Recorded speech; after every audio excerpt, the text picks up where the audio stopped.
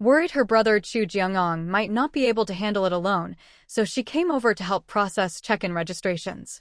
Fortunately, with buildings number 3 and number 4 already unlocked earlier, most nearby guests already had rooms.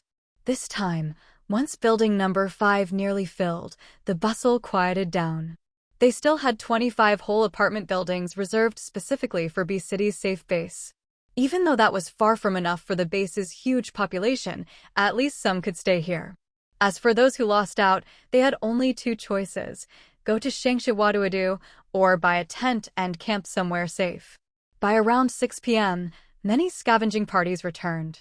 When they saw the new residential area, each person's eyes widened. What's going on here? Did the hotel level up again? Boss Chu, what other surprises are you hiding from us? Is that the new residential district? Then where will the buildings we lived in go? Many gathered in hesitation at the entrance of Residential Area A. Just then, Chu Jiangwei returned from the office hall. Spotting them, she walked over. If you already had a room here, just swipe your ID card and you can enter.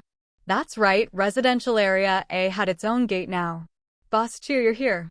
Why are there suddenly so many new rooms in the hotel? Yeah, this morning when we went out, there was nothing like this.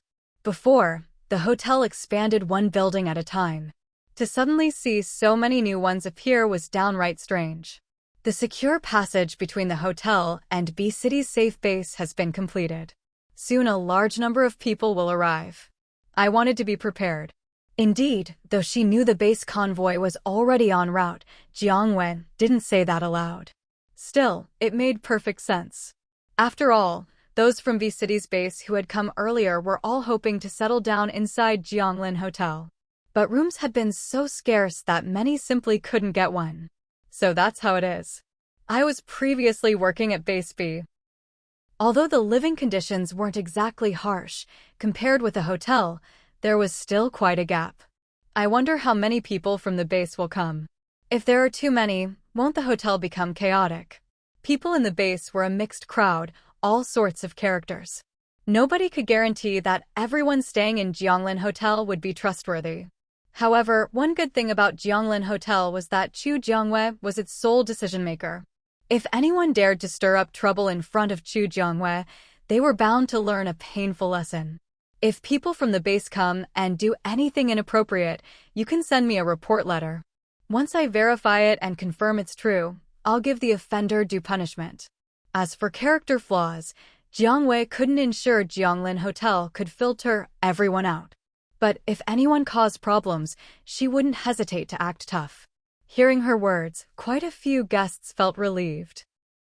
As long as Chu Jiangwei would uphold fairness, they had nothing to fear.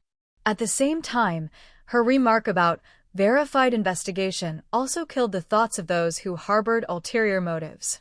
Chu Jiangwei was definitely not someone easy to fool. If there's anything you need help with, just come find us. Shen Jigui wasn't so worried about anyone daring to cause them trouble. What concerned him was that once the hotel had too many guests of mixed integrity, Chu Jiangwei might be overwhelmed. Exactly. Boss Chu, if you need help with anything, you can always come to us, added Jin Churen, also stepping forward. Don't worry. If I really need help, I absolutely won't be polite about asking. Chu Jiangwei wasn't one of those naive TV series heroines. If she needed help, she would surely ask. When are the base people expected to arrive? Shen Jigui cared about this matter. Most likely tomorrow. As for the exact time, I'm not sure. Today was the second day after the latest mission release. If the base people didn't arrive tomorrow, Jiangwei would have to seriously think about how to increase sales of brown sugar ginger tea and women's care gift packs. Tomorrow we'll take a rest day. If anything comes up, just call for us, Shen Jigui offered. Hearing this, several gazes turned toward him. Why did Mr. Shen seem to care so much about Boss Chu's matters? Chu Jiangwei looked at Shen Jigui, and her heart felt warmly touched. She hadn't expected the cool-looking Shen Jigui to be so considerate. I will also rest tomorrow. Jin Churen quickly chimed in, unwilling to lose ground in building a good relationship with Boss Chu. You two are overreacting. Even if they were dragons, once they entered Jianglin Hotel, they'll still have to coil up. No one dares cause trouble here. On this point, Chu Jiangwei was very confident. Still, we can't let our guard down. With so many base people suddenly coming, who knows if they might use Jianglin Hotel and set up their own base inside. After all, the people coming were once their own fellow residents. It was possible they'd exploit loopholes. No matter what they do, the highest authority in Jianglin Hotel will always rest with me. Whether the newcomers lived as a collective unit or separately, it wouldn't change how Chu Jiangwei ran the hotel. Whatever they did, in the end, they still had to spend money at Jianglin Hotel, money that ultimately flowed into her pocket. Hearing this, Shen Jigue finally felt a little reassured. Still, both he and Jin Churen decided to take a rest day tomorrow. They already had plenty in their accounts, so missing a day outside made no real difference. Chu Jiangwei didn't object. After all, whether to go out or not was their own decision. The B-City Safe Base convoy set out, vehicles stretching into a long line once they entered the safe passage. Song Chengjun sat in the front black SUV, maintaining constant vigilance. Behind him, in another black SUV, rode Lu Zhengyao, leader of the B-City Safety Base. This passage was well built. Travel is so much safer now. Although it had cost the base thousands of gold coins, once in use, it was clearly worth every coin. It was thanks to your foresight, base leader. Not everyone has this kind of boldness. Spending so much just for one safe route, such courage was rare. In truth, the greatest beneficiaries were the residents of B-City's base. Just then, Song Qingjuan's identity card flashed with an emergency rescue alert from the patrol team. His pupils shrank. He immediately grabbed his radio and reported to Lu Zhengyao. Base leader, this is Patrol Captain Song Chengjun. A zombie tide has broken out. We request urgent support. They had already set out a distance, but with too many residents at the base, not everyone in the rear had evacuated in time. Those left behind were already surrounded by zombies. Fewer than 10 ability users were holding the rear. Chengjun couldn't just watch them die. Approved. Xiao Song, lead a squad back to assist. Break through directly, don't get bogged down in battle. Their mission was total evacuation, not prolonged resistance. If the base fell to the zombie tide, so be it, they still had Jianglin Hotel as a last fallback. Understood. First and second squads, turn around with me. Respond when received. Voices soon crackled back, received, as Song Chengjun spun his SUV around, leading two squads back. The vehicle behind Lu Zhengyao accelerated to cover Song Chenjuan's original position in the formation. On the way forward, they had moved slowly to match the slower civilians' pace. But now heading back, Song Chengjun floored the accelerator. Reaching the passage entrance, he found the base already besieged, zombies layered 3 deep. Being an ice ability user, Song unleashed freezing blasts, freezing masses of zombies and shattering them with explosive force. A swath of zombies was wiped out instantly. Other ability users alongside him also unleashed their powers simultaneously. Break through. Shield the civilians and drive them toward the safe passage. Chenjuan's voice boomed as loud as possible so those trapped inside could hear. With his team's backup, the situation inside lightened. Hearing Chenjuan's orders, the residents did their best to cooperate. There were still quite a few ordinary people left in the base, and in order to protect these residents, many patrol team espers found their actions restricted. Song Chengjun seemed to think of something. He took out a stack of unused flyers from his backpack. He tore off one for himself, then handed one each to the other patrol espers who had come to help. I'll go in and distribute these flyers to them. You guys focus on killing more zombies. After all, once you dig out the zombie crystal cores, they're as good as money. At Jianglin Hotel, the most valuable thing was these zombie crystal cores. Yes, the others knew this was a great opportunity to collect crystal cores. Even though they were holding flyers, they unleashed their powers on the surrounding zombies as if their abilities were free. Song Chengjun fought his way through the zombies, heading deeper into the base, and soon saw the people trapped at the base entrance. He tore off another flyer and handed it to a patrol team esper who was bravely fighting zombies. Jianglin Hotel flyer, take it. Of course, the patrol team members knew what the Jianglin Hotel flyer meant, and they quickly took it. Distribute these to everyone, then get out of the base as soon as you can. It was no longer safe to stay in the base. Their only option was to seek refuge at Jianglin Hotel. The group looked at the Jianglin Hotel flyers in their hands and finally managed to make it out of B-City base. Hurry up, get into the safe passage. A few ordinary residents who had just been trapped inside the base were still shaken, clutching the Jianglin Hotel flyers tightly as they hurried toward the entrance of the safe passage. The people ahead had already gone quite a distance, so they had to pick up the pace to catch up. Get in the car. Fong Chingu had driven over, and after he got out, no one else had taken the car. There were a lot of people, but if they squeezed a bit, they could all fit. The group from B-City base traveled from day to night, and it wasn't until the early hours of the next morning that they finally arrived outside the gates of Jianglin Hotel. In the early morning, Jianglin Hotel was closed for rest, but the 4 glowing characters of Jianglin Hotel above the door could be seen from far away, like a beacon for every survivor. For those who had lost their way in the apocalypse, as long as they saw the sign for Jianglin Hotel, they could find their direction again. The little fox didn't need to sleep, so when the people from B-City base arrived, it wouldn't bother Chu Jiangyong. After all, Chu Jiangyong was a robot. He just went into sleep mode at night. But the little fox didn't care about that. Since guests had arrived, it was time for him to get to work. Chu Jiangyong wasn't annoyed. After the little fox helped him activate his work mode, he turned on the lights in the main lobby. Lu Jingyao glanced at the man. It's true, but we evacuated in time, so nothing irreversible happened. On this point, Lu Jingyao was especially grateful for Fong Chingu's timely report. Otherwise, he didn't dare imagine what would have become of the B-City base. That's lucky then. Shows your base leader has guts. It's just a pity that here at Jianglin Hotel, it's boss Chu's word that counts. Lu Jingyao nodded. They really were lucky. Are you going to have breakfast?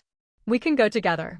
This guest was quite the social butterfly. After exchanging just a few words, he invited Lu Jingyao to join him for breakfast in the hotel restaurant. Sure, I'd appreciate you showing me the way.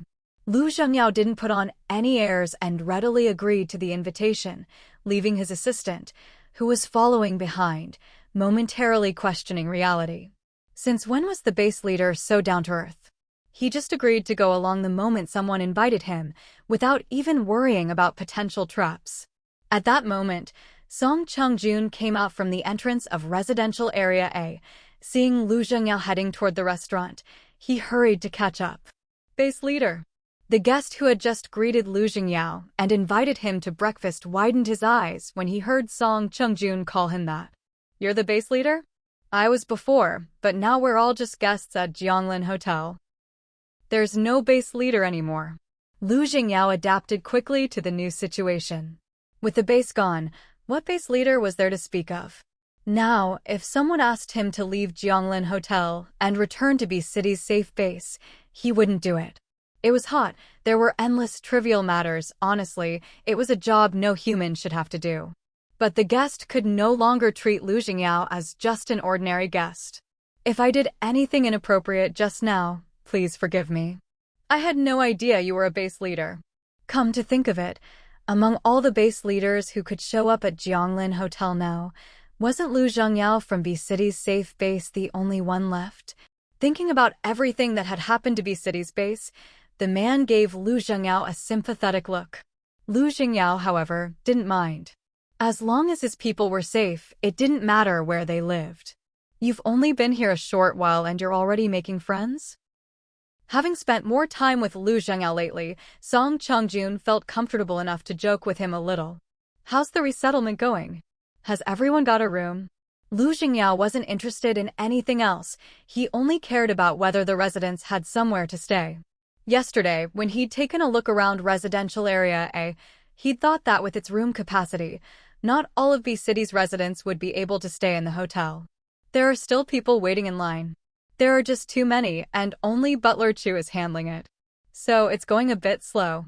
They've been lining up all night? That was something Lu Jingyao hadn't expected. That meant quite a few residents hadn't slept at all. Who knew when they'd finally be settled in?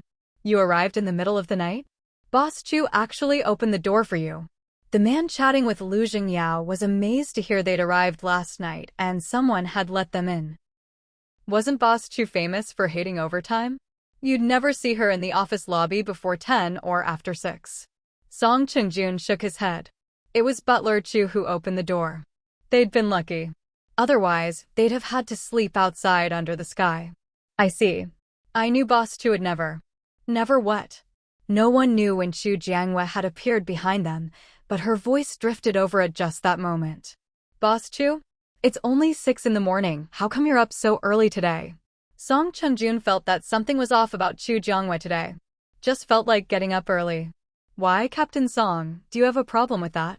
No, no problem at all. This is your place. You can do whatever you want. Chu Jiangwei shot him a look that said, glad you know your place, then said, there might not be enough rooms in the hotel for everyone. You'd better start thinking about how to accommodate those who can't get a room. She really didn't know if they'd be able to settle everyone. What Chu Jiangwei was hoping for now was to complete the new mission today, so the hotel could unlock more rooms. With more guest rooms, at least more people could settle in and finally have a place to stay. Hearing this, Song Chengjun and Lu Jingyao both looked serious.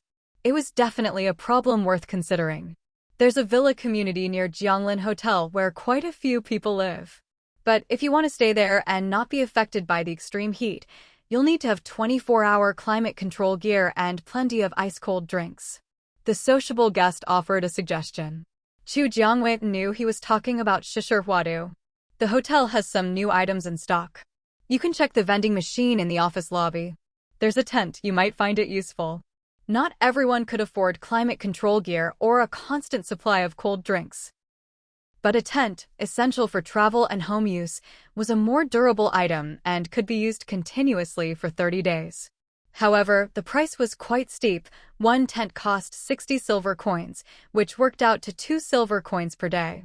That was the same as a double suite or a deluxe single room. But the tent was more flexible. It didn't limit the number of people who could sleep in it. As long as you could fit, you could sleep as many as you wanted. The downside was, a tent was just a tent. You'd have to prepare all your daily necessities yourself. All in all, tents and hotel rooms each had their pros and cons. It was just that 60 silver coins was a bit pricey. An individual might not be able to afford it. But as soon as Lu Jingyao and Song Chengjun heard Chu Jiangwei mention it, their eyes lit up. The hotel sells tents? Chu Jiangwei nodded. They're a new addition. You can buy them from the vending machine in the office lobby. As for the price, she didn't mention it. Thank you for letting us know, Boss Chu. I'll go check it out right now. Song Chengjun had just left the office lobby, planning to get breakfast, but now he rushed back in a hurry.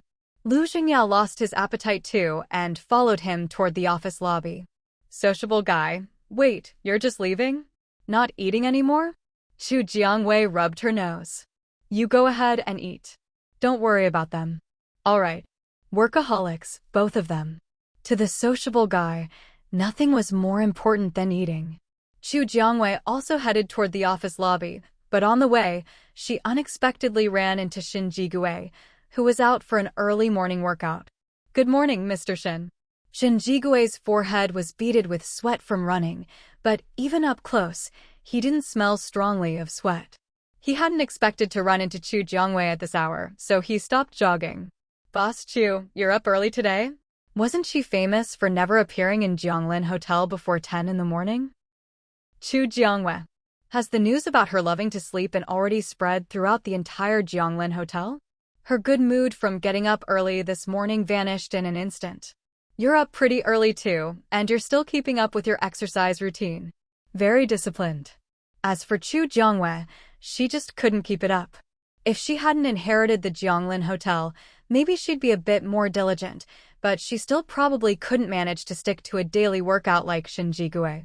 Shin Jigui could tell that Chu Jiangwei seemed a little upset, apparently after he mentioned getting up early. But he couldn't figure out what was so upsetting about that, and frowned slightly. It's a habit I've kept for years. It's also one of the reasons I was able to adapt so quickly to the apocalypse, so I plan to keep it up. Having a strong body is basically their ticket to survival in the apocalypse. If your health fails and you can't go out to gather supplies or fight zombies, it won't be long before you're eliminated by this world. That's great, keep it up. With that, Xu Jiangwei brushed past Shinjigue and continued walking toward the office hall. Shinjigue instinctively turned to watch her back, a faint sense of disappointment spreading in his chest. But then he remembered that Xu Jiangwei was only 18 and figured she just hadn't figured things out yet. Adjusting his mood, he went back to his morning workout routine. Xu Jiangwei made her way to the office hall, and as soon as she entered, she saw a crowd gathered around the supply counter. They actually have women's daily necessities for sale here. Brown sugar ginger tea. This must be for us. Buy, I'm getting everything. Hearing people mention daily necessities and brown sugar ginger tea, Xu Jiangyue's eyes lit up. She opened her virtual panel to check the latest mission progress. Mission issued. Within 3 days, successfully sell brown sugar ginger tea and women's daily necessities gift packs 1008/2000. Mission reward, to be unlocked. Because people kept buying, the number was constantly changing. Some people bought several sets at once, so the number was climbing fast. Wow! As expected of the base residents, they're all pretty well off. Yesterday, only 200 sets had been sold, but now that people from B-City base had arrived, it had shot up to over 1,000. The rapid increase even made the little fox pop out in excitement. They've been holed up in the base for a while, so they've collected some gold, silver, and jewels. Now that they're at Jianglin Hotel, they're spending it all at once, so it seems like a lot. But whether they can keep living at Jianglin Hotel in the future will depend on whether they can earn enough to support themselves here. Boss Chu is here. Someone in the crowd called out, and suddenly, many eyes turned to Xu Jiangwei. So that's the owner of the hotel? She looks so young. Who would have thought the amazing Jianglin Hotel is run by a girl? She's got guts, opening a hotel here all by herself. Isn't she afraid of being robbed? Why don't you try robbing her and see what happens? Ever since awakening her powers, Xu Jiangyue's senses had become much sharper. These people thought that if they lowered their voices, no one would hear them, but she caught every word. Still, she didn't care what they said. She just wanted them to buy more women's products and brown sugar ginger tea. Boss. Seeing Xu Jiangwei, Xu Jiangyang stopped what he was doing and greeted her. Keep doing your thing, don't mind me. The people from B-City base still hadn't finished checking in. But many of those at the end of the line had been persuaded by Song Chengjun and Lu Zhengyao to buy essential camping tents. Song Chengjun's idea was to have them set up tents within a 10-meter radius outside Jianglin Hotel and stay there temporarily. That way, when new rooms became available, they could rush to the office hall and grab one right away. Otherwise, back at the base, they'd never have a chance to get a room. Xu Jiangwei didn't say anything about this. After all, no matter what kind of accommodation they chose, it all brought revenue to Jianglin Hotel in the end. Looking at the long line, Xu Jiangwei simply walked behind the front desk. If you need to apply for an ID card or check-in, please come over here. As soon as she spoke, a crowd surged toward her. Are you an employee of Jianglin Hotel? What's your position? Are you hiring? The first person in front of her didn't recharge or check in, he just fired off a string of questions. Xu Jiangwei glanced at him but didn't answer. Are you here to apply for an ID card or check-in? What business do you need? Xu Jiangwei wasn't the type to indulge them. Why are you dodging the question? Are you afraid someone might get hired, do a better job than you, and outshine you? Clearly, this guy hadn't heard the comments from the crowd earlier. If he had, he wouldn't be asking if Xu Jiangwei was an employee. If you're not here for business, please step aside. Next.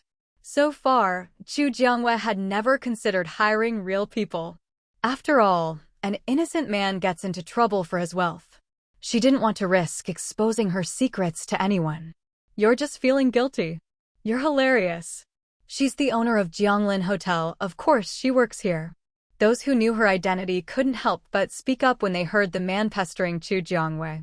She's the boss. Why should she have to answer to you in her own hotel? The man hadn't expected Xu Jiangwei to be the owner, and looked embarrassed. Boss Chu, I was just joking. Ever since they left the base, Captain Song had briefed them about Jianglin Hotel. If nothing else, rule number 1 was, never offend the hotel owner. He'd assumed the owner would at least be a man, but it turned out to be a young woman. A joke is only funny if both sides think it's funny. I don't think you really need a hotel room, so please step aside and let someone else through. Xu Jiangwei had zero interest in checking him in. It was her hotel after all. She had the right to decide who stayed and who didn't. I do need a room. I have elderly and children to care for. I definitely need to stay. It's just, the price seems a bit high. Can I get a discount? No discounts. Take it or leave it. Next. Xu Jiangwei ignored him and called the next person forward. The next in line was a young man who hurried up with his belongings. I'd like to recharge and apply for an ID card and also check in. I'm alone and I want a deluxe single room. He stated his needs clearly, obviously having done his homework. All right, just put what you want to exchange here. Xu Jiangwei pointed to the exchange device on the counter.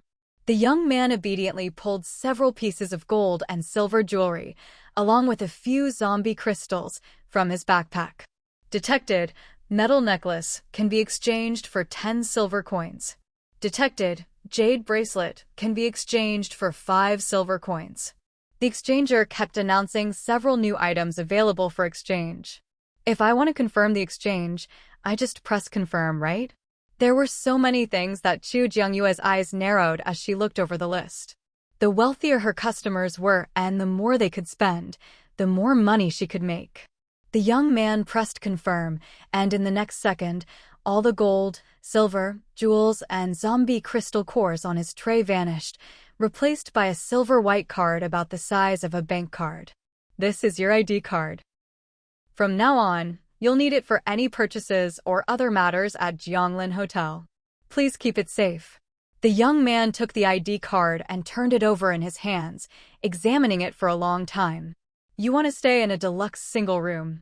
How long will you be staying? Xu Jiangwei asked. I'll stay for 10 days first. After that, I'll see. In the apocalypse, nothing was certain. He couldn't guarantee he'd stay at Jianglin Hotel for long. A deluxe single room is 2 silver coins per day. 10 days comes to 20 silver coins. Please swipe your card. The items the young man had just exchanged barely added up to 1 gold coin, so 20 silver coins wasn't a problem for him. He swiped his card without hesitation. Your room is in Building 6, 6th floor, room 0601 in Residential Area A. Just swipe your ID card to enter. Xu Jiangwei quickly checked him in and thoughtfully reminded him of his room number. Thank you, Boss Xu. With that, he grabbed his ID card and luggage and hurried out of the office hall. Next. It's my turn. I was supposed to be first. The man who had been asking about Xu Jiangyue's identity earlier jumped out at this moment. Are you here for an ID card or to check in? Xu Jiangwei glanced at him, but ultimately didn't refuse his request. ID card first, then check in. Now that he knew Xu Jiangyue's identity, the man was a bit more restrained. Xu Jiangwei repeated the previous process and quickly checked him in. With this man as an example, everyone else waiting for ID cards and rooms became much more well-behaved. No one dared to cause trouble. However, the number of rooms at Jianglin Hotel was limited, and not everyone from Base B who came could get a room. Once the last room was booked, the people still in line started to get restless. How can there be no rooms left? Why make us wait in line so long if there are no rooms? Yeah, you should have told us earlier. What a waste of our time. They had been lining up since midnight and several hours had passed. Many people were visibly upset. No way. You have to arrange rooms for us today, or we're not leaving. They'd been queuing since the safety corridor, and now, after finally making it into Jianglin Hotel, they were told there were no rooms left. Anyone would find that hard to accept.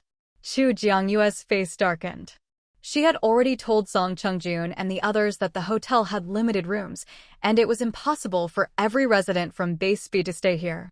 Now that the rooms were gone, they were blaming her. There are only so many rooms and they're all full.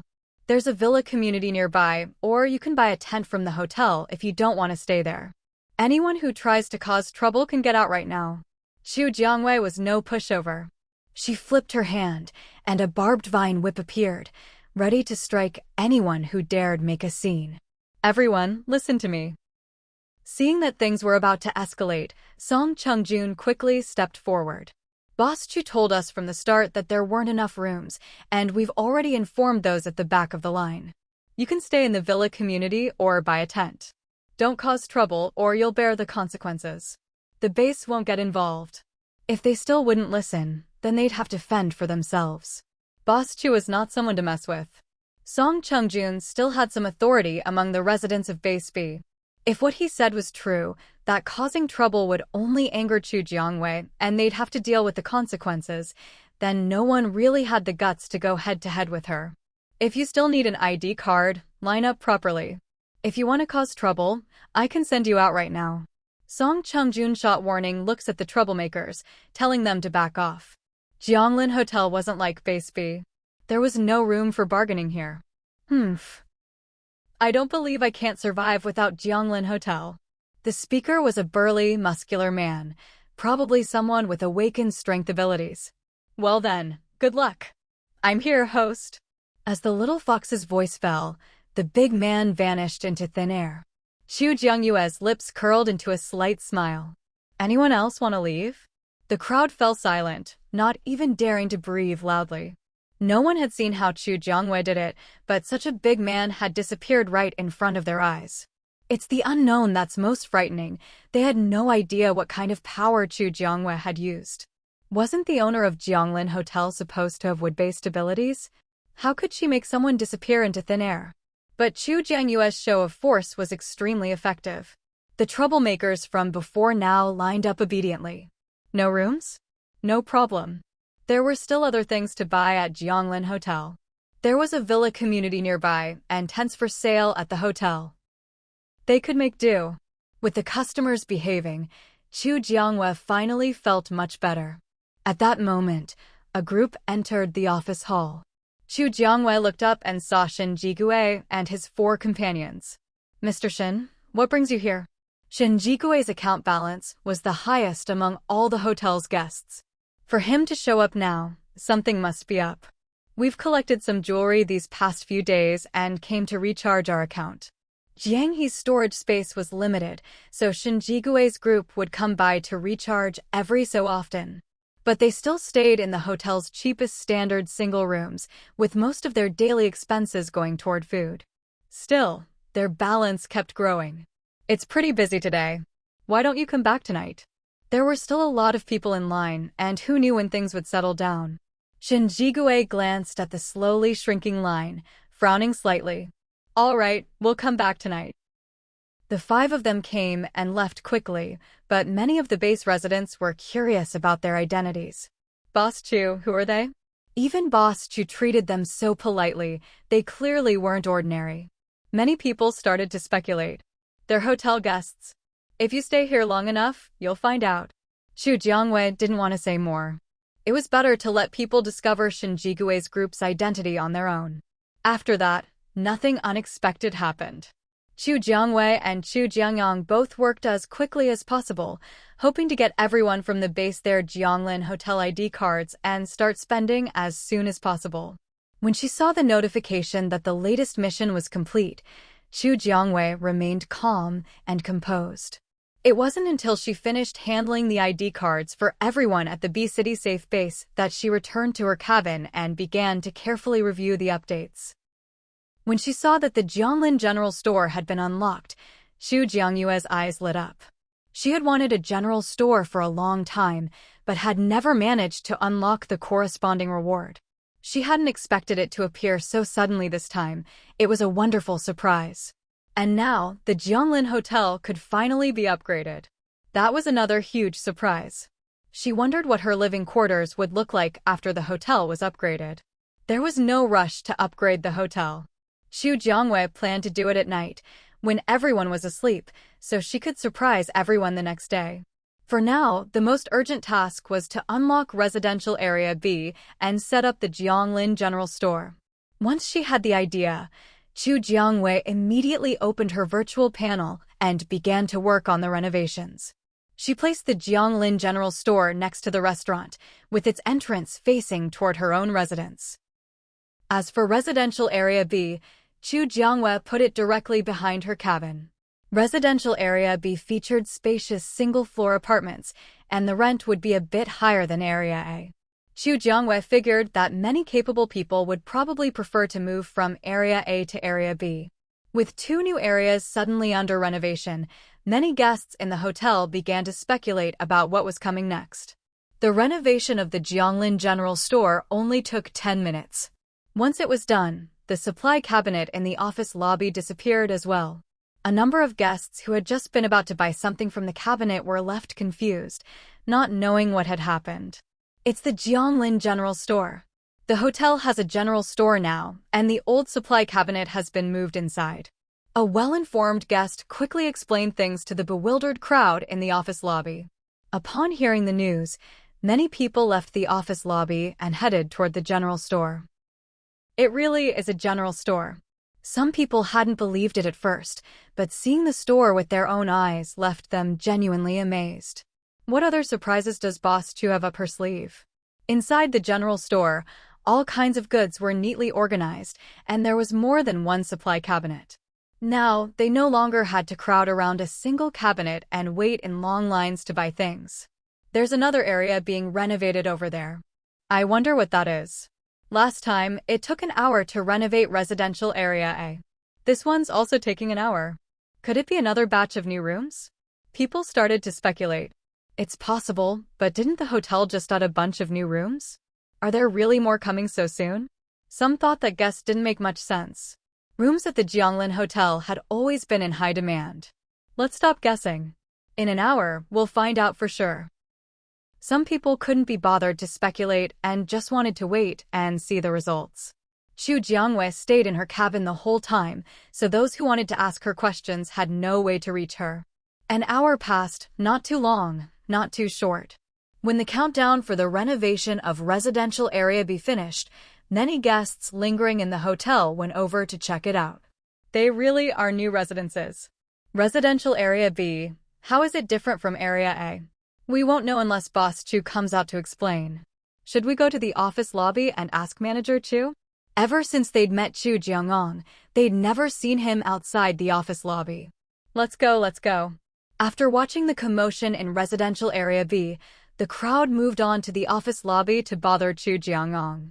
However, since Chu Jiangwei hadn't given any clear instructions, Chu Jiangyong still hadn't started processing the move-in procedures for Residential Area B. Manager Chu. Manager Chu. Hello, how can I help you? Chu Jiangyong stood behind the front desk, wearing a polite smile. He was the picture of professionalism. Manager Chu, what's the difference between Residential Area B and Area A? Can you tell us about it? Among the guests at Jianglin Hotel, there was no shortage of wealthy individuals. If Area B's conditions were better than Area A's, some of them might consider moving. Area B features spacious, single-floor apartments. If you're interested, please keep an eye on future hotel announcements. Jianglin Hotel was preparing to open up the residences in Area B, and Chu Jiangwei would definitely make an official announcement when the time came. Single-floor apartments. How much per night?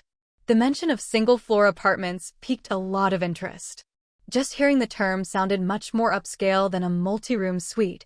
Surely the environment would be nothing short of excellent. Manager Chu, I'd like to move from Area A to Area B. Is that possible? At the moment, Area B isn't open yet. Please wait for further announcements from the hotel. Area B had only just been renovated and wasn't open for occupancy yet, so there was nothing Chu Jiangyong could do. Hearing that it wasn't open yet, the person's expression immediately dimmed. At 6 p.m., Chu Jiangwei arrived at the office lobby. Good news, everyone. Jianglin Hotel has something new. Still worried about not being able to get a room? Residential Area B is now open, brand new, ultra-luxurious single-floor apartments. Whether you're alone, a couple, or a whole family, one apartment will solve all your accommodation needs. Address: Jianglin Hotel, opposite Xingshi Huadu City B. After preparing everything at the front desk, Chu Jiangwei published the announcement for everyone who had already received their ID cards. It was just the time when everyone was returning from outside. Not long after the announcement was posted, people started rushing into the office lobby. Boss Chu, we want to move from Area A to Area B. What's the process? Many families wanted to move from Area A to Area B. The rent in Area B is higher than in Area A. Are you sure you want to switch? She didn't want people to move, regret it after seeing the new place, and then come back asking to move back to Area A. If that happened, she'd spend all her time just handling transfers. Yes, we want to switch. The man in front hesitated for a moment, but ultimately decided to go ahead.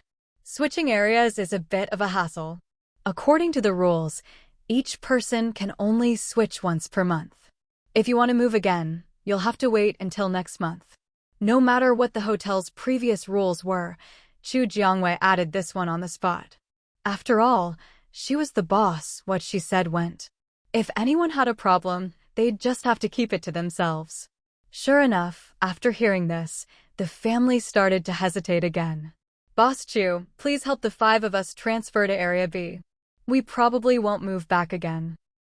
At some point, Shen Jigui showed up in the office lobby with Su Zhuqing and 3 others, asking Chu Jiangwei to help them switch areas. Sure. The apartments in Area B come in 3-bedroom, 4-bedroom, 5-bedroom layouts, and so on. Since there are 5 of you, do you want a 5-bedroom apartment? Chu Jiangwei looked up at Shen Jigui. That's fine, we'll leave it to you. Chu Jiangwei. If you're leaving it to me, I'll just give you the biggest one. Make sure you take a good look. If you're not satisfied with your new place and want to move back to Area A, you'll have to wait a whole month.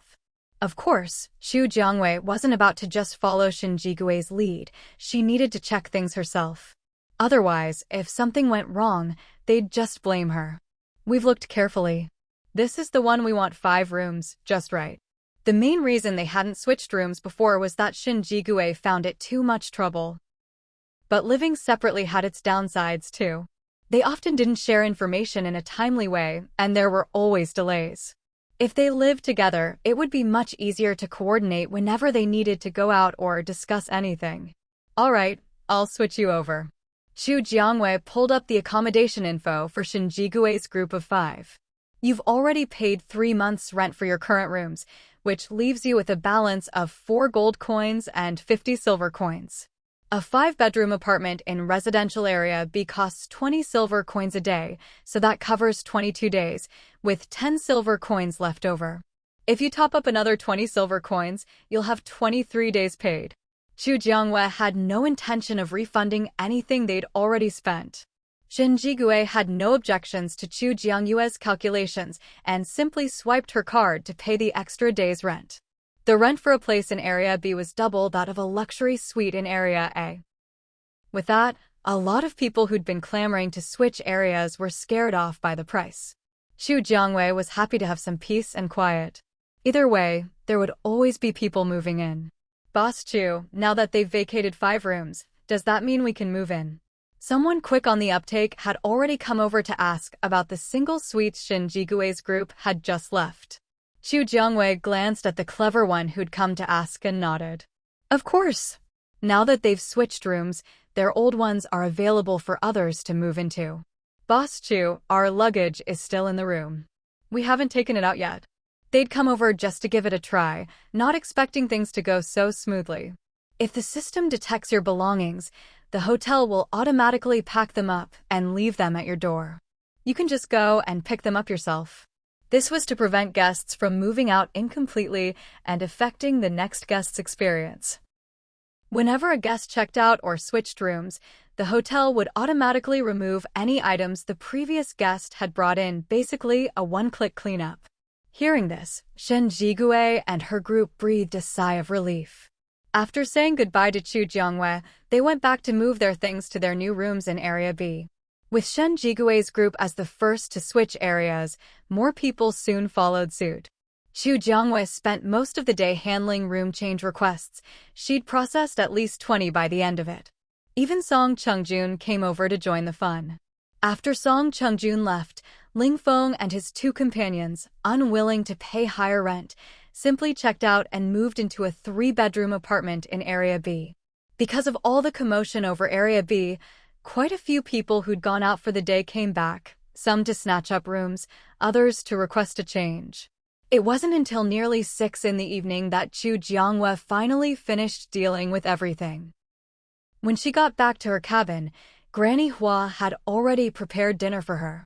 After a long, hectic day, Chu Jiangyue's bad mood instantly brightened. "Thank you, Granny Hua. I don't know what I'd do without you." Looking at the delicious, fragrant dishes on the table, Chu Jiangwei couldn't help but sigh again. Hiring Granny Hua had been the best decision ever. "If you like it, eat more. Just look at you, so skinny, there's barely any meat on your bones."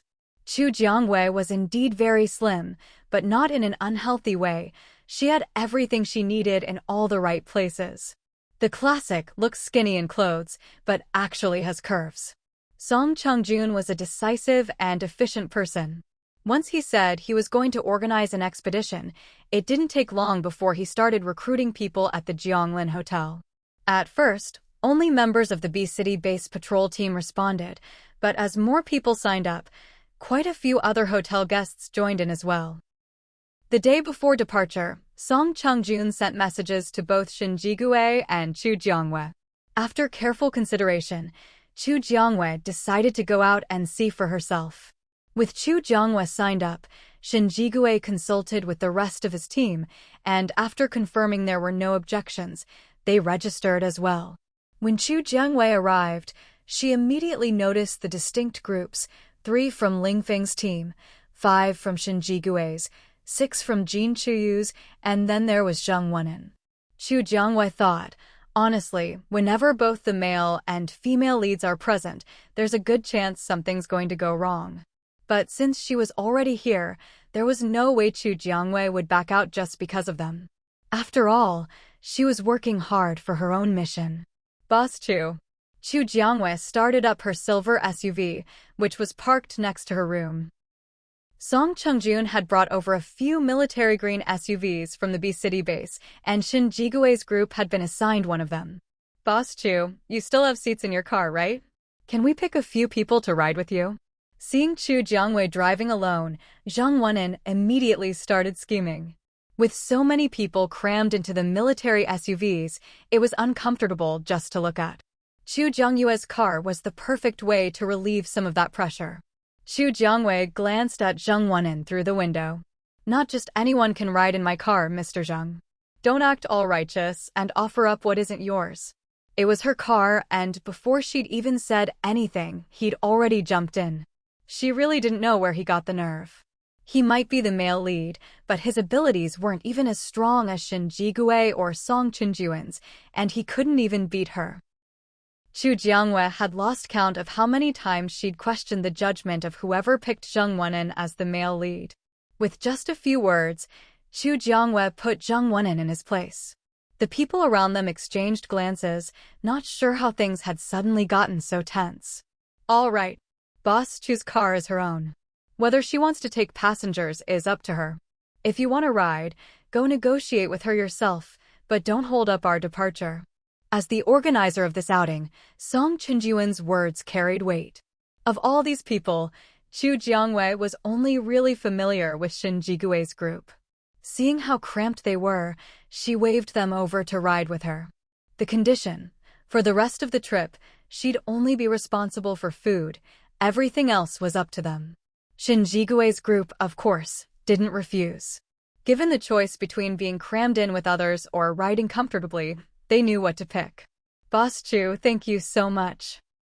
We were just discussing that if it got unbearable, we'd have to use GPS to rent some transport. But if they did that, their earnings from the trip would have to be reduced by the rental fees, which didn't seem worth it." Who would have thought Chu Jiangwei would solve their problem so easily? "No need to thank me. After all, you'll be doing all the work from now on." If giving someone a ride meant she could enjoy a life where everything was done for her, Chu Jiangwei was more than happy. Once everyone was assembled, the convoy set out from the Jianglin Hotel, soon driving into the scorching, oven-like world outside. With a flick of her slender hand, Chu Jiangwei produced a chilled drink to beat the heat. "Want one?" I'll sell it to you at the restaurant's regular price. No thanks, we're wearing temperature-regulated suits. We'll save those for later. Their suits still had plenty of durability left, and drinking the iced beverage now would just waste its cooling effect. Xu Jiangwei didn't insist and opened one for herself. This direction. Seems like we're heading toward El City? Su Xiuqing was driving now, their car trailing leisurely behind Fong Chingu's military SUV. Even without GPS, Xu Jiangwei could roughly tell the direction. Some stretches of road still had signposts. Seems like it, Shen Jigui said after glancing outside. But Xu Jiangwei wasn't too concerned. What she really wanted to know was when they'd find the second base. Up in the lead SUV, Song Chungjun was feeling the pressure. The information from the satellite phone had been patchy at best, and he was worried he might be leading everyone in the wrong direction, making them waste a trip. Roar. Suddenly, a beast's roar sounded outside, making Xu Jiangwei jump. Mutant animals blocking the road. Xu Jiangwei sat up straight and looked out the window. Captain Song's getting out. Let's go take a look too. With that, Xu Jiangwei opened her door and quickly walked to the front of the convoy. At this moment, Song Chungjun and his people were facing off against two huge tigers. On the head of one of the tigers sat a tiger cub. Aren't these the same tigers whose cub was taken by the base's road crew last time? Xu Jiangwei thought they'd at least established a friendly relationship. She wondered if the big tigers would give her some face. Roar. Host, the big tiger is looking for you, said the little fox perched on Xu Jiangyue's shoulder, acting as her translator. After the Jianglin Hotel's upgrade, the little fox had grown a lot. Once the size of a kitten, it was now as big as an adult cat. Hearing this, Xu Jiangwei was startled. The big tiger was looking for her? But she didn't show it and slowly walked forward. Shen Jigui recognized the tiger family too. Seeing Xu Jiangwei move forward, he quickly grabbed her. Don't be reckless. No one knew what the tigers wanted. It had been a while since last time, and who knew if they still remembered them. It's fine, I know what I'm doing. If nothing else, she still had the little fox. The tigers couldn't hurt her. Boss Chu, you don't have to take the risk. With so many of us, we can definitely take them down. This time, Song Chinjuan's team was made up of level 2 or higher ability users. With so many people, they were confident they could handle 2 mutant tigers. It's fine.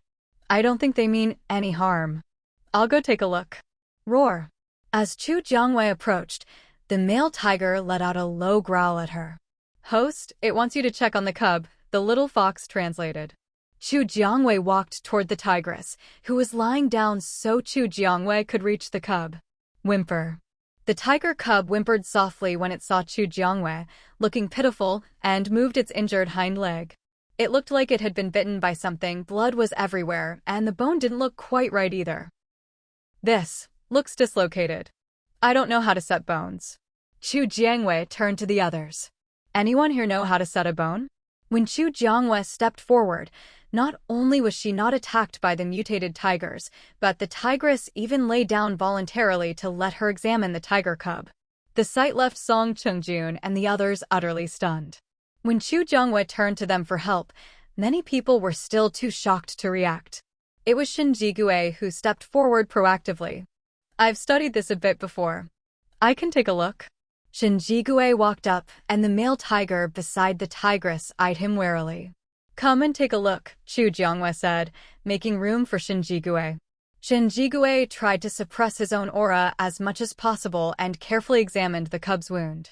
It looks like a dislocation. If left untreated, the cub's leg would end up permanently crippled.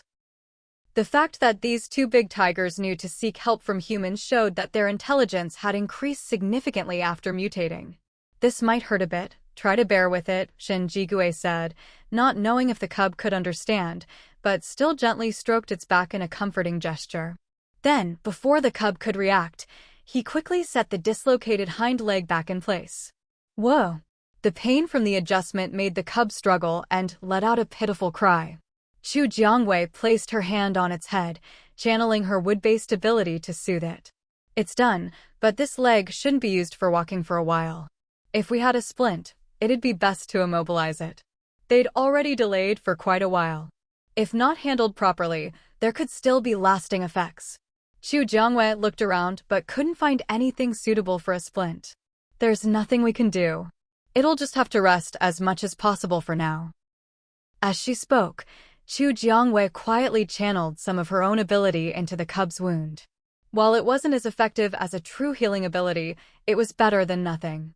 Perhaps because of the energy Chu Jiangwei provided, the cub seemed to feel less pain and nuzzled her palm affectionately. That's all we can do for now. Don't let it walk for the next little while. As for you guys. The male tiger suddenly picked up the cub by the scruff and placed it directly into Chu Jiangyue's arms. Instinctively, Chu Jiangwei caught it, blinking in surprise. You, don't tell me you want me to take care of it? Roar. Host, it says it wants you to help the cub recover. Once it's healed, they'll take it back. It also says they'll reward you. Chu Jiangwei. Shinjigue looked at her. What's going on? They can't possibly want you to raise their cub, right? But Chu Jiangwei didn't have time to answer.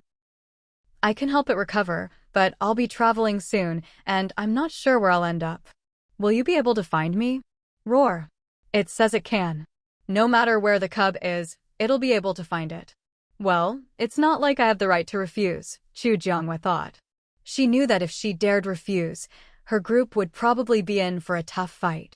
Just as Chu Jiangwei was about to ask what kind of reward they'd give, she noticed a pile of colorful crystal cores and sparkling gold and silver jewelry appear at her feet.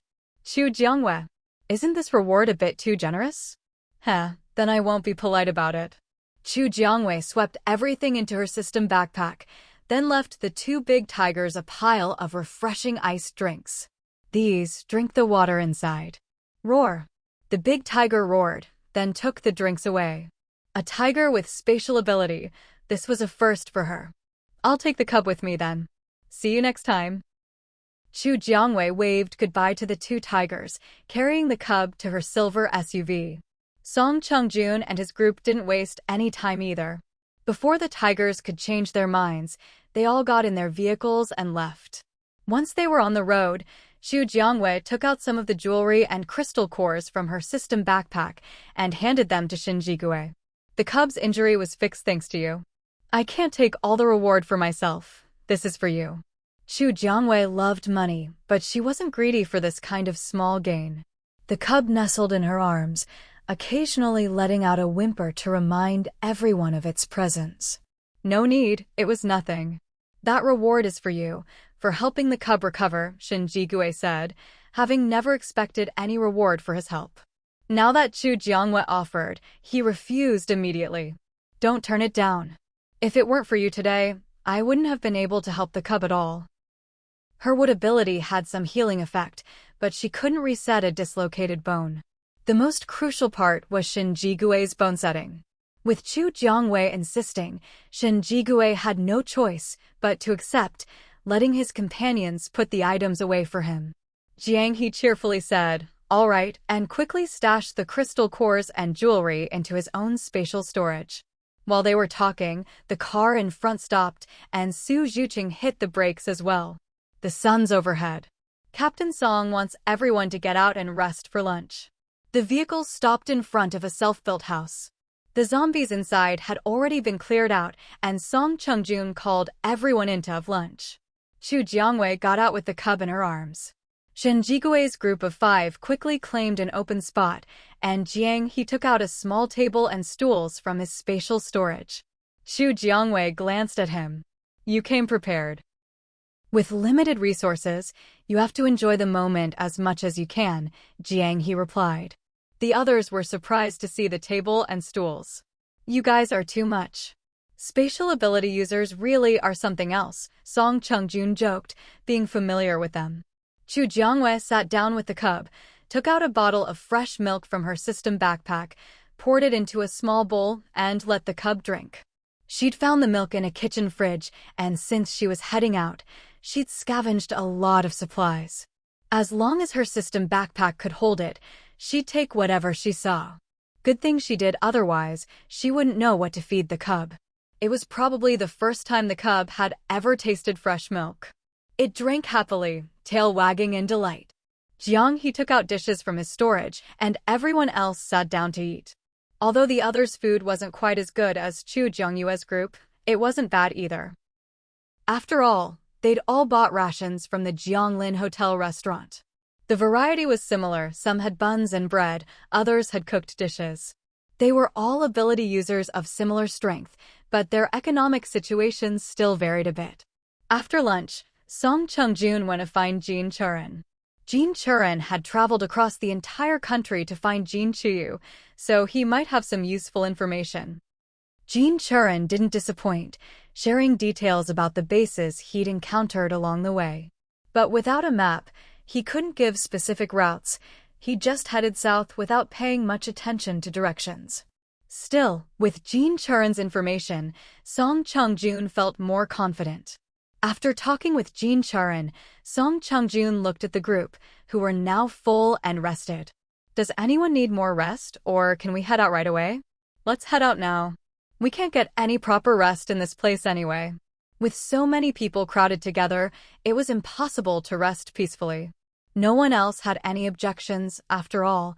Even if they wanted to rest, a little more time wouldn't make much difference. All right, let's move out. Make sure you've packed all your belongings, don't leave anything behind. Once we set off, we won't be coming back this way. Most of Chu Jiangyue's things were stored in her system backpack. After cleaning the little tiger's food bowl and putting it away, she simply picked up the tiger and was ready to go. Su Zhuqing and the others quickly washed their dirty bowls from the meal, and Jiang he packed up all the dishes, chopsticks, tables, and stools into his spatial storage. They were done in no time. Everyone else was in a similar situation. Soon, everyone had packed up and headed for the door. Stay alert. Everyone on guard. Song Chungjun was the first to step outside. The moment he crossed the threshold, he sensed something was wrong and immediately warned the others behind him. Roar! Just then, a zombie suddenly leapt over from where their vehicles were parked, charging straight at Song Chungjun. Song Chungjun's power flared in his hand, and he hurled several ice spikes at the zombie. But to his shock, the zombie actually dodged his ice spikes. It's not just a level 2 zombie. They'd already encountered quite a few level 2 zombies on their outings, but those were still manageable. But this zombie's speed was far beyond what a level 2 zombie should have. Roar! After dodging Song Chungjun's attack, the zombie lunged at him again, its ashen face twisted, mouth open to reveal a mouthful of jagged, menacing teeth. Seeing this, Chu Jiangyue frowned slightly and activated her wood-type ability. Before she could even summon her vines, the little vine that had been wrapped around her wrist suddenly sprang to life. One end stayed coiled around her wrist while the other rapidly grew, silently stretching along the ground toward the zombie. Damn, why is there a mutant plant here? Someone in their group glanced down and saw the little vine, instantly breaking out in goosebumps. Sometimes, mutant plants were even more troublesome than zombies or mutant animals. It's my mutant plant. No need to worry. To keep her team from panicking, Chu Jiangyue quickly claimed ownership of the vine. Oh, it's Boss Chu's mutant plant. That's a relief. Wait, Boss Chu, when did you tame a mutant plant? Several people looked at Chu Jiangyue in amazement, stunned by her abilities. Perhaps sensing they had the numbers, the zombie now stood its ground, no longer attacking, but blocking their way to the vehicles. Roar! Roar! Roar! It kept making guttural noises without launching another attack. A thought flashed through Chu Jiangyue's mind, and her expression darkened. It's calling for reinforcements. We can't let it keep this up. Taking it down is our top priority. Hearing this, everyone else's expressions grew grim. Boss Chu, how do you know it's calling for backup? Zheng Wenin still had the nerve to ask questions at a time like this. How I know isn't your concern. Stop hiding behind others and slacking off. Chu Jiangyue lashed her whip at Zheng Wenin. People like him always dropped the ball at critical moments, wanting the benefits but unwilling to put in the work. She couldn't understand why Song Chungjun had let someone like him join the team. Stung by her whip, Zheng Wenin felt a burning pain on his body. Thanks to Chu Jiangyue's reminder, those around Zheng Wenin finally realized he'd been shirking. As for the lash he received, no one mentioned it. Slacking off while others risked their lives was as good as disregarding everyone else's safety. Even if Chu Jiangwei hadn't whipped him, others would have wanted to beat him up. Seeing that everyone's powers were nearly depleted, Chu Jiangwei pressed her lips together. Mr. Shin, have the water ability user drench it, then you hit it with a bolt of lightning, see if that works. It wasn't that their team was weak, the problem was that this zombie was incredibly fast and had a tough defense. If it were any other team, they might have already fallen victim to it. Shin Jigui nodded and signaled to Su Zhuqing. Su Zhuqing, a water ability user, had trained enough to compress water into fine needles, which could usually kill a zombie in one shot. Chu Jiangyue's request to soak the zombie was no problem for him. Speed didn't matter, he just needed to widen the area of effect. Meanwhile, Chu Jiangyue's vine whip quickly morphed into a cluster of sharp wooden spikes, stabbing fiercely at the zombie. Caught off guard by Su Zhuqing's sudden downpour, the zombie was momentarily stunned. Seizing the opportunity, Shin Jigui unleashed his most powerful lightning strike. With a deafening crash, Chu Jiangwei caught a whiff of something burning. As the smoke cleared, she saw the zombie's entire body charred black, its empty eye sockets and mouth still emitting wisps of black smoke. Finish it off while it's down. Chu Jiangwei hurled a barrage of tiny wooden needles, each aimed at the zombie's head. Everyone else unleashed their strongest attacks as well. Shin Jigui even repeated his earth-shaking move. After everyone's relentless efforts, the zombie was finally decapitated, revealing 2 crystal cores inside its skull. There are actually 2 crystal cores. One flesh-colored, one gray-blue, speed and defense types. No wonder it was so tough, speed and defense together, what a pain. These 2 crystal cores should go to Boss Chu for safekeeping. Once we're back at Jianglin Hotel, we'll split all the loot together. Anyone object? These are everyone's spoils. I think Captain Song should keep them. After all, you're the team leader and everyone trusts you the most. Zheng Wenin jumped in at this point. But no one else agreed with him. No need to complicate things.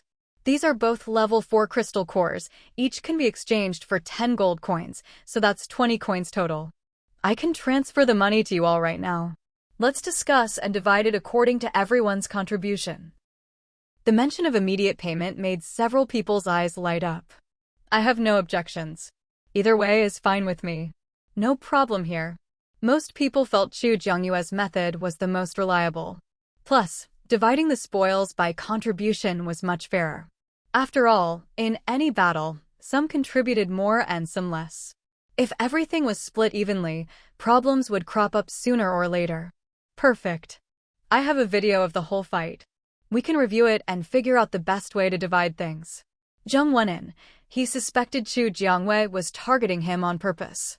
Whether or not it was intentional, after everyone finished watching the full recording, it was clear to all just how little he'd actually contributed the whole time. Now that we've watched the footage, it's obvious that Mr. Shin and Mr. Su contributed the most to this battle. They'll split half the gold coins between them. No one has any objections to that, right? After Chu Jiangwei finished speaking, she glanced around at the others. I object. Sure, they contributed the most, but isn't it a bit much for just 2 people to take half the gold coins? Zheng Wenin had always felt a faint jealousy toward Shin Jigui. Seeing Shin Jigui and Su Zhuqing about to walk away with half the loot, he finally couldn't hold back and stood up to voice his dissent. Anyone else have an objection? Song Chungjun and the others stayed silent. Honestly, if it hadn't been for Shin Jigui and Su Zhuqing, none of them could even be sure they'd still be standing here talking. So, although half the loot was a big share, most people felt it was fair. And even those who had doubts weren't as tactless as Zheng Wenin, who just blurted out his complaint. If there are no other objections, then the minority yields to the majority. Mr. Zheng, your request is denied. With that, Chu Jiangwei directly transferred 5 gold coins each to Shin Jigui and Su Zhuqing. For the rest, Chu Jiangwei distributed the gold coins according to everyone's contribution as seen in the footage. She was left with 1 gold coin and 50 silver coins for herself. Once the loot was divided and she confirmed everyone had received their share, Chu Jiangwei closed her virtual screen. Alright, if there's nothing else, let's get going. She headed toward her silver off-road vehicle. Huh. But before she could get in, Chu Jiangwei heard the groans of zombies approaching. In an instant, a vine whip appeared in her hand. A horde of zombies is coming. Shen Jigue and the others immediately went on high alert. It's the same zombies that were summoned by that one earlier. They hadn't thought much of it before, but now they found themselves surrounded. Just get in the cars and drive straight through them. Given their current state, there was no way they could win against a zombie horde. Their only option was to drive straight out. Chu Jiangyue's off-roader would be fine, but Song Chengjun and the others were in military vehicles, which might not hold up. Have the spatial ability users put your cars away, then get a few people to open navigation and switch to the vehicles provided by the navigation system. They'd originally wanted to save on rental fees, but now wasn't the time to worry about that. As the zombies drew closer, Chu Jiangwei pulled Shen Jigue and the others into her off-road vehicle. Among those who came out, there were several spatial ability users. Song Chengjun quickly organized them to store the cars, then had people open their navigation apps and choose off-road vehicles as their mode of transport. Qi Lingfeng and Jin Chuyu were the first to open navigation, and Song Chengjun did the same, quickly selecting their vehicles. Get in. Zheng Wenin hurried into the back seat behind Song Chengjun. On Chu Jiangyue's side, Shen Jigue took over driving. You're a decent driver, right? Her off-roader could take a beating, but breaking through a zombie horde still required some skill. Shen Jigue focused on driving and didn't answer, so Su Zhuqing replied, "Don't worry, brother Shen used to race cars, and he's even won awards. We'll be fine." Hearing this, Chu Jiangwei finally relaxed a little. Good. Shen Jigue's expression was serious as they took the lead. Chu Jiangwei sat in the seat behind the driver, unable to see much ahead, but she could clearly see zombies clawing at the left side of the car. Even though she couldn't hear them, just the sight was enough to make her almost lose her dinner from the night before. Captain Song and the others should be fine, right? Chu Jiangwei forced herself not to look out the window, suddenly remembering Song Chengjun and the others. They're fine. Everyone managed to switch to the navigation vehicles in time. The vehicles provided by the Jianglin Hotel's navigation system had strong defenses. There was no way the zombies could break through. Lin Chuyuan had already contacted Song Chengjun and Ling Feng, confirming the number of people in each car. The total matched the number of people who'd left together, so everyone was accounted for. Fortunately, the summoning by that earlier zombie had been interrupted, so the horde wasn't as large as it could have been. Once some people had recovered a bit of their abilities, they started attacking zombies out the windows, hoping to clear a path and speed up their escape. Chu Jiangyue's car was at the front of the convoy. Lin Chuyuan, in the passenger seat, rolled down the window and started tossing fireballs non-stop. With each fireball, a zombie went down. Chu Jiangwei sent her vines out, skewering zombies like candied hawthorn sticks. Any zombie with a crystal core had it plucked out by the vine's leaves, and when Chu Jiangwei finally retracted her ability, the cores clattered down in a pile. In the back seat, Su Zhuqing and the other two couldn't open the windows, so they had to suppress their urge to use their powers. Fighting zombies and driving at the same time, the group finally broke through the horde after 20 minutes. Even Chu Jiangwei let out a heavy sigh of relief. No matter what was happening behind them, as soon as they broke through the zombies, Shen Jigue floored the accelerator, speeding away from the horde as fast as possible. Once the zombies were completely out of sight, Shen Jigue finally hit the brakes and stopped to wait for the others. Because Song Chengjun had to look after the rest of the team, his car was at the rear and nearly didn't make it out. Luckily, he kept his foot hard on the gas and managed to escape the encirclement. He soon caught up with the others and rejoined Chu Jiangwei and Shen Jigue's group. Is everyone all right? Song Chengjun got out and started checking on everyone. Mr. Shen was driving so fast, we almost couldn't keep up. Zheng Wenin got out of Song Chenjuan's car, and the first thing he did was take a jab at Shen Jigue. He drove so fast they almost couldn't catch up. He might as well have just said outright that Shen Jigue was selfish, only caring about his own safety and not the others. Chu Jiangwei frowned slightly. Zhang Wenin really couldn't help himself, could he? What, you wanted us to stop and wait for you? It's the apocalypse, life is already hard enough. If there's danger and you don't run, are you supposed to stay behind as zombie fodder?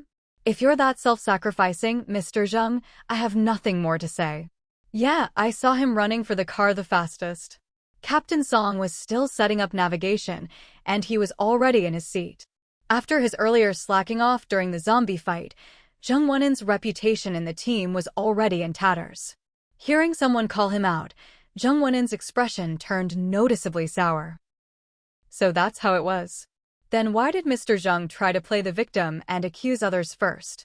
Oh, wait, during the zombie siege just now, wasn't it Mr. Shin who drove everyone out of danger? But this Mr. Zhang didn't mention that at all, did he? What else could it be? He just doesn't want to admit someone else is better than him. Among all of them, Shen Jigui was by far the strongest ability user. Song Chungjun frowned and shot Zhang Wenin a glance. He'd chosen Zhang Wenin for the team because he was a level 2 fire-type ability user with decent strength. Back when he was picking people, Zhang Wenin had seemed polite enough, but as soon as they set out on a mission, his true colors showed. And he kept targeting Shen Jigui along the way. Song Chungjun was already starting to regret letting him join. Looks like next time there's a similar mission, he'd better do a thorough background check when picking people. Otherwise, by the end of the mission, even as a man, he'd end up with breast hyperplasia from all the stress. All right, we're all here to do a job together. If you can't get along, then feel free to leave the team. They were all ability users, and with navigation and vehicles, they could make it back to Jianglin Hotel on their own. Song Chungjun wasn't worried about anyone dying if they went solo. Of course, if they still managed to get themselves killed, well, that was just fate. Shen Jigui didn't seem bothered, but Zhang Wenin's expression was pretty ugly. This place is relatively safe. Everyone take turns resting and recovering your powers. Once we're all rested, we'll move out. They were currently in an open area where they could spot any zombies from a distance. There weren't many zombies wandering nearby, and any that lunged at them could be easily dealt with by anyone in the group. Everyone got back in the vehicles. For safety, each car arranged its own watch. Whoever had recovered their powers would stand guard. Boss Chu, you and Brother Shin should recover your powers first. We'll take our turn later. We don't need that many people on watch, just leave 2 to keep an eye out. Recovering 2 at a time could take forever, so Chu Jiangwei made a suggestion. Then let's have Shi Yuan and Jiang He stand guard. Jiang He was a spatial ability user and didn't need to recover right now. Lin Shu Yuan's fire powers were strong offensively, so if anything happened, he could hold the line. Lin Shu Yuan and Jiang He had no objections to Shen Jigui's arrangement. An hour passed, and finally everyone was back to their best condition. Chu Jiangwei opened her eyes and noticed the little vine on her wrist. She wasn't sure if it had leveled up or what, but it had turned a vibrant green. If you didn't look closely, you'd think she was wearing a jade bracelet, the really high-quality kind. Shen Jigui and the others also noticed the change in the little vine, but since even Chu Jiangwei didn't know what was going on, they didn't ask. The convoy set off again and soon got onto the highway. After the apocalypse, many chain reaction crashes had happened on the highways due to sudden changes in Blue Star's magnetic field. Some cars still had zombies trapped inside, unable to get out. There were also zombies wandering aimlessly on the highway. Whenever the group encountered one, they'd take it out with a single shot to the head, no hesitation. Just then, someone suddenly darted out from who knows where and ran straight into the middle of the road, blocking their way. Screech. The sudden braking made the tires screech loudly against the pavement. What's going on? The cars in the back couldn't see what was happening up front. Someone's blocking the road. Su Zhuqing got out to check, then came back and reported the situation. Chu Jiangwei frowned. Did they want to join them? They weren't on a rescue mission, and bringing more people would only be a burden.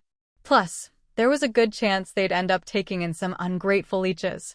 If Chu Jiangwei hadn't opened her hotel, she really wouldn't want to deal with strangers in an apocalypse like this.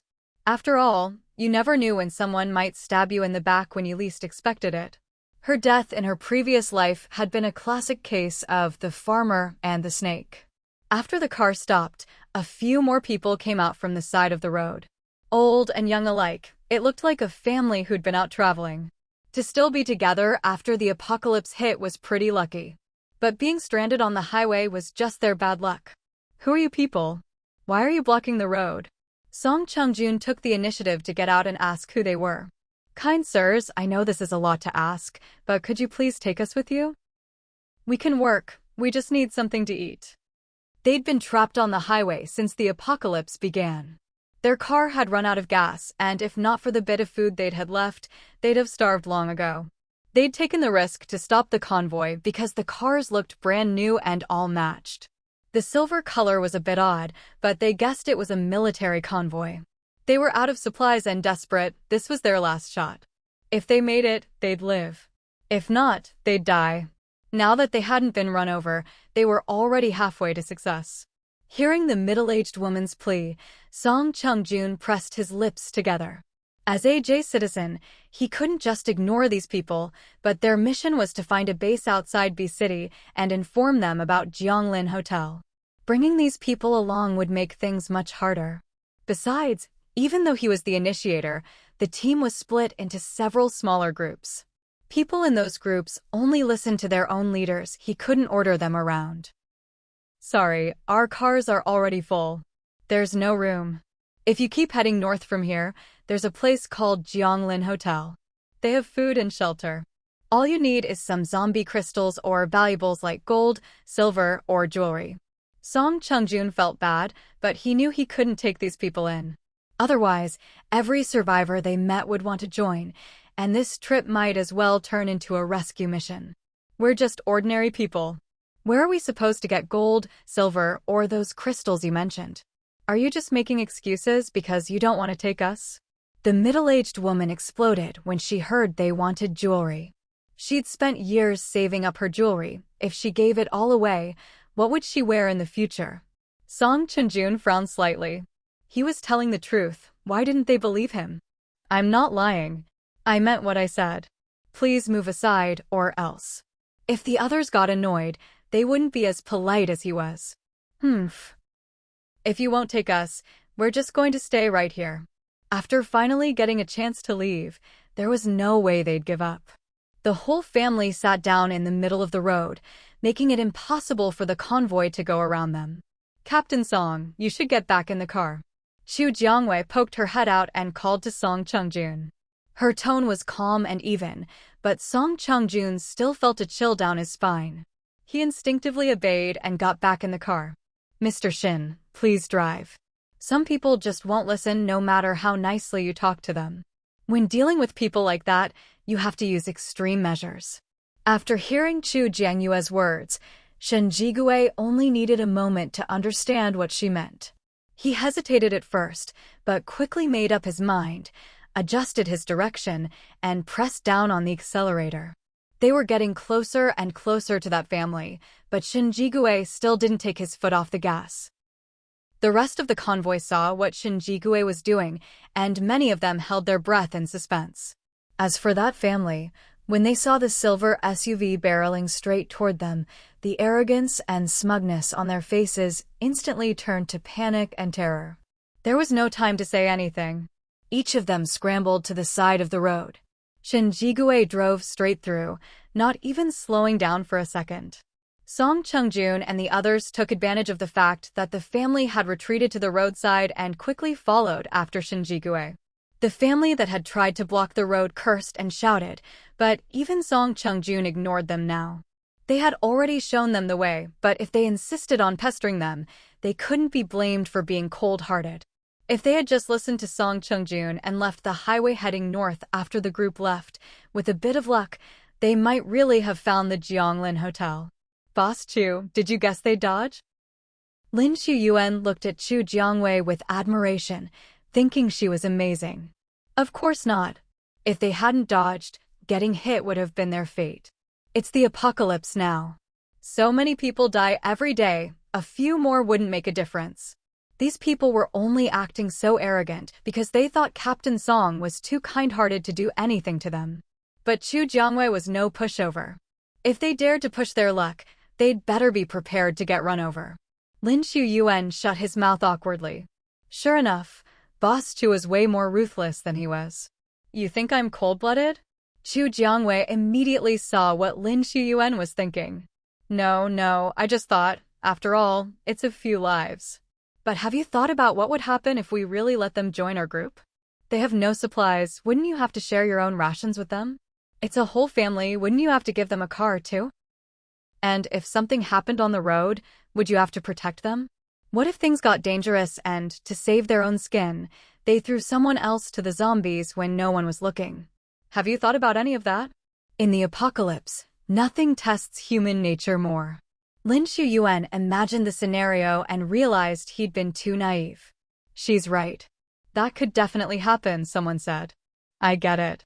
I'll be more careful from now on, Lin Shu-yuan said, deciding he'd better keep his guard up in the future, or he might end up getting betrayed and not even know it. After that, no one brought up the issue again, and the cars kept moving forward. When they reached a fork in the road, Shinjigue stopped and waited for Song Chungjun to come over and make a decision. Only Shinjigue knew exactly where they were headed. He didn't let everyone down. After driving up, he pulled out the sparse information he'd gotten earlier via satellite phone, carefully considered it, and then chose a route. Right or wrong, once they headed down that road, there'd be no turning back.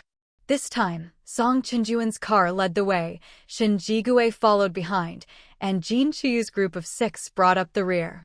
Because there were all kinds of roadblocks along the way, a trip that should have taken 2 or 3 hours ended up taking 6. By the time they got off the highway, it was already dark. Fortunately, there weren't many people around at the exit. They kept driving until they entered the city, then pulled into a residential complex to spend the night. With no electricity, none of the lights in the houses worked, so everyone had to rely on car headlights to see. Luckily, after awakening their abilities, everyone's senses had become sharper to some degree, so with the help of the headlights, moving around wasn't too difficult. Some fire ability users even used their powers to light up their hands for illumination. Chu Jiangyue's group relied on Lin Shu-yuan's fire ability for light. Worried that splitting up might lead to accidents, everyone agreed to pitch their tents together in the living room of a large apartment. To make travel more comfortable, most people had bought essential camping tents. Those who hadn't could share with friends. Chu Jiangwei took out her own tent, and with help from Shinjigue and the others, quickly set it up. Shinjigue placed Chu Jiangyue's tent in a corner by the wall, then set up tents for the other 5 outside hers, effectively shielding Chu Jiangyue's tent in the safest spot. Chu Jiangwei quietly gave Shinjigue a mental thumbs up. He really knew how to protect a lady. Soon, everyone had their tents set up, and Song Chungjun started organizing dinner. That's right, they'd only had one meal at noon, and hadn't eaten since, trying to make good time on the highway. It was late, but in the apocalypse, filling your stomach was the top priority. People ate in their own small groups. Chu Jiangwei and Shinjigue's group of 5 ate together, while the others stuck to their own teams. Zheng Wenin, who hadn't joined any team, shamelessly joined Song Chunjuan's group. Since he was the one who'd organized the trip, Song Chungjun couldn't refuse, but to keep the peace, he contributed an extra dish of meat, bought at Jianglin Hotel, and meant to last them on the road. After eating and assigning people to keep watch, everyone returned to their tents to sleep. Chu Jiangwei hugged her little tiger and crawled into her tent. For the night watch, they split into 2 shifts of 2 people each. The first half of the night was Shinjigue and Jin Churen. The second half was Song Chungjun and Zheng Wenin. The reason for this arrangement was that no one wanted to be paired with Zheng Wenin, so Song Chungjun had to take one for the team. The first half of the night passed uneventfully. When it was time to switch shifts, Song Chungjun got up on time, but Zheng Wenin was nowhere to be seen. Just you. Shinjigue glanced behind Song Chungjun, not seeing Zheng Wenin. I'll go get him. Based on Zheng Wenin's previous laziness when fighting zombies, Song Chungjun had a pretty good idea that he was trying to get out of his watch duty. He'd agreed readily enough when the shifts were assigned, but now that it was time, he was nowhere to be found. Song Chengjun regretted not doing a background check before picking him. Song Chengjun went over to Zhang Wenin's tent and called him for a while before the man finally unzipped the door. Sorry, I overslept. I'll get up right now. Zhang Wenin apologized smoothly as soon as he came out, and the scolding Song Chengjun had prepared got stuck in his throat. He couldn't say it, but he couldn't swallow it either. Come on, we've already wasted enough time. Really sorry, I'll be more careful next time. Zhang Wenin apologized again, but Song Chengjun's expression didn't soften much. Shen Jigui ignored Zhang Wenin's apology, said a quick word to Song Chengjun, and turned to walk back to his own tent. I'm heading back. Captain Song, you all be careful. Although Jin Churan said you all, his eyes were on Song Chengjun the whole time. Clearly, he didn't like Zhang Wenin either. But that was understandable. After all, anyone would be wary of someone coveting their sister. Compared to Huijun, Jin Churan disliked Zhang Wenin even more. At least Huijun was a dark-type ability user whose strength matched his sister's. Zhang Wenin wasn't even in the same league. Watching the two of them ignore him completely, Zhang Wenin's expression turned a bit ugly, but for the sake of his image, he could only force a smile. Song Chengjun noticed Zhang Wenin's expression the whole time and quietly decided that, if anything like this happened again, he wouldn't let Zhang Wenin be involved. Zhang Wenin had no idea he'd just landed himself squarely on Song Chengjun's blacklist. Although Song Chengjun sometimes had a bit of a too nice reputation, there was no denying that his authority in B City's base was solid.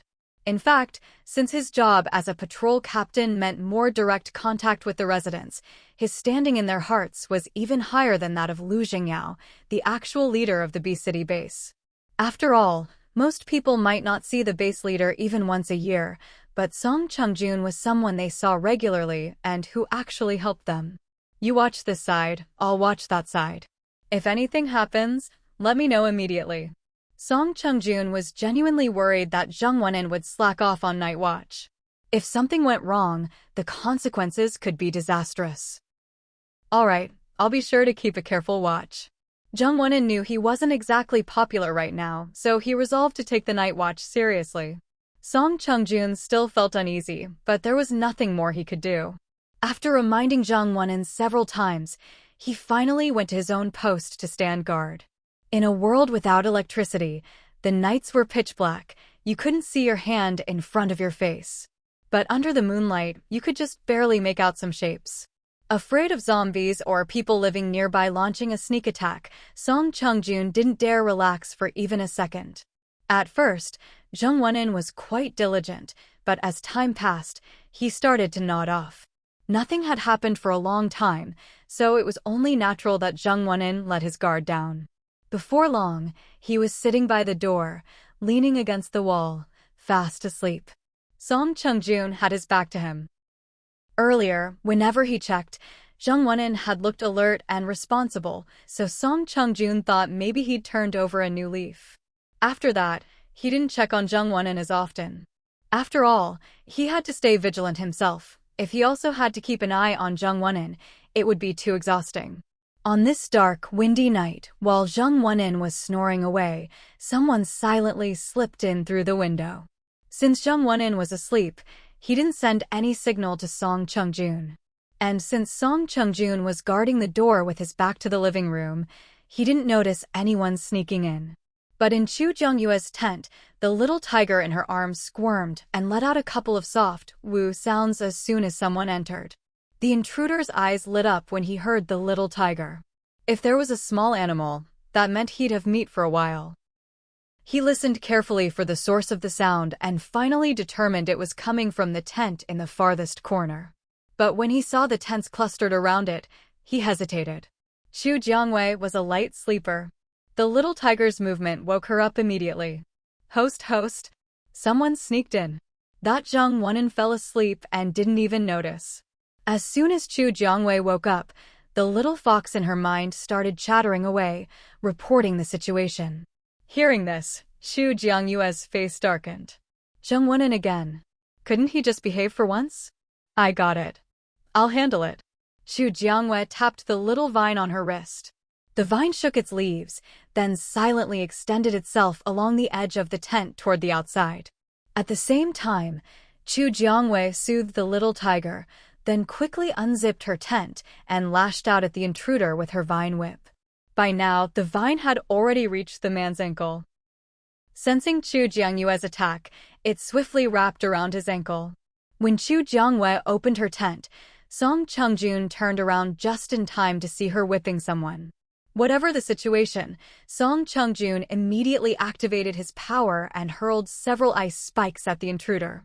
With all the commotion, many people woke up and, seeing Chu Jiangwei and Song Chengjun fighting someone, rushed out of their tents to join the battle. Shen Jigui immediately unleashed a bolt of lightning. With a loud boom, the intruder was reduced to a pile of charred remains. Once the threat was dealt with, everyone started asking questions. What happened? How did someone sneak in? I was awake the whole time and didn't notice anyone come in, Song Chengjun reported. He'd stayed alert the entire time. If someone had come in from his direction, he definitely would have noticed. Where's Zheng Wenin? When Chu Jiangwei mentioned Zheng Wenin, everyone remembered that he was supposed to be on night watch with Song Chengjun. With all that noise, there was no way Zheng Wenin could have slept through it. I'll go check. Realizing their lapse in vigilance had put everyone in danger, Song Chenjuan's face darkened. When he found Zheng Wenin sitting on the ground by the window, sleeping soundly against the wall, Song Chengjun finally lost it. Zheng Wenin, get your ass up. As he shouted, Song Chengjun kicked Zheng Wenin. Normally, Song Chengjun rarely laid a hand on anyone, but right now he didn't care about any of that. Forget about his image as a soldier or not laying hands on civilians, none of that mattered anymore. Because of his negligence, something almost happened that no one could have predicted. Song Chengjun was so angry he wanted to beat Zheng Wenin until even his parents wouldn't recognize him. Zheng Wenin finally woke up after being kicked. Captain Song? What are you doing here? Only then did Zheng Wenin realize he'd fallen asleep and been caught by Song Chengjun. I'm sorry, I'm just not used to staying up late. I dozed off without meaning to. It won't happen again, I promise. You sure know how to apologize, huh? But do you realize someone just snuck in? If Boss Chu hadn't reacted quickly, who knows what could have happened.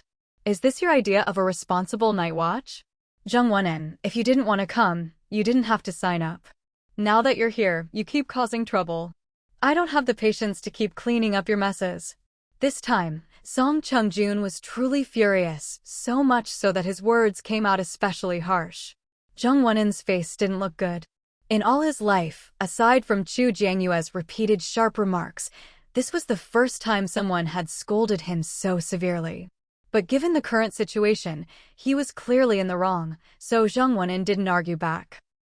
If he dared to talk back to Song Chengjun, his days in the team would only get even harder. I'm sorry. I'll be more careful from now on. At this point, all Zheng Wenin could do was apologize again and again. He hadn't expected to fall into such a deep sleep, and worst of all, someone had actually snuck in while he was out cold. If Chu Jiangwei hadn't woken up and discovered the intruder, none of them could have predicted what might have happened next. Honestly, Zheng Wenin owed Chu Jiangwei a thank you for what happened today. But judging by Zheng Wenin's current attitude, it was clear he hadn't even thought of expressing any gratitude. Even though Chu Jiangwei didn't care for thanks, whether you did it or not was a matter of attitude. At this point, Chu Jiangyue's impression of Zheng Wenin hit a new low. Dawn's almost here. Let's pack up and get ready to leave, Chu Jiangwei said lightly, glancing at the sky outside, which was already turning pale. Song Chengjun also looked outside and agreed with her suggestion. Because they'd been woken up in the middle of the night, many people still looked tired, forcing themselves to stay alert as they packed up their things. Zheng Wenin knew he'd basically angered everyone, so he kept quiet and silently went to pack his own stuff. By the time everyone was done, the sky outside was fully bright. As they stepped out of the house, the first thing they saw was a zombie. Song Chengjun was at the front. The moment the zombie lunged at them, he reacted instantly, kicking it hard.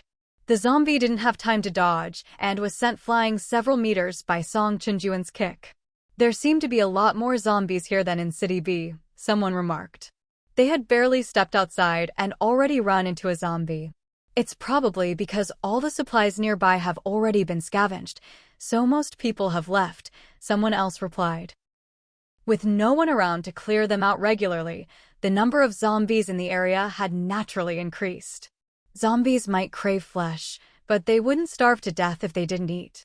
Biting people was just an instinct for them. Let's get in the car, someone suggested. After the earlier zombie encounter, everyone was more cautious. They quickly chose a silver SUV as their vehicle and had someone navigate.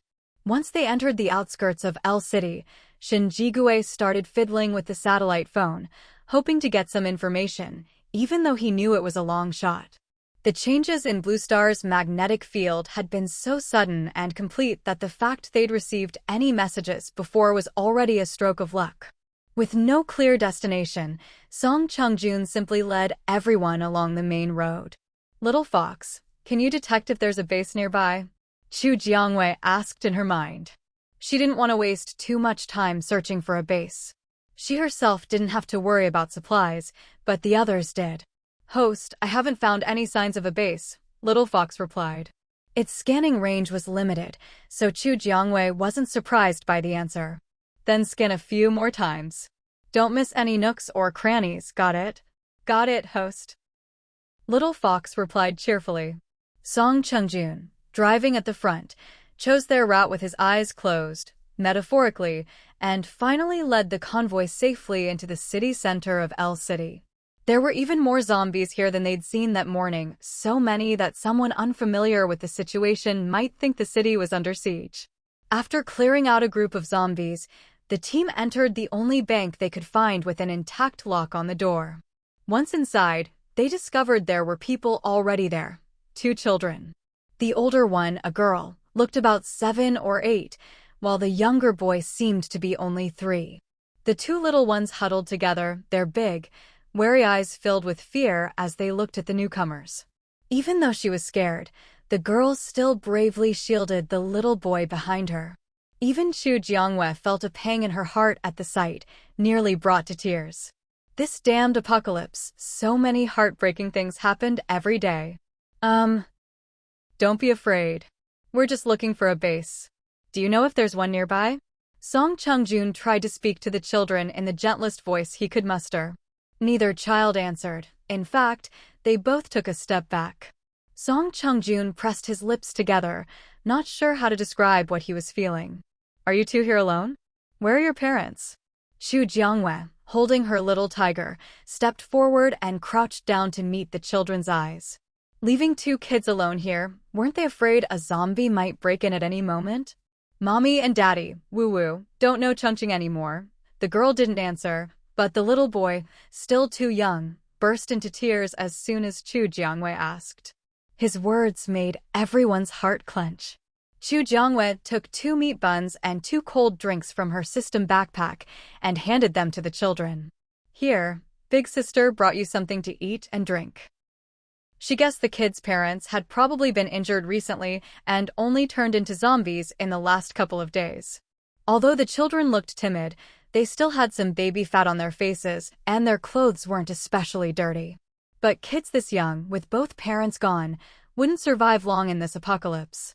Chu Jiangwei wasn't a savior, but she couldn't just watch such young children disappear from the world like this. When the children saw Chu Jiangwei produce food out of thin air, their eyes widened in shock.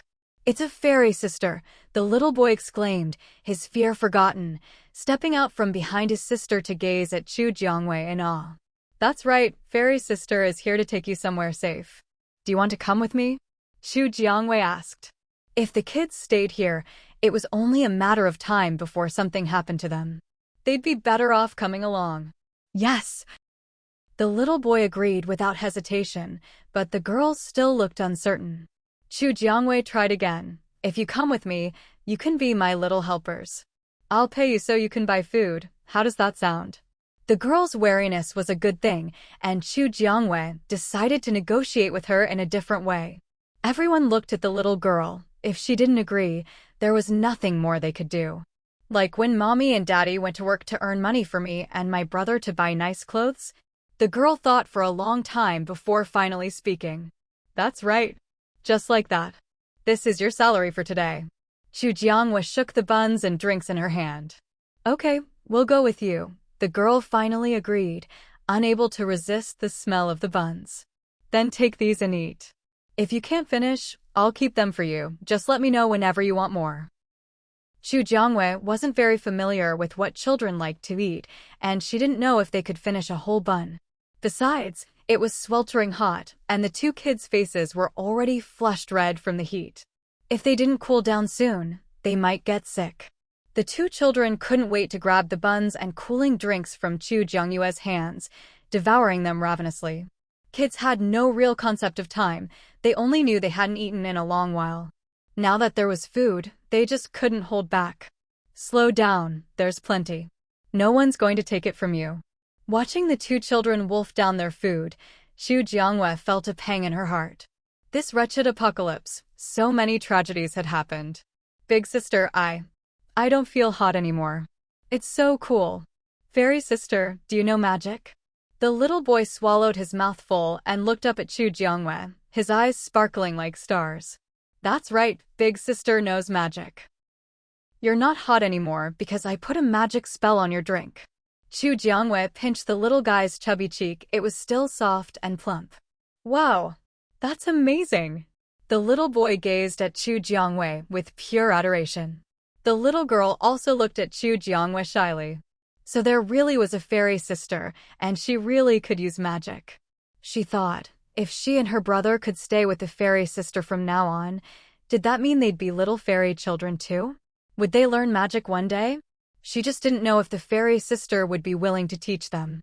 If Chu Jianghua knew what the little girl was thinking, she'd probably just marvel at how vivid a child's imagination could be. Seeing that Chu Jianghua had successfully coaxed the two children to leave with them, Fong Chingu finally breathed a sigh of relief. As long as the kids were willing to come along, he believed that once they reached the Jianglin Hotel, the base leader wouldn't just ignore them. In times like these, no one wanted to get pregnant or have children. The kids who were still alive were their hope for the future. Chu Jianghua, however, didn't think as much as Fong Chingu. She simply couldn't bear to see scenes like this. Once the kids finished eating, Fong Chingu crouched down and asked, "Kids, do you know if there's a base around here? A place where lots of people go back to stay at night?" "I know. Mom and Dad took Chungching and Big Sister there. There were lots of people inside, but to get in, Mom and Dad had to give them food. If you didn't give food, they wouldn't let you in." The little boy didn't understand much, but he was pretty good at grasping the basics. "There's a place like that? Chung, do you remember how to get there?" Now it was Chungching's turn to scratch his head, unsure. "I know the way." At this moment, the little girl spoke up. Everyone looked at her. "You know how to get there? Could you take us?" "Big brother will give you 10 crystal cores." Fong Chingu took out 10 level 1 zombie crystal cores from a compartment in his backpack. "What are these?" The two kids had no idea what crystal cores were. They just thought they were shiny and pretty. "These can be traded for money to buy food. The more you have, the better." "That's right, it's also fairy sister's magic. One of these can buy lots of meat buns." Chu Jianghua chimed in, making Fong Chingu's words sound even more convincing. "Okay, I'll take you." The little girl nodded, agreeing to Fong Chingu's request. "Thank you.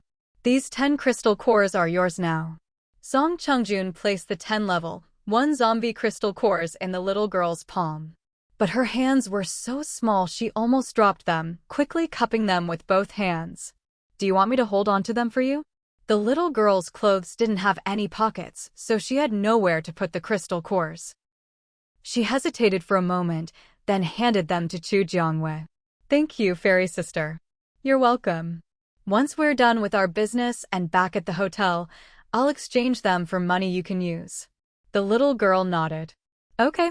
Once everyone was rested, Fong Chingu called for everyone to get in the vehicles and set off. He'd originally wanted the siblings to ride in his car, so the little girl could give directions. But to his surprise, the siblings went straight to Chu Jianghua's SUV with her. There were only 6 people in their group, and Chu Jianghua's silver SUV still had empty seats. She let the siblings sit together in the back. The SUV was rated for 7 passengers. When the warning light came on, Xu Jiangwei dismissed it, saying they weren't over the weight limit, and the car set off safely. On the way, with Xu Jiangyue's guidance, they finally learned the siblings' names, Shang Guyue and Shang Guqing. Shang Guyue sat in the front passenger seat, giving directions to Xie Silin, who was driving. Whether or not her directions were perfect, the little girl's thinking was clear and organized. What's more, for someone so young, Shang Guyue already knew to protect her little brother, which showed her maturity. Her directions were reliable. After almost 2 hours, the group finally saw the gates of L City's safety base. At a glance, it looked quite different from the B City base. But comparing them was meaningless now. B City's base had already fallen to the zombies, so there was no point talking about the environment anymore.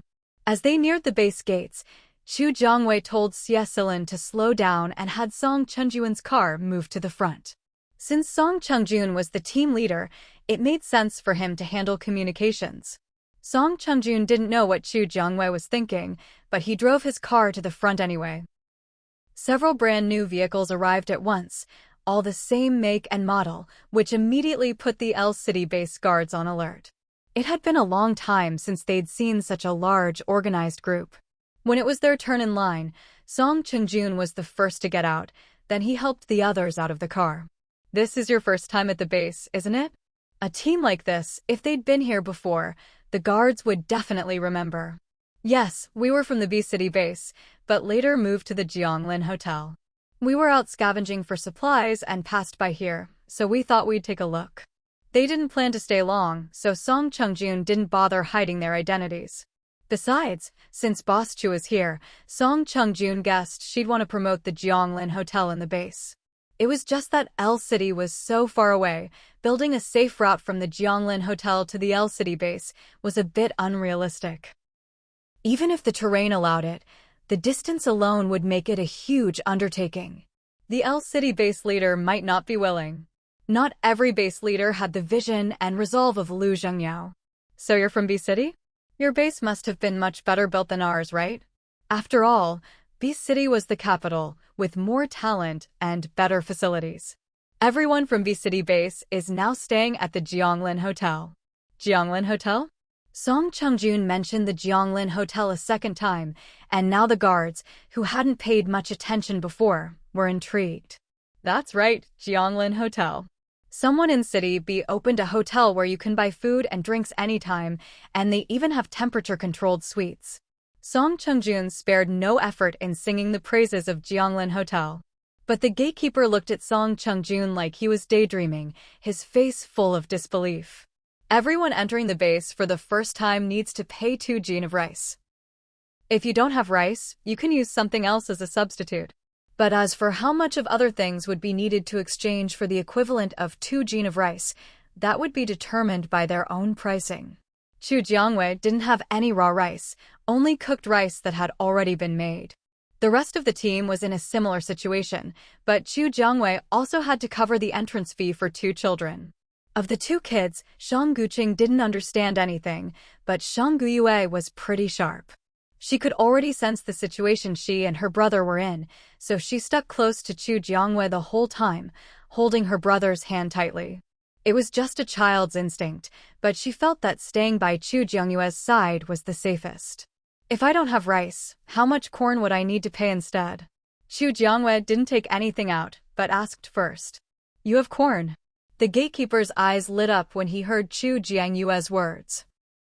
Although the rule was 2 jin of rice per person, these days, not many people actually had rice. Even if they did, few would be willing to hand it over. Most people use snacks or the occasional sealed fruit as a substitute. After all, rice is a staple food, nothing else is as filling. And if stored properly, rice can last for years. You tell me first, how much corn is equivalent to 2 jin of rice? To avoid being ripped off, Xu Jiangwei wouldn't take out her goods without clarifying the exchange rate. She was only here to promote Jianglin Hotel, so it didn't really matter to her whether she got in or not. At worst, she could pitch a tent and sleep outside, or even stay in the car. She wasn't worried about zombie attacks anyway. The exchange rate is 1 to 3 rice to corn. In other words, she needed to hand over 18 jin of corn to cover the entrance fee for 3 people. That amount was nothing to Chu Jiangwei. 3 people, 18 jin of corn. Weigh it. With a wave of her hand, a pile of corn appeared on the table where entrance fees were collected.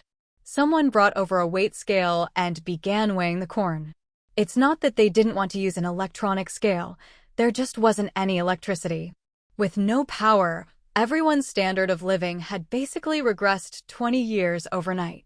Exactly 18 jin. You can go inside for a full-body inspection now. The gatekeeper pointed to 2 makeshift black rooms behind him. But since Shang Guyue was a girl, Chu Jiangwei could take her in. Shang Guoqing was only 3, but he was still a boy. Chu Jiangwei instinctively looked at Shin Jigue. Mr. Shin, could you please take him in for the inspection? Of course. Shin Jigue also chose to use corn as his entrance fee. When Chu Jiangwei asked for help, Shin Jigue agreed almost without thinking. Shang Guoqing was a little scared, but in the end, bravely put his chubby little hand into Shin Jigue's big one. Holding Shin Jigue's large hand, Shang Guoqing suddenly felt very safe. Brother Shin's hand was just like Dad's, big and reassuring. At 3 years old, he wasn't even as tall as Shin Jigue's thigh, and he walked a little unsteadily, but every step was determined. Shin Jigue deliberately slowed his pace so Shang Guoqing wouldn't have trouble keeping up. Boys to the left, girls to the right, Chu Jiangwei took Shang Guyue into the inspection room on the right. Shang Guyue was a little scared at first, but Chu Jiangwei held her hand the whole time, giving her plenty of reassurance. Luckily, the person doing their inspection was a young woman, probably around 20. Seeing how nervous Shang Guyue was, she explained the purpose of the inspection as she worked.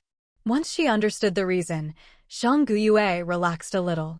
Chu Jiangwei and Shin Jigue came out of the inspection rooms with the kids almost at the same time. When Shang Guoqing saw Chu Jiangwei and his sister, his eyes lit up.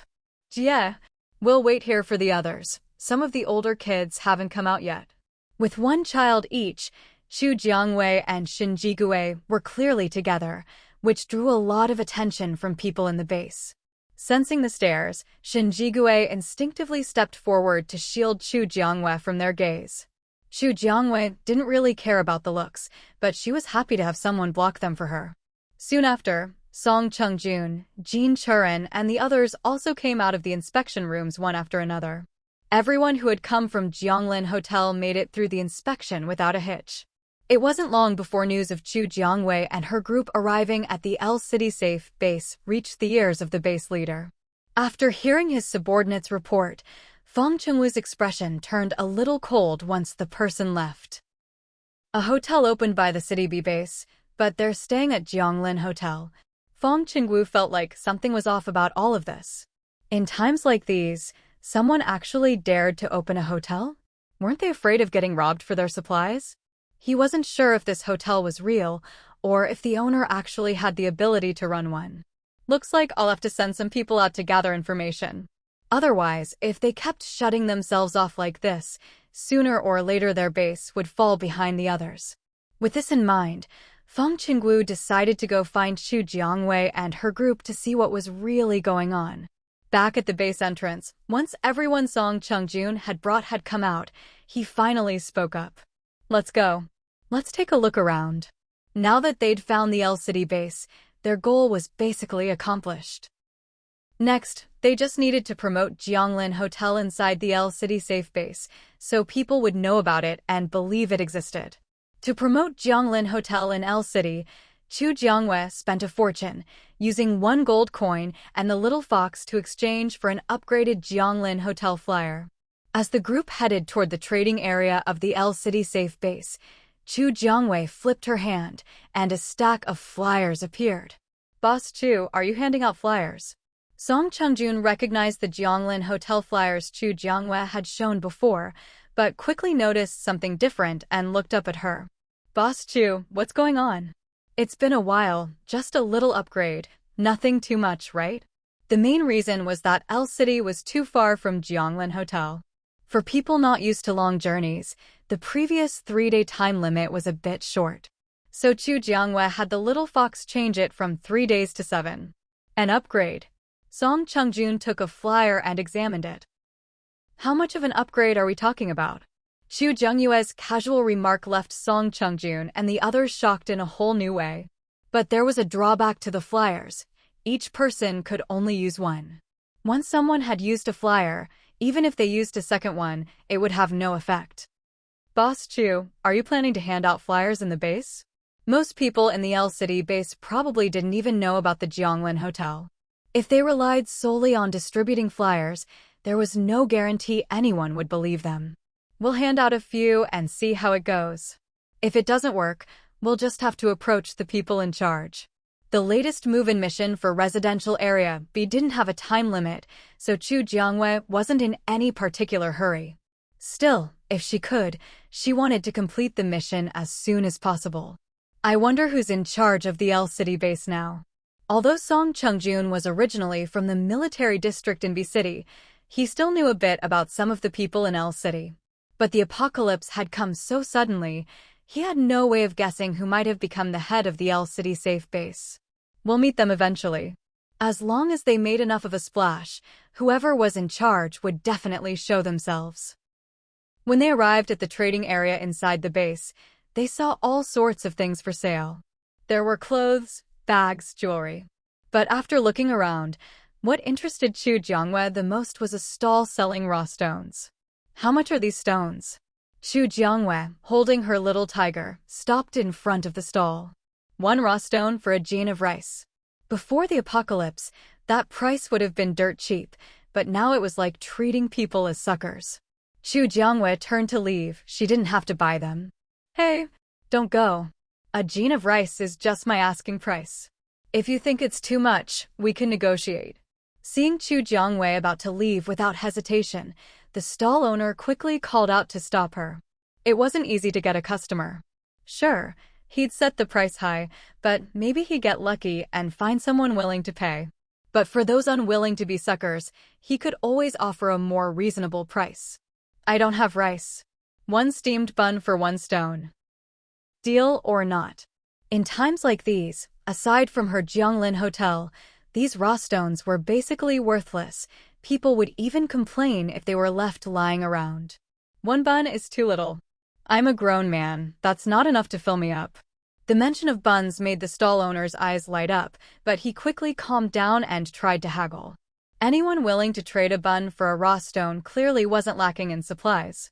Since she wasn't short on food, it was only fair for him to ask for a bit more. Forget it, then. It wasn't like she had to buy them. Chu Jiangwei was just curious about stone gambling and wanted to try cutting one open for fun.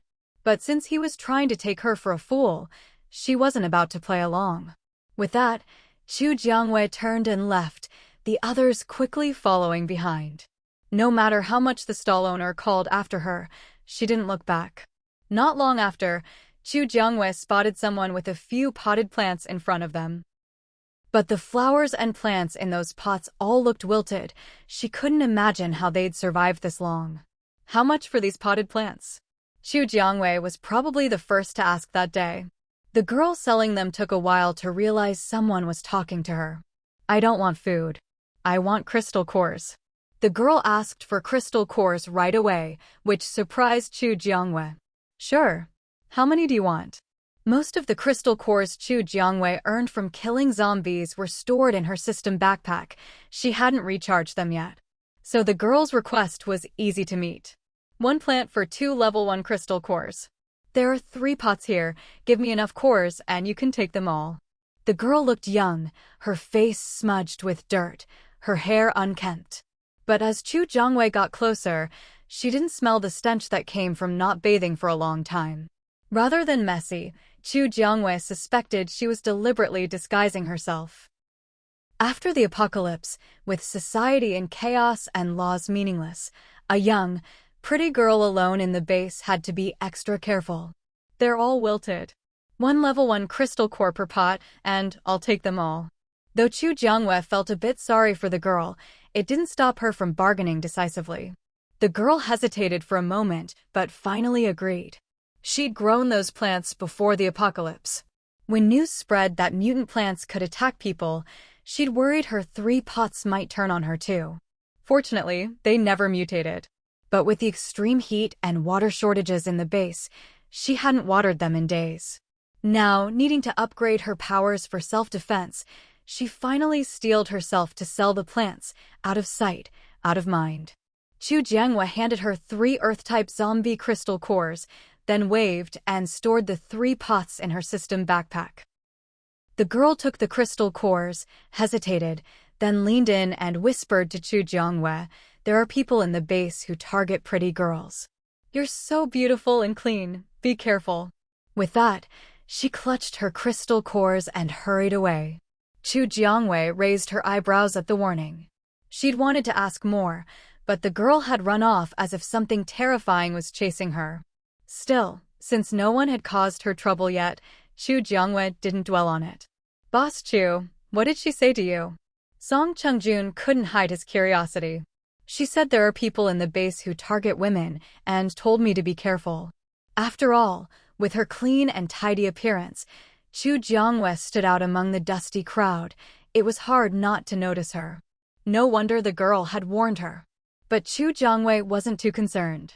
She wasn't the type to just cry for help. If anyone tried anything, they'd better be ready for her to fight back. The others' expressions darkened at her words.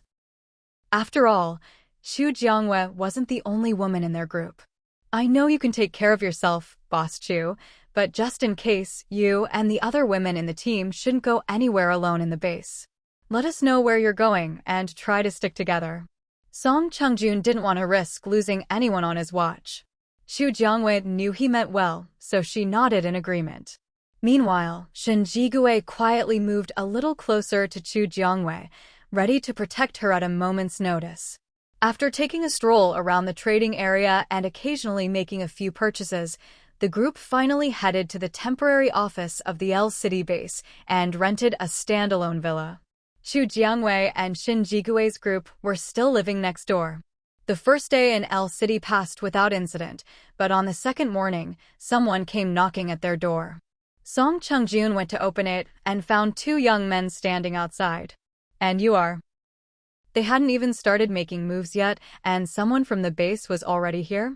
Song Chengjun couldn't quite figure out who these 2 were. "Hello, I'm the assistant to the base leader." "Hello, I'm the head of the base's materials distribution department." These 2 held positions of considerable importance within the base. Don't be fooled by the title assistant, it all depends on whose assistant you are.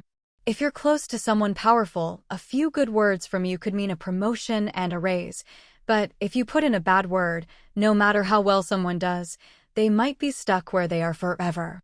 As for the materials distribution department, whether before or after the apocalypse, it's always been a crucial position. With these 2 showing up, Song Chengjun immediately became alert. "I didn't know you'd be coming today. We've been on the road until yesterday and slept in a bit this morning. Let me go call the others." The rest of the group hadn't come out of their rooms yet, but of course, he couldn't say that directly. Song Chengjun quickly came up with a plausible excuse for everyone still in their rooms. In a way, what he said wasn't wrong. They had been on the road, though their journey might have been a bit different from everyone else's. "No worries. If it's inconvenient, we can reschedule." The reason they'd come so early was because they were afraid the group was just passing through and would leave after a night. As long as they set up a meeting in advance, there'd be no need to worry about them suddenly leaving. Song Chengjun glanced at the sky outside and thought of Chu Jianghua's usual schedule. In the end, he agreed to reschedule. It wasn't yet Boss Chu's way up time.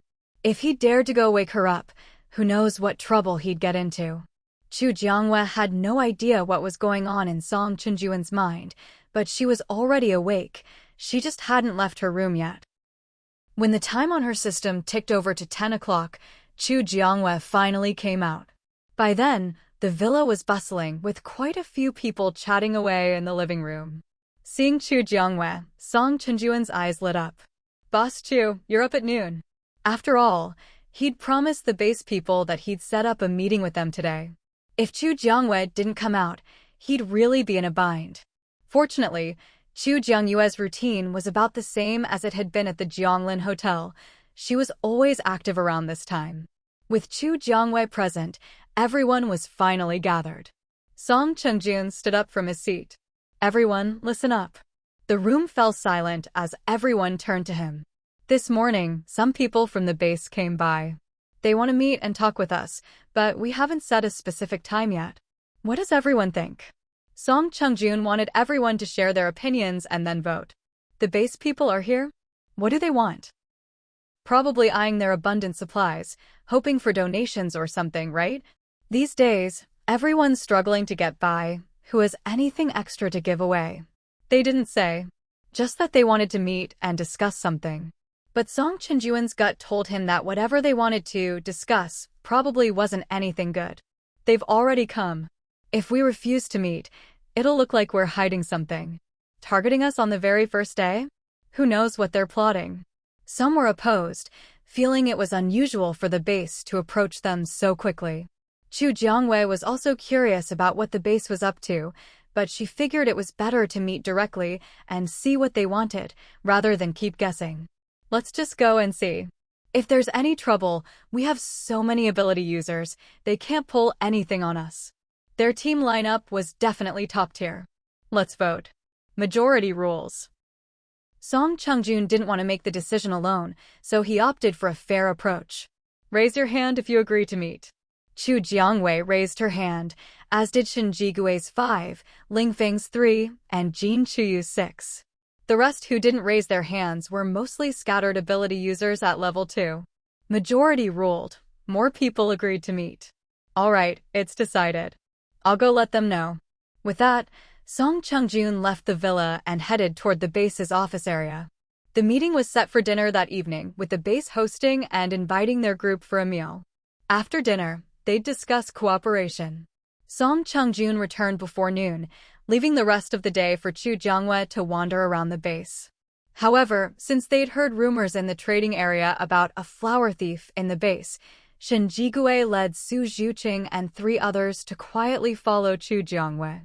Whenever she turned around, she'd see Shen Jigui at the front of the group. Some people went back to rest, while others, like Chu Jiangyue, explored the base together. Still, the construction in L City's base wasn't as impressive as B City's, and Chu Jiangyue quickly lost interest. When she gave up on shopping and returned to the villa, no one was happier than Shen Jigui's group of 5. Accompanying a girl shopping really isn't for the faint of heart. Night fell quietly, and everyone returned to the villa. Led by Song Chengjun, the group headed to the best residential manor in the L City base. The manor housed all the base's management and their families and friends. No matter the era, there's always a world of difference between the lives of the rich and powerful and those of ordinary people. Chu Jiangyue's group was warmly welcomed by the management, at least on the surface. The base leader's assistant and the head of the materials distribution department, who'd come to see them earlier, were also present. Song Chengjun took the lead, exchanging pleasantries with everyone. After the small talk, everyone began to take their seats. Song Chengjun pulled Chu Jiangyue to sit beside him, and Shen Jigui quickly grabbed the seat on her other side. Faced with this battle for the main seats, Su Zhuqing and the others tactfully chose another table. The person sitting across from Song Chengjun raised an eyebrow at the way he pulled Chu Jiangyue to sit, guessing that there was more to their relationship than met the eye.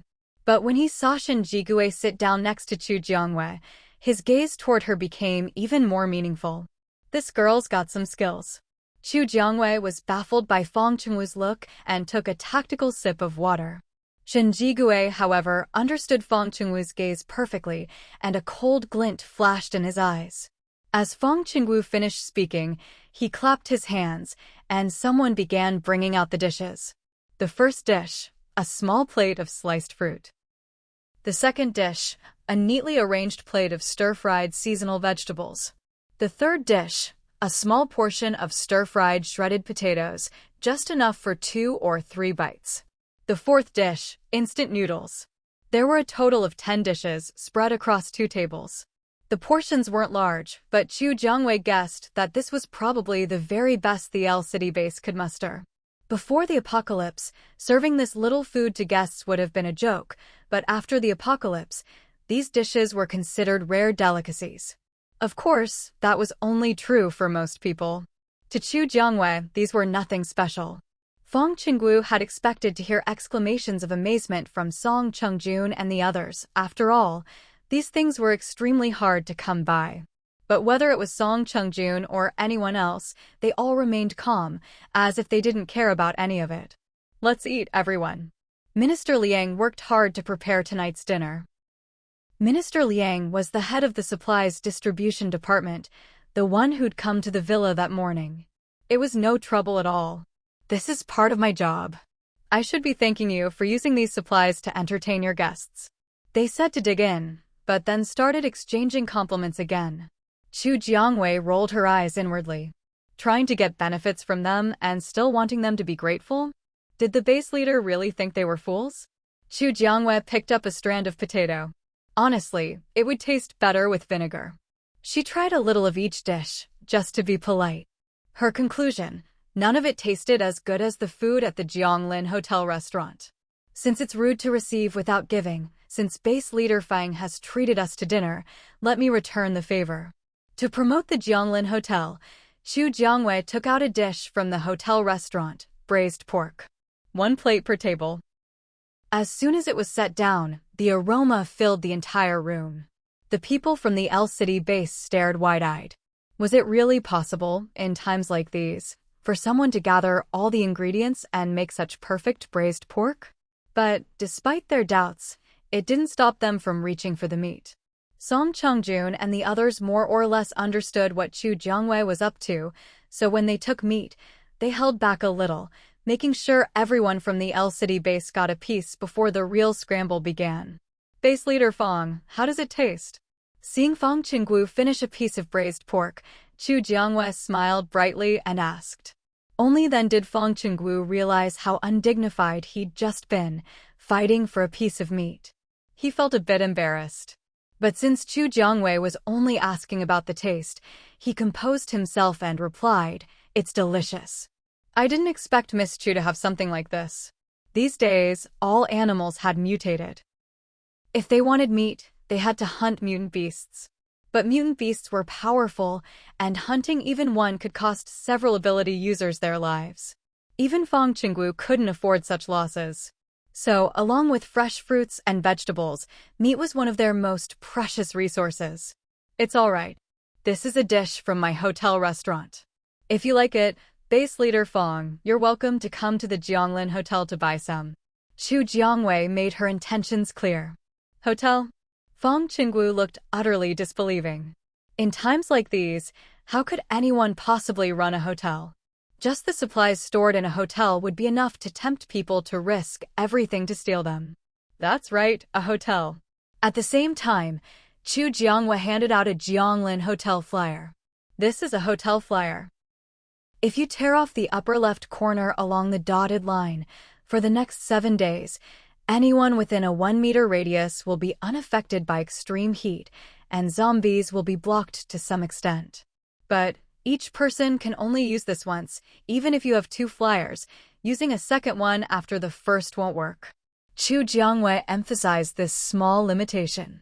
She'd had the little fox make these flyers to attract new customers. Once new customers used the flyer to safely reach the hotel, the flyer's job was done. So, the rule that each person could only use 1 flyer was non-negotiable. Otherwise, she'd never sell any of her hotel's cold drinks or temperature-regulating outfits. The people from L City base looked at Chu Jiangwei as if she were crazy. Miss Chu, if you're going to brag, at least make it believable, okay? Just a piece of paper, and it could block extreme heat and zombies? Why didn't she just claim she could fly? Just try it and see. But remember, each person can only use 1. You decide who.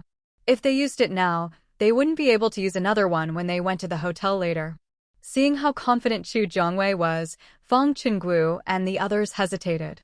Could it really be true? Base leader, let me try. Fong Chingu's assistant, Yi Xiong, volunteered. If Chu Jiangwei was telling the truth, then organizing a trip to the Jianglin Hotel might be worth it. L City and B City were neighbors. As long as they prepared well, it was doable. Go ahead.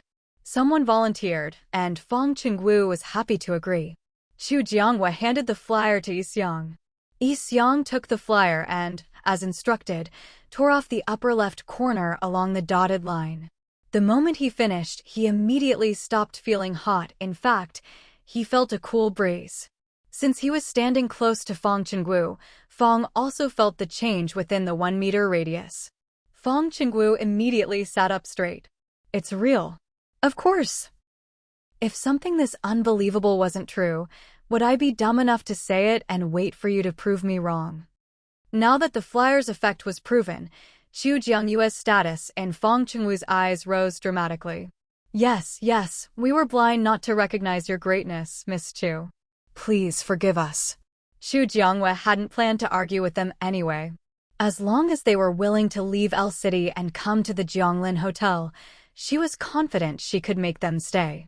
Given the choice between the hotel, where you're protected from the extreme heat, and a base that felt like a steamer every day, anyone with sense would know what to choose. The meal, though awkward at first, ended with both sides happy. As they left the villa, Fong Chingu personally saw them off at the door. Song Chengjun and the others all knew that this was thanks to Xu Jiangwei. If she hadn't produced that flyer, the meal probably wouldn't have gone so smoothly. Or rather, the El City base probably had other tricks up their sleeve, but because of Xu Jiangwei, they never got used. Back at the villa, everyone went to their rooms, and soon the place was quiet. Everyone was in high spirits, except for one person. At dinner, Zheng Wenin had tried several times to speak, but each time someone else cut him off. Zheng Wenin really didn't understand. What terrible crime had he committed to deserve being isolated and tormented like this? The others had no idea what Zheng Wenin was thinking. The only reason they wouldn't let him speak was because he was brainless. If they ended up getting kicked out because of him, now that would really be barbecue, totally screwed. After Xu Jiangwei and her group left, Fong Chingu and the rest of the El City base's management hurriedly convened an emergency meeting. I think we should check out this Jianglin Hotel. The city might be right next door, but with zombies and mutated plants and animals running rampant out there, it's way too risky. But that flyer Xu Jiangwei showed us today was actually useful. As unbelievable as it seemed, what happened right in front of them was real. To prove the flyer's effectiveness, they'd all stayed near Yixiang, and sure enough, they weren't affected by the extreme heat.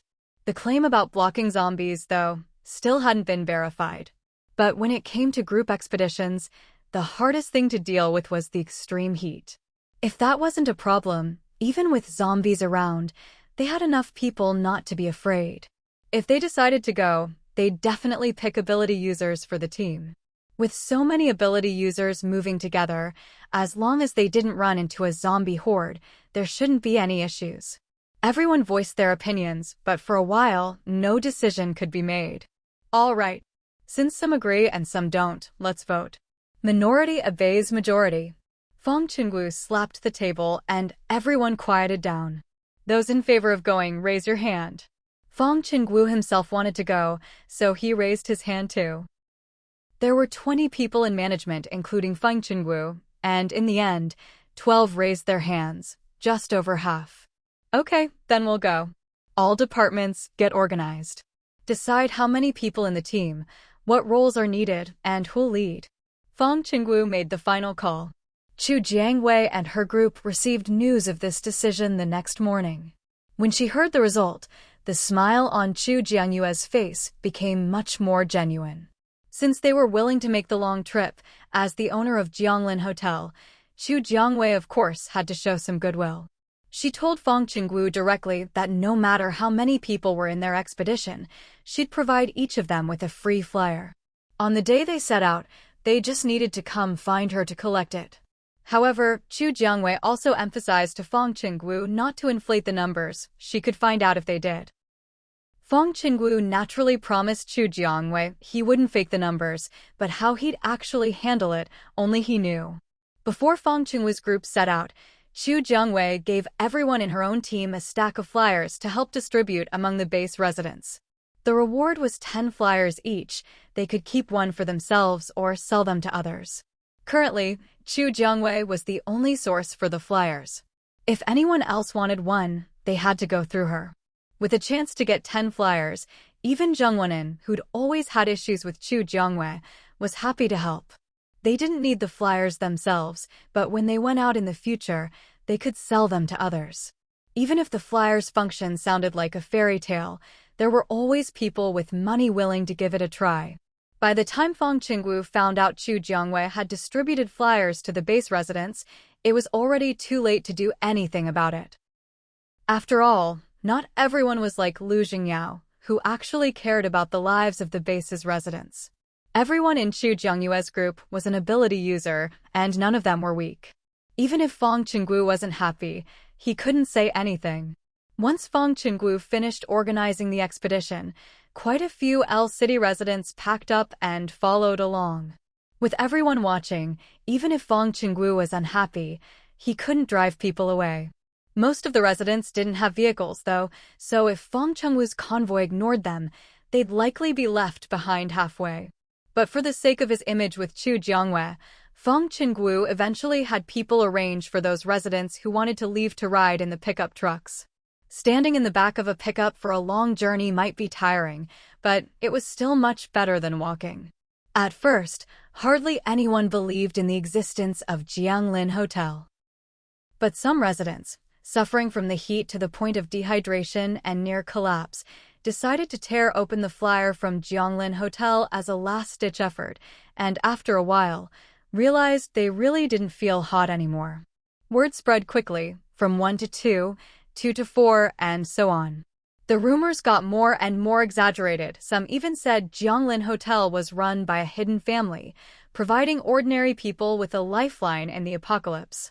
No matter how wild the rumors got, as long as the results were real, Chu Jiangwei didn't care. Some who couldn't catch up with Fong Chingu's convoy banded together, each with a flyer, making sure to use them wisely so they could reach Jianglin Hotel safely. After leaving the L City base, Fong Chingu looked at the vehicles Chu Jiangyue's group was driving, and the word "want" was practically written all over his face. He had no idea where they'd gotten so many standardized vehicles, and each one looked brand new. They'd come all the way from B City to L City, yet there wasn't a scratch or speck of dirt on them. During a rest stop, Fong Chingu came over. "These vehicles of yours look unfamiliar. They're not from B City's military district, are they?" His eyes swept over the row of silver SUVs, barely hiding his covetousness. "These are Jianglin Hotel's vehicles. We're just renting them. They came with the navigation rental, nothing wrong with that." "Renting? Jianglin Hotel has a lot of these vehicles." Fong Chingu's gaze at Chu Jiangwei changed. Being able to get so many vehicles in the apocalypse was no small feat. Once you become a guest at Jianglin Hotel, you can rent them too. No need to be surprised. Song Chungjun felt a strange sense of satisfaction showing off. He thought, back when he first met Boss Chu, he must have seemed just as much a bumpkin. But now he was no longer the old Song Chungjun. He was someone who'd seen the world at Jianglin Hotel. Anyone can rent them? Fong Chingu felt he couldn't keep up with Song Chungjun's pace. If what Song Chungjun said was true, no matter how many guests Jianglin Hotel had, they could all rent these SUVs. If the hotel was full, that could be 10,000 people or more. Could the hotel really have that many vehicles? It sounded absurd, completely impossible. In theory, yes. But I haven't looked into it, so I can't give you a definite answer. Who knew how many people rented vehicles through the navigation system every day? Besides, except for Boss Chu's car, the rest would be taken away after they finished their trip. Fong Chingu's expression turned a bit ugly. He felt like Song Chungjun might be pulling his leg, but he couldn't detect any sign of a lie. Feeling like there was nothing more to ask, she could only return to her own group, unwillingly. This time, Chu Jiangwei came back to the Jianglin Hotel with 3 little tagalongs, 2 human children and a mutant tiger cub. So the moment she got out of the car, she immediately attracted a lot of attention. Some bold people even walked right up to Chu Jiangwei and started asking all sorts of questions. "Little girl, are these your younger siblings or are they your own kids? Wow, Why did you bring a pet with you? Don't the others mind? Most of the residents of L City didn't know that Chu Jiangwei was actually the owner of the Jianglin Hotel they all admired, so their questions were rather tactless. Chu Jiangwei frowned slightly, feeling these people were being way too nosy. We're children that big sister took in, not her own kids. Shang Guqing might not have picked up on anything wrong with those questions, but Shang Guyue was already 7 years old and understood a lot, so she immediately spoke up in protest. Big sister is still so young. If people start spreading rumors that she already has kids, it'll be hard for her to find a big brother in the future. The middle-aged woman who had come over to ask questions looked a little embarrassed, then glared at Shang Guyue. What a rude little brat, no respect for her elders. Roar. The little tiger jumped out of Chu Jiangyue's arms and let out a roar at the middle-aged woman. The woman was so startled by the tiger's roar that her legs went weak, and she screamed, stumbling to the ground. You little beast, you're asking for it. Just wait, I'll catch you and eat your meat. As she spoke, she scrambled up from the ground and lunged at the little tiger. So she had her eyes on the little tiger all along. Vines whipped out from Chu Jiangyue's hand, blocking the woman's chest. Take another step, and this vine will pierce your heart. You'd better think twice before you act. Chu Jiangwei beckoned to the little tiger, who jumped back into her arms, though it still bared its teeth at the woman. The woman's face froze as she stared at the vine pressed against her chest. She hadn't expected the soft, delicate-looking girl to be so ruthless. But faced with an ability user, there was nothing she could do. That beast was just lucky to have found such a powerful owner. With a disgruntled snort, she turned and went back to her family. Chu Jiangwei watched as the woman walked over to a young man as skinny as a bamboo pole. The young man even gave Chu Jiangwei a greasy, crooked, leering smile, which almost made her throw up her lunch. Ugh. My eyes. System, you don't think he's interested in you, do you? The little fox on Chu Jiangyue's shoulder covered its eyes with its front paws. Shut up. Chu Jiangwei would never admit that someone so sleazy would ever have their eye on her. Fairy sister. Before leaving, the middle-aged woman shot a subtle glance at Shang Guqing. After she left, Shang Guqing walked over to Chu Jiangwei, looking a little scared. That person, it felt like she wanted to eat him. Don't be afraid. As long as you stay by Fairy Sister's side, no one will be able to hurt you. Once they got back to the Jianglin Hotel, they wouldn't have to be so on guard. Fairy Sister, I'm not scared. I want to become strong too, so when I grow up, I can protect Big Sister and Fairy Sister. After following Chu Jiangwei these past 2 days and eating well, Shang Guqing's chubby baby cheeks had filled out again. When he nodded, they jiggled adorably, and Chu Jiangwei couldn't resist poking a little dimple. So soft and bouncy, such a nice feeling. Because the flyers were only valid for a limited time, everyone set out right after lunch. Before leaving, Chu Jiangwei glanced up at the sky, then pressed her lips together. Upon hearing Chu Jiangyue's words, the expressions of everyone else in the car grew tense. If Chu Jiangyue's guess was correct, then anywhere outside the Jianglin Hotel would be completely uninhabitable for humans. But for now, the influence of the Jianglin Hotel was limited to City B, and in City L, only those at the City L base even knew about it. If that's really the case, there probably aren't many humans left in the world, Su Zhuqing remarked with a sigh. Everyone in the car fell silent, because they knew Su Zhuqing was telling the truth. But their abilities were limited. Even if they knew about this, there was nothing they could do. After all, they were only human, not gods. We still need to spread the word about the Jianglin Hotel, let more people know it exists. There wasn't much else they could do, but at least when they were out and about, they could promote the Jianglin Hotel as much as possible. Do what we can and leave the rest to fate. As long as we do our part, that's enough, Shen Jigui said, not wanting Su Zhuqing and the others to get caught up in unnecessary emotional turmoil. As time passed, the sky grew darker and heavier, and people's moods sank with it.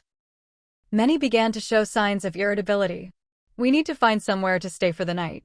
We can't sleep outside, Chu Jiangwei said, glancing at the now pitch-black sky and feeling that they really hadn't picked a good date for this trip. Still, she reminded everyone that they hadn't gotten on the highway yet. Otherwise, finding shelter from the rain would be much harder. "I'll message Song Chengjun," Shinjigue said. When it came to the possibility of rain, he tended to trust Chu Jiangyue's judgment. If Song Chengjun or Fong Chingu didn't believe them, Shinjigue was prepared to leave the group. No matter what, protecting themselves was the most important thing. As for the others, it was up to them whether they believed or not. Chu Jiangyue didn't know what Shinjigue was thinking, but even if she did, she would have supported him. "If you don't look out for yourself, heaven and earth will destroy you." Shinjigue used the virtual screen that came with his ID card to message Song Chengjun, telling him about the plan to find a place to stay for the night. Once he saw Song Chengjun's reply, he didn't bother with it further. But there weren't any habitable houses nearby, so the convoy had no choice but to keep moving forward. "Host, there's a village about a kilometer ahead. It should be suitable for people to stay in," the little fox, who had been standing on Chu Jiangyue's shoulder and scanning the area nonstop, reported as soon as it detected the village. With this information, Chu Jiangyue felt a bit relieved. "Plan out a route for me, and I'll guide them," she said. "Okay, host." The little fox quickly mapped out the optimal route for Chu Jiangyue, even thoughtfully marking it with a long, obvious arrow. As long as she followed the arrow to its end, she'd reach the destination. This kind of navigation was a godsend for anyone with a poor sense of direction. However, only Chu Jiangyue could see the arrow. Shinjigue and the others couldn't. "I remember there's a small village up ahead. If you trust me, I can guide us there," Chu Jiangyue offered. There were quite a few residents from the City L base with them, so if there was a village, they wouldn't have to worry about accommodation for the night. "I trust you," Shinjigue replied without the slightest hesitation. "Boss Chu, just tell me the route and I'll drive as you say," the driver, Xia Silin, chimed in. No one else objected. "I'll message Song Chengjun and let him know. Not sure what their original route was, but if it's different from ours, they can decide for themselves," Shinjigue said, opening his virtual screen again to message Song Chengjun. After receiving several messages from Shinjigue in a row, Song Chengjun, who had been in a good mood, suddenly became anxious. He quickly replied, saying he'd notify the others and have them follow along. Given how dark the sky was now, Song Chengjun was inclined to believe it would rain. Besides, even if it didn't rain, they'd still need to find somewhere to sleep for the night, so this wouldn't affect their plans much. Still, he needed to inform Fong Chingu. As for what Fong Chingu would ultimately decide, that wasn't something Song Chengjun could control. He just hoped Fong Chingu would consider the ordinary survivors from the City L base when making his decision. Even if there were some ability users among them, most were only level 1, and on the road during this great migration, their ability to protect themselves was limited. All these things weren't Chu Jiangyue's concern. Xia Silin had already driven to the front of the convoy, with Song Chengjun's vehicle right behind. Then came Jin Churen's group, Ling Feng's group, and finally the cars with those who hadn't joined any ability user teams. "Let's keep going for now." This was the main road, and there weren't any turn-offs along the way. But looking ahead, there wasn't a single house in sight. Still, since Chu Jiangyue said there was a village, Xia Silin followed her directions and kept driving. After about 500 meters, Chu Jiangyue told Xia Silin to turn right. To the right was a narrow cement road between fields, just wide enough for 2 cars. After a series of twists and turns, they finally saw a village.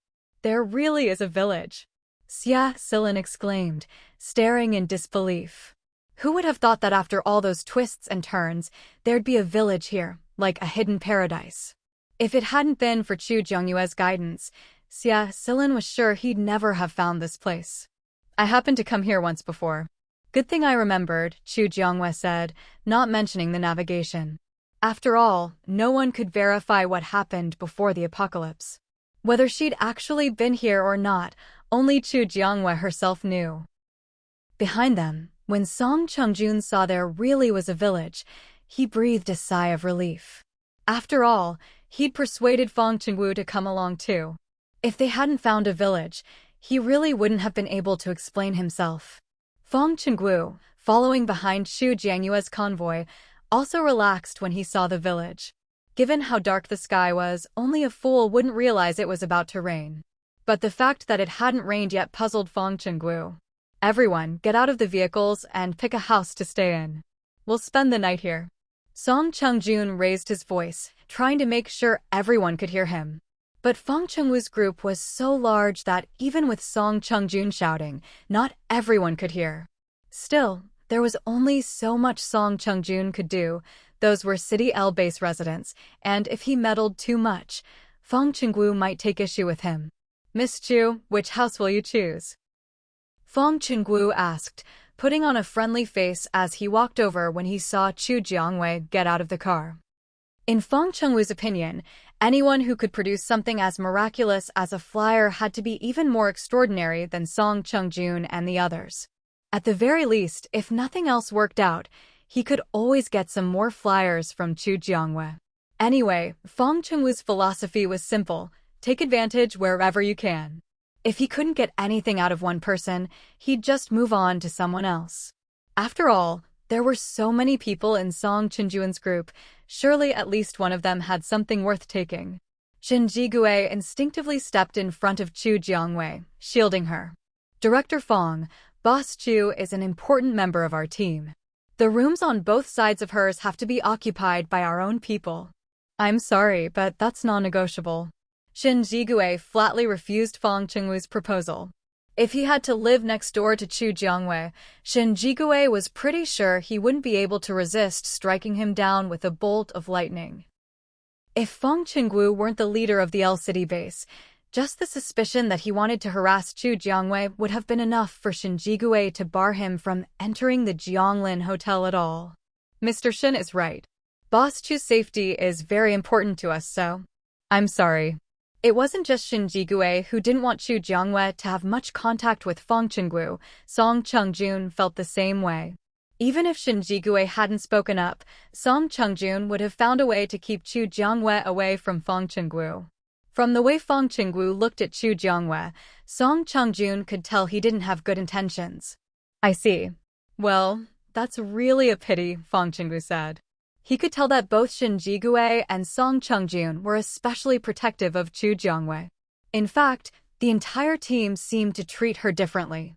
But since they were clearly rejecting his approach, Fong Chingu weighed his options and decided not to push his luck. Chu Jiangwei herself wasn't eager for any close contact with Fong Chingu either, so she silently accepted Shin Jigui and Song Chunjuan's actions. The little fox really lived up to its reputation as Chu Jiangyue's best cheat code. While everyone else was still worrying about where to stay, the little fox had already picked out the best option for her. Chu Jiangwei shot a look at Shin Jigui and the other four, then walked straight ahead. Seeing her move, Song Chungjun quickly followed. Boss Chu, wait for us. Jean Churan was sure that sticking with Chu Jiangwei meant there'd be benefits, so she hurried after her. The remaining 5 in Jean Chu's group could only follow behind Jean Churan. Ling Feng and his 2 lackeys trailed close behind, and the rest of the stragglers naturally followed the main group. Chu Jiangwei didn't care how the others divided things up. She went straight to the house the little fox had picked for her and reached out to open the door. Only to be stopped by Shin Jigui. We don't know if there are zombies inside. Better be careful. The little fox, perched on Chu Jiangyue's shoulder, looked indignant at being doubted. Mr. Shin is being thorough, Chu Jiangwei said, giving up on opening the door herself. Instead, she moved to the side of the gate, activated her powers, and used vines to open the door. Seeing Chu Jiangwei use her wood powers in such a creative way left Lin Shiyuan and the others wide-eyed. They never imagined wood-type abilities could be used like this. Amazing, Boss Chu. Jean Churan praised her generously, even applauding several times. Chu Jiangwei felt a little embarrassed. It was just a matter of pushing the bolt open, nothing technical. After waiting a moment by the gate and hearing no movement, she stepped inside. The yard was full of withered flowers and plants, looking desolate. The main entrance of the house faced the gate directly. To avoid running into zombies by opening the door, Chu Jiangwei once again used her vines to open it. Fortunately, no zombies jumped out and the group entered the living room safely. Let's check the rooms. If there are zombies hiding inside and they attack us in our sleep, that'd be bad. The 5 in Shinjigue's group agreed and split up to check the rooms. As it turned out, the little fox's scan was spot on. There wasn't a single person in the whole house. But there weren't any supplies either. Chu Jiangwei suspected the owner had left after the apocalypse began. From the state of the rooms, it was clear someone had been living there until fairly recently. If it had been abandoned for a long time, there wouldn't be so many distinctive little decorations around. For tonight's rest, we'll have 2 people on watch, 2 for the first half of the night, 2 for the second. Boss Chu, you don't need to take a shift. We'll handle it. Chu Jiangwei didn't stand on ceremony and agreed immediately. Given the choice between taking a night watch shift and getting a good night's sleep, she'd pick sleep every time. She'd lent them her car after all. Enjoying a few perks was only fair. Once the house was checked, Shinjigue had everyone do a quick cleaning, mostly just tidying up the rooms they'd be sleeping in. Chu Jiangwei didn't feel right making Shinjigue's group clean her room, so she wiped it down herself. It was only for one night, so she wasn't picky. After all, the places she'd stayed in her previous life were nowhere near as nice as this. After dinner, Chu Jiangwei went to her chosen room to rest. Lin Shuyuan and Su Zhuqing took the first watch, one in the first-floor living room, the other at the second-floor stairs. As time passed, it got darker outside, and soon there was thunder and lightning. Chu Jiangwei had already fallen asleep, but the noise woke her up. Once awake, she couldn't get back to sleep. The thunder and lightning outside grew louder, and her expression turned serious. Soon, the sound of torrential rain joined in. If Chu Jiangwei hadn't had the foresight to close all the doors and windows, she'd have gotten soaked. From her previous life, Chu Jiangwei knew that anyone caught in the rain would turn into a zombie.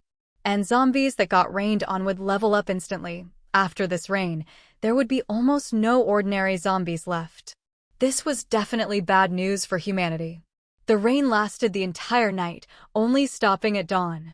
Chu Jiangwei had just woken up, her mind still foggy, but the little fox's warning snapped her fully awake. A zombie horde.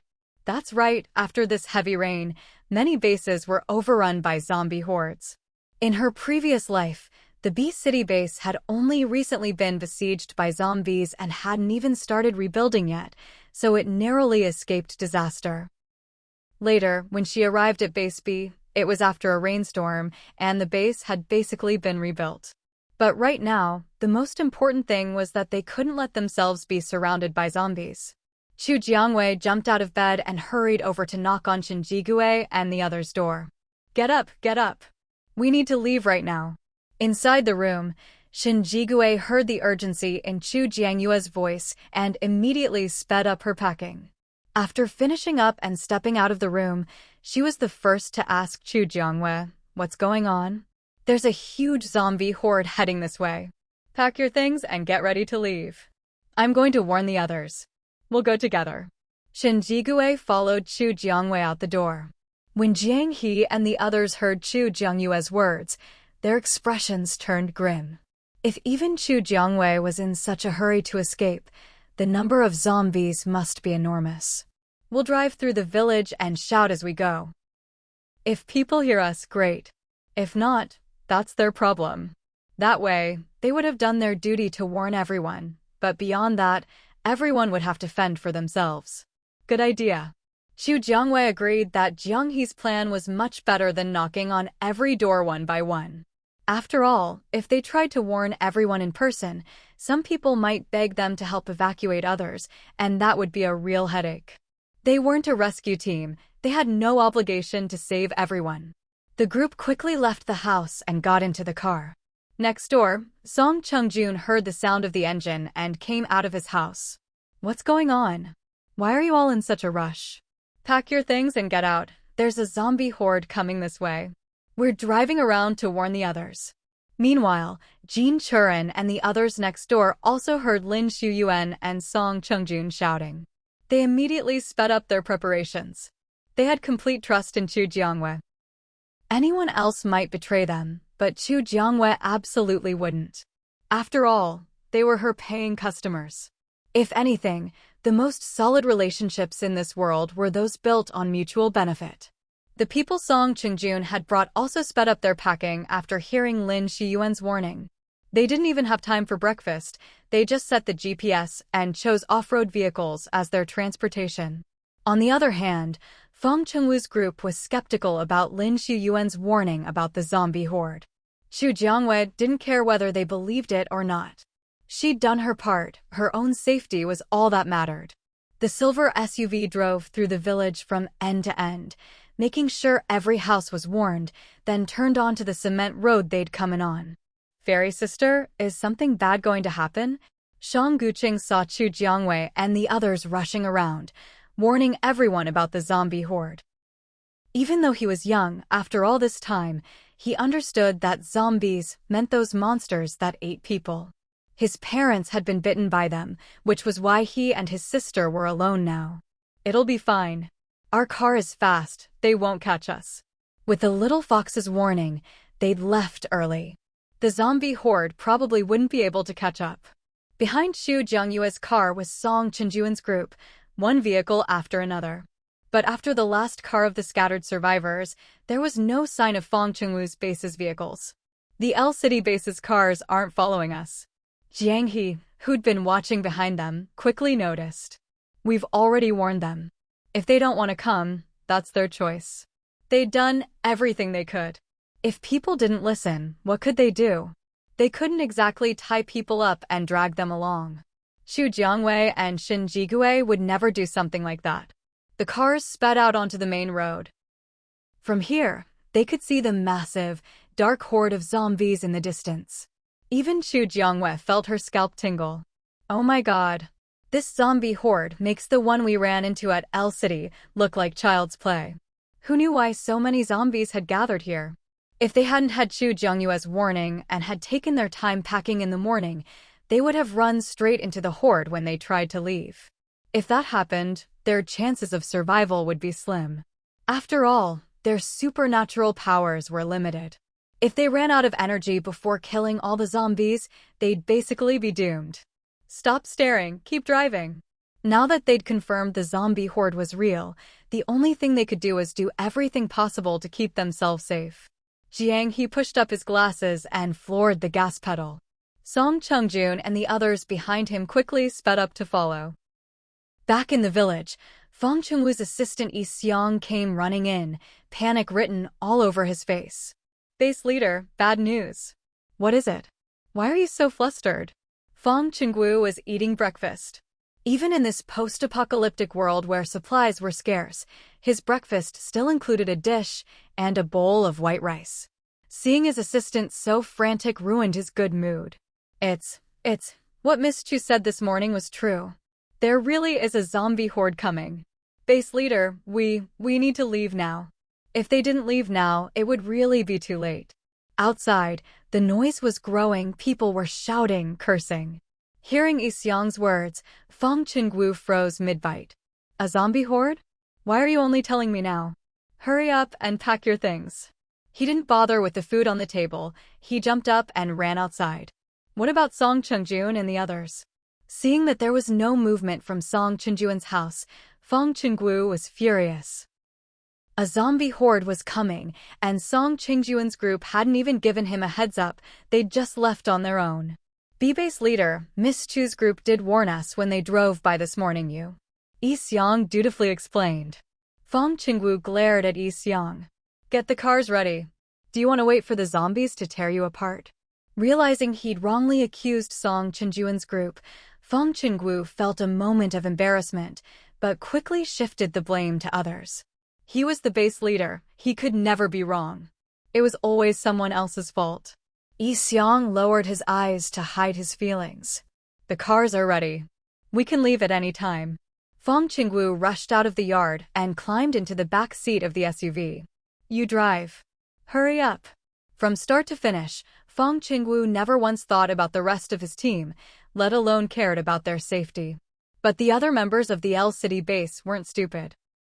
When they saw Fong Chingu driving off in a panic, they immediately rushed out and got their own cars to follow him. The residents who had followed the L City-based team out, but had no vehicles or supplies, saw Fong Chingu's group driving away and came out of the houses they'd stayed in the night before. How did they just leave like that? Not a sound. No way, we haven't even gotten on the vehicles yet. Stop. You guys stop. There are still people who haven't gotten on. But no one paid any attention to their shouts. All the vehicles drove off, leaving them and a group of others stranded, unable to reach Jianglin Hotel ahead, unable to return to the base behind. Damn that Song Chungjun, he's really something. By now, Fong Chingu's group had already reached the main road. Seeing the massive horde of zombies about to descend on the village, Fong Chingu spat on the ground, cursing Song Chungjun for being so heartless. Everyone in the car kept their heads down silent. When Chu Jiangwei and the others were driving around this morning, shouting warnings all the way, how come you weren't in a hurry then? They'd already done their best to notify everyone, but you didn't believe them.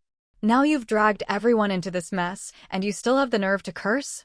Still, Chu Jiangwei and the others didn't know about his attitude, so the rest just let him be. On the way to L City, they'd wasted a lot of time because they weren't familiar with the roads. But on the way back, they retraced their route, and everyone was more familiar with the terrain. Plus, they didn't need to stop and ask for information, so the return trip was much faster. However, on the way back, everyone clearly felt that the zombies they encountered were of a noticeably higher level. The upside was that killing these higher-level zombies gave them a much better chance of getting level 2 or even level 3 zombie cores. Even if they didn't, they'd at least get a level 1 core. Low-level zombies had almost disappeared by now. To train their abilities, Chu Jiangwei and the others would take turns getting out of the car to deal with zombies whenever they encountered them. It did slow their journey a bit, but everyone enjoyed it. Along the way, they also caught up with Fong Chingu's group, who had set out later. When they caught up to Song Chunjuan's team, they saw them leisurely preparing lunch while others dealt with zombies. Fong Chingu couldn't help but curse again. He'd been running himself ragged dodging the zombie horde, while these people were living so comfortably, anyone would feel a bit resentful seeing that. Captain Song sure is living the good life. After getting out of the car, Fong Chingu started with his sarcastic remarks. Director Fong, we did remind you several times this morning. See? You're fine now, aren't you? But Song Chingjuan's gaze lingered on the noticeably fewer people in the pickup behind Fong Chingu, and he pressed his lips together. Those residents who'd left L City base with them were probably in grave danger now. But there was nothing to be done. It was the law of the apocalypse, survival of the fittest. If they'd packed up and left when Chu Jiangyue's group warned them about the zombie horde, maybe they could have made it out alive. Hearing Song Chingjuan's words, Fong Chingu just snorted and didn't say anything more. In the end, this was Fong Chingu's own arrogance. If not for that, maybe those residents wouldn't have met such a fate. It's already noon, Director Fong. You haven't had lunch yet, have you? Want to sit down and eat something? Sure. Chu Jiangwei, I was just being polite, and you really took me up on it? But since he'd already agreed, Chu Jiangwei couldn't very well kick him off the table. She glanced at Jianghe, who was helping Fu Zhe prepare lunch and set the table. Sorry, we only brought enough bowls and chopsticks for the 6 of us. We don't have any extras.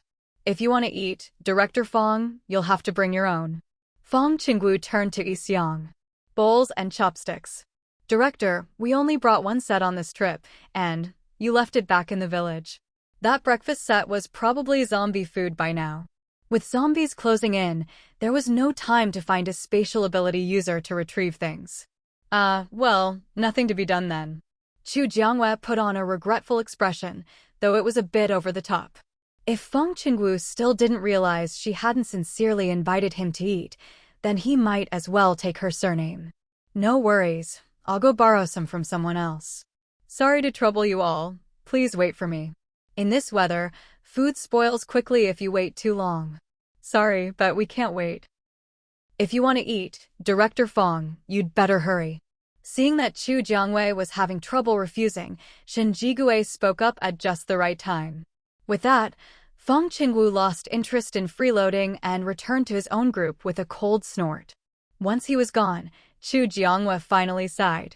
Ugh, I really shouldn't have said that invitation just now. Ahem, you can't blame yourself, Boss Chu. He's just too greedy.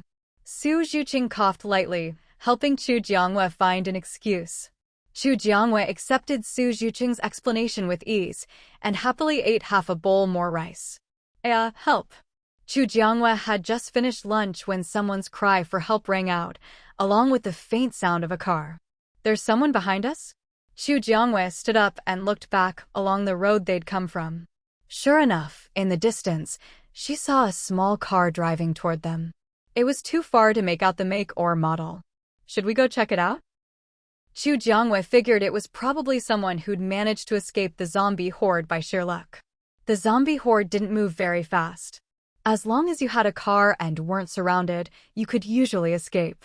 Even on foot, if you ran hard enough, it was possible. He'll come over by himself. Shin Jigue glanced over indifferently, showing zero interest in rescuing anyone. Probably because he was fleeing for his life, the driver was speeding. And since Chu Jianghua's group and Fong Chingu's group had just cleared the road, he made good time and soon reached their rest stop. Maybe he saw the crowd and decided to stop. Hello, where did you come from? Were you escaping the zombie horde? Inside the car was a young man. Song Chungjun stepped forward and asked. Yes. Who are you guys? Are you the military rescue team? Can I come with you? The young man seemed genuinely terrified by the zombie horde. He'd sped all the way here and was still out of breath after stopping. We're from Jianglin Hotel. That's the L City-based team over there. We're heading back now. If your car can keep up, you can come with us.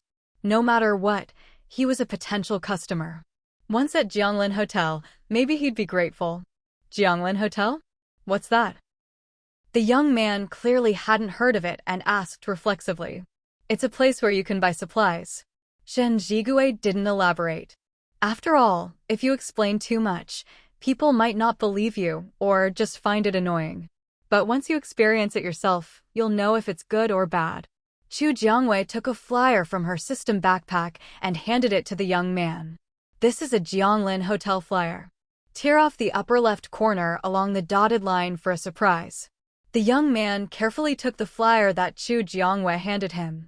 Almost as if under a spell, he followed her instructions and tore off the upper left corner along the dotted line. Then his eyes nearly popped out of his head. This. It's only valid for 7 days, and each person can only use it once. Consider this one a gift from me to you. Is this something they sell at Jianglin Hotel? That's amazing. The young man still had streaks of dyed hair and looked quite young.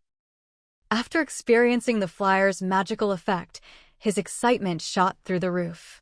No, the flyer isn't for sale. Only new customers can try it once. The hotel has temperature-regulating suits, just like the ones we're wearing. As long as you put one on, you can go outside freely even in extreme heat, without worrying about sunburn. However, from now on, what they'd need to worry about was keeping warm instead. Today's temperature was still high, but judging by how Chu Jianghua felt, it was about 5 degrees Celsius cooler than yesterday. Temperature-regulating suits. How much are they? I have money. At Jianglin Hotel, the currency is copper, silver, and gold coins. You can exchange any item for them, but zombie crystal cores hold their value best. Chu Jianghua glanced at the young man and could tell he probably didn't have any crystal cores saved up. That's fine. Can I exchange now? Where is Jianglin Hotel? He was clearly easy to convince, believing everything she said. Most likely a college student. Jianglin Hotel is in City B. We're actually heading back there now. You can come with our group. Although this potential customer was a bit naive, this was exactly the type capitalists loved most. Chu Jianghua looked at him with genuine affection, even though he might actually be older than her. I'll go with you. The young man seemed to have finally found his direction and made this decision with great seriousness. After talking with him, the group had just about finished resting. Everyone got back in their vehicles and set off again. To avoid being bullied by Fong Chingu's team, Song Chungjun had the young man drive his car right behind theirs. As they traveled, Xu Jiangyue's group continued their routine. Whenever zombies appeared, they took turns getting out to deal with them. The young man watched in awe as the group displayed all sorts of dazzling supernatural abilities, his eyes practically shining. Was this the legendary superpower? If they had powers, did that mean he could have them too? With that thought, he became even more determined to stick with Xu Jiangwei and the others. Host, the zombies have noticed us and are heading this way. We'd better hurry back to Jianglin Hotel. Only at Jianglin Hotel could the little fox guarantee her host's absolute safety. When the little fox spoke up, Xu Jiangwei had just finished off a level 2 zombie. Hearing this, her expression changed. After killing the zombie and getting back in the car, she turned to Shin Jigue. Mr. Shin, I suddenly feel uneasy. I want to get back to Jianglin Hotel as soon as possible. Let's stop hunting zombies and just drive straight back. I'm fine with whatever. Let's ask Song Chinjun and the others what they think. Shin Jigue would always defer to Xu Jiangwei, but he could only make decisions for his own team. He couldn't speak for the other ability user teams. Still, Shin Jigue believed that if Xu Jiangwei suddenly changed her mind, she must have her reasons. If she wanted to share them, he'd listen. If not, he wouldn't pry. Xu Jiangwei was a bit surprised by Shin Jigue's trust, but now wasn't the time to dwell on it. What mattered was getting everyone to pick up the pace. If it was just a small zombie horde with so many ability users here, they'd probably have to fight over the chance to kill zombies. But faced with a massive zombie army, they wouldn't stand a chance. Their only option now was to get back to Jianglin Hotel as quickly as possible. Jianglin Hotel had a zombie shielding function. Even if a zombie horde passed by, they'd only skirt around the hotel grounds, never noticing its existence. With that in mind, Xu Jiangwei pulled out another stack of Jianglin Hotel flyers from her system backpack. She had the little fox add instructions for using the flyers. Then, as they drove, Xu Jiangwei tossed flyers out the window along the way. She wasn't a savior, but if even one person found a flyer and made it safely to Jianglin Hotel, it would be worth it. Shin Jigue and the others were stunned to see Xu Jiangwei throwing out Jianglin Hotel flyers as if they were worthless. Although Xu Jiangwei usually seemed cold and indifferent, her actions now showed she truly had a big heart. Shin Jigue felt his heart, which had only been fluttering before, now pounding even harder. He was very aware that he was sitting in the passenger seat. Otherwise, if he were next to Xu Jiangwei, he'd worry she could hear his heartbeat. Over and over, the rhythm grew stronger and louder. Those driving behind Xu Jiangwei saw the flyers fluttering out of her car and were equally shocked by her generosity. In their minds, since each flyer could only be used once, there must be a limited supply. Yet Xu Jiangwei was willing to give them out so freely. She truly had guts. And so, this beautiful misunderstanding was born. Host, someone behind us is trying to pick up a flyer. The little fox was always monitoring everyone. As soon as someone got out to pick up a flyer, it immediately reported to Xu Jiangwei. Check for me. If they don't already have a flyer, let them pick it up. But if they do, give them an electric shock so they can't even hold onto it. As long as someone was holding a flyer, the little fox could punish them through it. And an electric shock was the lightest punishment. Xu Jiangwei only gave them this chance to correct themselves because they were potential future guests of Jianglin Hotel. Otherwise, by hotel rules, they'd be blacklisted immediately. Got it, host. The little fox agreed cheerfully. This was a trivial matter, just a drop in the bucket compared to a day's energy intake, so it was happy to be generous. Xu Jiangyue's purpose in tossing flyers out the window was to give survivors a sliver of hope, not to let people take advantage. Sure enough, before long, the little fox noticed someone who already had a flyer couldn't resist stopping the car to pick up another when they saw one Xu Jiangwei had just thrown. The young man carefully took the flyer from Xu Jiangwei and, as if compelled, tore off the upper left corner just as she'd instructed. A lot of people had this mindset. They were in a great mood when they got off the car to pick up the flyers, but the moment they got zapped, they looked just as miserable as they'd been happy. Screams rang out one after another. Shin Jigue turned to look at Xu Jiangwei. Was that your doing? Yep. My freebies aren't that easy to take advantage of. Chu Jiangwei had already planned it out when she threw the flyers. There was no way she was going to let anyone get a free ride. You don't think I went too far, do you? If Shin Jigui really thought that, Chu Jiangwei would have to reconsider whether their values were compatible. People with different values really weren't suited to doing missions together in the future. Of course not. I think it's great. Shin Jigui had been a little worried, but after hearing the wailing and howling from behind, he knew Chu Jiangwei had handled everything perfectly. He had to admit, Chu Jiangyue's approach was really clever. As long as you weren't greedy, you wouldn't get punished. Exactly, that's what I think too. Otherwise, if they picked up all the flyers, what about the people who actually need them to survive? Su Zhuqing chimed in. Sister Fairy did the right thing. Shang Guqing piped up. Chu Jiangwei gave his chubby little belly a squeeze. A freshly bathed, clean, soft baby was just so nice to pinch. The little guy wasn't mad at all after being pinched. Instead, he giggled at Chu Jiangwei. Without having to fight zombies, the group quickly got onto the highway. But once they were on the highway, they soon realized there were a lot more zombies. Before, there were only a few scattered about, but now there was practically a zombie every 5 steps, and all of them were level 1 or above.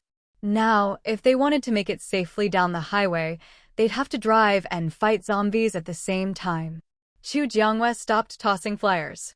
She gathered a ball of green energy in her palm, and soon a long vine materialized in her hand. The vine was easy to use, and after all the zombie fighting, her ability had unknowingly leveled up to level 3. Now, Chu Jiangwei could skewer zombies from a distance. Whenever they passed a zombie, Chu Jiangwei would activate her power, sending the vine straight through the zombie's forehead. Then she'd use the leaves to wrap up the crystal core.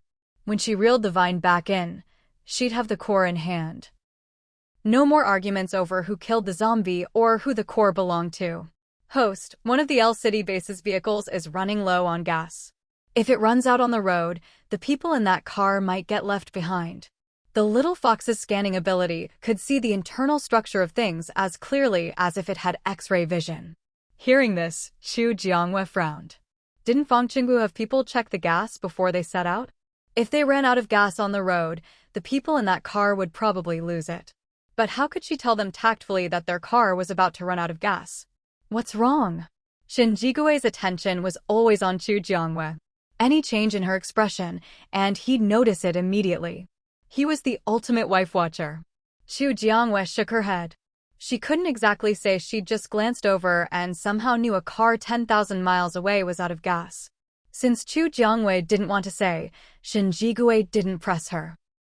The cars kept speeding along, but the one the little fox had flagged as low on gas was clearly falling behind. Whenever they hit an incline, it was obvious that car was struggling to make it up. About 20 minutes later, the car finally couldn't go any further. 6 or 7 people anxiously got out and blocked the road, trying to squeeze into the cars behind. What's going on back there? The commotion was pretty big, and a lot of people stopped their cars to look. Looks like a car ran out of gas. The people inside abandoned it and are trying to cram into other cars, Lin Shiyuan reported after getting out to check. No gas? Fong Chingu's group should have brought some spare fuel, right? Otherwise, without backup gas, these cars won't last more than a few days before they're useless. Without gas, a car was just scrap metal, taking up space and good for nothing. Their own car was already full, and Chu Jiangwei had no intention of getting involved. These people were, after all, from the L City base. If Fong Chingu had any sense of responsibility, he should arrange vehicles for them. There were only 6 or 7 people. If each squeezed into a different car, it shouldn't be a problem. But Chu Jiangwei waited in the car for a long time and still didn't see Fong Chingu do anything. She frowned, but ultimately didn't get out to interfere. If Fong Chingu didn't step up, Chu Jiangwei guessed that, as usual, Song Chungjun, the perennial good guy, would make an appearance. Sure enough, after about 10 minutes of stalemate, Song Chungjun finally got out and headed over. Captain Song is here. Someone in the crowd shouted, and Song Chungjun, who'd wanted to keep a low profile, was immediately the center of attention. What's going on here? Song Chingu asked. Someone from the group stepped forward and quickly explained the situation. So, you want to find cars willing to make room for you, is that right? Song Chingu had learned his lesson. Now he made sure to clarify everything up front, so there'd be no arguments later. That's right. There's a horde of zombies right behind us. If we don't get a ride, we'll never make it to the Jianglin Hotel alive. Song Chingu counted the people, then said, I can arrange a car for you, but from now on, you have to follow my orders. Otherwise, I'll take the car back. Also, using the car comes at a cost. If you don't have the Jianglin Hotel's universal currency, you can pay with crystal cores. 1 level, 1 zombie core per person per day. Or you can walk. Your choice. Song Chingu was finally learning to look out for his own interests, not just give and give. Hearing that they'd have to pay with crystal cores, the group's faces fell. They'd been thinking they could just squeeze into other cars. There was always room for one more. And from the start, they'd had their eyes on Chu Jiangyue's group's cars. After all, their cars were much cleaner and more comfortable than Fong Chingu's, and there were fewer people in each one. Adding one more person to each car wouldn't be a problem. But now Song Chingu was asking for crystal cores, and the 7 of them instantly soured. They'd never imagined they'd have to pay to hitch a ride. Brother, we don't have any crystal cores on us. Can't you cut us some slack? You have so many cars in your team, we can just each take one. Everyone wanted their own car, but they were adamant about not mentioning any payment in crystal cores. If there are no crystal cores, I can't help you. Figure it out yourselves. With that, Song Chingu turned around and walked away. He was kind, but his kindness wasn't a tool for others to take advantage of. Wanting help without paying anything, such good things didn't even exist before the apocalypse, let alone now. These people really had some nerve. Hey, don't go. We can talk about this. 1 crystal core per person is too much. Can you lower it a bit? Song Chingu ignored them. 1 level, 1 zombie crystal core per person per day was already the lowest price. He still had to find someone willing to activate navigation and rent out their off-road vehicle. The owner had to pay 50 copper coins per hour just to rent the car out. With 7 people, 1 level, 1 crystal core per person per day, that's 700 copper coins, enough to run the car for 14 hours. Normally, their travel time wouldn't exceed 12 hours, but if they ever needed to use the car for more than 14 hours in a day, the owner would actually lose money. This whole thing was a gamble. It could make money or lose money, and Song Chingu had to convince someone to take the risk. If no one was willing, there was nothing else he could do.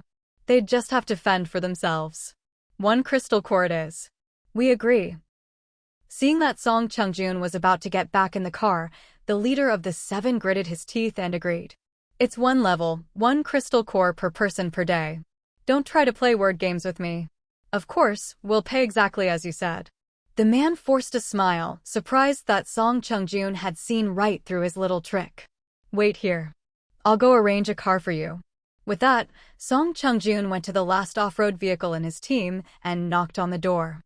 When unaffiliated people went out, they usually hunted only stray zombies, so their haul was never as much as the ability user teams. If they had a chance to earn some copper coins, Song Chingu figured they wouldn't refuse. Sure enough, as soon as he explained the situation, several people's eyes lit up. Captain Song, me. I can activate navigation right now and set the off-road vehicle as the transport. Why are you butting in? I have elderly parents and kids to support. How can you compete with me? Who doesn't have family to support? Captain Song, let me do it. With people willing to activate navigation for others, Song Chingu finally breathed a sigh of relief. Those interested, play rock, paper, scissors. The winner gets the chance. Song Chingu used the simple, straightforward method of rock, paper, scissors to decide who would get the opportunity. The 7 people in the car immediately started a noisy game. Soon, a winner emerged. Song Chingu led him out of the car and over to the group wanting a ride. These are the people. Song Chingu briefly introduced both sides, then got to the point. Hand over the first day's crystal cores. He didn't want to lend them the car only for them to skip out on paying. It was the apocalypse. Human nature couldn't stand up to temptation. When they heard they had to pay up front, the 7 people all had different expressions. Clearly, Fong Chingu's concerns weren't unfounded. Although they'd agreed to pay, they were still scheming to get out of it. There was no way Fong Chingu would let that happen. He insisted on getting the crystal cores before his teammate activated navigation. After that, he trusted his teammate would be able to collect the rest of the payment. If they tried to skip out, he could just turn off navigation. He had his own car anyway, so it didn't matter to him. We can give you the crystal cores, but you said you'd arrange a car for us. We haven't even seen the car yet. How can we trust you with the payment? They weren't stupid. Fong Chingu had only brought one person back, and there was no car in sight. They were worried about being scammed. Fong Chingu glanced at Meng Guangchuan. Show them the car. Meng Guangchuan nodded, opened his virtual screen, and activated navigation. The next second, a shiny silver off-road vehicle appeared before everyone. Many people had been watching the situation. When they saw Meng Guangchuan tap something in midair and a brand new off-road vehicle materialize, their eyes widened in shock. What is that? Some kind of ability. An ability to conjure cars? That sounded like something out of a fairy tale. No one at the L City base could answer Fong Chingu's question. Everyone just stared at Meng Guangchuan in awe. At that moment, a military green off-road vehicle from the L City base pulled up, and 3 people quickly ran over to Meng Guangchuan. Brother, is your ability to create cars? Can you make one for us too? We have crystal cores. It was a family of 3, with the man speaking up. Judging by his strong build, he must have been a fitness enthusiast before the apocalypse. A physique like that really gave people a sense of security these days. Meng Guangchuan shook his head. I have a metal ability, but this car is rented by activating the navigation function. As long as you become a guest at Jianglin Hotel, you can do it too. Meng Guangchuan was straightforward. He didn't take credit for conjuring the car. Once we become guests at Jianglin Hotel, anyone can do this? The burly man looked incredulous, thinking it all sounded too fantastical. Could this really happen in the real world? Yes. You'll see for yourself when you get to Jianglin Hotel. If you want a car, you can find someone who hasn't activated navigation yet to help you. But renting an off-road vehicle through navigation is charged by the hour. If you want one, you'll have to pay accordingly. Decide for yourselves. With that, Meng Guangchuan turned to the 7 whose car had run out of gas. Pay today's rental, and you can get in. The navigation-rented vehicles only allowed people on board if the owner agreed. Otherwise, even the King of Heaven couldn't get in. The 7 reluctantly pulled out 7 level 1 zombie crystal cores and handed them to Meng Guangchuan. Meng Guangchuan took the cores and picked one out for Fong Chingu. Thank you, Captain Song, for the business. Here's a token of appreciation. It wasn't much, but at least a crystal core was worth 100 copper coins. Could you help me find someone else? I want a car too. Given the choice between squeezing into a car with others or spending a few crystal cores for a private ride with family, anyone would know which to pick. When the burly man spoke, Meng Guangchuan gave him a warm, friendly smile. No problem. Come with me. Meng Guangchuan led the burly man toward the silver SUV he was driving. Meanwhile, the other 7 people couldn't wait to pile into the SUV Meng Guangchuan had set aside for them, their faces taking on lecherous expressions. Seeing that everything was settled, Fong Chingu also returned to his own car. Meng Guangchuan brought the burly man, his wife, and child over to his SUV and knocked on the door without ceremony. The people inside saw Meng Guangchuan approaching with others. Though they were puzzled, they still opened the door. What's up? Someone poked their head out and glanced at the burly man's family of 3. Are they trying to hitch a ride? Our car is already full. If we squeeze in more people, we'll get fined for overloading. They want a car too. One of you pick someone to navigate and get them an SUV. As for the price, you'll have to negotiate yourselves. I'm not responsible for that. With that, Meng Guangchuan got into the car and returned to his seat. I've only got 3 people, so I can't pay as much as before. But I can do 5 level 1 zombie crystal cores per day. The burly man was also an ability user, but since he had his wife and child with him, he'd kept a low profile back at the L City base. Still, his combat strength was nothing to scoff at. 5 level 1 zombie crystal cores a day was within his acceptable range. The others perked up when they heard this. 5 level 1 zombie crystal cores was equivalent to 500 copper coins. Even if they drove for 10 hours straight, they wouldn't lose money. It wasn't a huge profit, but the trip to Jianglin Hotel would still earn them a little extra. The remaining 5 people who weren't navigating quickly played rock, paper, scissors to decide who would go. In the end, a man named Yupan won the spot. "Come on, let's settle this over there," Yupan said, getting out of the car and pointing to an open area. The burly man had no objections and led his wife and daughter over. Yupan deftly set up the navigation, gave the burly man permission to drive, collected the crystal cores, and returned to the car. Just then, another group, men and women, got out of a vehicle from the L City base and headed toward Yupan and the SUV. "Honey." Seeing people approach, the woman instinctively moved closer to the burly man, clutching her child nervously. The burly man, whose name was Shintu Huan, put his arm around his wife and gave her a reassuring look. "Shintu Huan, you got a car and didn't tell your buddies?" Shintu Huan's hand crackled with purple energy as he glared fiercely at the newcomers.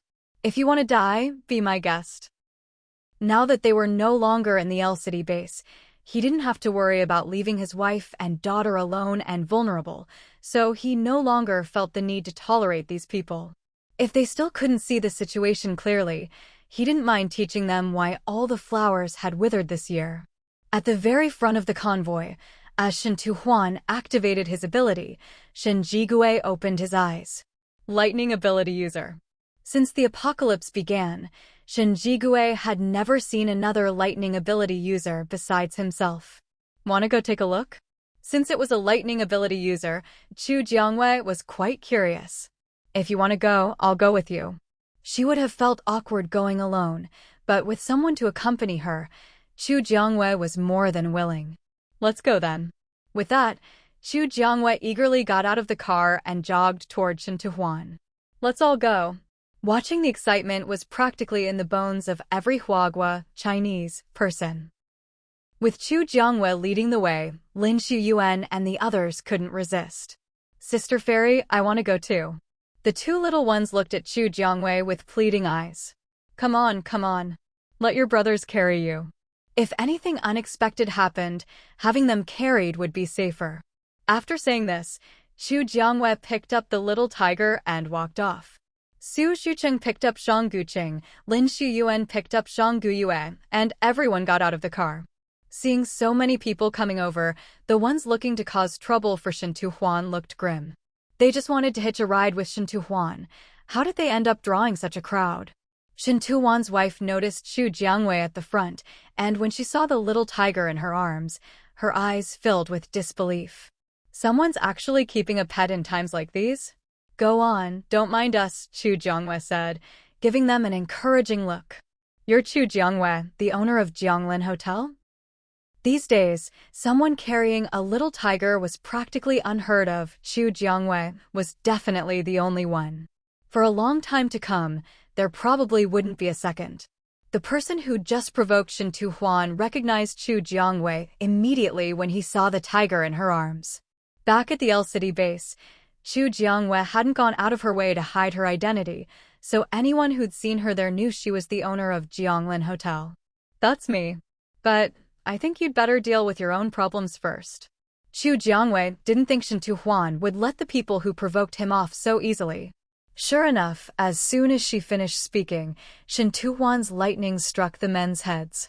Unfortunately for them, one of the troublemakers was a wood-type ability user. When the lightning struck, he instinctively conjured a wooden plank to block it. Wood is an insulator, so it actually worked, but since Shintu Huan was stronger, only part of the lightning was blocked. The rest still hit them. They didn't end up charred, but their hair was singed, and there was even a faint smell of roasted meat. Chu Jiangwei frowned. They look miserable, but they deserved it.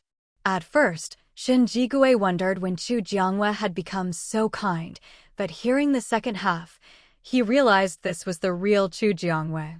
With so many people watching, Shintu Huan didn't go all out on the 3 men. "I'll let you live this time. If you try this again, you won't be coming back." With that, Shen Tuhuan took his wife and daughter, got in the car, started the engine, and drove behind the SUV Meng Guangchuan and Yu Pan were in. The three charred men supported each other, trying to get back to their own car. But no one opened the door for them. The three were injured and had no fighting strength, and the people in the car weren't about to help. They were ability users, but so were the people in the car, and there were more of them. If they tried to force their way in with their powers, they'd probably get beaten up as soon as they got inside. With so many people squeezed together, who knows what accidents might happen. The legal system had completely collapsed by now. As long as the base management didn't intervene, even if 1 or 2 people died, there would be no consequences. Based on Chu Jiangyue's observations of Fong Chingu, the base leader, over the past few days, she knew that unless his own interests were at stake, Fong Chingu would never bother meddling in other people's business. As for their own group, if Song Chungjun wanted to stick his nose into things, Chu Jiangyue had nothing to say about it. With the issue finally resolved, the convoy set off once again, with Chu Jiangyue's car still leading at the front. Chu Jiangyue took out another stack of flyers and continued tossing them out the window. Since someone had already been the guinea pig earlier, no one else was foolish enough to try picking up the flyers now. On the way back, they encountered quite a few more survivors who joined their group. For every newcomer who didn't already have a flyer, Chu Jiangyue would hand them one. Anyone who joined their group was a potential customer for Jianglin Hotel. It was just a flyer, she could afford to give them away. The new arrivals were all visibly surprised when they learned their destination was a hotel. And when they found out that Chu Jiangyue herself was the hotel owner, their astonishment reached its peak.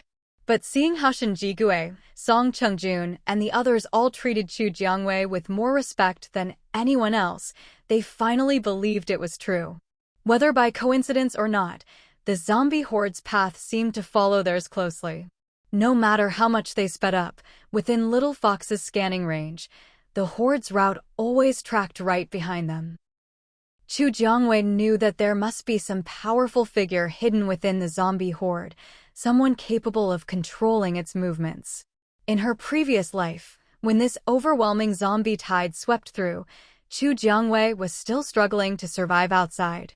She hadn't known exactly where the horde passed through. She only fled with the crowd whenever the horde drew near. She'd been lucky each time. She managed to escape the crisis, until she eventually made it to the B-City safe base. To avoid the zombie horde, they'd canceled their usual routine of getting out to fight zombies and train their abilities, which meant Chu Jiangyue's group was traveling much faster than before.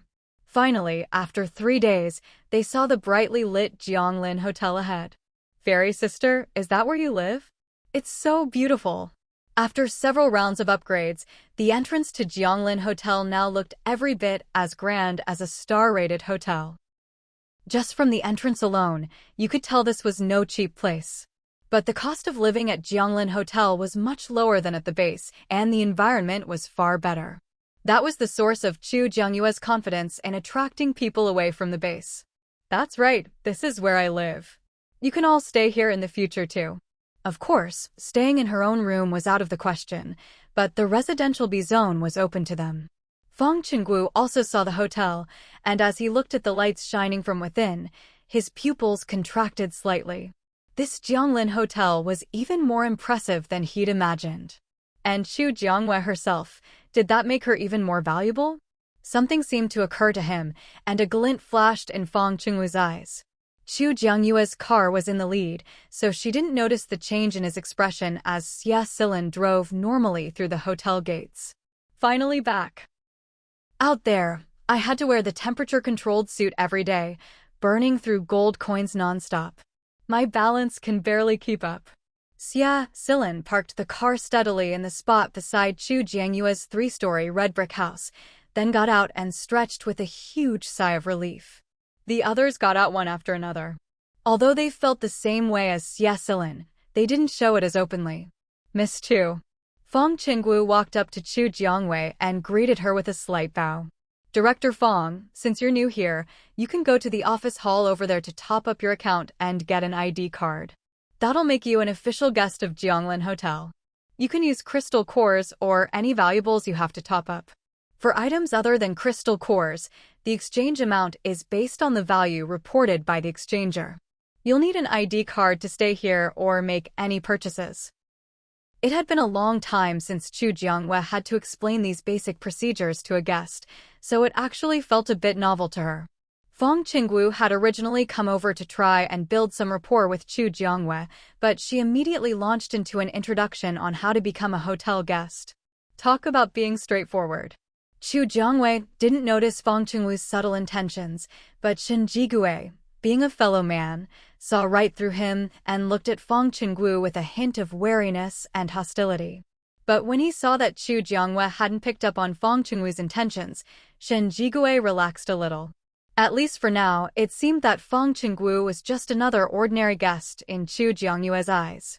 Even if Fong Chingu was the director of L City Base, he wouldn't get any special treatment here. Thank you for the guidance, Miss Chu. Since it's my first time here, I'm not familiar with the procedures. Would you mind accompanying me? Though he was inwardly grumbling about Chu Jiangyue's bluntness, Fong Chingu still smiled as he extended the invitation. There were indeed quite a few people who had come along from L City Base, so Chu Jiangwei didn't hesitate much before nodding in agreement. There are a lot of new guests today. All of you, come with me. Mr. Shin, if you don't have anything urgent, you can just leave your car here.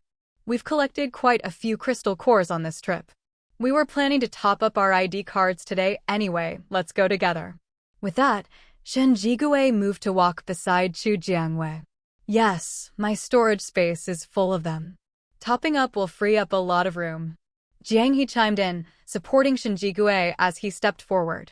Chu Jiangwei looked at them in confusion. You guys could top up any time. What's the rush? There were a lot of people today, so they might have to wait in line at the office hall.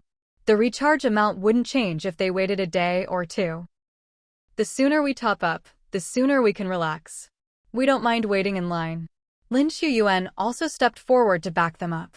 Although Chu Jiangwei found their behavior odd, she decided to respect their wishes in the end. All right, let's go together then. Fong Chingu was a little reluctant, but since Chu Jiangwei and Shen Jigui were old friends and she was the boss, as a newcomer, he couldn't really object. On the way to the office hall, Fong Chingu quickly claimed one side of Chu Jiangwei, while Shen Jigui took the other. Song Chungjun, Jin Churan, and the others watched the silent battle of glances between Shen Jigui and Fong Chingu, and wisely chose not to get involved. They'd also accumulated a lot of zombie crystal cores, but since their accounts still had plenty of balance, they weren't in any rush to top up. Chu Jiangwei walked at the front, leading the group into the main office hall. Please line up on your own. For those of you who are not yet guests of Jianglin Hotel, please pay attention to your time inside the hotel. Non-hotel guests are only allowed to stay in Jianglin Hotel for 2 hours per day. There are quite a few people in line right now. To avoid a situation where someone waits for 2 hours inside the hotel without being able to check in and ends up being automatically kicked out, please be mindful of your time. After hearing Chu Jiangyue's words, those further back in the line didn't look too pleased. None of them had expected that such an ordinary-looking hotel would have such bizarre rules. If you're further back in the line, you can wait outside the entrance of Jianglin Hotel. Once the people inside are almost done, you can come in. Don't worry, within a 10-meter radius outside the hotel, you won't be attacked by zombies. As long as you stay within this area, you don't need to worry about zombies. Among the guests from L City this time, there were both ability users and ordinary people. Knowing that ordinary people might be afraid of zombie attacks outside the hotel, Chu Jiangwei kindly gave this reminder. You can do that? Clearly, what Chu Jiangwei said was completely beyond these new guests' understanding. It felt like Jianglin Hotel was hiding something from them, as if they'd suddenly stepped into a fantasy novel. What Boss Chu said is true. As long as you don't step beyond the 10-meter range, you don't have to worry about zombies. If you're worried about keeping track of the distance, you can line up over there. That's the safe passage, and there won't be any zombies there either. A kind-hearted hotel guest gave the newcomers a reassuring answer, even telling them they could queue up in the safe passage. After all, The entrance to the safe passage was right next to the hotel entrance. There's even a safe passage that was built with gold coins by the B-City base. But now, all the residents of B-City base have moved into the hotel, so the passage is just left there. But there was an upside. They could use the safe passage to get farther from the hotel quickly to hunt zombies. Because the hotel guests were so diligent, there were basically no zombies left near Jianglin Hotel.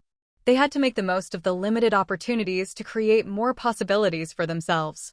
If everyone from the base moved into the hotel, doesn't that mean the base is abandoned? Would the base leader and the management really agree to that? Hearing that all the residents of B-City base had moved into Jianglin Hotel, the newcomers from L City were shocked. What kind of operation was this? B-City base was overrun by zombies before. The base leader personally organized the residents to move into Jianglin Hotel through the safe passage. At this point, the old guests got excited. So that's what happened. The people from L City were amazed by what the old guests told them, thinking the B-City base leader was truly bold. After all, not everyone would have the courage to give up their position as base leader and merge all their people into someone else's territory. But thinking about life at L City base, and then looking at the environment in Jianglin Hotel, they felt the people from B-City were really lucky to have a leader who cared about them. Thinking about their own base leader in L City, although they didn't say anything out loud, they were already shaking their heads inside. The good base leaders always belong to someone else. He made up his mind. If Jianglin Hotel was really as good as the boss said, he'd settle down here with his wife and kids. If our base leader wants to build a safe passage too, is that possible? Since L City base was in another city, he was worried Jianglin Hotel wouldn't take the business. You'd have to ask Boss Chu about that. I heard it's very expensive. Your base leader might not be willing to spend that many gold coins. No one knew exactly how much B-City base spent, but considering the distance and the fact that the passage was a full 8 lanes wide, it must have cost a fortune. Other than the B-City base leader, he doubted any other base would be willing to spend that much. After hearing this, the newcomers from L City base fell silent. He was right. Inside the office hall, Fong Chingu, who had already gotten his ID card, hadn't left. Instead, he stood at the counter, bombarding Chu Jiangwei with all sorts of questions. Miss Chu, how does Jianglin Hotel manage to stay completely unaffected by the outside temperature? Miss Chu, how do you keep the hotel on so green? I take care of my potted plants every day, but I can't keep a single one alive. Miss Chu. At first, Chu Jiangwei patiently answered, but after a while, she grew impatient. When Fong Chingu kept asking questions, Chu Jiangwei didn't even bother to reply. Base leader Fong, if you keep asking these irrelevant questions, I might have to put you on Jianglin Hotel's blacklist. Chu Jiangwei said this half-jokingly, but if Fong Chingu really kept pestering her, she would turn the joke into reality. Fong Chingu glanced at the people around him and noticed that Shen Jigui and the others weren't surprised at all by the mention of a blacklist. It seemed they knew about it, and that it was real. Fong Chingu's attitude toward Chu Jiangwei became much more restrained. Inside Jianglin Hotel, Chu Jiangyue's word was law. If he offended her, he wouldn't be able to stay in the hotel at all. Even just buying things here would become difficult. All right, if you don't like it, I'll stop asking. Fong Chingu gave what he thought was a charming, doting smile. I'll go check out my room first and come find you later. With that, he left the office hall with his assistant Yi Xiang, not waiting for Chu Jiangwei to respond. To avoid disturbing Chu Jiangwei at work, Shen Jigui just sat in the lounge area of the office hall. Watching the interaction between Chu Jiangwei and Fong Chingu, he felt a bit upset.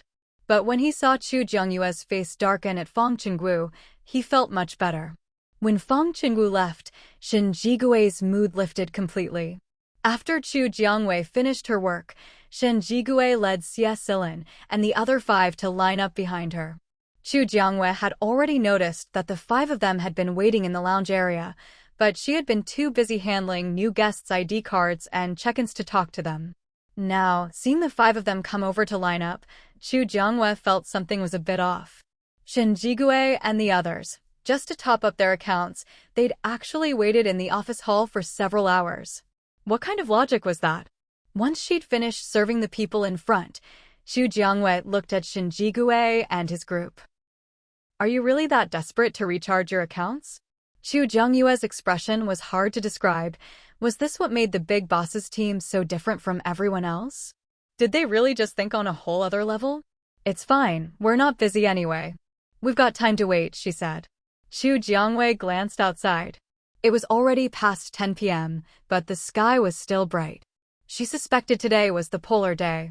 Unfortunately, as soon as she returned to the Jianglin Hotel, the little fox had disappeared somewhere. Otherwise, she could have grabbed it to ask a few questions. All right then. Take out whatever you want to recharge. Without needing further explanation, Jiang He immediately took out crystal cores and all sorts of jewelry from his storage space and piled them onto the tray of the exchange machine. There was so much stuff that the tray nearly collapsed under the weight. Metal necklace detected. Can be exchanged for 5 silver coins. Metal bracelet detected. Can be exchanged for 10 silver coins. It took several minutes just for the exchange machine to finish announcing everything. These people were seriously loaded. But when she thought about how all of this would eventually end up in her own pocket, Xu Jiangwei couldn't stop the smile tugging at her lips. You want to exchange everything? Should I split it evenly for you? She wasn't sure what their distribution rules were. Brother Shin gets 50%. The rest, we split evenly. Though it wasn't stated outright, Shin Jigue was the team leader. During this trip to L City, he'd saved them multiple times in critical moments, so they were more than happy to give him half. Just make sure you're all agreed on the split. Once you confirm, I'll process the recharge. No problem. Boss Chu, go ahead. Xu Jiangwei looked at the 4 of them. Once everyone confirmed they had no objections, she began the operation. Put your bank card here first. She gestured to Shin Jigue, who obediently took out his ID card and placed it on the sensor. Dear customer, you have 100 gold coins, 52 silver coins, and 32 copper coins available for recharge. Proceed? Yes/no. This prompt appeared because Xu Jiangwei had manually adjusted the recharge ratio. Shin Jigue checked the amount, confirmed Xu Jiangwei hadn't made a mistake, and pressed yes. The next second, the recharge was complete, and the items on the tray had noticeably diminished. Next up were Jiang He and the other 3, each receiving 25 gold coins, 13 silver coins, and 8 copper coins. Though it looked like a big difference compared to Shin Jigue's share, he had truly earned it. Beep beep beep, alert. Alert. Zombie horde detected approaching. Zombie horde detected approaching. All guests outside, please return to the Jianglin Hotel area immediately. All guests outside, please return to the Jianglin Hotel area immediately. Xu Jiangwei had just finished recharging for Jiang He and the others when the hotel's alarm sounded. It was the kind that forcibly popped up a virtual screen on every guest's ID card with a big, bold red exclamation mark. Shin Jigue and the others' ID cards also displayed the virtual alert. That zombie horde actually followed us from L City to B City. Lin Shuyuan exclaimed in disbelief. The distance from L City to B City wasn't short, and after all this time, the zombie tide still hadn't dispersed. Humanity really was struggling to keep things under control. They've been tailing us, which is why I suggested we hurry back to the hotel earlier. Until the horde passes, you'd better not go out. If something happens, you'll regret it, Xu Jiangwei warned, worried that curiosity might tempt them outside before the zombie tide was over, leading to unnecessary casualties. If she'd already warned them and they still insisted on going out, then they'd only have themselves to blame. Don't worry, we value our lives, Shin Jigue replied. He always trusted Xu Jiangwei unconditionally. Lin Shuyuan and the others took Shin Jigue's words as orders. Under normal circumstances, they wouldn't mess up at a critical moment. At this point, people were streaming back into the hotel from outside. What's going on? The hotel just sent out another mandatory alert. Those returning from outside immediately started asking what had happened. No idea. I've been in the hotel all day and haven't gone out. Many guests at the Jianglin Hotel scheduled rest days for themselves. After all, if you went out every day to fight zombies and collect gold and jewels, even an Iron Man couldn't keep it up forever. According to the alert, there's a zombie horde. The Jianglin Hotel won't get overrun, right? It hasn't been long since the B-City base incident, and now the hotel's in trouble too. They couldn't even imagine what life would be like without the Jianglin Hotel. They had no idea how bad things could get. But the hotel can block zombies, can't it? Maybe it can just avoid the horde altogether. Either way, I'm not leaving until the zombie tide passes. Yeah, same here. Many guests decided to stay put. After all, they'd saved up some money over time. Even if they didn't go out to earn more, they could get by for a while. The only ones anxious were those who usually lazed around, only earning enough for the day before coming back to enjoy themselves. If they couldn't go out and their account ran out of money, the hotel would kick them out for not paying rent. To avoid being evicted, those without savings had to scramble to borrow money. If they couldn't, they'd try to rush out and scavenge for anything they could exchange. But by the time the hotel sounded the alarm, the zombie horde was already within a kilometer of the hotel. Within that range, finding zombies or anything exchangeable for copper coins was like looking for a needle in a haystack, basically impossible. And as the horde got closer, their search area shrank even more. To avoid being torn apart, everyone eventually had to retreat back to the hotel and shamelessly beg for emergency loans. Chu Jiangwei saw all the guests' reactions. With so many people, she couldn't control what kinds of troublemakers might appear among them. She just hoped this zombie tide wouldn't cause chaos in the hotel. Otherwise, she wouldn't hesitate to show them no mercy. Everyone from the L-City base and those who'd joined them on the way back had already completed their ID cards and check-in. Chu Jiangwei left the office and returned to her red brick, flat-roofed house on the 3rd floor. Little Fox, is today the polar day? It was nearly midnight, but the sky was still bright. Yes, host. After the polar day comes the extreme cold. Please remember to dress warmly. The little fox stood on the windowsill, nodding as it answered Chu Jiangyue's question. There was no need to worry about bundling up for warmth. After all, Jianglin General Store had plenty of cold weather gear in stock. And if that wasn't enough, there were always the temperature-regulating outfits. As for the refreshing iced drinks, well, those were officially entering their off-season. Standing by the window in her room, Chu Jiangwei watched as, outside the Jianglin Hotel, the temperature suddenly plummeted at the stroke of midnight, and snow began to fall.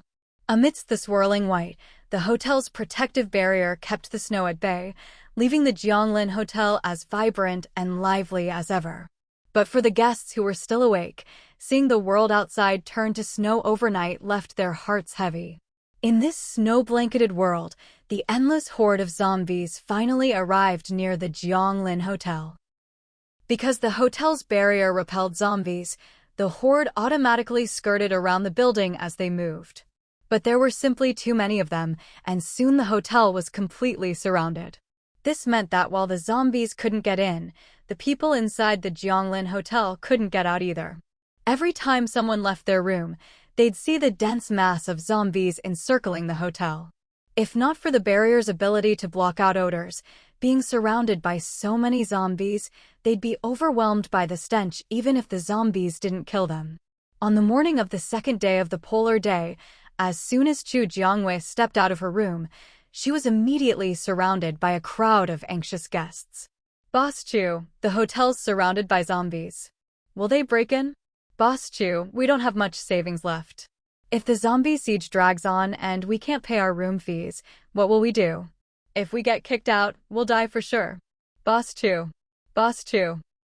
The guests crowded around her like paparazzi before the apocalypse, shoving their microphones right into a celebrity's face, none of them willing to give way. Anyone who didn't know better would think they were the zombies. Enough. All of you crowding around Boss Chu, each asking your own questions, how is she supposed to answer? So many people ganging up on a young woman, shame on you. Shinjigue and his group of 5 had somehow squeezed into the crowd. Without asking Chu Jiangwei anything, Shinjigue stepped in front of her, blocking the others' view. Lin Chuyuan and the other three pushed the crowd back, trying to give Chu Jiangwei some breathing room. Back up. If you have questions, ask them one at a time. After saying this, Shen Jigue turned to Chu Jiangwei. Are you alright? Do you feel up to answering their questions right now? Chu Jiangwei shook her head. I'm fine. She looked at the crowd, who were swarming her with questions like zombies themselves. Let me address everyone's concerns at once. The Jianglin Hotel will not be overrun by zombies. As for your money problems, there are so many zombies outside. Just go out and kill a couple and you'll have crystal cores to pay with. I've already told you how to make money. If you can't manage it, that's on you. If you can't pay your room fees, the hotel will automatically evict you. That's the rule. Don't try to challenge it. Of course, if you want to get yourself blacklisted from the hotel, just ignore what I said. If there's nothing else, please disperse. Don't block my door and get in my way. With that, Chu Jiangwei stepped away in her fuzzy boots and headed toward the Jianglin General Store. Shen Jigue had thought Chu Jiangwei might be intimidated by the sudden crowd, but hearing her just now, she seemed completely unfazed. He hurried to catch up, matching her pace as they walked together. Thanks for earlier, Chu Jiangwei said, acknowledging his help. Even though she could have handled the situation herself, she still appreciated the gesture. No need to thank me. I just can't stand seeing so many people bullying one girl. Hearing this, Chu Jiangyue's lips curled into a faint smile. He must have forgotten that, in the Jianglin Hotel, she was the only one who could use supernatural powers. Those people wouldn't last a second against her. You're all quite the good Samaritans, she remarked. She hadn't expected Shen Jigue and his group to step in and help her out. Usually, they weren't particularly friendly to the other female survivors, mostly keeping to themselves. The only exception was the female lead, Jin Chuyu. But Jin Chuyu had earned their respect through her own strength, their teams were evenly matched, and sometimes they'd cooperate to kill zombies when they met outside. Over time, they'd grown familiar, but from what Chu Jiangwei observed, their relationship was purely one of revolutionary camaraderie, with no romantic feelings involved. Jin Chuyu was the protagonist in the Little Fox's script, and at the moment, Chu Jiangwei thought she was more likely to end up with the devoted second male lead, Hu Jun.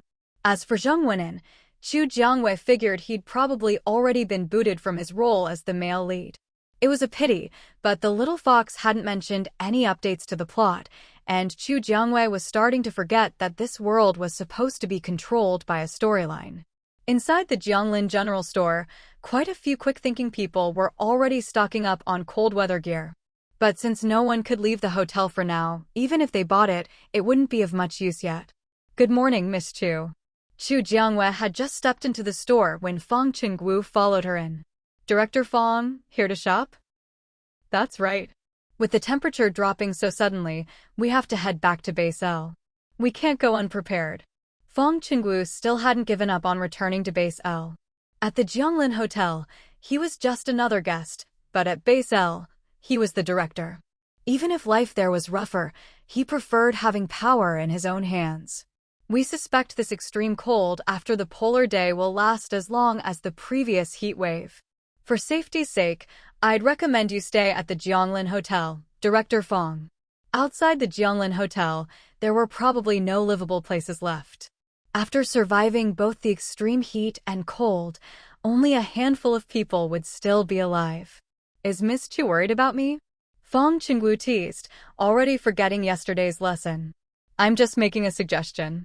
Whether you take it or not is up to you. What really needed solving now was the sea of zombies 3 layers deep outside the hotel.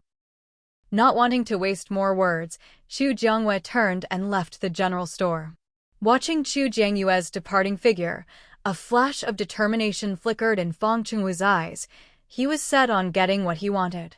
Because of the Jianglin Hotel, Chu Jiangwei had become the target of countless people. But since Chu Jiangwei had always presented herself as tough and cold-blooded, so far, aside from Fong Chingu, no one had dared to openly express any interest in her. It wasn't necessarily that Fong Chingu liked Chu Jiangwei, but the Jianglin Hotel was definitely his goal. In Fong Chingu's view, As long as he gained Xu Jiangyue's trust, the Jianglin Hotel would eventually fall into his hands. However, after 2 rounds of probing, Fong Chingu also realized how difficult Xu Jiangyue was to deal with. Regardless of what Fong Chingu was thinking, Shen Jigue closely followed behind Xu Jiangyue as they finally walked out the main entrance of Jianglin Hotel. The hotel's entrance was connected to a secure passageway that bordered the B-City base. At this moment, both sides of the passage were surrounded, layer upon layer, by countless zombies. Standing at the hotel entrance, Xu Jiangyue activated her powers, sending out vines that pierced straight through the heads of 2 zombies, collecting their crystal cores in the process. The zombies she took out collapsed instantly, only to be trampled into mud by the others. Host, these zombies are all outside the hotel grounds, and they don't seem to have any intention of moving away.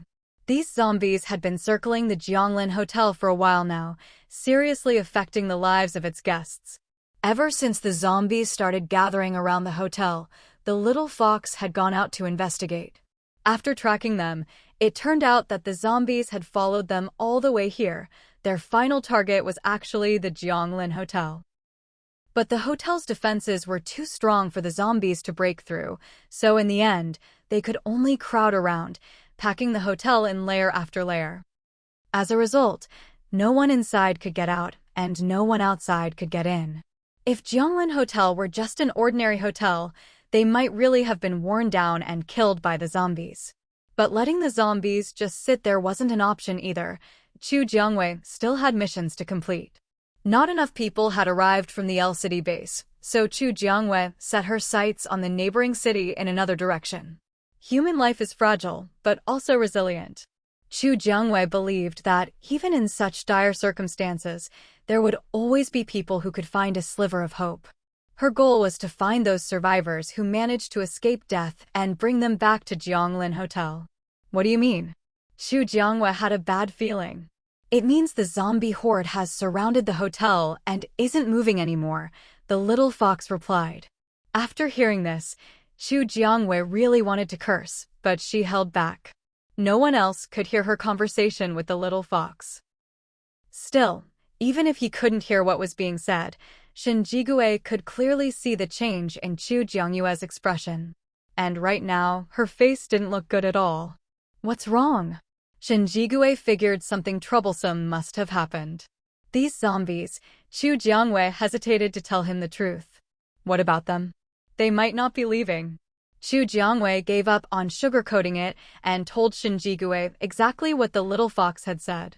So, if we want to go out, we'll have to kill all these zombies first? Shen Jigue immediately grasped the main point. In theory, yes. But if we go through the secure passage and exit from the B-City base side, that might be another way out. The only question was whether the zombie horde had already taken over that area.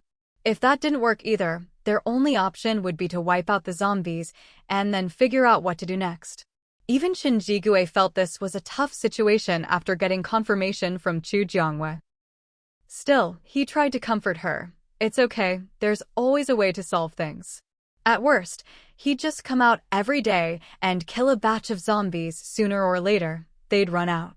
After all, they could kill zombies right at the hotel entrance, while the zombies couldn't break through the hotel's defenses. In a way, this wasn't even a bad thing for them. It actually made it easier to kill zombies. Hearing Shen Jigue's reassurance, Xu Jiangyue forced a smile. Not wanting to go out and not being able to go out were 2 completely different things. Being stuck inside every day, waking up only to face hordes of zombies, anyone would go crazy. Many hands make light work. I think you should tell the guests about this and have everyone come out and kill a few zombies each day. There were plenty of strong ability users among the guests. If everyone pitched in and killed zombies every day, even a massive horde would eventually be wiped out. It was just a question of how long it would take. I'll go back and post the announcement. Imagining the storm the announcement would cause, Xu Jiangyue decisively returned to her room to post it. She casually took out a few more zombies before saying goodbye to Shen Jigue and heading back, the little fox tagging along. Xu Jiangyue opened her virtual screen and began editing the announcement. Announcement. Dear guests, we regret to inform you that the Jianglin Hotel is currently surrounded by a massive zombie horde. After a comprehensive inspection, we have confirmed that the zombies have stopped moving and show no signs of leaving. However, please don't worry. Although the hotel is surrounded, its defenses are impenetrable. As long as you remain within the hotel's safe zone, there is no risk of zombie attacks.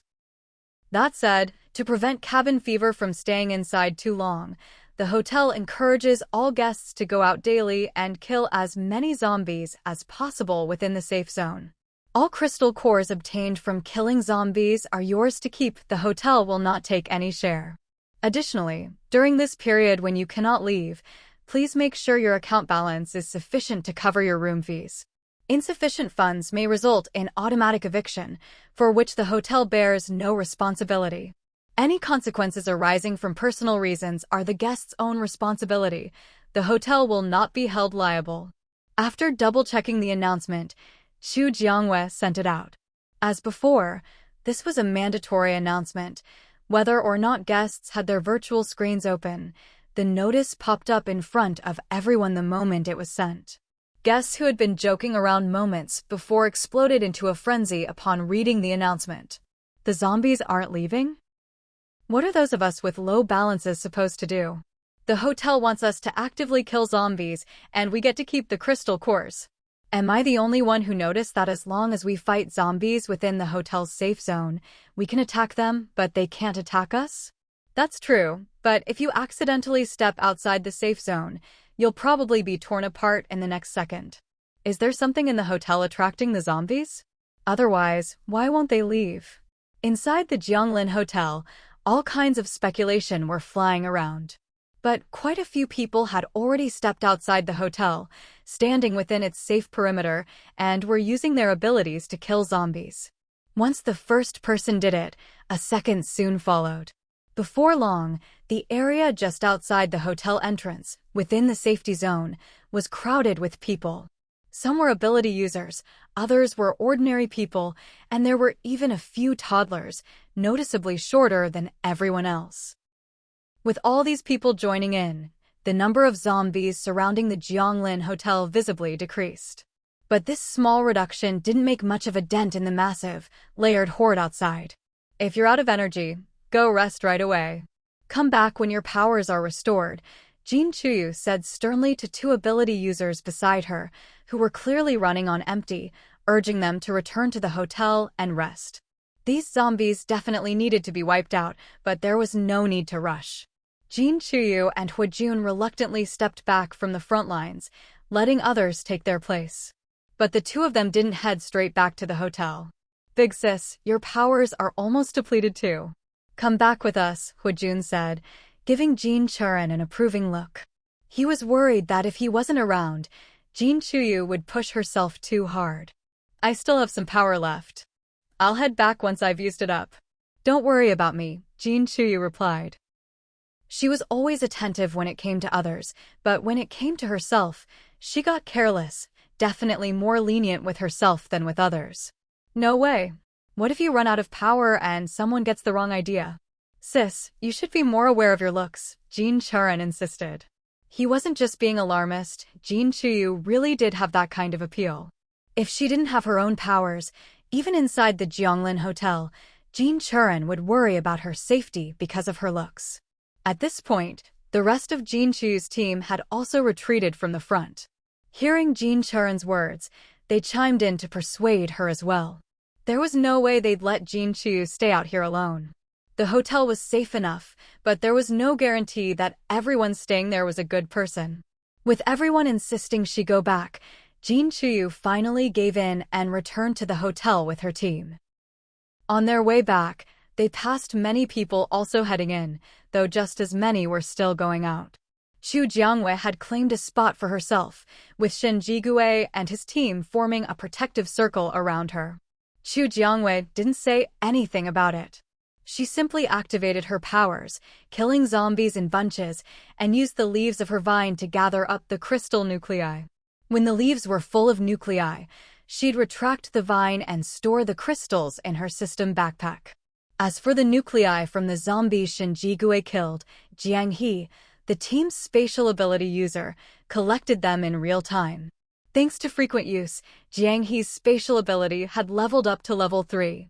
Not only had his storage space expanded, he also felt he could now control a fist-sized area of space, manipulating anything inside it at will. Unfortunately, this new skill was still unreliable, so Jiang He hadn't told the rest of the team about it yet. Besides her own vine, Chu Jiangwei also had a small vine she'd picked up earlier at Xingshi Huadu. The little vine wasn't afraid of zombie bites, and with Chu Jiangyue's permission, it was now running wild. Its method of killing zombies was completely different from Chu Jiangyue's. While she went for one-shot kills to the head, the little vine strangled its targets. The more the zombies struggled, the tighter it squeezed.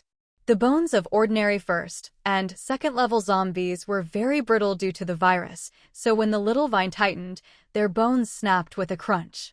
In the end, their heads were separated from their bodies, and the little vine would smash the skull and extract the crystal nucleus. Honestly, compared to the little vine, Chu Jiangyue's method seemed downright gentle. When Chu Jiangyue felt her powers running low, the little vine was still happily wreaking havoc outside. Fortunately, she could sense its status, and once she was sure it was fine, she decided to head back and rest. On her way back, she inevitably passed the entrance to this safe passage. Just then, several people suddenly burst out of the passage, looking rather disheveled. Shin Jigue, always in sync with Chu Jiangwei, instinctively stepped in front of her to shield her. Looking at Shin Jigue's broad, strong back, Chu Jiangwei felt a wave of warmth in her heart. She had noticed how well Shin Jigue and his team had looked after her during this time. But in the apocalypse, Chu Jiangwei found it hard to believe that anyone could be truly selfless. When she'd been surrounded by guests before, it was Shin Jigue and his team who had come to her rescue. Snapping back to the present, Chu Jiangwei looked at the group who had just run out of the safe passage. "Who are you? Where did you come from?" she asked. If they were from another base, Chu Jiangwei would definitely want to check it out. After the last zombie wave, she didn't have much hope that many people were left in the L City base. To complete her mission of filling the B-zone housing, her top priority now was to find new guests. After all, almost all the old guests had become residents of the Jianglin Hotel, and the city across the way was practically a dead zone now. There weren't even any living people left, and even the little vine from Xingshi Huadu didn't want to go back there. "We're from H Province." "Where is this place?" one of the newcomers asked, staring at the dense horde of zombies outside the hotel, their scalps tingling. Were these people too calm? With so many zombies, if they broke in, everyone would be doomed. "H Province? What's the situation there now? Can you tell me?" Chu Jiangyue's eyes lit up at the prospect of a new region. "We just went through a heavy rain, then a sudden temperature drop. The base that had just stabilized fell apart. We came here looking for a new way out." Hearing that the H Province base had collapsed, Chu Jiangwei didn't show any surprise. She'd vaguely heard about this in her previous life, but back then, she'd been too busy just trying to survive to care about others. She hadn't expected to meet people from H Province here at the Jianglin Hotel. What a pleasant surprise. If possible, she wanted to set out right away. Even if H Province had been ravaged by zombies, a starved camel was still bigger than a horse. Maybe she could find more people there to move into the Jianglin Hotel. However, since they couldn't even get out of the Jianglin Hotel right now, their plans to go to H Province would have to be put on hold. "Well, you've come to the right place. Let me formally introduce myself. This is the Jianglin Hotel, and I'm the owner. My surname is Chu, but you can just call me Boss Chu." Chu Jiangwei took the opportunity to introduce herself and explain the existence of the Jianglin Hotel. Jianglin Hotel? People still dare to run hotels these days. Wouldn't all the supplies in a hotel get snatched up in minutes? The group looked at Chu Jiangwei with a mix of pity and sympathy. "This is the hotel entrance. You can come in and take a look. If you want to buy anything, you'll need to go to the main office to get an ID card." Chu Jiangwei ignored their looks. Whether people thought it was possible to run a hotel or not, she had already opened one. As for the hotel's supplies, if anyone could actually steal them, they were welcome to try. Seeing how calm Chu Jiangwei was, the group grew even more curious about her. So they followed Chu Jiangwei and Shin Jigui's group into the Jianglin Hotel. There are plants in here. As soon as they entered, they saw grass covering the ground and their eyes felt instantly soothed. They'd been outside all this time, surrounded by nothing but corpses and garbage, with not a hint of green anywhere. Their eyes were practically going blind. That's the restaurant and the general store over there. That's the main office. Up ahead are the residences right now, only Area B has rooms available. If you want to stay, you'll need to get an ID card. What's an ID card? Is it like an ID document? They knew nothing about the Jianglin Hotel. Since they were new guests, Chu Jiangwei patiently explained some of the hotel's rules. There's a restaurant? Of everything she said, the only thing that caught their attention was the word restaurant. After being out for so long, they hadn't had a proper meal in days. Yes, the restaurant serves hot meals, as well as simpler things like steamed buns. It depends on what you want to eat. Hearing this, their eyes practically lit up. If what Chu Jiangwei said was true, they'd struck gold today. Let's go to the restaurant. You'll need an ID card to eat at the restaurant. I suggest you go to the main office to get one first. Chu Jiangwei thought they hadn't understood, so she emphasized the importance of the ID card again. Isn't everything free these days? Does it really matter whether we have an ID card or not? Gentlemen, talking about $0 shopping in front of the owner isn't very polite, is it? They wanted to freeload off her? Well, let's see if they had what it took to get away with it. The group fell silent, but still didn't head to the main office. Instead, they insisted that Chu Jiangwei take them to the restaurant. Chu Jiangwei knew some people just had to learn the hard way. If they didn't want to get an ID card, so be it. The restaurant's over there. You can go by yourselves. If they thought they could get free stuff in her hotel, she wasn't going to play along. When they realized Chu Jiangwei wasn't going with them, they were clearly unhappy. They still wanted to. But when they tried to stop her, Shin Jigui's glare made them back off. Chu Jiangwei just watched them head toward the restaurant, silently mourning for them for a second. Shin Jigui noticed the sly glint in Chu Jiangwei's eyes and smiled slightly. Chu Jiangwei returned to her own quarters, and Shin Jigui's group went back to their rooms in Area B. Meanwhile, the freeloaders had arrived at the restaurant. It wasn't mealtime, so there weren't many people inside. As soon as they entered, they saw the food in the display cases, fresh, hot meals that almost made them lose their minds. Hello, guests. Is there anything I can help you with? A robot waiter approached them politely. Get out of the way. Don't bother us while we're working. They pulled hammers from their backpacks and raised them, ready to smash the display cases. Hey, what are you doing? Other customers in the restaurant saw what they were about to do and hurried to stop them. Talk about reckless. If they really smashed something, the Jianglin Hotel would throw them out in no time. And outside the Jianglin Hotel? It was crawling with zombies. People who got thrown out were torn to pieces in seconds, no chance of survival. So much good stuff, and you're all just sitting here? If you don't want it, we'll take it. With that, they raised their hammers again. I suggest you don't.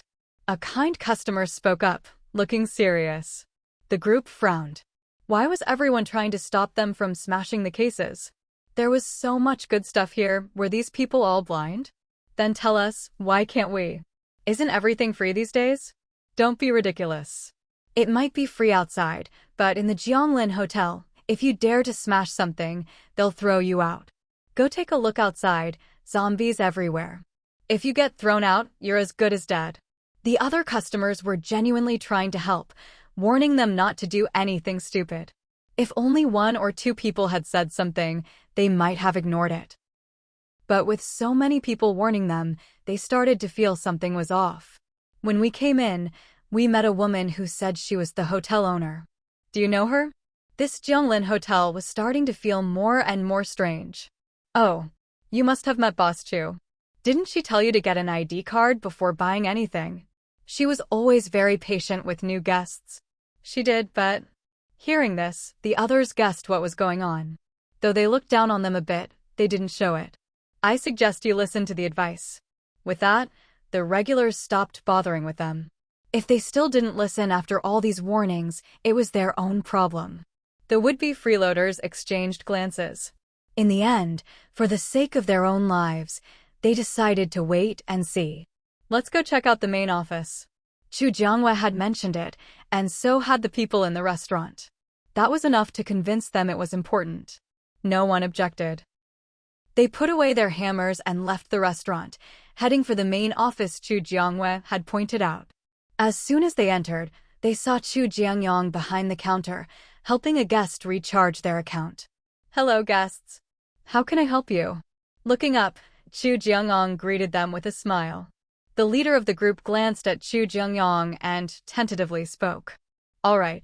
To apply for an identity card, you'll need to make a deposit. You can use any item as a deposit, but we recommend gold, silver, jewelry, or crystal cores." Chu Jiangyong maintained a polite smile throughout, but when the leader heard that gold and silver were required, his expression turned reluctant. Is it not possible without a deposit? Gold and silver? They didn't have a single cent on them, let alone any gold, silver, or jewelry. This is the hotel's rule. Please do not attempt to challenge the hotel's regulations. Chu Jiangyong's tone was flat and emotionless, but it sent chills down their spines. "We don't have any gold or silver on us. You can use crystal cores as a deposit. If you don't have any, you can go outside and kill some zombies to collect them." With so many zombies outside Jianglin Hotel, killing a couple would get you some crystal cores. Besides, as long as you stayed within the hotel's safe zone, there was almost no risk of being attacked by zombies. The smart ones had already picked their spots outside the hotel to hunt zombies. Once this wave of zombies was wiped out, if you wanted to hunt zombies and collect crystal cores at the hotel entrance next time, you'd probably only be able to do it in your dreams. "Brother Cheng, I noticed quite a few people outside killing zombies just now. I even saw some kids playing out there. Why don't we give it a try?" Not everyone in their group had abilities, but if even kids could go out and play, there was no reason a few grown men couldn't handle it. Brother Cheng glanced at Chu Jiangyong, who simply smiled back without saying a word. With nothing to use as a deposit and no way to leave the hotel, their only option was to go kill zombies, earn some crystal cores, and use them to apply for identity cards, then they could become guests of Jianglin Hotel. On their way from the restaurant to the office lobby, some of the hotel's regulars had already explained the rules to them. The most important thing was, always follow the rules at Jianglin Hotel. Anyone who breaks the rules or disrespects Boss Chu will be sent out by the hotel. In the past, being sent out might have meant a slim chance at survival, but now it only meant being torn apart by the zombie horde.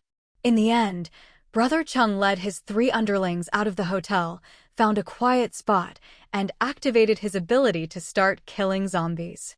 "You guys should try killing zombies too otherwise." Brother Cheng didn't finish his sentence, but the other 3 knew exactly what he meant. If they didn't do anything, they shouldn't expect to get a share of the crystal cores he earned from killing zombies.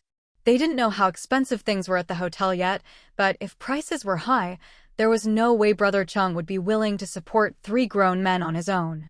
Meanwhile, Chu Jiangwei was unaware of what was happening outside. She was standing by her window, watching the snow fall heavier and heavier, feeling a bit heavy-hearted. If the zombies outside Jianglin Hotel weren't cleared out soon, they wouldn't be able to go out and look for more survivors. Without new survivors moving in, she wouldn't be able to complete her mission, and the hotel wouldn't be able to upgrade. Once this vicious cycle started, it would be very hard to break. "Little Fox, why haven't we unlocked any heavy weapons or something? If we had weapons, those zombies outside would be dealt with in no time." Chu Jiangwei scrolled through the items she'd unlocked, feeling that the supplies were just too limited. At this rate, she had no idea when she'd be able to complete her latest mission. "Host, the rewards for completing missions are all random. I have no control over it." Even Little Fox sounded helpless. Who could have predicted that Jianglin Hotel would one day be besieged by a zombie horde that refused to leave? Luckily, the hotel's defenses were strong enough. Otherwise, who knows if Jianglin Hotel would even still exist. Hearing Little Fox's reply, Chu Jiangwei sighed, took a wood-type crystal core from her system backpack, and began absorbing its energy to restore her ability. After a long while, she finally felt she'd recovered to her peak state and stopped absorbing energy. Since they couldn't go out, she'd have to find another way. The area around Jianglin Hotel was a no-go, but maybe she could check out the entrance to the B-City base's safe passage. After all, those 4 new guests had just come in from that entrance today.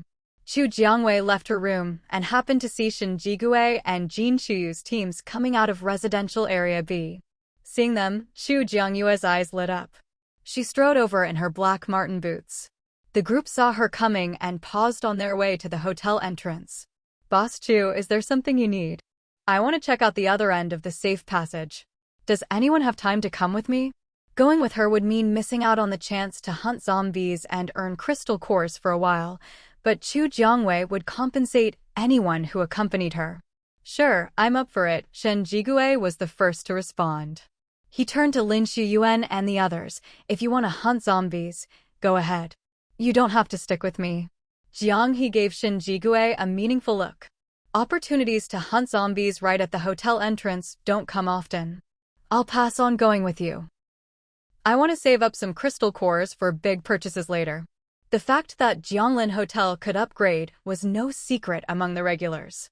It was just that Chu Jiangwei never brought it up, and they never asked, an unspoken understanding. Who knows what new things might become available after the next upgrade? Saving up crystal cores was always a good idea. Jin Chuyu and her group also picked up on the subtext. After all, they'd worked together many times before, and they were willing to give her this courtesy. "We arrived late, so we want to save up more crystal cores too. We'll sit this one out. Boss Chu, will you and Shin Jigui be all right by yourselves?" Jin Chuyu looked at Chu Jiangwei, her expression sincere. Chu Jiangwei felt something was off, but couldn't put her finger on it, so she nodded in agreement. She just wanted to check out the other exit.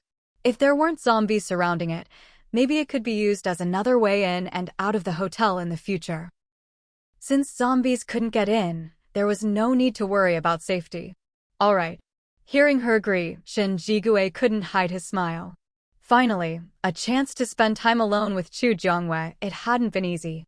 Chu Jiangwei glanced at Shin Jigui, feeling like his reaction was a bit strange, but she couldn't say exactly why. "Boss Chu, shall we head out now?" Shin Jigui was already eager to go.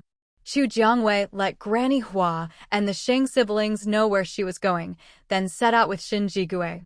Shin Jigui was practically trotting after Chu Jiangwei, a completely different person from how he acted around Lin Xuyuan and the others.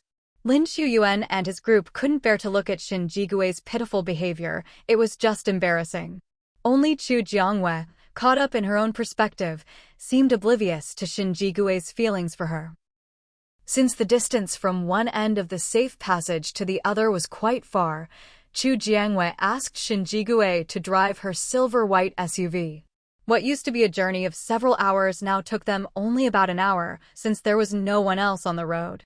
There weren't hordes of zombies crowding the entrance and exit of the safe passage, but there were still quite a few. Probably because this place was far from the Jianglin Hotel, the hotel guests hadn't considered using the safe passage. No one had expected things to turn out this way. The safe passage had become their only way out of Jianglin Hotel. "Let's drive out and take a look around." Chu Jiangwei was worried that just checking things from inside the safe passage wouldn't give her an accurate picture, so she asked Shin Jigui to drive the car out and check the surroundings. Shin Jigui didn't question her at all. He just stepped on the gas and drove out beyond the safe passage. Outside, Chu Jiangwei could clearly sense that there were more zombies here than there had been around the Jianglin Hotel before. Still, with Chu Jiangwei and Shin Jigui's abilities, it wasn't impossible for them to get out safely. But for anyone a bit weaker, there was a real risk of being trapped by the zombies. Fortunately, today they were driving the hotel's silver-white SUV, which could shield them from zombies. They cruised around the area without any trouble and returned safe and sound. Once they were back inside the safe passage, the two got out of the car. With Chu Jiangyue's vines and Shin Jigui's lightning, it didn't take long to clear out the zombies in front of the passage.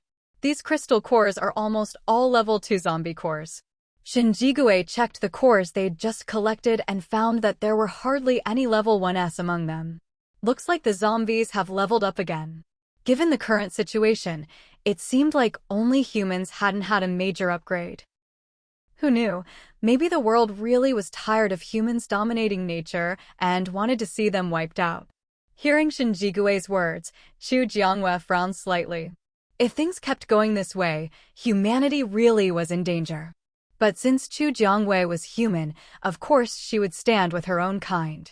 No need to be too pessimistic. We still have the Jianglin Hotel, don't we?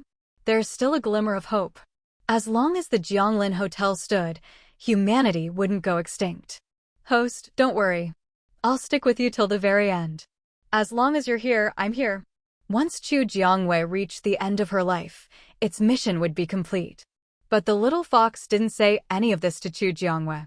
What she needed to focus on now was upgrading the Jianglin Hotel as much as possible to win humanity one last chance at survival. You're right. Thinking of the Jianglin Hotel, Shinjigue felt a bit more at ease. The two of them kept using their powers to kill zombies in the safe passage, burning through their energy, then restoring it with the crystal cores they'd just collected. They repeated this cycle until they'd cleared out most of the zombies nearby. Then, on a whim, Chu Jiangwei wanted to check out the B-City base. The B-City base had been overrun by zombies before.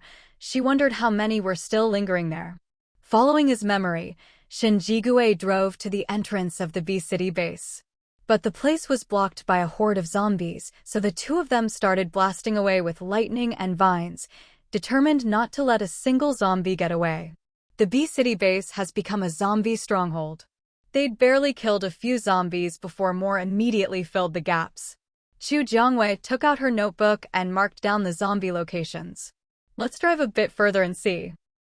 For the safety of the guests, Chu Jiangwei planned to map out all the nearby zombie hotspots so that others wouldn't stumble into danger unawares and end up dead. Of course, the main reason was that she'd get notified whenever a guest died, just like a death note. Okay. Whatever Chu Jiangwei said, Shinjigue did. He was nothing if not obedient. Roar. Shinjigue had been focused on driving when a sudden beastly roar made him slam on the brakes. Sorry, I heard a roar and stopped suddenly. Are you okay? I'm fine. Chu Jiangwei shook her head. It was just an emergency stop. She could handle that much. Shinjigue stopped the car, and soon they saw two huge tigers appear in front of them, the same mutant tigers who had entrusted their cub to Chu Jiangwei before. Mutant tigers. I'll go talk to them. With that, Chu Jiangwei got out and walked toward the two mutant tigers. Roar. Host, they're asking how the cub is doing. If it's recovered, they want to take it home. Hearing the little fox's translation, Chu Jiangyue's eyes filled with reluctance at the thought of parting with the cub. The cub's almost fully healed, but I had things to do today, so I didn't bring it with me. If you don't mind, you can come back to the Jianglin Hotel with me.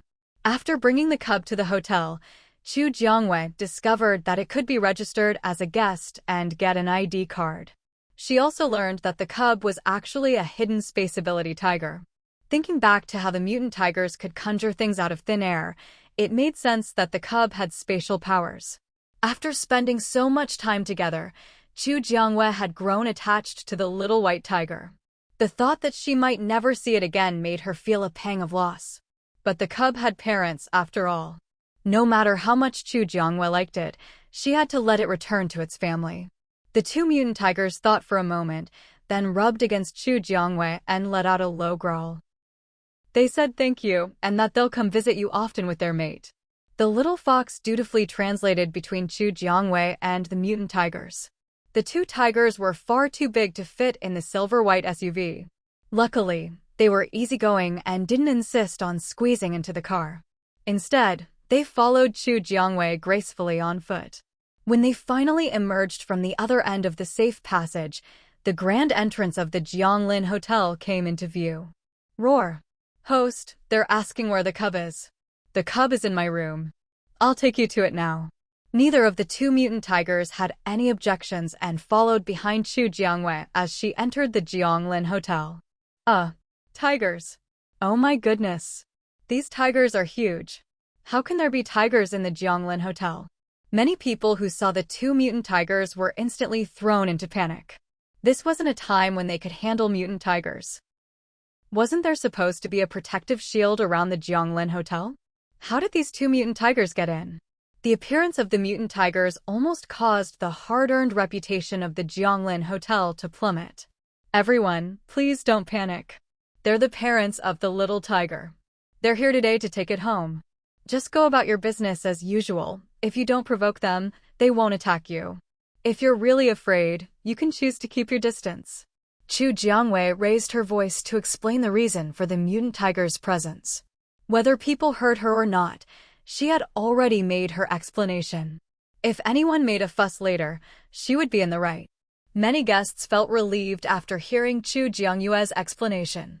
Since Chu Jiangwei had brought them in, they could relax. If it had been someone else, they might have been suspicious, but if it was Chu Jiangwei, they had no worries at all. After all, Chu Jiangwei was the owner of the Jianglin Hotel. Others might try to ruin the hotel's reputation out of jealousy, but Chu Jiangwei would never do such a thing. Shen Jigui accompanied Chu Jiangwei, leading the two mutant tigers to the door of her 3-story red-brick flat-roofed house. Chu Jiangwei had just stopped at the door when someone opened it from inside. Shang Guyue, Shang Guqing, and the little tiger were all standing at the door, their eyes sparkling as they looked at Chu Jiangwei. With adorable kids and a fluffy little tiger coming out to greet her, Chu Jiangyue's heart melted instantly. Roar! Seeing that the little tiger hadn't noticed them yet, one of the mutant tigers let out a roar in its direction. The little tiger responded with a soft, cub-like roar. After the little tiger finished, the two mutant tigers turned to Chu Jiangwei and roared twice. At this point, it was time for the little fox, the translator, to step in. Host, the little tiger told its parents about the identity card and wants you to help them get one too. All the tigers in their family have spatial abilities, so there's no worry about losing their identity cards. After hearing the little fox's translation, Chu Jiangwei immediately agreed. These two mutant tigers were clearly not ordinary creatures. If the Jianglin Hotel could have mutant animals like them as guests, maybe she could even expand into the mutant animal guest business in the future. Of course, no problem. I'll take you to get your cards right now. Following the little tiger, the Jianglin Hotel now welcomed 2 more mutant tiger guests. This also gave Chu Jiangwei a new idea for expanding her clientele. There weren't that many survivors to be found, so maybe she could try attracting some mutant animals instead. The only issue was that mutant animals might not be willing to stay in the hotel rooms. It seemed she'd have to come up with a solution. Maybe even create a special forest park just for mutant animals. But for now, it was too soon to worry about that. The main priority was still clearing out the zombies outside the Jianglin Hotel. Chu Jiangwei, holding the little fox, led the way. You can be outside. Once the top-up was complete, 2 identity cards appeared from the machine. Chu Jiangwei handed one to each mutant tiger. These are your identity cards.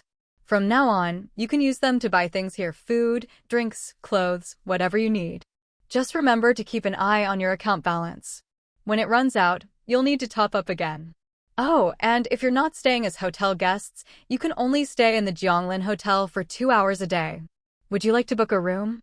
Inside the Jianglin Hotel, you weren't affected by the weather outside. The 2 mutant tigers must have already noticed this when they came in. Chu Jiangwei thought that, with these perks as bait, maybe she could convince them to rent a double suite. As for the little tiger, the room she'd previously booked for it could now be cancelled. She could register it as a cub under the mutant tigers, so it could stay with its parents and wouldn't need a separate room. Of course, if the mutant tigers wanted a separate room for it, that was fine too. The 2 mutant tigers were clearly confused by Chu Jiangyue's words, not quite sure what she meant. What I mean is, if you want to stay at Jianglin Hotel for a long time, you'll need to book a room here.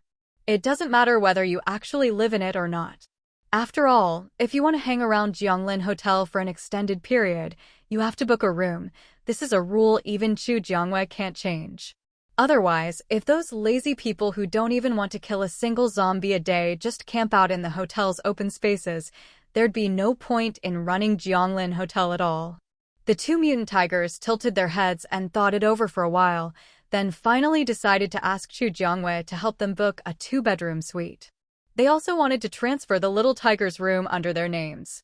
Chu Jiangwei quickly handled everything for them. The total was 4 silver coins, which, given their current balance, was no problem at all. Your room is ready. You can go in any time, just swipe your ID card at the door. Chu Jiangwei handed each mutant tiger their ID card and explained how to use it. She was worried they'd get to their room and not know how to use the card, causing a commotion in the whole building. She also taught them how to open the virtual screen and add her as a friend, so they could contact her anytime if they needed anything. The ID card's friend chat function even supports voice messages. She couldn't expect the 2 mutant tigers to be able to read, after all. Roar! One of the mutant tigers tapped its ID card with its paw, and the card disappeared. Chu Jiangwei guessed it must have put it into its own storage space. With the tiger's issue settled, Chu Jiangwei finally breathed a sigh of relief. But the 2 tigers, after getting their ID cards, didn't rush off. Instead, they went to lie comfortably under 2 trees on the lawn, sprawling out as if they owned the place. That was the scene Chu Jiangwei saw when she left the office lobby. But as long as the big tigers weren't causing trouble and were just quietly lying there, Chu Jiangwei had no intention of interfering. They weren't bothering anyone on the lawn, so she let them be. At first, guests were a bit scared to see mutant tigers under the trees, but after a while, they realized the tigers wouldn't attack anyone unprovoked and gradually lost their fear. Some of the bolder guests even went up to chat with the tigers. Even though they couldn't understand what the tigers said, it didn't stop them from talking away. During this time, Chu Jiangwei had been racking her brain over how to get rid of the zombies outside Jianglin Hotel, or at least clear them out as quickly as possible. If she relied solely on the hotel guests taking turns to kill zombies every day, who knew how long it would take to finish the job? What do you think? If I throw a pile of raw meat behind them, will they follow it away from here? Not necessarily. Shen Jigui wasn't optimistic about Chu Jiangyue's idea. The zombies surrounding Jianglin Hotel were clearly being controlled by someone, it was just unclear who. Hearing Shen Jigui's answer, Chu Jiangwei frowned slightly. If even raw meat couldn't lure the zombies away, did that mean their only option was to keep killing them little by little? Don't worry, there's bound to be another way. Anyway, from what Shen Jigui could see, the guests at Jianglin Hotel were actually enjoying the daily zombie slaying right outside their doors. As long as the guests weren't complaining, it wasn't a big deal to leave things as they were for now. If anyone wanted to leave the hotel, they could just drive out through the safe passage to the B-City base. If they weren't even willing to drive that short distance, Shen Jigui didn't think such guests deserved Chu Jiangyue's consideration. But Chu Jiangwei wasn't the type to make things hard for herself. Since she couldn't think of a way to drive the zombies off, she just put the matter aside. With a flick of her power, vines shot out and skewered a string of zombies. When she pulled the vines back, there would be crystal cores wrapped in the leaves.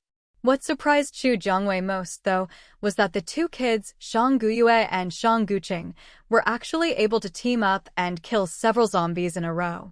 They were only level 1 zombies, but considering the kids were just a few years old, Shang Guqing was only 3, it was pretty impressive.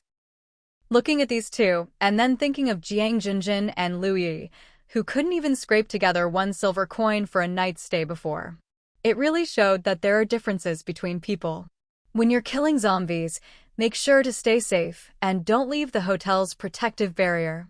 The main reason they could kill zombies safely was because of the hotel's shield. The zombies couldn't attack them. The 2 little ones took advantage of this, using the small hammers Chu Jiangwei found for them in the tool room to slowly hammer away at a zombie's leg. Once the zombie's legs were broken and it fell, it would get trampled by other zombies, and that's when they'd swoop in for the kill. You have to admit, the 2 little ones were pretty clever. Got it, fairy sister. Shang Guqing had gone from being so scared of zombies he'd cry, to being able to kill them himself. It had taken a lot of time and courage for him to get used to the presence of zombies in such a short time. Good boy. Chu Jiangwei reached out and ruffled the little guy's hair, a fond anti-smile unconsciously appearing on her face. Obedient kids really are adorable. The only ones she didn't like were the naughty ones. After being patted on the head, Shang Guqing squinted his eyes and even rubbed his head against Xu Jiangyue's palm. Xu Jiangyue hadn't expected that, and her heart melted. She gave him a few more good rubs before letting go. Baby animals really are the most fun. Since she couldn't think of any other solution for now, Xu Jiangyue, like the other hotel guests, got up every morning without fail to go kill zombies. When her powers ran out, she'd come back to rest and recover, then repeat the cycle. But as the saying goes, when one door closes, another opens. As the days passed, after the long period of polar day, the temperature suddenly dropped, and it started snowing non-stop outside Jianglin Hotel. With the temperature continuing to fall, the zombies' movements began to slow down. Until one day, when the temperature outside dropped to -100 degrees Celsius, all the zombies surrounding Jianglin Hotel were frozen into ice sculptures. After being trapped inside the hotel for 2 weeks, unable to go out, the guests woke up the next morning to find all the zombies outside had turned into ice statues. They all cheered in excitement. I can finally go outside. If these zombies can't move, doesn't that mean we can just collect crystal cores as we like? Sure, over the past 2 weeks, they'd killed plenty of zombies and collected lots of crystal cores, but digging them out of frozen zombies was a whole different experience from fighting for them. After 2 weeks of mechanical zombie slaying, the guests at Jianglin Hotel now entered a new craze: digging for crystal cores. Xu Jiangyue not only dug for herself, but also brought Granny Hua and the 2 little ones along. The 2 mutant tigers would sometimes let the little tiger join in too, leaving it to roam free. Over the past 2 weeks, the 2 mutant tigers at Jianglin Hotel had done nothing but eat and sleep, sleep and eat. They'd clearly put on some weight, looking even bigger than before. But since Xu Jiangyue didn't need to earn crystal cores to support herself, after digging for a day or 2 with Granny Hua and the 2 little ones, she quickly lost interest. Instead, she went to find Qin Jigui and told him she wanted to go out. Given that even zombies could be frozen stiff in these temperatures, Xu Jiangyue figured the zombies outside wouldn't be spared either. If that was the case, then venturing out during this extreme cold would mean they'd hardly encounter any zombies, though there was still a chance of running into mutant animals or plants. But to them, mutant animals were much easier to deal with than zombies. It's freezing out there now. Most people probably don't even dare to go outside. But we can't just leave the residential B area of Jianglin Hotel empty forever. I want to go out and look for survivors. If we can bring them back to Jianglin Hotel, that would be even better. This time, Xu Jiangyue also planned to have the little fox prepare hotel flyers, just like the ones she'd handed out in El City. The flyers worked the same way. Tear off the upper left corner along the dotted line, and as long as you hold it in your hand, you can ignore the extreme cold within a 1-meter radius. The effect lasts for 7 days, and each person can only use it once. Sure, but give us a day to get ready, Qin Jigui replied. Xu Jiangyue wanted to go out, and of course Qin Jigui had no objections. Even if she hadn't come to them after being cooped up for 2 weeks, they were itching to get out for some fresh air. Great. Then let's meet at the hotel entrance at 9 a.m. tomorrow. Hearing Qin Jigui's straightforward agreement, Xu Jiangyue's eyes lit up. She hadn't expected him to say yes so easily. She'd been thinking that if his team didn't want to go, she'd just find another ability user squad. The reason she wanted to go out with an ability user team was simple: she didn't want to drive. Now that Qin Jigui had agreed, she didn't need to look for anyone else. Alright. Seeing how happy Xu Jiangyue was, her eyes practically turning into crescents, Qin Jigui couldn't help but smile a little himself. As soon as Xu Jiangyue left, Lin Shuyuan and the others started teasing him.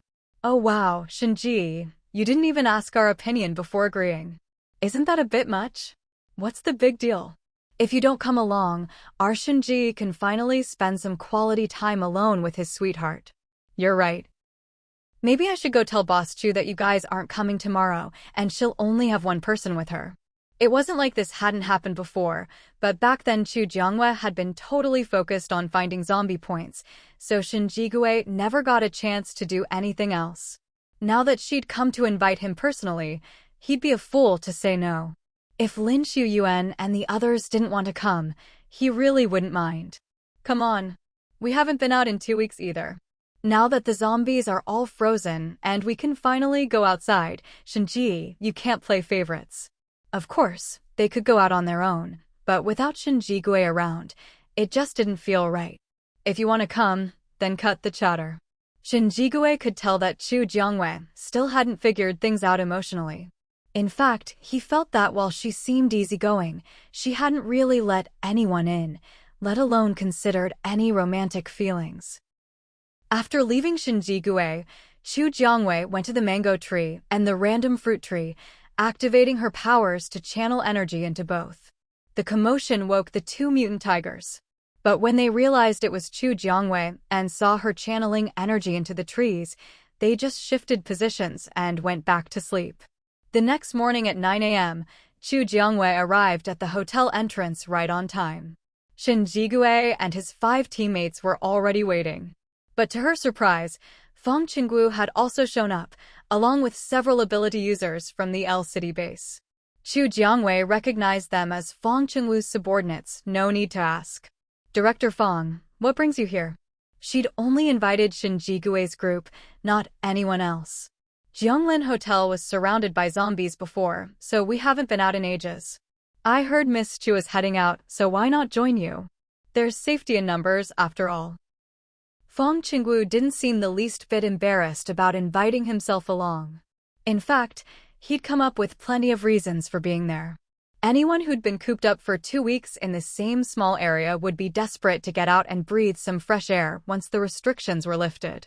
Well, maybe not fresh air. Outside air was nothing like the clean air inside Jianglin Hotel. But really, everyone just wanted to get out and have some fun. Since Fong Chingu was being so friendly, Chu Jiangwei couldn't find a reason to refuse, so she let him tag along. However, her car only had 7 seats, nowhere near enough for everyone. Since Fong Chingu and his people had invited themselves, they'd have to drive their own car. Chu Jiangwei summoned her silver SUV and, as usual, took her regular seat. Shinji Gue's group took turns driving, and this time it was his turn. Fong Chingu wanted to ask if there was still a seat in Chu Jiangyue's car for him, but after glancing at his subordinates, he decided against it. He didn't particularly like Chu Jiangwei, and between her and his own people, the choice was obvious. This time, let's head to H Province, Chu Jiangwei said. She opened the navigation system and entered W City, H Province, as their destination. The next second, Shinji Gue and the others watched as a huge arrow appeared under the silver SUV, stretching out ahead of them as far as the eye could see. This navigation is pretty unique, huh? Lin Shu-yuan, sitting in the front passenger seat, got the clearest view apart from Shinji Gue. Sure enough, there was a difference between being the boss and being a guest. When they used the navigation system, why didn't they get such a straightforward guiding arrow? As for the giant arrow, Chu Jiangwei was a bit helpless. The system had set up this foolproof navigation arrow in case the host was hopeless with directions. Chu Jiangwei thought her sense of direction was decent, but she couldn't change the setting, so she just accepted it. But she had to admit, the foolproof navigation arrow was really handy. There was no way to get lost. If someone could still get lost with such an obvious arrow, they really ought to get their IQ checked. That wouldn't be a direction problem, but an intelligence problem. Isn't this great? Now my mom never has to worry about me getting lost again. Chu Jiangwei had completely given up on caring. The navigation might be a bit silly, but you couldn't deny how useful it was. Shinji Gue didn't say anything, just followed the arrow and drove on. With the temperature having dropped to -100 degrees Celsius, even the thermal suits weren't enough anymore. Everyone in Chu Jiangyue's group was wearing the new cold weather outfits from Jianglin Hotel that no one had bought before. The style was basic, long pants and long sleeves. Most people wore another jacket over the set, since the long sleeves inside were really just like a base layer. Fong Chingu didn't drive the car they'd brought from the L City base. Instead, he opened up the navigation system and selected a silver-white SUV as their vehicle. Although using a vehicle from the navigation system cost 50 copper coins per hour, the cars it provided had top-notch defenses. Most importantly, they could partially shield them from zombies.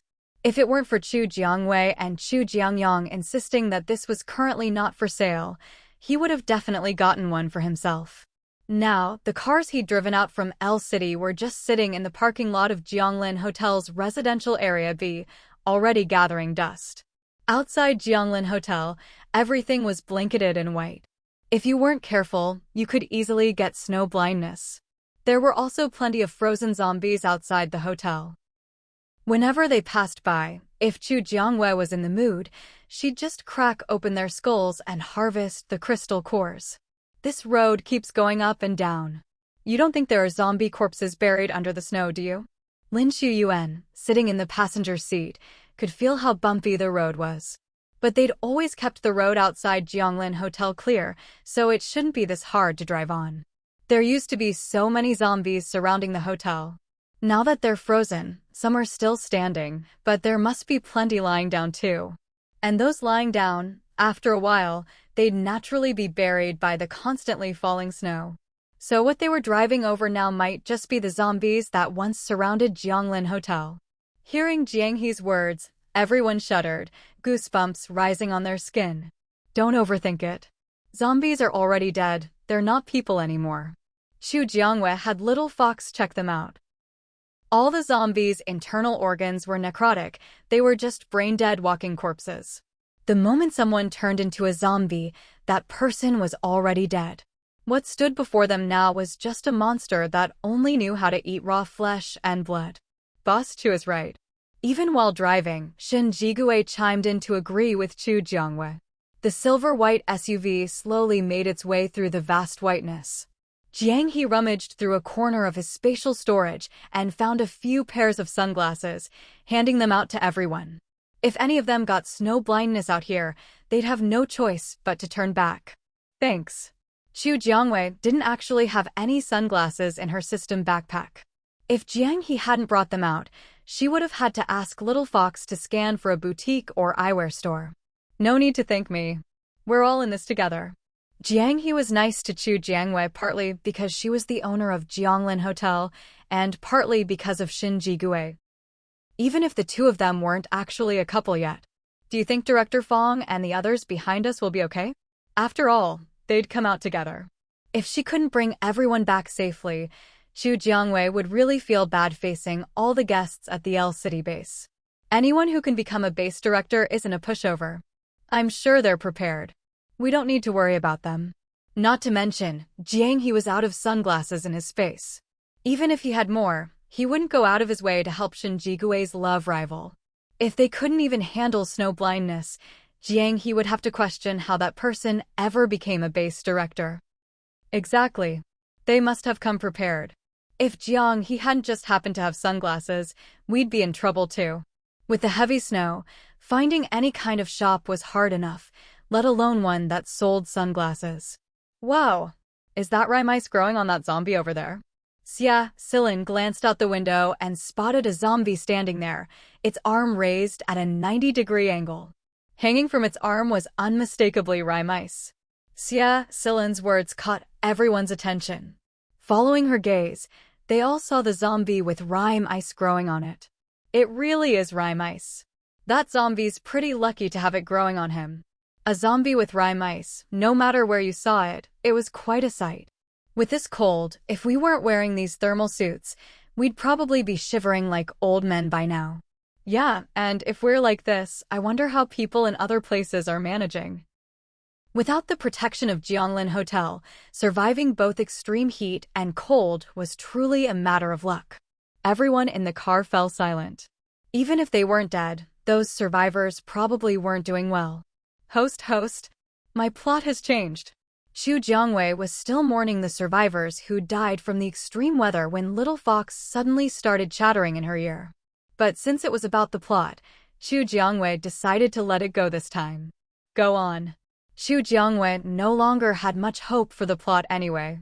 At this point, things had gone so far off track that she couldn't even see a shadow of the original story Little Fox had described. Due to significant deviations in the plot, the storyline for this world is being adjusted. Female lead, Jin Chuyu. Male lead, Hojun. The male lead has been swapped with the devoted second male lead? Xu Jiangwei glanced at Little Fox. Zheng Wenin got kicked out as the male lead. So if I don't like him from now on, can I just... Host, why don't you keep reading? Xu Jiangwei kept reading and saw, male lead, Hojun male supporting role, Zheng Wenin. Oh, what a tragic life. Why is it so hard to get rid of someone she wants gone? Xu Jiangwei lost interest. Little Fox's script was basically useless now. Who knew when it would collapse again? Little Fox knew its script didn't have much credibility with Xu Jiangwei, so it didn't insist that she read every change. Still, Xu Jiangwei was a little pleased that Zheng Wenin had been stripped of his male lead status. Host, I've detected signs of living people 500 meters ahead. Although Xu Jiangyue's destination this time was Province H, she wouldn't ignore any survivors she encountered along the way. Unless the survivor was truly rotten to the core and not even worth saving in Xu Jiangyue's eyes. Got it. Xu Jiangwei straightened up and glanced at the navigation route on the SUV's dashboard. After confirming with Little Fox that the car would pass by the survivor, Xu Jiangwei didn't ask Shin Jigue to change course. For a Jianglin Hotel SUV, 500 meters in the snow was nothing. When they reached the spot Little Fox had indicated, Xu Jiangwei spoke up, Mr. Shin, please stop the car here. Although he didn't know why, Shin Jigue obediently hit the brakes. What's wrong? Xu Jiangwei didn't explain. She opened the car door, got out and, following Little Fox's directions, walked up to a small snow mound. Fong Chingu, who was following behind, saw Xu Jiangwei get out of her car, so he also pulled over and got out with a few of his subordinates. Why are we stopping all of a sudden? This place was in the middle of nowhere, with no villages or shops in sight, definitely not a good spot to stop. Shin Jigue and the other 5 had no idea either, so they couldn't answer him. They watched as Xu Jiangwei activated her ability, weaving a shovel-like tool out of vines, and started digging at a small mound of snow. The others didn't really understand what was going on, but since Xu Jiangwei was digging for something, they couldn't just stand by and watch. They all scrambled to find something to help with. With everyone pitching in, they quickly dug out whatever was buried under the snow. Is this person still alive? Xia Silin asked uncertainly as they uncovered a man. If he wasn't alive, there'd be no point in Xu Jiangwei going to all this trouble to dig him out. Xu Jiangwei nodded. He's still alive. But just barely. She placed her hand on the man's wrist and transferred a bit of her ability into him. Although Xu Jiangyue's wood-type power wasn't as effective as a healing ability, it could at least give him a bit of vitality, enough to pull him back from the brink. His body temperature's coming back up. Let's get him into the car. If he stays out here in this cold, he really might freeze to death. They were all wearing gear, so they were fine, but the man's clothes were soaked through with snow. If they weren't careful, he might not make it. There was still a seat left in Xu Jiangyue's car. Shin Jigue and the others worked together to carry the man to the back seat and settled him in. I'll go get some snow and rub him down to help him warm up. After being in the snow for so long, the man's body temperature had dropped dangerously low. At this point, they couldn't use hot water to warm his hands and feet, it had to be snow. Lin Xuyuan went out and scooped up a basin of snow, then sat beside the man and started rubbing him down. Once they got moving again, nothing else happened along the way. The only real issue was that they never came across a house or shelter where they could spend the night. With no other choice, they picked a relatively flat spot and started setting up tents. Inside the car, the man they'd rescued had warmed up and was temporarily out of danger. He hadn't woken up yet, so Xu Jiangwei and the others left him alone and went out to pitch their tents. Fong Chingu and his subordinates also set up their tents. This would be their home for the night. Once the tents were up, Xu Jiangyue's group of 6 squeezed into one tent. 2 of them took out a small table and stools from their spatial storage, and Xu Jiangwei retrieved food from her system backpack. Because it was so cold, anything left outside would freeze solid in no time, but inside the tent, they didn't have to worry about that. After all, the tent was a product of Jianglin Hotel, and maintaining a constant temperature inside was standard, just like the climate control in their off-road vehicles. The 6 of them quickly found their spots and sat down to eat dinner. Meanwhile, after Fong Chingu's group finished setting up their tent, he invited all his subordinates inside and had the spatial ability user in the team take out their food supplies. Compared to Chu Jiangyue's well-balanced meal, Fong Chingu's side looked rather bleak. Even though Fong Chingu was the leader of the L-City base, he hadn't been at Jianglin Hotel for long, so he hadn't accumulated many crystal cores. Hosting a meal depended on his financial situation. While Chu Jiangyue's group was eating, the man they'd rescued finally began to stir. After a while, he realized he was in a car. But he was so hungry, he didn't even have the strength to stand. Host, that man's awake," the little fox's voice reminded Chu Jiangwei just as she finished the last bite of her meal. She glanced over at her SUV. "What is it?" Shen Jigue, whose attention had been on Chu Jiangwei, noticed her distraction and asked, "Is something going on in the car? Did that guy wake up?" Chu Jiangwei couldn't reveal the little fox's existence, so she made up an excuse. "Seems like it. I'll go check." Lin Shuyuan, who had been the one to rub the man down with snow earlier, immediately stood up and ducked out of the tent. Shen Jigue glanced at Chu Jiangwei but didn't say anything. Over at the car, Lin Shuyuan saw that the man was awake but too weak to sit up. "You're awake." Hello, was it you who saved me?" The man's voice was so faint it was almost like the sound of an ant. If Lin Shuyuan hadn't awakened his ability and sharpened his senses, he probably wouldn't have hurt him at all. "No, it was Boss Chu who found you. We just helped out." Lin Shuyuan wasn't lying. If it hadn't been for Chu Jiangwei, they wouldn't have noticed the man was still alive. They might have even driven right over him. He was lucky to be alive. Hearing Boss Chu, the man naturally assumed Lin Shuyuan's team leader was the one who saved him. "I see. Still, thank you. Don't talk for now. I'll see if we have any porridge. I'll bring you a bowl." If things went on like this, the man would starve to death even if he didn't freeze. "Thank you." He couldn't refuse. He was completely out of strength and supplies. If it hadn't come to this, he wouldn't have collapsed in the snow, nearly freezing to death. Lin Shuyuan hurried back to the tent and asked Jiang He for food. "Old He, do you have any porridge?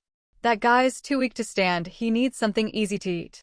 Besides, Chu Jiangwei was looking for someone. Maybe this guy knew something. "No porridge, but there's plenty of rice. Just add some water and heat it up to make porridge." Jianglin Hotel didn't sell porridge, but there was always enough rice. As for water, Su Zhuqing, their water ability user, could provide that. Whenever they were out and about, Su Zhuqing supplied all their daily water needs. That works. Lin Shuyuan himself was a fire ability user, so heating things up was no problem. Chu Jiangwei, hearing that the man was awake, finally relaxed. Now that he was conscious, he was probably out of immediate danger. As long as he rested, he should be fine. There was still a seat left in Chu Jiangyue's car, so he could travel with them for now. Lin Shuyuan took a bowl of rice and a bowl of water from Su Zhuqing, asked Jiang He for a bigger bowl, dumped the rice and water together, and used his ability to heat it up. Once it looked about right, he eased off his power, then carried the bowl of porridge back to the car. "Here's some porridge. Drink it slowly, it's hot." Lin Shuyuan conjured a small table in front of the man, so he could set the bowl down. The off-road vehicles produced by Jianglin Hotel aren't just for show. Their interiors are packed with high-tech features, waiting to be discovered. You've been hungry for a long time. If your stomach's empty, you can't eat anything heavy right away. For now, just drink this to fill yourself up a bit. Seeing the man remain motionless for a while, Lin Shuyuan spoke again. Is this really for me?" The man's eyes were filled with disbelief. Clearly, he couldn't believe that the bowl of porridge Lin Shuyuan had brought out was actually for him. After the apocalypse broke out, food became more precious than gold. And now, it was just sitting right in front of him. "Of course. Why else would I bring it up here? Hurry up and eat. I'm heading down to have my own meal. Just leave the bowl when you're done. I'll come back to collect it." With that, Lin Shuyuan jumped out of the vehicle, not caring how the man reacted. Staring at the thick porridge in front of him, the man was so moved he nearly cried. Although Lin Shuyuan had left a spoon, the man was so famished that he simply picked up the bowl and gulped it down. Scalding his mouth was the least of his concerns. Getting food into his stomach was far more important. In times like these, only what's in your belly truly belongs to you. Anything else could be stolen or snatched away at any moment. The man finished the porridge in one go, feeling a rare warmth in his stomach. He couldn't even remember the last time he'd eaten his fill. Even though it was just plain porridge, without even a shred of preserved vegetable, it tasted delicious to him. He knew that even years from now, he'd still remember the taste of this bowl of porridge. After getting out of the car, Lin Shuyuan quickly ducked into their dining tent to finish the meal he'd left earlier. How is he? Is he doing okay? Xu Jiangwei asked. She didn't want the person she'd gone through so much trouble to save to end up dying anyway, because they hadn't treated him in time. He's fine, just starving, I think. I just gave him some porridge. Once he eats, he should perk up a bit. That's good. Once he's recovered, we can ask him for a little reward. After all, saving someone's life is no small favor. Asking for a little something in return isn't unreasonable. It's the apocalypse. Only Mother Teresa would save people for free. Lin Shuyuan glanced at Xu Jiangwei, clearly surprised by her reaction. Well, I guess that's fair. But from what I saw, he doesn't seem to have anything valuable on him. If he'd had a jade pendant or something around his neck, they could have used it as currency. Maybe it'd be worth a few silver coins. But when Lin Shuyuan had helped the man warm up with snow earlier, he'd already checked. The man didn't have so much as a pendant, not even a single crystal core. If he doesn't have anything now, he can owe us. We're bound to run into a few frozen zombies along the way. If he's not even willing to dig out crystal cores from frozen zombies, Xu Jiangwei figured he wasn't worth saving. Hearing this, Lin Shuyuan knew what to do. But now wasn't the time to discuss it. After everyone finished eating, Jiang He packed the dirty dishes away into his own storage space. There wasn't time or the means to wash up now. Once they got back to Jianglin Hotel, they could deal with them all at once. Once everything was packed up, Xu Jiangwei returned to her tent. In the car, the man still had no idea that, for the foreseeable future, he'd be on the never-ending road of repaying his debt. The night passed uneventfully. At dawn, as the sky began to lighten, Xu Jiangwei woke up. Shen Jigui and the others also emerged from their tents one after another. After a quick wash and breakfast, the group got back in the car. Once inside, Xu Jiangwei saw the man they'd rescued the day before and realized they still didn't know his name. Hi, I forgot to ask yesterday, what's your name, and where are you from? My name's Rong Jiawen. Thank you so much for saving me yesterday. If it hadn't been for them, Rong Jiawen knew he wouldn't have made it. No need to thank us, it was just a small favor. Xu Jiangwei waved it off, not thinking it was worth making a fuss over. Where did you live before? We're heading to H province. We could drop you off if it's on the way. If she could use Rong Jiawen to find a survivor settlement, then saving him would really have been worthwhile. Rong Jiawen hesitated, unsure if he should reveal where he'd been living. If these people had bad intentions, he'd have no way to defend himself. Seeing his hesitation, Xu Jiangwei understood. It's fine, you don't have to say if you don't want to. Let me introduce myself properly. I'm Xu Jiangwei, owner of a hotel. Currently, we have plenty of vacant rooms, with water and electricity. There's a restaurant and a general store inside the hotel. If you or your companions want to come, we can pick you up now. The main reason for going to H province was to expand their customer base. If Rong Jiawen had more potential guests, Xu Jiangwei certainly didn't want to miss out. After all, the more customers, the better. The more Rong Jiawen listened, the more unbelievable it all sounded. You run a hotel. Rong Jiawen clearly didn't believe it. Who in their right mind would open a hotel these days? Isn't that just advertising to everyone? Hey, I've got supplies, come rob me. Here's a hotel flyer. If you tear off the upper left corner, you'll be protected from the extreme cold for 7 days. Each person can only use one. I'll give you 100 flyers. You can hand them out to whoever you want. If you trust me, just tear off the upper left corner and follow the instructions. Once you arrive, you'll recognize the place. My hotel is very hard to miss. It was the only building on an open field, so of course it stood out. Not to mention, with the constant snow and everything outside covered in white, only Jianglin Hotel's lawn remained lush and green. Is everything you're saying true? Rong Zhaowen felt like this was all too surreal. One moment he was worried Chu Jiangyue's group might harm him, and the next he was being given gifts. Even the flyer's supposed effects sounded like something out of a fairy tale. Do you really think I'd try to trick you with such an easily exposed lie?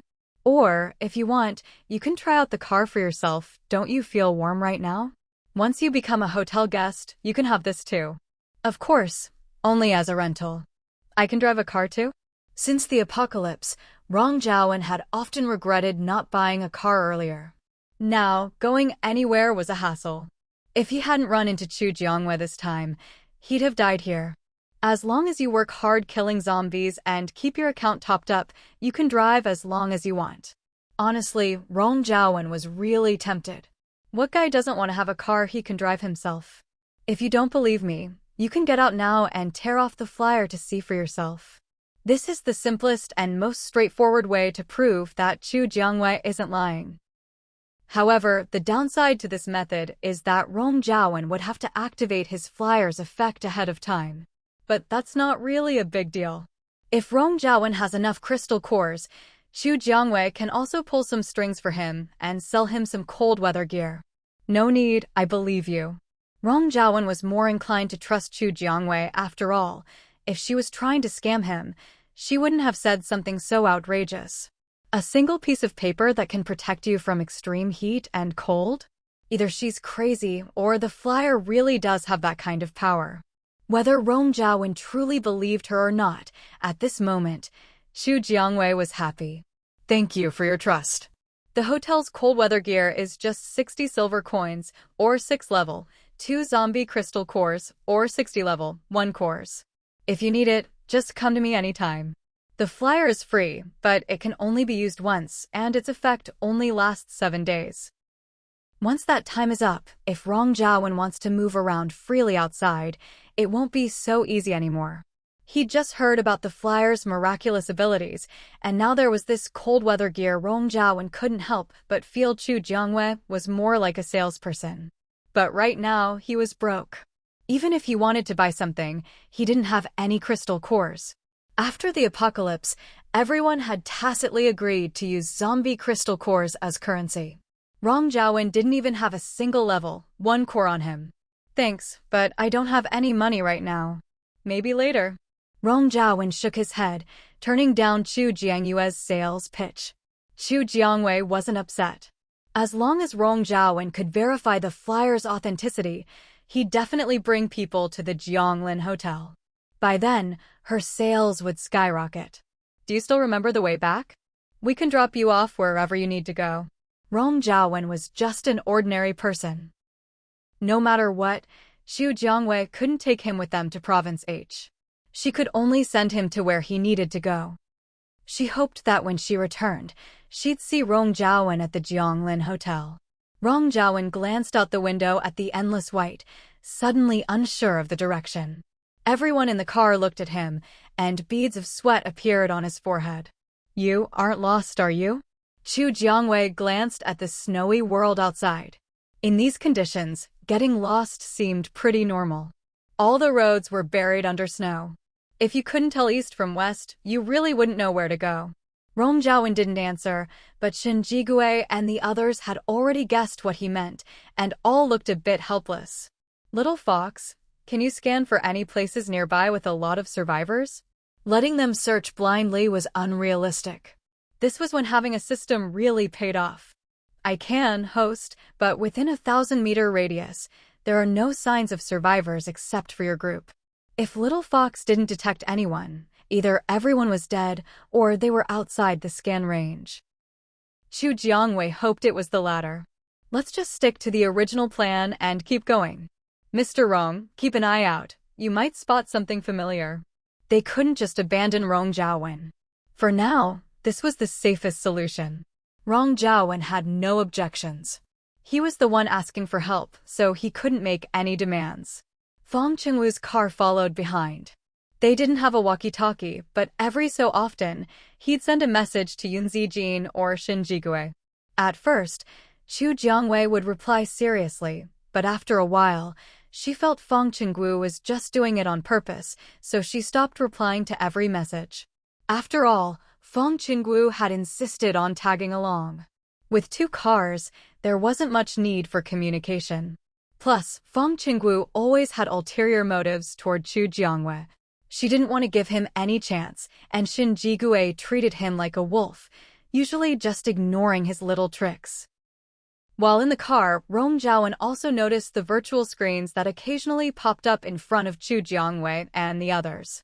But none of them liked others looking at their private information, so they all set their screens to privacy mode. Rong Zhaowen could see the screens, but not what was on them. It was basically like an anti-peeping screen. He really wanted to ask what those things were, but since no one brought it up, as someone who'd just been rescued, he felt awkward asking. If he accidentally asked something sensitive, that would be truly embarrassing. Host, I've detected a large group of human survivors. Little Fox's voice suddenly rang in her ear, and Xu Jiangwei instinctively looked up. Boss Chu, is something wrong? Su Zhucheng, who was sitting next to her, saw Xu Jiangwei suddenly look up and thought something had happened. There's something. Mr. Shin, could you please drive in the direction I tell you? She didn't know if Little Fox had found the survivor base where Rong Zhaowen had stayed, but as far as Xu Jiangwei was concerned, finding people was always a good thing. All right, just tell me where to go. Shin Jigui didn't ask any questions, he just did as Xu Jiangwei said. After all, someone who could run such a miraculous hotel as Jianglin was bound to have some skills they didn't know about. Did you find the place I was staying at? Even though he was lost, Rong Zhaowen was sure that, aside from the place he'd stayed, there were no other survivor bases nearby. Not sure. We'll know when we get there. But since Rong Zhaowen was lost, where they drove now was up to Xu Jiangwei. After spending this time together, Rong Zhaowen had a basic sense of Xu Jiangwei and her team's character, and wasn't as wary about them showing up at the survivor base as he'd been at first. Meanwhile, Fong Chingu in the car behind had no idea what was happening up front. When Shin Jigui suddenly changed direction, he started cursing. Not just cursing, he pulled out his ID card, opened his virtual screen, and started furiously messaging Shin Jigui. Shin Jigui, driving, don't disturb. They hadn't driven for long when, even without Little Fox's guidance, Xu Jiangwei guessed where the people were. She should have thought of it earlier. It had been extremely hot before, and now it was freezing cold. The surface was uninhabitable, but there were still air raid shelters in many places. And the survivor base where Rong Zhaowen had stayed was in one of those shelters. This is it. That supermarket sign, I'd never mistake it. As Xu Jiangwei told Shin Jigui to stop the car, Rong Zhaowen spoke up as well. His words confirmed that Xu Jiangwei had indeed led them to the right place. Since there's no problem, Mr. Rome, please lead the way. I've already prepared the flyers, and the way to use them is just like I explained before. Now that everyone was here, Rong Zhaowen couldn't refuse even if he wanted to. In fact, he even felt grateful to Xu Jiangwei for bringing him to this place. If it weren't for Xu Jiangwei, even if he had been rescued, it would have been nearly impossible to find the right way home in this endless snowy wilderness. All right. The car can't go any further, so you'll have to get out and walk from here. There was no way a car could get into an underground air raid shelter. Xu Jiangwei nodded and got out of the car. Shin Jigui and the others had no objections. They grabbed their things and got out as well. Once everyone was out, Xu Jiangwei simply stored the car in her system backpack. Of course, she didn't forget about Fong Chingu and his group, who were following behind. She walked over to Fong Chingu's car and knocked on his window. Fong Chingu rolled down the window. Miss Chu, is there something else? To be honest, by now, Fong Chingu was starting to regret following Xu Jiangwei out here. Not only had he gained nothing along the way, but he hadn't even found an opportunity to get closer to her. It felt like he'd wasted all this time just to chase after her car for nothing. There are survivors here. We're going to check out the situation. Director Fong, are you coming with us, or would you rather wait here? Or, if you're bored, you can split off now. You have navigation, you won't get lost. There are survivors here? Fong Chingu glanced around, feeling like Chu Jiangwei was telling some kind of grim joke. There weren't even any frozen zombies in sight. How could there possibly be people? According to my monitoring, that's the case. So, what's your decision, Director Fong? We'll head out first. If you want to look for survivors, go ahead. Although Fong Chingu wanted to get closer to Chu Jiangwei, after all this time with no progress, he was starting to get annoyed. Especially since yesterday and today together had already wasted more than a day. Fong Chingu didn't actually have real feelings for Chu Jiangwei, so it was impossible for him not to feel any resentment. But because of her status, even if he had complaints, he could only swallow them. All right then. Stay safe. Chu Jiangwei had already guessed what Fong Chingu would choose, so she didn't show any surprise at all. In fact, she thought it would be better for their next steps if Fong Chingu left. After all, she didn't trust Fong Chingu nearly as much as she trusted Shen Jigui and the other 5. Fong Chingu had been hoping Chu Jiangwei might try to persuade him to stay, but to his surprise, she had no intention of doing so. The moment he said they'd split up, Chu Jiangwei immediately agreed and even told them to be careful. Fong Chingu was left with words stuck in his throat. In the end, he just snorted coldly and told the driver to leave. Chu Jiangwei just found the whole thing baffling. What was his problem? Had she offended him somehow? Why the attitude? What's wrong? Shen Jigui noticed that Chu Jiangwei didn't look too happy when she came back, so he asked naturally. It's nothing. Fong Chingu probably has something wrong with his brain. Hearing this, Shen Jigui raised his eyebrows slightly. From the look of things, Chu Jiangwei clearly didn't have any romantic interest in Fong Chingu. But Shen Jigui preferred to think she just hadn't figured things out yet. Sometimes, he felt like he was being pretty obvious, but Chu Jiangwei was just so dense she never picked up on it. If it were anyone else, after all this time not getting his hints, he'd have been kicked to the curb long ago. Mr. Rong, please lead the way. Chu Jiangyue's mood came and went quickly, and she soon forgot all about Fong Chingu. The most important thing now was to follow Rong Zhaowen and check out the survivors' base here. Rong Zhaowen moved to the front of the group and knocked rhythmically several times on the supermarket billboard. After a long while, there was finally some movement in the snow beside the billboard.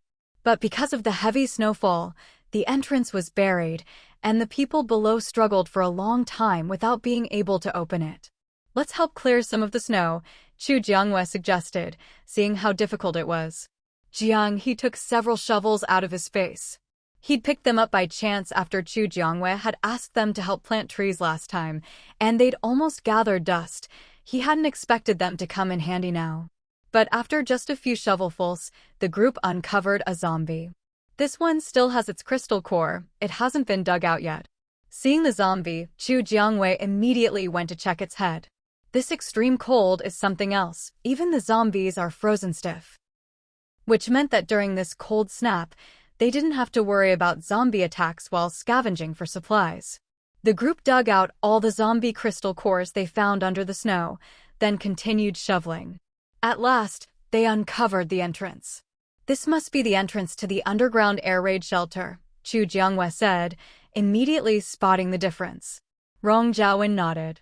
Boss Chu, you really have a sharp eye. If he hadn't lived here before, even if he dug this far, he might have been fooled by the camouflage. He then knocked rhythmically several more times on the entrance. After a long while, there was finally movement from below. Someone inside pushed up the entrance, and Rong Zhaowen hurried over to help lift the cover. The entrance opened, and an elderly man with graying hair emerged. Rong, are these the people you mentioned? The old man's expression was unfriendly. It was clear he wasn't happy to see strangers like Chu Jiangwei. Uncle Jiang, I almost died out there this time. They're the ones who saved me. Supplies in the shelter were limited, and Rong Zhaowen understood why the old man was so wary.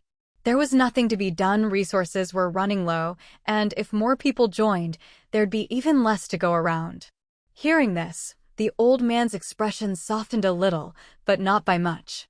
Hello, let me introduce myself. I'm Chu Jiangwei. I run a hotel in City B. The hotel provides lodging, has a restaurant, and a small general store. As long as you're within the hotel grounds, I can guarantee you'll be safe from zombie attacks. If you're interested, you're very welcome to come stay at my hotel. Chu Jiangwei briefly introduced what the Jianglin Hotel currently had to offer. You opened a hotel in City B? Aren't you worried that, if you're not there to guard it, someone will ransack the place? In times like these, survival supplies were everything. He didn't believe she didn't know that. That's my concern. What you need to consider is whether you want to settle down at my hotel. As long as you have crystal cores or anything valuable, you can get a room and a full meal every day. A full meal, in a world overrun by zombies, that was something countless people longed for but didn't dare hope for. The old man looked at Chu Jiangwei as if she were a fool. Was this person suffering from some kind of hysteria? Her imagination was truly wild. If you don't believe me, I can prove it to you, Chu Jiangwei said, pulling out a flyer. This is a special flyer from my hotel, designed to help people reach the hotel safely. Its main function is to shield you from zombies to a certain extent and to protect the user from extreme heat or cold. The effect covers a 1-meter radius around the flyer and lasts for 7 days. Each person can only use one flyer. To activate it, just tear off the upper left corner along the dotted line. The flyers are provided free of charge. You can try it for yourself. But once you use it, the 7-day countdown begins, and you can't pause it in between. Sure enough, when Chu Jiangwei confidently explained the flyer's functions, the old man began to waver. You're sure? If what she said was true, then the hotel really must exist. Otherwise, the old man couldn't imagine what Chu Jiangwei could possibly want from them. Although the bomb shelter was safe, it was cold and damp underground, and many children had already started to get sick after living there for so long. Rong Zhaowen would go out alone partly for this reason. He couldn't bear to see the sick children, so he wanted to venture out to find some medicine. But he hadn't expected that he'd collapse in the snow from hypothermia not long after leaving. If he hadn't run into Chu Jiangwei by chance, he probably wouldn't have made it back. Just try it and see. The flyers are free, no charge, Chu Jiangwei said. Judging by their faces, life hadn't been easy for them. If she charged money, with so many people in need, she couldn't be sure she'd ever collect it all. Better not to charge from the start, so she wouldn't have to keep track of who owed her what. Keeping tabs on things was such a hassle, and unless it was absolutely necessary, Chu Jiangwei didn't want to tax her brain. The man Rong Zhaowen called Uncle Jiang took a flyer from Chu Jiangwei, half believing, half doubting, and tore off the upper left corner along the dotted line. The moment he did, he felt a wave of comfort wash over his body. But since he was wearing so many layers, once the temperature became comfortable, his clothes started to feel cumbersome. Well, do you believe me now? Chu Jiangwei asked, seeing Uncle Zhang's reaction and knowing he was convinced. After all, if she were a fraud, her lie would have been exposed the moment he tore the flyer. There are a lot of elderly, women, and children in the shelter. Even if the cold and zombies aren't an issue anymore, it's still snowing heavily outside. Getting everyone out of here won't be easy. How many people are there? I can take some of you first. Once I've dropped off a group at the hotel, they'll have access to vehicles as well, and we can come back together to pick up the rest. If we make a few trips, we'll get everyone out. But you'll need to decide who goes first, to avoid anyone abandoning the group once they reach the hotel. That was a real possibility. Sure enough, after Chu Jiangwei finished speaking, Uncle Jiang and Rong Zhaowen both fell silent, deep in thought. Uncle Jiang, I think we should start by sending the young and able-bodied men who have families, wives, children, or elderly relatives. First, they're better equipped to handle emergencies on the road. Second, since they have loved ones here, they won't just abandon us once they get to safety. Rong Zhaowen had thought long and hard before coming up with this reliable plan. After hearing his suggestion, Uncle Jiang, Chu Jiangwei, and the other 6 all agreed it was a good idea. There are 6 of us, and apart from the drivers, each vehicle can take 6 people. So, for the first trip, you can pick 36 people. Chu Jiangwei suddenly regretted letting Fong Chingu leave earlier. She hadn't expected she'd need to bring people back to Jianglin Hotel. As the saying goes, man proposes, God disposes. Today had certainly taught her a lesson. All right, I understand. Do you want to come down and have a look? I'll pick the people as soon as possible. He already had a rough idea of who to choose, but would need to go down and discuss it with the others first. No need for us to go down. Here are 36 flyers. You can distribute them, Chu Jiangwei said, flipping her hand to reveal a stack of flyers. Seeing the flyers in her hand, both Uncle Jiang and Rong Zhaowen were delighted. Although they felt a bit guilty about taking advantage of Chu Jiangyue's generosity, the situation left them no choice. Thank you. I'll pick the people as quickly as possible so we don't waste any time, Uncle Jiang said, carefully cradling the flyers and calling Rong Zhaowen to help him gather the group. Once the two of them went down into the shelter, Chu Jiangwei and her group didn't rush. They quickly set up a tent, all went inside, and Jiang he took out a table and stools. The 6 of them sat around the table. With a sweep of Jiang he's hand across the tabletop, a variety of items appeared, the most eye-catching being a tea set and a tin of tea. Add water, heat it up, Jiang he said, looking at Su Zhuqing and Lin Shiyuan. The two exchanged a glance. Though they were cursing inwardly, they still obediently did as they were told. Sipping their first cup of hot tea since the apocalypse began, everyone couldn't help but relax. Xia Silin sat quietly, not saying a word, just along for the ride. Chu Jiangwei and Xin Jigui remained calm, showing little emotion. About 30 minutes later, Uncle Jiang and Rong Zhaowen returned with the group. Boss Chu, we're here. Rong Zhaowen called out before he even emerged. Chu Jiangwei put down her tea and stepped out of the tent, seeing people filing out of the shelter. Most were young and able-bodied, though there were a couple of women who looked very capable. Counting quickly, including Rong Zhaowen, there were indeed 36 people. Isn't Uncle Jiang coming with you? His flyer will expire in 7 days. With so many people, Chu Jiangwei couldn't guarantee Uncle Jiang would last until Rong Zhaowen and the others returned. It's very cold in the shelter, so Uncle Jiang decided to stay below and use his flyer to give the sick children a more comfortable environment, Rong Zhaowen explained. Chu Jiangwei realized she'd overlooked something. I'll give you 10 more flyers. You can take them down for the others to use temporarily. After all, the little fox could now make flyers effortlessly. As long as she kept upgrading the hotel, the little fox was always eager to help. Rong Zhaowen gratefully accepted the fresh flyers from Chu Jiangwei, bowing repeatedly. Thank you so much.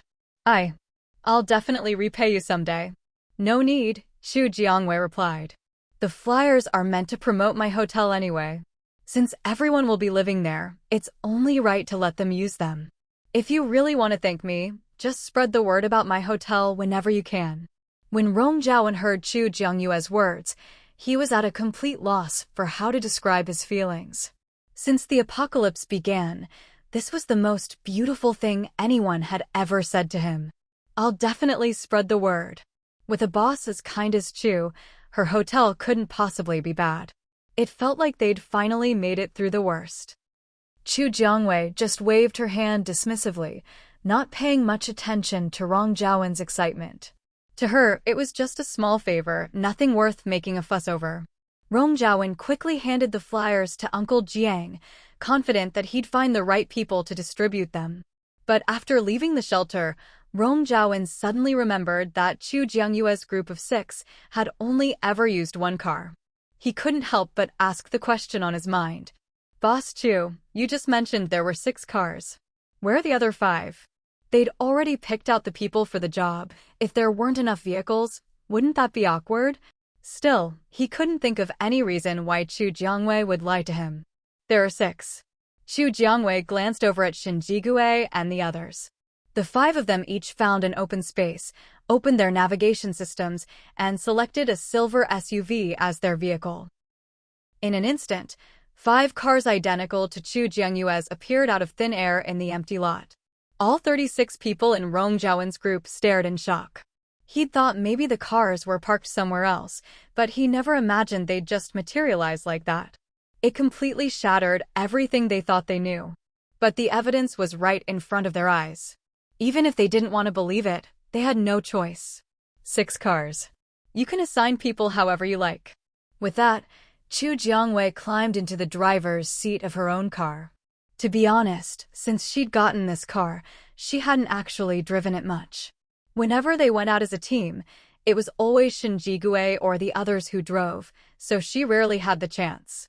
She never expected that, just to send some new guests back to the hotel, she'd end up driving herself. Since Chu Jiangwei was the only woman with a car, the 3 women in Rong Zhaowen's group all headed straight for her vehicle. Besides them, Rong Zhaowen himself also came over. The last 2 seats were taken by people who'd missed out on the other cars and were left with no choice. Their expressions were a bit sour as they climbed in. Chu Jiangwei noticed, but didn't care. If they looked down on her just because she was a woman, she'd show them soon enough who really called the shots in this team. Once all 6 cars were full, Shinjigue's car took the lead, Chu Jiangwei followed right behind, and the rest lined up after her. Chu Jiangwei didn't want to bother with directions, so once everyone was settled, she turned on her navigation system. Even with Shinjigue's car in front, she could still see the navigation arrow. This long, prominent arrow was something only Chu Jiangwei had. Everyone else's navigation just showed a virtual map. Up ahead, Shinjigue saw the arrow and knew Chu Jiangwei had activated her navigation. He smiled slightly and followed the arrow's path, driving steadily forward.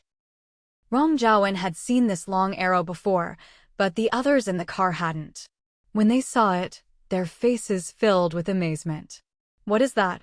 This kind of high-tech stuff wasn't even possible on Blue Star before the apocalypse, right? That's Boss Chu's special navigation. The arrow shows us exactly where to go. Rong Zhaowen had been curious before and asked about it, so when someone else brought it up, he explained. Amazing! The 3 women stared at the navigation route, eyes shining with curiosity and anticipation for the Jianglin hotel they were heading to. Since this was a privilege only for the driver, Chu Jiangwei didn't bother explaining further. Host, there's a pack of wolves gathering 500 meters ahead. Chu Jiangwei was focused on driving when the little fox's voice suddenly sounded in her mind. Wolves? Chu Jiangyue's lips pressed into a thin line. How many? If there weren't too many, they could just fight them head-on. Wolf meat and pelts were valuable after all. And if they were mutant animals, she might even get a crystal core out of it.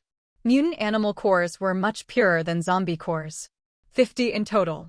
Wolves are pack animals and hold grudges. They won't give up until they get what they want.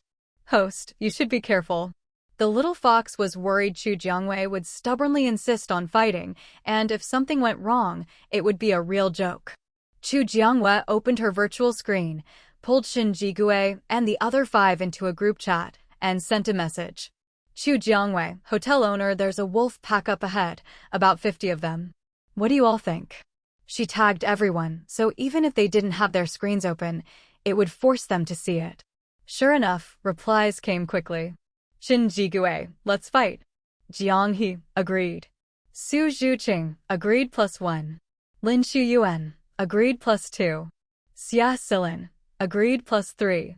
Since no one objected, Chu Jiangwei felt free to proceed. Chu Jiangwei, hotel owner, okay. The wolf pack is 500 meters ahead. Once everyone replied, Chu Jiangwei closed the virtual screen. There's a wolf pack up ahead. If you want the spoils, get out and fight. If you're scared, just stay in the car and don't move. She gave everyone a heads up, so they wouldn't panic or do something stupid when they ran into the wolves. What? Wolves? Can you even drive?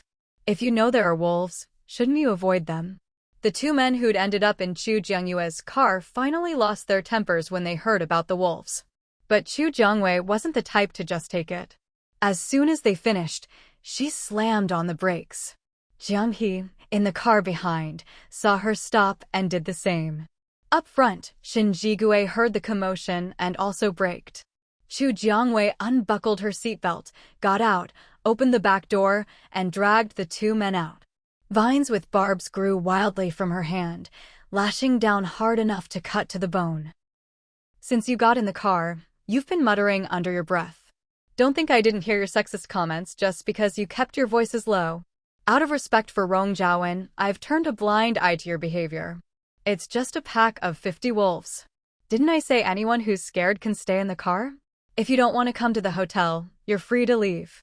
Don't act like I'm begging you to be my guests. With that, Chu Jiangwei lashed the vine past their faces, the wind blade slicing a bloody line across their cheeks.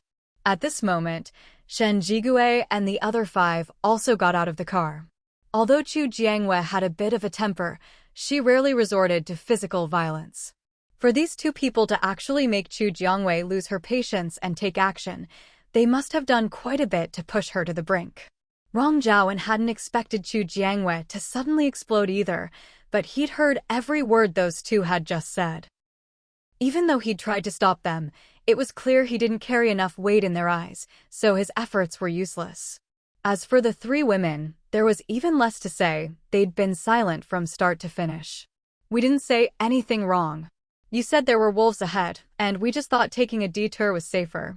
What's wrong with that? Are we supposed to risk our lives for your selfishness? The 2 of them didn't think they'd done anything wrong. In fact, they believed they were considering everyone's safety. Our vehicle has excellent defenses. If you don't want to take risks, you can stay inside the car. You'll be perfectly safe. When we get to the hotel, you'll need money for everything. Wolf meat, wolf pelts, and crystal cores can all be exchanged for universal currency at the hotel. If you don't work hard to gather resources now, do you expect the hotel to give you credit or to borrow money from someone else? Chu Jiangwei was honestly amazed at how these 2 people could twist logic like this. Sure enough, after she said that, everyone else started avoiding eye contact. Right now, everyone was struggling to look after themselves. Who would be willing to lend out their own supplies? I can see you're not that eager to come with us. Why don't you just head back now? It's not that far, and with the flyers I gave you, you'll be able to get back safely. It pained Chu Jiangwei to think she'd wasted 2 flyers on them for nothing. You say we can't go, and that's that? Who do you think you are? The 2 still hadn't realized what they'd done wrong. Lin Shuyuan and the others looked at them as if they were idiots.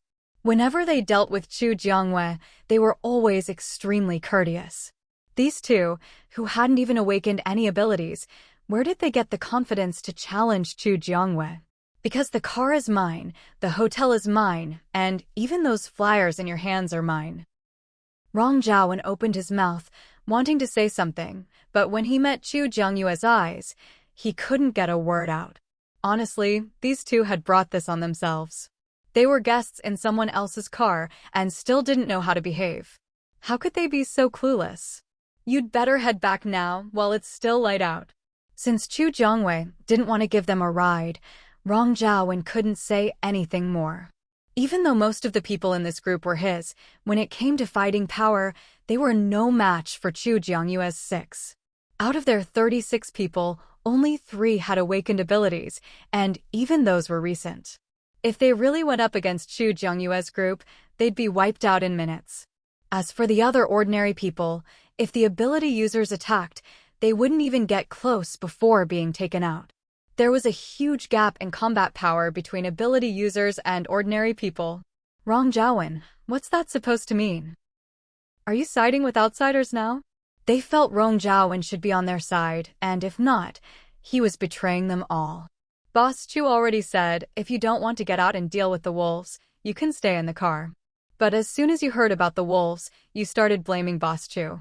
Boss Chu and the others are confident they can handle the wolves. They never asked you to risk your lives. If you think it's too dangerous, then don't come. Just as Chu Jiangwei said, Rong Zhaowen himself wanted to get out and hunt wolves. After all, he was running low on crystal cores. According to Chu Jiangwei, even if they made it to Jianglin Hotel, without money, they wouldn't survive. These 2 obviously just wanted a free ride. If they really made it to Jianglin Hotel, they'd probably try to borrow supplies or money from the others, just as Boss Chu predicted. Rong Zhaowen's stance was clear. If Chu Jiangwei didn't relent, he wasn't going to plead for them. Fine. Rong Zhaowen, you've really got some nerve now. We don't need to go with you. Who cares? The two of them clutched the flyers Chu Jiangwei had given them and stalked off in a huff. Lin Xuyuan, watching from the side, kindly made way for them. Take care now, don't let us keep you. He even waved them off with a cheeky grin, saying goodbye. Chu Jiangwei ignored the two and got back in the car. Once Rong Zhaowen was inside, she started the engine. Shen Jigui and the other 5 also got back in their vehicle and continued driving in the direction indicated by the arrows. However, they hadn't driven far before they encountered the wolf pack Chu Jiangwei had mentioned, the one about 500 meters ahead. All 5 vehicles stopped almost simultaneously. Chu Jiangwei unbuckled her seatbelt and got out without hesitation, with Rong Zhaowen right behind her. Chu Jiangwei looked at the 3 women in the car who hadn't awakened any abilities. You 3 should stay in the car. If you want crystal cores, you can dig for them near the hotel later. Last time, Jianglin Hotel had been surrounded by a massive zombie horde for over a week. Now, with the extreme cold, the area around the hotel was layered with frozen zombies. These days, the guests at Jianglin Hotel found their greatest joy in digging out crystal cores from the frozen zombies outside. It was a perfect example of a blessing in disguise. Before, the hotel had been surrounded by zombies, and no one could get in or out. Now, you could just step outside and pick up crystal cores. The 3 women were very self-aware. After Yun Zijin's reminder, they nodded and didn't feel that Chu Jiangyue's words were sexist. Even if Chu Jiangwei hadn't said anything, for the sake of their own safety, they wouldn't have gotten out. Seeing them nod, Chu Jiangwei got out and shut the door tightly, with Rong Zhaowen following close behind. By the time the 2 joined the fight, Shen Jigui and the other 5 had already taken down quite a few wolves. From the other cars, only the remaining 2 ability users got out. Everyone else wisely stayed put. The 3 who had only recently awakened their abilities watched in awe as Chu Jiangyue's group of 6 wielded their powers with dazzling skill.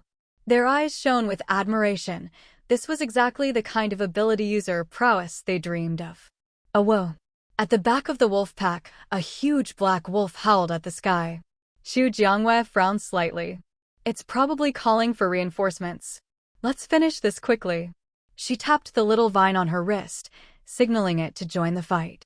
At her command, the vine sprang into action, growing rapidly and wrapping around the wolves one by one, greatly restricting their movements. Chu Jiangyue's wood-type powers danced in her hands. The barbed, mutated vine pierced through the wolves' heads with a thud-thud-thud, just as it had with the zombies before. As the vine retracted, its leaves would scoop out the crystal cores. After hearing Chu Jiangyue's reminder, Shen Jigui and the others all responded, and their attacks became noticeably fiercer than before. However, the 3 who had just awakened their abilities, Rong Zhaowen and his friends, were starting to fall behind. At one point, someone almost got clawed. If it hadn't been for Chu Jiangyue's quick reflexes with her vines, that person's hand would probably have been ruined. You guys should head back for now, Chu Jiangwei called out to Rong Zhaowen, her vine whip splitting from 1 into 3. Using her mental power, she controlled the 3 vines to attack in different directions, skewering wolves like kebabs. As the vines returned, they automatically picked out the crystal cores, perfect. Shen Jigui's lightning ability looked small when he threw it, but when it landed, the power was much greater than before. Lin Xuyuan's fireballs had turned into fire dragons, mercilessly sweeping through the wolf pack. Although Jiang He had a spatial ability, he'd recently grasped a spatial lock skill. Within his locked area, he was the absolute master, killing wolves without a trace. Su Zhucheng's water ability, if you looked closely, left all the wolf corpses around him completely dehydrated, turned into dried husks. Xia Silin wielded her metal needles with incredible skill. A single move would send several needles flying, taking down a few wolves at once, though digging out the crystal cores afterward was a bit troublesome. The 6 of them attacked in their own unique ways, but without exception, every attack was brutal. Watching from the car, Rong Zhaowen and his group were covered in goosebumps. They suddenly realized that Chu Jiangwei had really gone easy on those 2 people before. Otherwise, who knew if there'd even be a whole body left? Under the sixth onslaught, the wolf pack was quickly wiped out. Aside from a bit of wolf blood splattered on them, the six were basically unscathed. The admiration in Rong Jiawen and the others' eyes was beyond words. When Chu Jiangwei got back in the car, Rong Jiawen couldn't wait to speak up. Boss Chu, I've awakened a wood ability too. Will I be able to kill wolf packs as easily as you do one day? Watching Chu Jiangwei use her wood powers, Rong Jiawen felt an intense sense of identification. He could already imagine himself, in the future, wielding 3 vine whips at once like Chu Jiangwei. Well, that depends on your own comprehension and lots of practice, Chu Jiangwei replied. In her previous life, she'd been a support-type wood ability user. It was only in this life that she'd begun to explore the offensive potential of wood abilities. I understand. I'll definitely work hard from now on. Rong Jiawen was at his most motivated, convinced he could become as strong a wood ability user as Chu Jiangwei.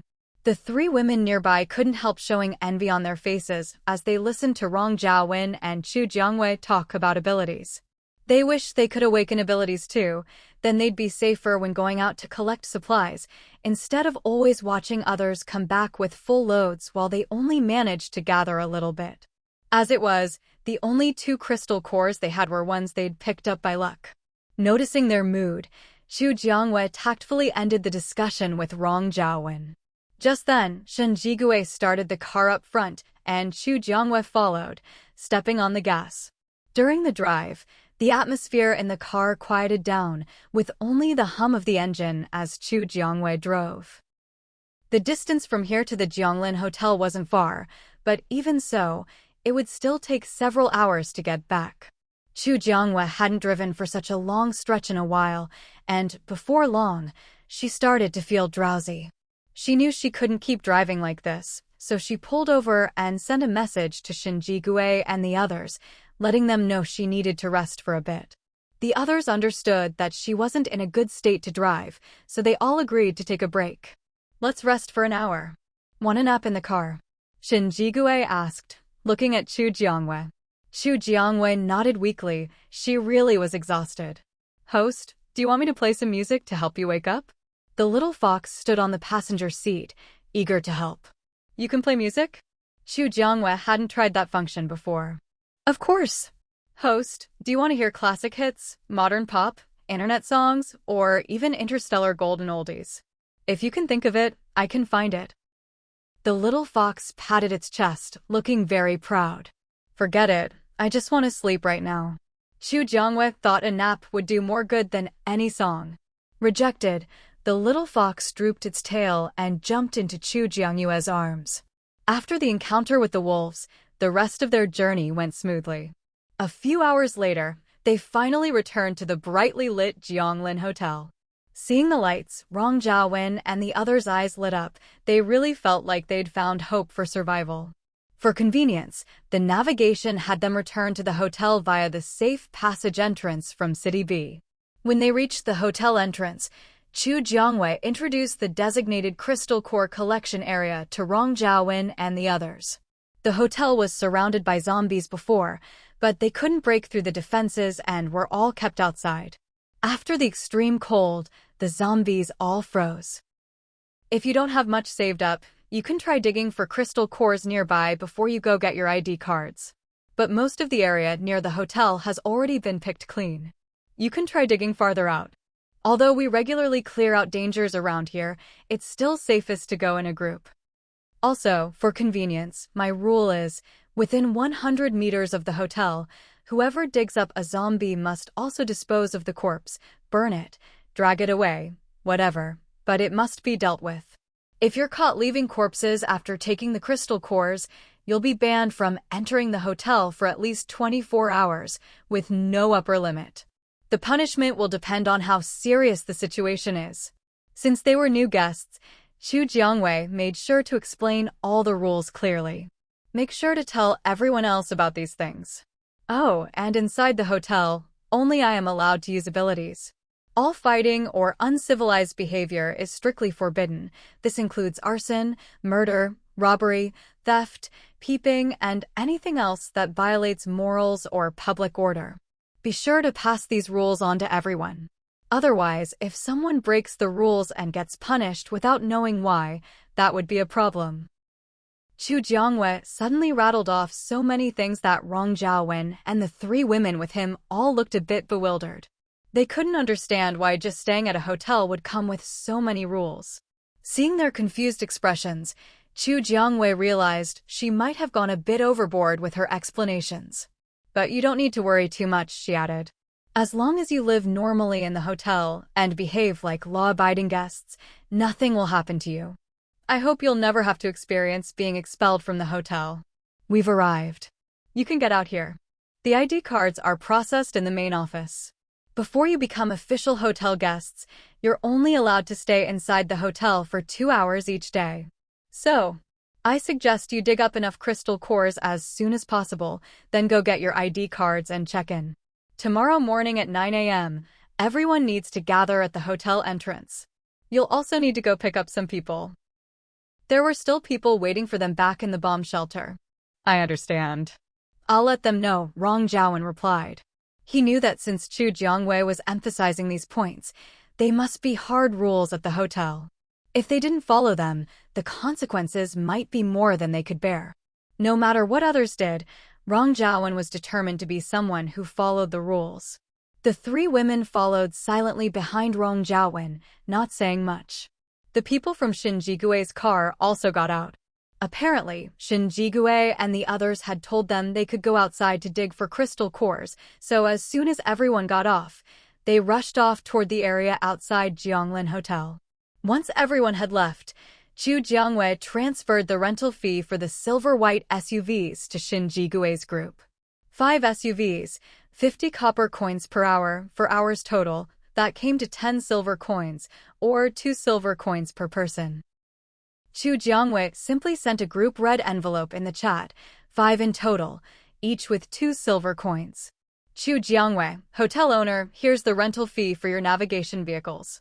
Shin Jigui, no need, it's just 2 silver coins. You don't have to be so precise. It was only the price of 2 zombie crystal cores. Chu Jiangwei didn't want to take advantage, but Shin Jigui felt awkward accepting it.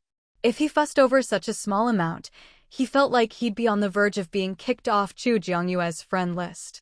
Lin Shiyuan, exactly, 2 silver coins isn't even enough for a meal. No need to be so particular. Jiang He, we can afford this much, Boss Chu. No need to be polite unless you don't see us as friends? Su Zhucheng, seconded. Boss Chu, I consider you one of my best friends. Don't you feel the same? Heartbroken, crying face. Xia Silin, seconded +1. I'm sure we're friends, Boss Chu. It's just 2 silver coins, easy money for us. None of the 5 accepted Chu Jiangyue's red envelope, but they couldn't return it either. After 24 hours, it would automatically be refunded to Chu Jiangyue's account.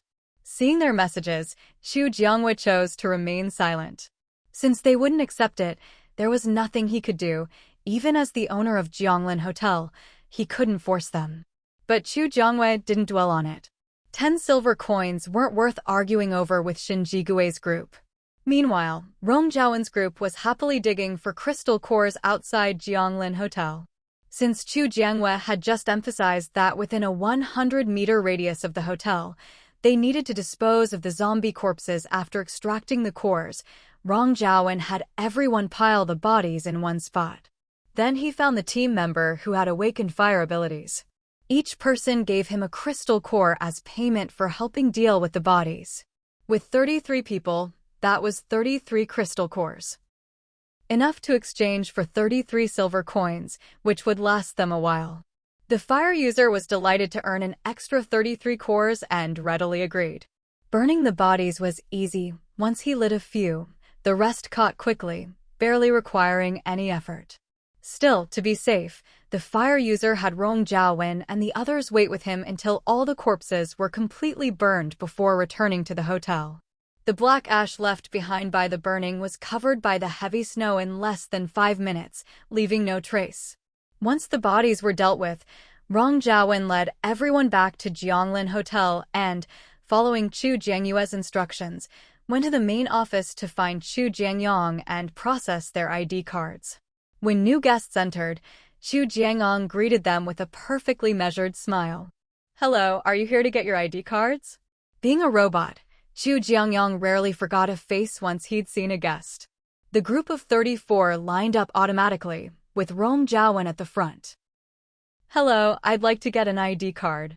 Please place the items you want to exchange here and follow the audio instructions," Chu Jiangong said, pointing to the tray on the exchange machine.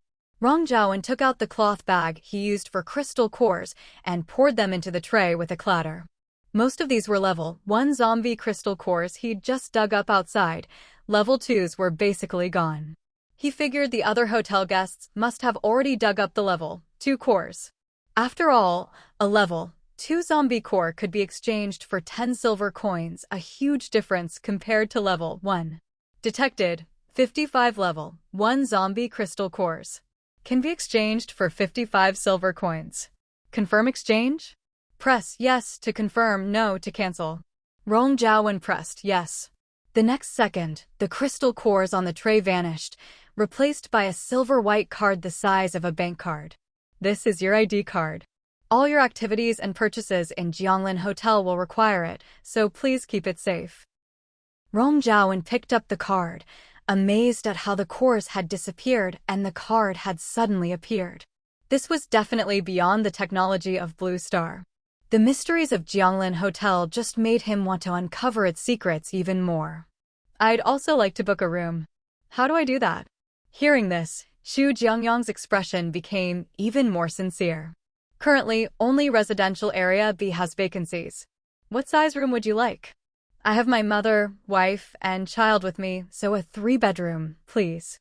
The child was still young, but would need their own room when they grew up. "All right. A 3-bedroom, 1 living room suite is 12 silver coins per day. The cost is split evenly among the occupants, but the number of people can't exceed twice the number of rooms." I'm sure you understand why. She had to make this clear, otherwise, if a bunch of people crammed into a 3-bedroom, her accommodation business wouldn't last. Of course. But I don't have much silver on me right now, so I'll just book for 3 days. After paying for 3 days, he'd still have 19 silver coins left, enough to buy some food in the restaurant. Chu Jiangong processed it quickly. "All done. Please place your ID card here to pay." After receiving the payment confirmation, Chu Jiangong finally spoke. "All right, your room is Building 6, Unit 1, Room 0101. Just swipe your ID card at the door and you can go in." "Okay, thank you." Rong Zhaowen finally had his own room at the Jianglin Hotel, and his heart could finally settle down. Seeing Rong Zhaowen set an example, the people lining up behind him quickly understood what to do, and Chu Jiangyong's processing speed picked up as well. Once all 34 people had received their ID cards, Rong Zhaowen reminded everyone to gather at the entrance of the Jianglin Hotel at 9 a.m. the next morning, before leaving the office hall with his own card. Although the room fee was far from cheap, the thought that everyone would soon have a clean, tidy place with running water and electricity made Rong Zhaowen's heart swell with excitement. Meanwhile, Chu Jiangwei parked her car in her exclusive spot outside her house before getting out and heading inside. As soon as she entered, she realized someone was in the kitchen. Walking in, she saw Granny Hua busy at work. Every time Granny Hua came over to cook for her, Chu Jiangwei had to open the door herself. To make things easier, she'd given Granny Hua access to the entire first floor of the house. She hadn't expected that after being out for just a few hours, she'd come back to find Granny Hua already busy in the kitchen. "Granny, what are you making?" "It smells amazing. Osmanthus cake. The osmanthus trees outside are in bloom, so I picked some flowers to see if I could make something with them. Looks like it's turning out pretty well."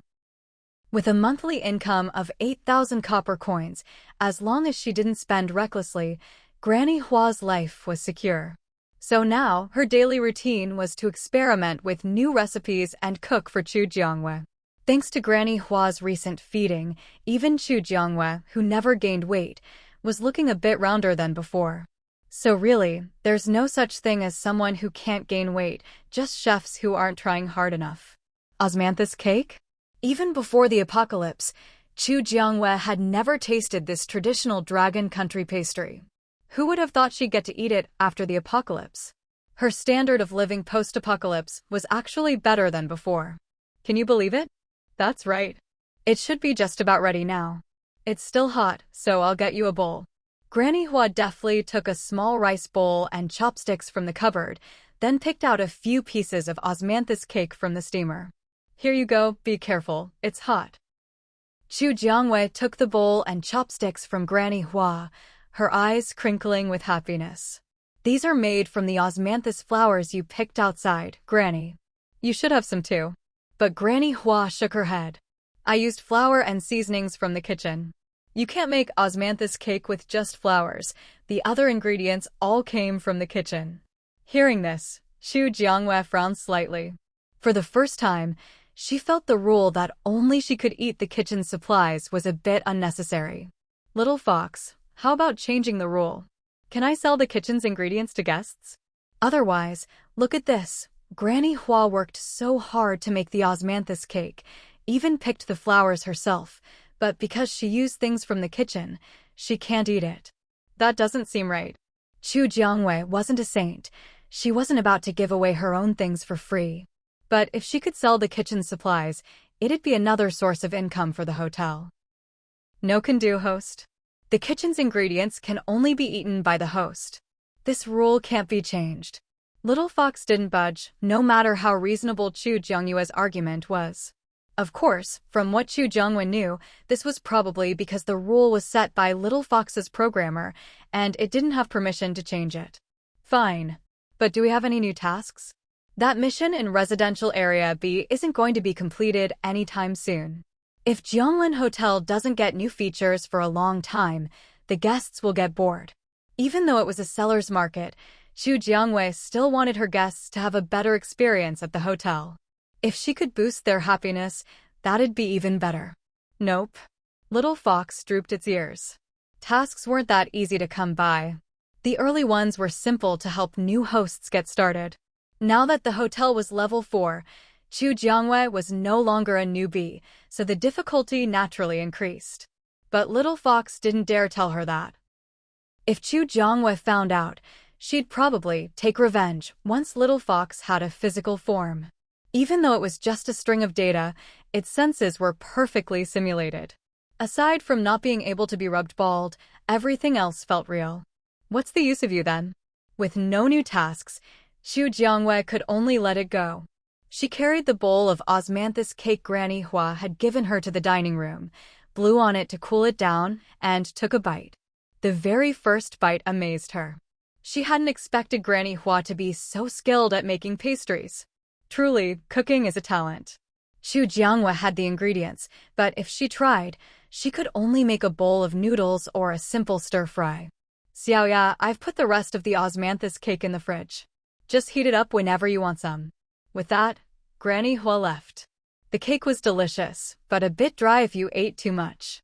Chu Jiangwei went to the kitchen and grabbed a bottle of red date yogurt. Host. The Protagonist's team just brought back a huge group of people. Little Fox suddenly popped up, hopping onto Chu Jiangwei's dining table.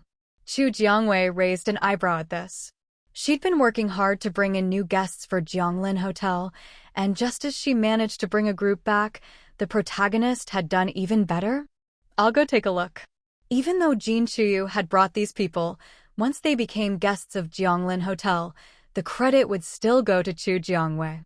She hadn't done anything, and yet such a big surprise had dropped into her lap. Chu Jiangwei was over the moon. What's better than a windfall? Nothing. Chu Jiangwei stepped out of her 3-story flat and saw a line of people outside the office hall. So this was the group Jin Chuyu had brought back? Chu Jiangwei started walking toward the office hall, but before she could get there, someone called out. Hey, can't you see we're all lining up? Trying to cut in, are you? Chu Jiangwei stopped and looked at the speaker. The person was so dirty you could hardly make out their features. Still, it took some guts to stand up and speak out against unfairness. Someone next to him tried to pull him back, but he shook them off. I'm the owner of the hotel. I'm here to help process your ID cards and speed things up. Although she had been misunderstood, Chu Jiangwei didn't get angry. Instead, she calmly explained her identity. Upon hearing this, the man's face showed an embarrassed expression. Sorry, I didn't know. It was his first time here, and he had already thought it was impressive enough that Jin Chuyu, as a woman, could become the leader of an ability user squad. He never expected that the owner of this hotel, rumored by that squad to be the best of the best, would also be such a young woman. It's fine. It's normal not to recognize me your first time here. Just don't make the same mistake again. With that, Chu Jiangwei turned and continued walking toward the office lobby. To Chu Jiangwei, this was just a minor incident, not even worth remembering. She quickly put it out of her mind. When she entered the office lobby, she saw Chu Jiangyang so busy that he didn't even have time to look up. There were also Jin Chuyu and her 4 teammates, who had brought people to Jianglin Hotel.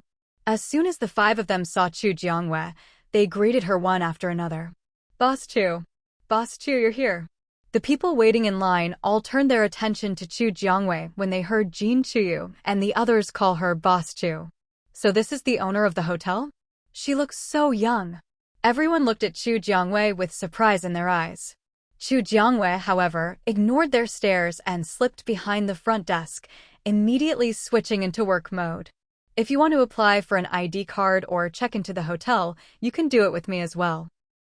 To avoid any confusion about her purpose, Chu Jiangwei raised her voice after getting ready, letting everyone know she could also help with ID cards. Some people were skeptical, while others thought it would be faster to form a new line and save time, so they happily left the original queue and came over to Chu Jiangyue's side to handle their business. Once the first person came, the second soon followed. Chu Jiangwei skillfully processed ID cards and check-ins for the new guests. Watching the occupancy rate for the latest mission, Jianglin Hotel Residential Area B rise rapidly, Chu Jiangwei couldn't hide the smile on her face. Jin Chuyu and her team helped maintain order in the office lobby for a while. Although Chu Jiangwei didn't say anything, they could all sense that she was in an exceptionally good mood. "Looks like Boss Chu really wants to make Jianglin Hotel a big success," Jin Churan said, watching Chu Jiangwei. He didn't know why, but he just had that feeling. "If you ran a hotel, wouldn't you be happy to see all the rooms booked?" Jin Chuyu was more straightforward. After all, no one goes into business to lose money. Chu Jiangwei had no idea that Jin Churan and the others were watching her so closely. She just kept busily processing check-ins and ID cards for the guests, not stopping for a moment. After a while, everyone that Jin Chuyu's team had brought over had successfully gotten their ID cards and checked into Residential Area B of Jianglin Hotel. And Chu Jiangyue's latest mission, raising the occupancy rate of Residential Area B, had reached 62%, just 18% away from the 80% goal. For Chu Jiangwei, this was a huge leap forward. The little fox stood on the counter, feeling so grateful to the heroine that words couldn't express it. After spending a bit of time together, Chu Jiangwei had grown quite fond of Jin Chuyu, who was such a resilient girl. Still, whether Jin Chuyu needed it or not, Chu Jiangwei made a mental note to repay her at an appropriate time in the future. With everyone Jin Chuyu's team brought over now checked in, that matter was settled for the time being. The next morning at 9 a.m., Chu Jiangwei arrived at the entrance of Jianglin Hotel right on time, driving her silver SUV. Boss Chu, Shen Jigue and his 4 companions, along with Rong Zhaowen's group of 34, had all arrived punctually as well. "Mr. Shen, are you all coming with us again today?" Chu Jiangwei had thought that after spending all day yesterday on this, Shen Jigue and his group wouldn't want to tag along again. After all, instead of helping her and Rong Zhaowen pick people up, they could be out searching for supplies and crystal cores. "Of course. You have to finish what you start. If we don't pick up everyone, it'll stay on my mind," Shen Jigue replied matter-of-factly, showing no sign of any ulterior motive. As for Jiang He and the others, they just wanted to follow Shen Jigue and watch the show openly. This was a rare opportunity, they weren't about to miss it. "I see. Are you driving yourselves or coming with me?" If they drove themselves, they'd have to pay extra for car rental. If they rode with Chu Jiangwei, they could just take turns driving. "If you don't mind, Boss Chu, we'd love to go with you." For some reason, Being around Chu Jiangwei just made them feel a lot safer than usual. Of course I don't mind. I'm more than happy to have someone else drive. Chu Jiangwei automatically took her usual seat behind the driver's seat, a spot reserved for her when she was with Shin Jigui's group. This time, Shin Jigui didn't drive. He naturally sat beside Chu Jiangwei. Jiang He and the others exchanged teasing glances at Shin Jigui, then cheerfully took their seats. To save coins, Rong Zhaowen's group rented 5 SUVs using navigation. 4 cars held 7 people each, and the last one held 6, making 34 people in total. The 6 vehicles set out together, leaving through the safe passage and heading quickly to the entrance of Base B, finally exiting the safe zone. With Chu Jiangyue's car leading the way and her unique, super-long arrow route, the journey went surprisingly smoothly. What took 4 hours yesterday only took 3.5 hours today, from Jianglin Hotel to Base B, and then to Rongzhaowen's survivor gathering point, saving a full 30 minutes. Chu Jiangwei was very pleased with this result. Mr. Rong, you can go down and find your people. We can take 36 people on our side, so you'll have to keep track of your own group. It wasn't that difficult. With 34 cars, and each car, except the driver's seat, able to hold 6 people, that made 204 people in total. Add Chu Jiangyue's 36, and that's 240 people. That's quite a lot. There might not even be that many people hiding under the air raid shelter. But no one had ever counted the exact number. Even Rong Zhaowen's group wasn't sure if they could get everyone out in one trip. Rong Zhaowen picked 3 people to go down into the shelter with him. Chu Jiangwei and Shin Jigui's group stayed above ground, with no intention of going down. After all this time in the apocalypse, if people had been living in the air raid shelter all this while, the smell down there would be enough to knock someone out. For the sake of her nose, Chu Jiangwei had always insisted on never going down into the shelter. Rong Zhaowen and his group didn't force Chu Jiangyue's team of 6 to do anything. After giving some instructions to the others, he led his people out of the air raid shelter. Since they could now evacuate 240 people at once, Rong Zhaowen's demeanor became noticeably more solemn when he found Uncle Jiang. We have to pick a lot of people this time, so it might take a bit longer. Let's wait in the car. Chu Jiangwei glanced in the direction of the air raid shelter, making her intentions clear. Shin Jigui had no objections, and neither did Jiang He and the other 3. They all got in the car without a word. Those left behind by Rong Zhaowen saw Chu Jiangyue's group get in the car and quickly followed suit. In Rong Zhaowen's recent instructions, he'd said that if they ran into any situation where no one could make a decision, they should ask Chu Jiangwei. If they felt embarrassed to ask, they should just watch what Chu Jiangwei did and follow her lead, even if they didn't understand why. Boss Chu, do you think we'll be able to bring everyone back this time? Lin Shuyuan asked as soon as they got in the car. After all, they hadn't been down in the shelter and didn't know exactly how many people were living there. Chu Jiangwei shook her head. How could she possibly know if they could get everyone out in one trip? Since he didn't get an answer from Chu Jiangwei, Lin Shuyuan didn't press further. In any case, it wasn't something they needed to worry about. Chu Jiangyue's group waited above for about an hour before there was finally some movement from the air raid shelter. After a while, the shelter door was opened from the inside, and Rong Zhaowen, along with the 3 who'd gone down with him, emerged. Seeing them come out, Lin Shuyuan quickly rolled down the window and called out, "Mr. Rong, how many people are in the shelter? Can we get everyone out this time?"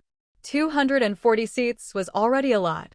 Lin Shuyuan was only asking because he was worried that if the vehicles filled up but a handful of people were left behind, they'd have to make another trip or leave the last few to make their own way to the Jianglin Hotel. But as it turned out, Chu Jiangyue's worries were unnecessary. There were fewer than 200 people living in the shelter. Even if Chu Jiangyue's group of 6 hadn't come today, they could have evacuated everyone in one trip.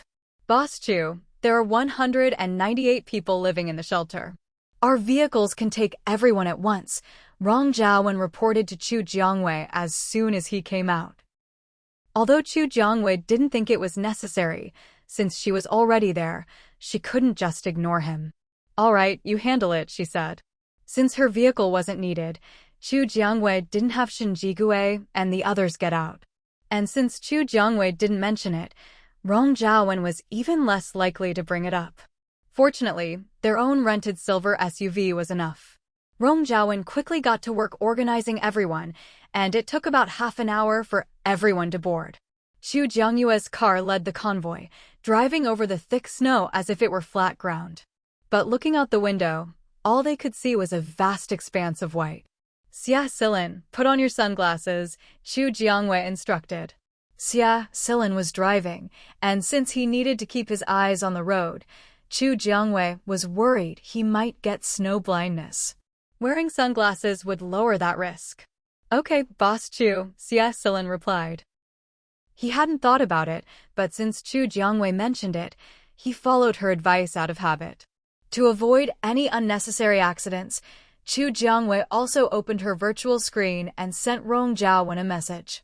No one knows which will come first, tomorrow or an accident, but before anything unexpected happens, they could at least take precautions. Rong Zhaowen quickly replied that he'd received the message. As for how he'd handle things, Chu Jiangwei didn't concern herself further. 35 vehicles set off in a mighty convoy, but the return journey wasn't as smooth as when they'd come.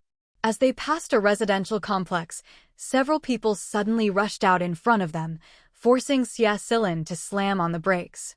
The tires screeched against the ground from the sudden stop. These people really aren't afraid of death, someone exclaimed. To suddenly rush out like that, and with such clear intent, it was hard not to suspect they'd done it on purpose.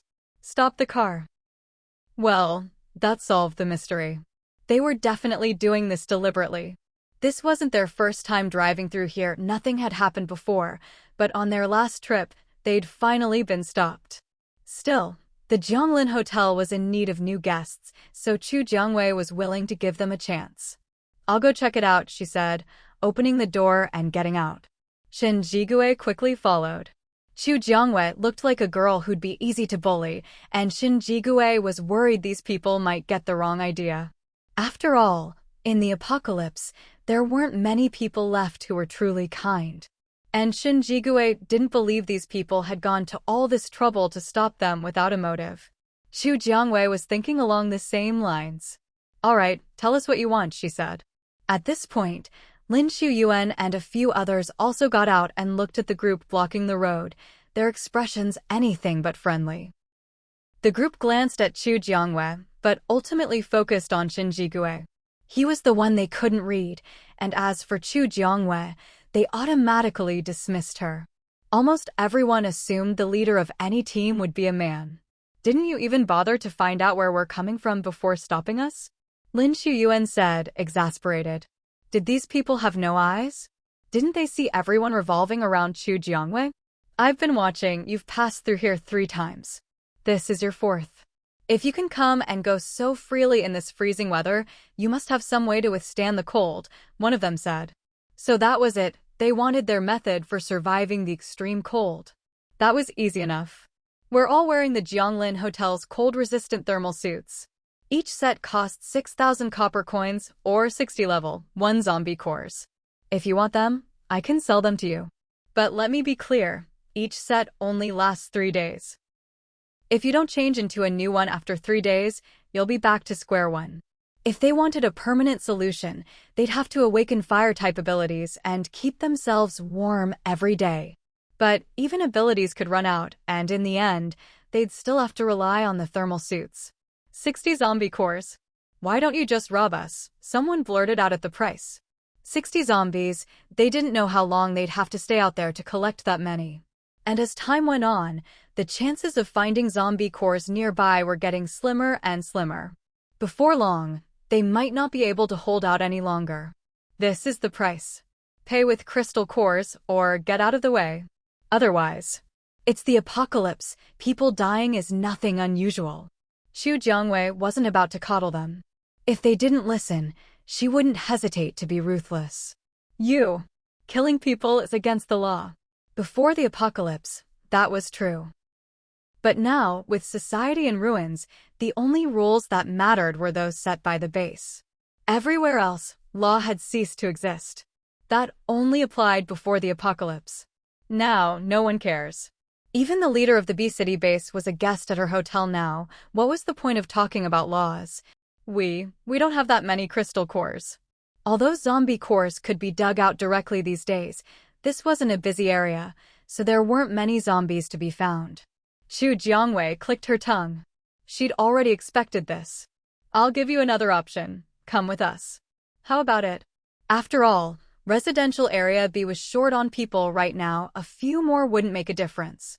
Her offer stunned the group. They'd never imagined the ruthless Chu Jiangwei would let them leave. Where are you going? With zombies, mutant plants and animals, and extreme weather everywhere, they'd never dared hope they could leave. Jianglin Hotel. Chu Jiangwei didn't mention she was the owner. Because of historical reasons, people these days almost always assumed the leader had to be a man. If a woman was in charge, she'd only face scorn and exclusion from other leaders. Jianglin Hotel? What's that? Forgive them. Even after living in B-City for a decade or two, they'd never heard of Jianglin Hotel. Chu Jiangwei didn't bother explaining. She simply handed each of them a flyer. Tear off the top left corner along the dotted line, and you'll understand why I want to take you to Jianglin Hotel. The leader followed her instructions and tore off the corner. The next second, he felt the temperature around him rise instantly, settling at the most comfortable warmth. He stared at Chu Jiangwei in shock. Where did you get this? Do you have more? This effect was a huge surprise. This is a Jianglin Hotel flyer. Each person can only use one. Tearing a second one won't work. The effect lasts for 7 days. If you want to come with us, get in the car now. The 5 of them immediately lit up with excitement. We'll go. No matter what, any place that could make such a miraculous flyer was definitely extraordinary. Even if it only lasted 7 days, that was already amazing. After that, they could work hard to buy the cold weather gear Chu Jiangwei mentioned. Then get in.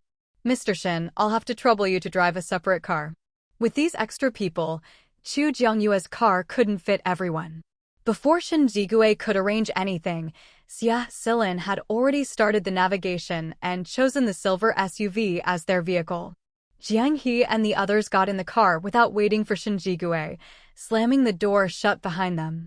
Shin Jigue gave Chu Jiangwei an innocent look. Chu Jiangwei. So, would you like to drive? With someone to drive for her, Chu Jiangwei was happy to relax. This time, she could only sit in the front passenger seat. The 5 seats in the back were for the new passengers. Shin Jigue agreed instantly, afraid she'd change her mind. Seeing how eager he was, Chu Jiangwei felt something was a little off, but couldn't quite put her finger on it. With the 5 troublemakers dealt with, the car set off again. It's not cold in here at all. Although their leader had the temperature-regulating flyer, the others, who were out of range, hadn't expected to feel warm too. This car is also a Jianglin Hotel product. Once you become hotel guests, you can drive one too. Right now, the silver SUV was the top choice for ability user teams, no exceptions. When they heard they could have their own car, the 5 of them lit up again. If everything Chu Jiangwei said was true, this Jianglin Hotel was simply unbelievable. We really get a car? If it was like this one, it'd be worth it even if they had to sell themselves. Not give rent. All Jianglin Hotel guests can choose a vehicle when they start the navigation. The silver SUV is the same model as mine.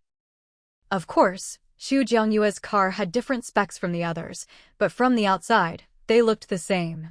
Even if it was only a rental, it was enough to make them happy for a long time. Then, can we buy one? Renting forever wasn't as good as owning. The hotel doesn't sell cars right now. Chu Jiangwei had earned her car as a mission reward. If others wanted to buy one, they'd have to wait and see if she unlocked that option in the future. But judging by the current situation, she doubted it. Hearing her answer, the group looked disappointed.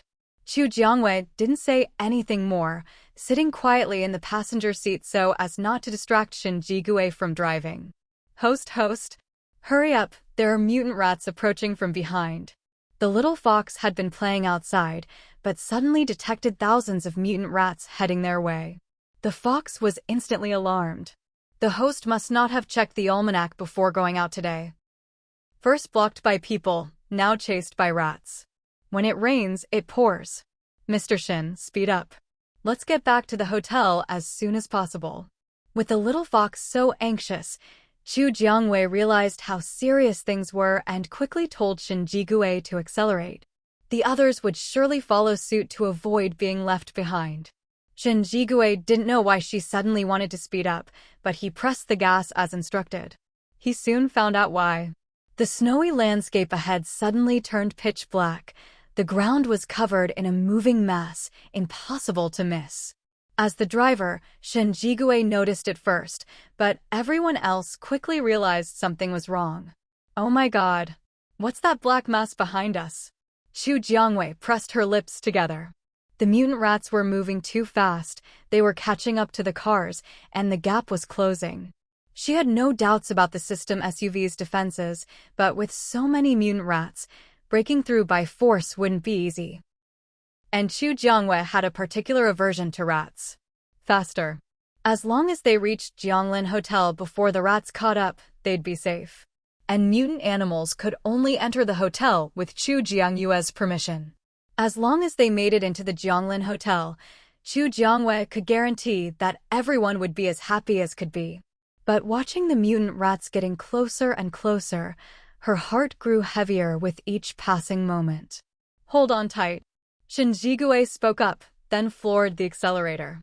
Everyone in the cars behind them had also noticed the mutant rats and started speeding up. 36 vehicles raced across the snowy ground, while Chu Jiangwei had the little fox keep a constant eye on the distance between the last car and the mutant rats. The little fox knew this was no time for jokes and agreed seriously, standing on Chu Jiangyue's shoulder and watching the gap between the mutant rats and the last car. But when it rains, it pours. Just as it seemed like they were barely maintaining a safe distance from the mutant rats, a portion of the rat horde suddenly took to the air. On the backs of these mutant rats, a pair of fleshy wings like those of a bat had grown. Chu Jiangwei cursed inwardly. One wave hadn't even settled before another hit. Oh my god. The rats are flying.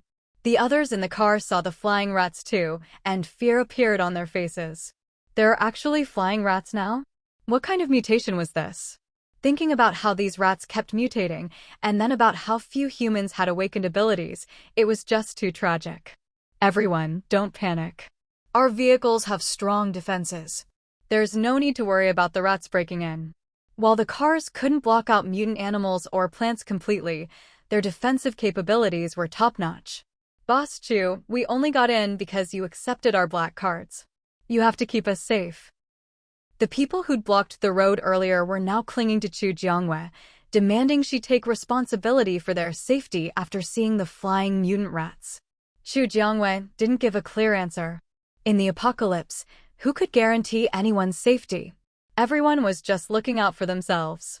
She'd already handed out flyers for free and let them hitch a ride. She'd done more than enough. Now they wanted her to guarantee their safety? Even capitalists weren't this exploitative. Shin Jigue had the pedal to the metal. There was no way to go any faster. The flying rats were incredibly fast and soon caught up with the last car. Some landed on the roof, others slammed into the windows. This time, they'd evacuated everyone from the bunker. Aside from the 2 cars driven by Chu Jiangwei and Xia Silin, the remaining 34 vehicles were all filled with the elderly, women, and children. As the flying rats attacked, the old and young inside the cars clung to each other in terror. Some of the more timid ones had already started sobbing. The others in the car felt terrible, but the flying rats were just too fast. Even with the gas floored, there was no way to shake them off. And there were just too many mutant rats, they couldn't stop and fight head-on. Otherwise, if the mutant rats targeted them, they'd be nothing but bones in no time. Not even a scrap of flesh would be left. The situation looked grim, but as long as everyone stayed in the cars and kept moving forward, once they reached Jianglin Hotel, the crisis would be over. Chu Jiangwei shared this information in her 6-person group chat with Shin Jigue and the others, and then sent a private message to Rong Jiawen. As for the rest, Chu Jiangwei trusted Rong Jiawen would pass the word to his teammates. After the flying rats caught up to the last car, they quickly overtook the ones ahead as well. Even Chu Jiangyue's silver SUV was no exception. Sitting in the car, Chu Jiangwei could clearly feel the vehicle shaking more violently every time a flying rat slammed into it. At this rate, isn't the car going to get wrecked? Those who'd never been to Jianglin Hotel still thought of cars as they were before the apocalypse. With this kind of sustained impact, any regular car would have been totaled by now. Don't worry, the car will be fine. As long as we make it to the hotel, all these dangers will be resolved. The Jianglin Hotel's protective shield was no joke. Hearing Chu Jiangyue's words, the others were half convinced, half skeptical. After all, aside from a flyer, they'd only heard about the hotel by word of mouth and had never experienced it themselves. Squeak, squeak, squeak. The flying rats kept attacking for a long stretch, but when they saw it wasn't working, they started to give up. But as the flying rats retreated, they were replaced by thousands upon thousands of mutant rats. If the original rats were about the length of a human forearm when fully grown, the bigger, fatter ones could be as big as a kitten. But now, every mutant rat was as tall as a human calf. Even Chu Jiangwei felt her scalp tingle at the sight. Shen Jigue was focused on driving and didn't notice Chu Jiangyue's reaction.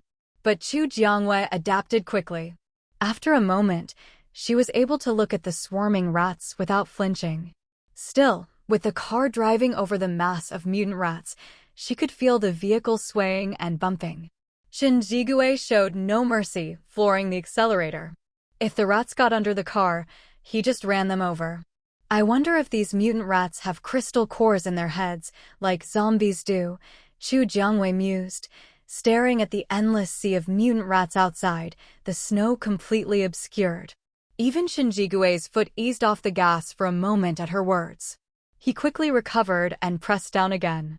The wolves we fought last time had crystal cores in their heads. These mutant rats probably do too. In Shen Jigue's view, whether it was zombies, mutant animals, mutant plants, or even ability users like themselves, they all should have crystal cores. So far, they'd only harvested cores from zombies and mutant animals. Mutant plants were too dangerous. They hadn't dared to mess with them yet. As for ability users, they hadn't come across any dead ones, so that couldn't be confirmed. It's a pity there are so many of them. Otherwise, we could get out and pick up a few cores. Even though Chu Jiangwei didn't rely on crystal cores for income, who would ever say no to more money?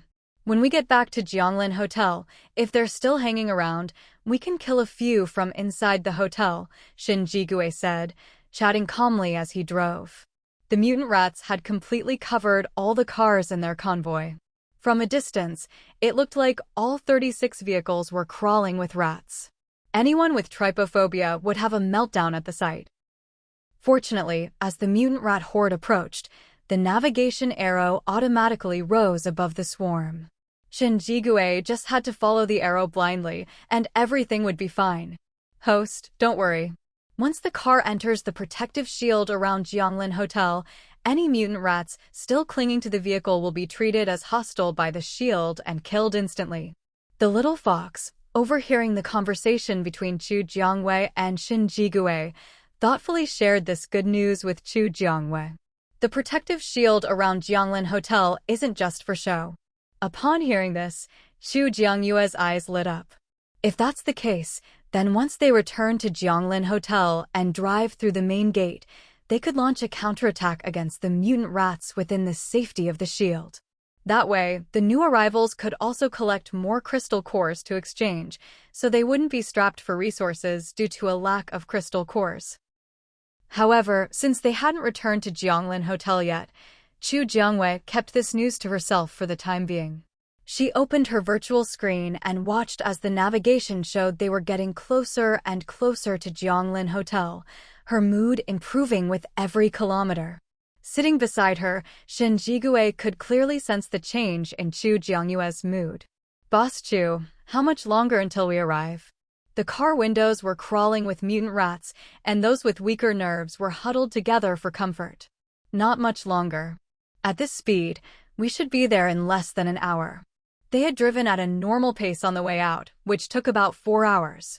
But on the way back, they'd been speeding almost the whole time, cutting the 4-hour journey in half.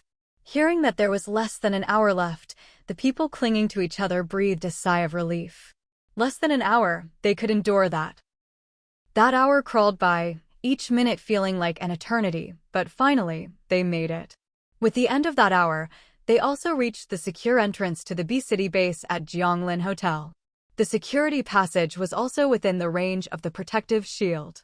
So, the plan Chu Jiangwei had in mind, to launch a counterattack against the mutant rats once inside the shield, could now be put into action.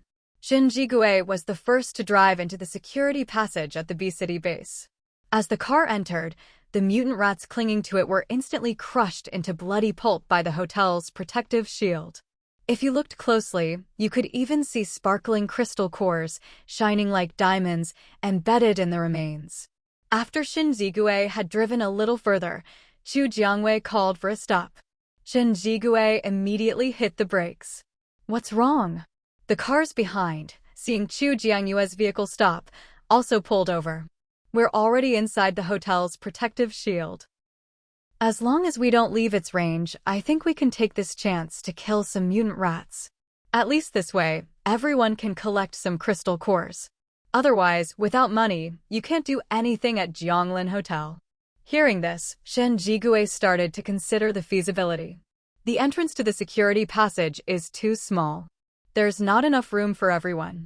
It's not about scarcity, but about fairness. If someone hogged the best spot for killing rats, those pushed out would definitely be upset. Alright, then let's just notify everyone.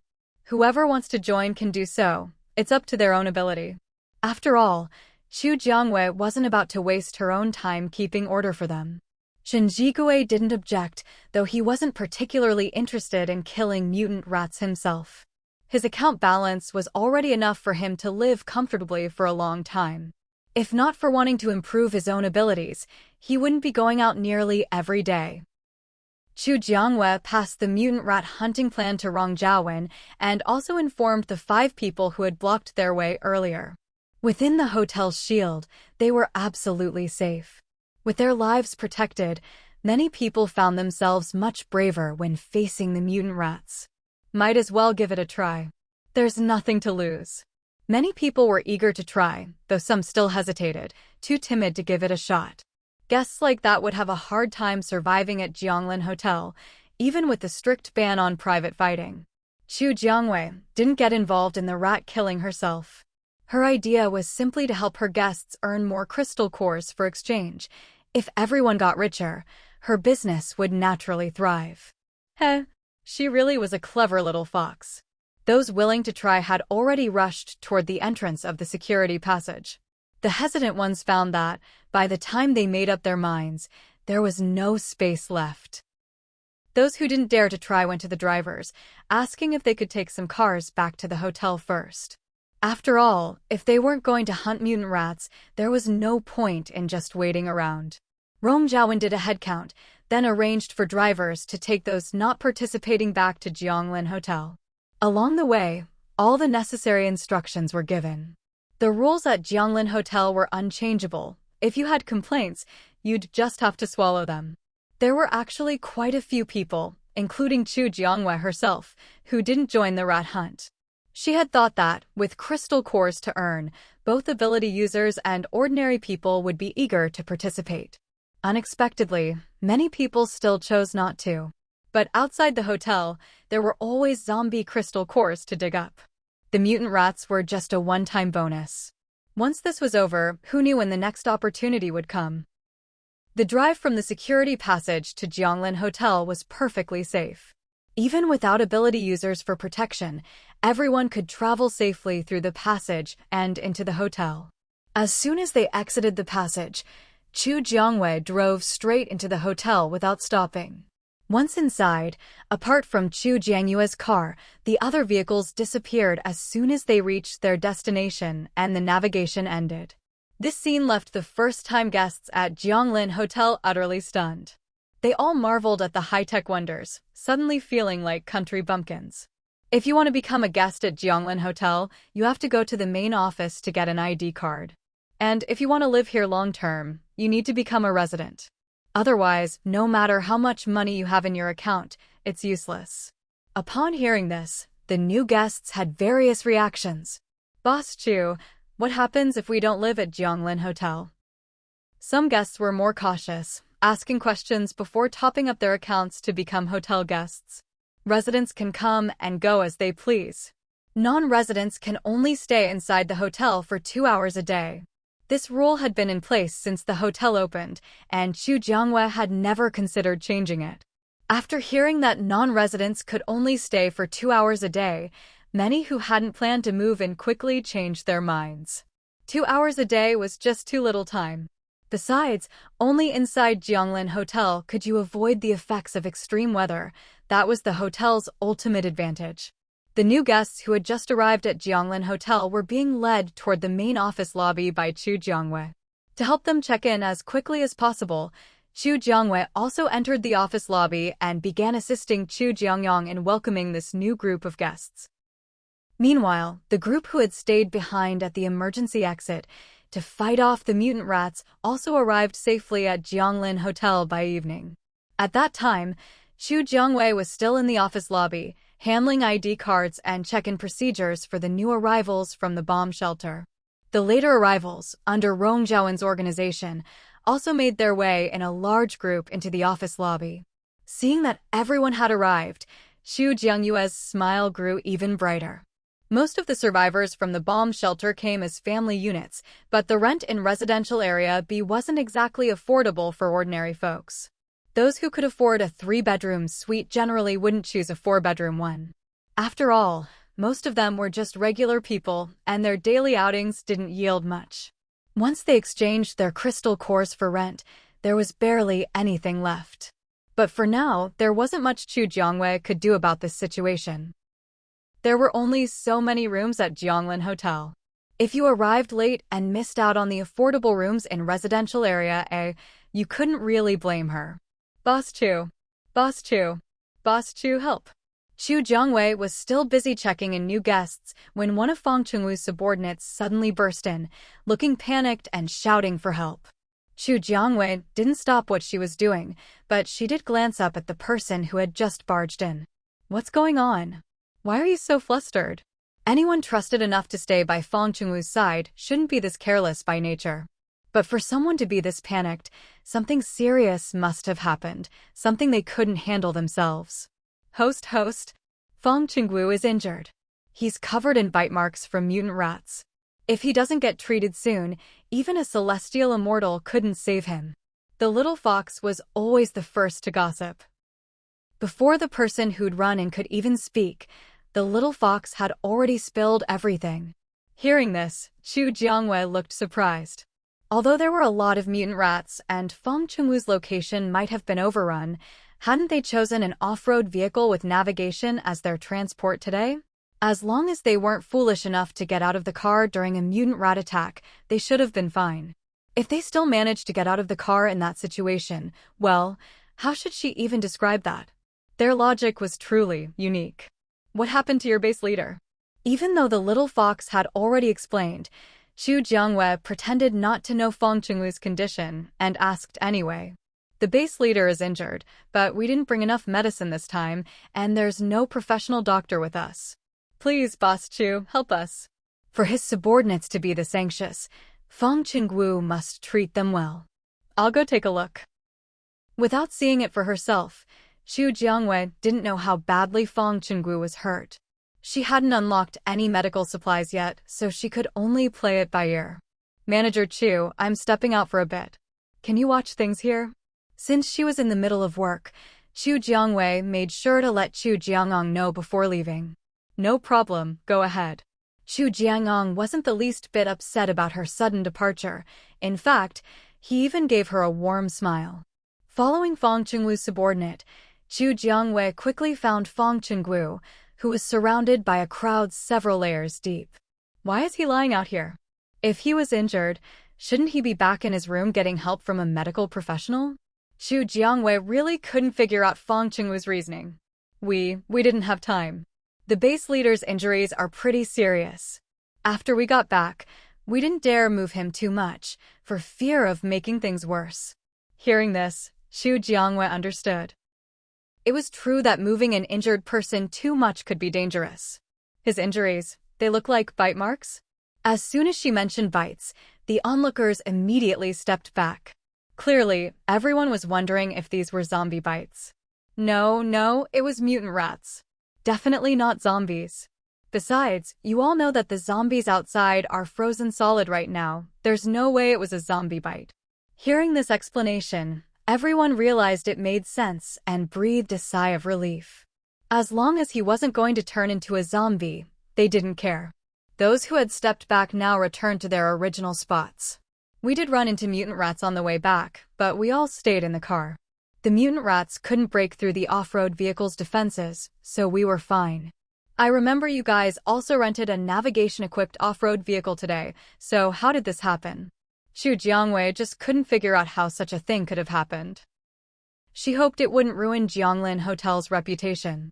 The subordinates hung their heads and stayed silent for a long time.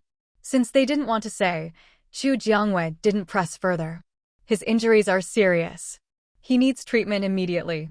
The hotel doesn't have any medical supplies at the moment, but I can post a notice to help you buy medicine or find a doctor. Also, since you're staying in the upgraded 5-bedroom suite in Residential Area B, you can use the button on the headboard of his bed, just insert crystal cores into the energy slot, and set it to therapy mode. It'll help his wounds heal to some extent. There's a reason why expensive rooms cost more, and whether guests discover those reasons is up to them. Fong Chingu should be grateful he never skimps on himself. He chose the best room from the start. Therapy mode? I've been living here for so long and never noticed that. Lin Shuyuan, who loved to join the fun, had come over to watch the commotion and was surprised to discover there were still hidden features in the upgraded suites. Yes, Mr. Lin.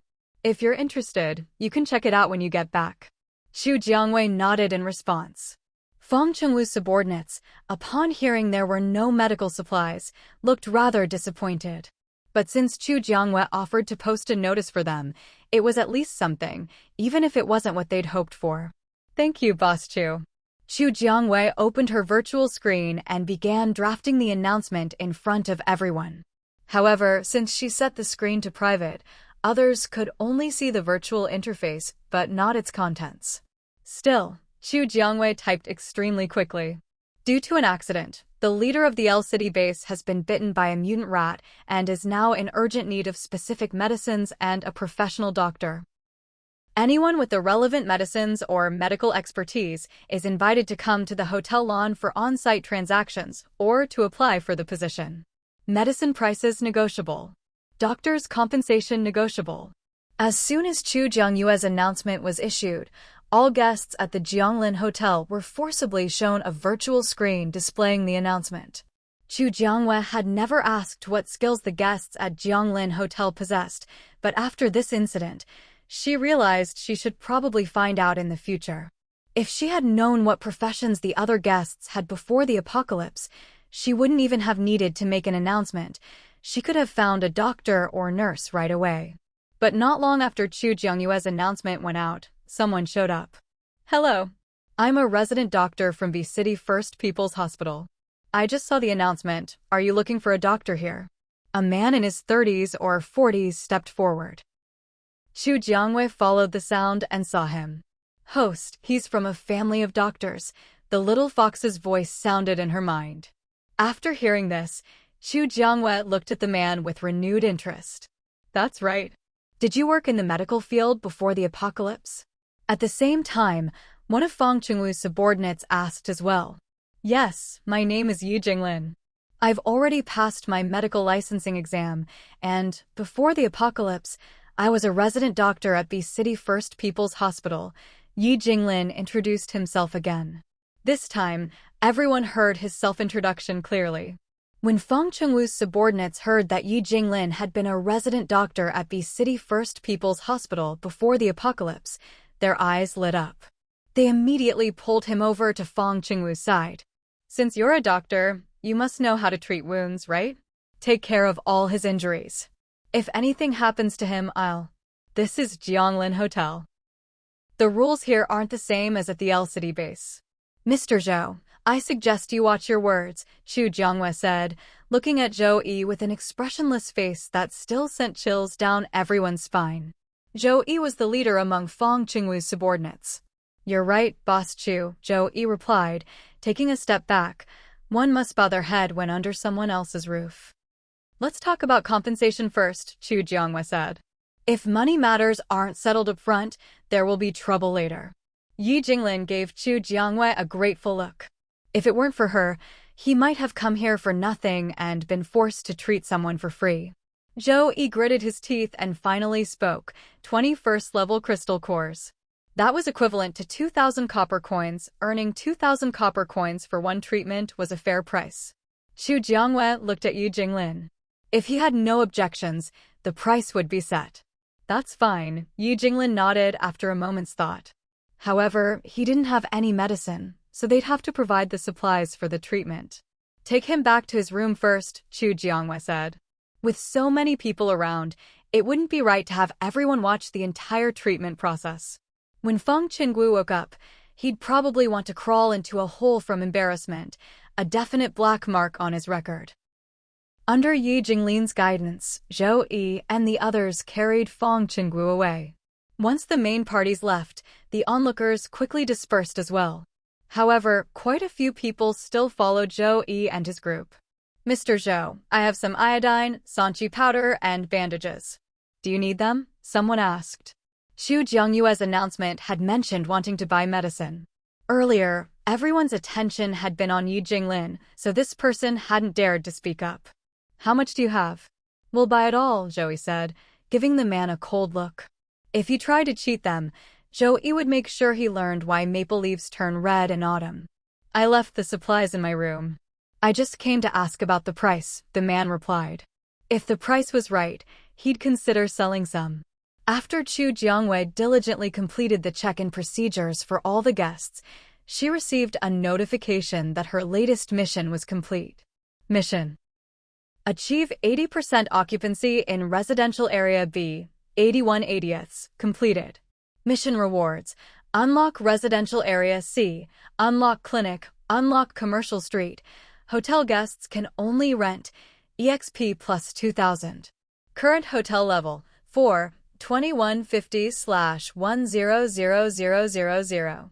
When Chu Jiangwei saw the rewards unlocked by this mission, her eyes practically lit up. There was now a clinic, so if anyone got injured in the future, she wouldn't have to worry about running out of medicine. She just wasn't sure if it would come with a doctor. If not, she'd have to post a job listing at Jianglin Hotel to recruit one. Of course, the most important addition was the commercial street. If any guests had skills, they could open a shop in the hotel. Maybe then, they wouldn't have to go out scavenging for supplies or crystal cores anymore.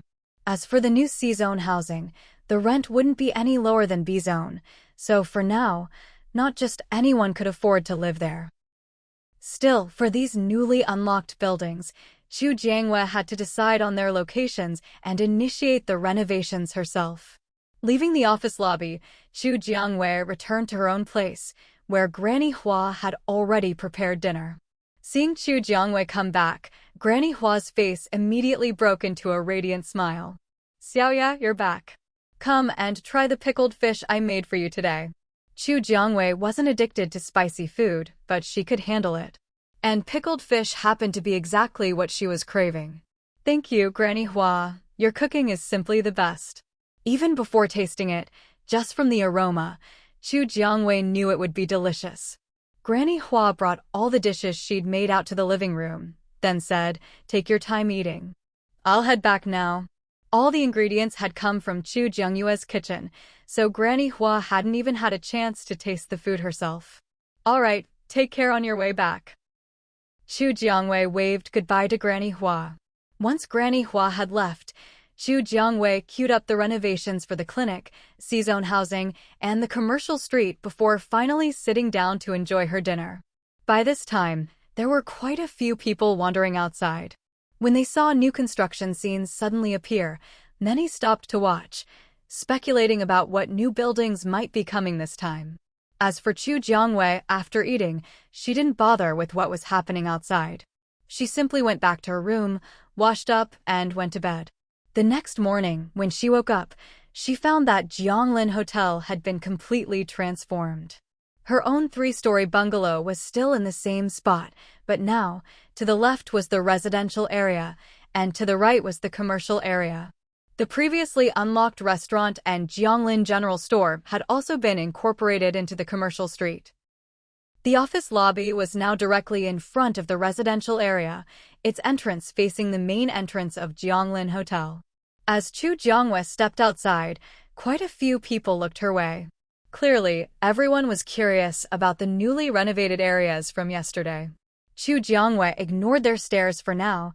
She needed to check out the new shops herself. The first place she went was the clinic. She had to confirm whether there were any doctors or nurses inside. If not, she'd need to post a job opening. The addition of a clinic truly made Jianglin Hotel a much more fully functional complex. Shops lined both sides of the commercial street, and the clinic was right across from the restaurant, one of the prime locations. The general store was still next to the restaurant, creating a sort of three-way standoff. Inside the clinic, there were all kinds of medical supplies for sale and a service robot, but no doctors or nurses.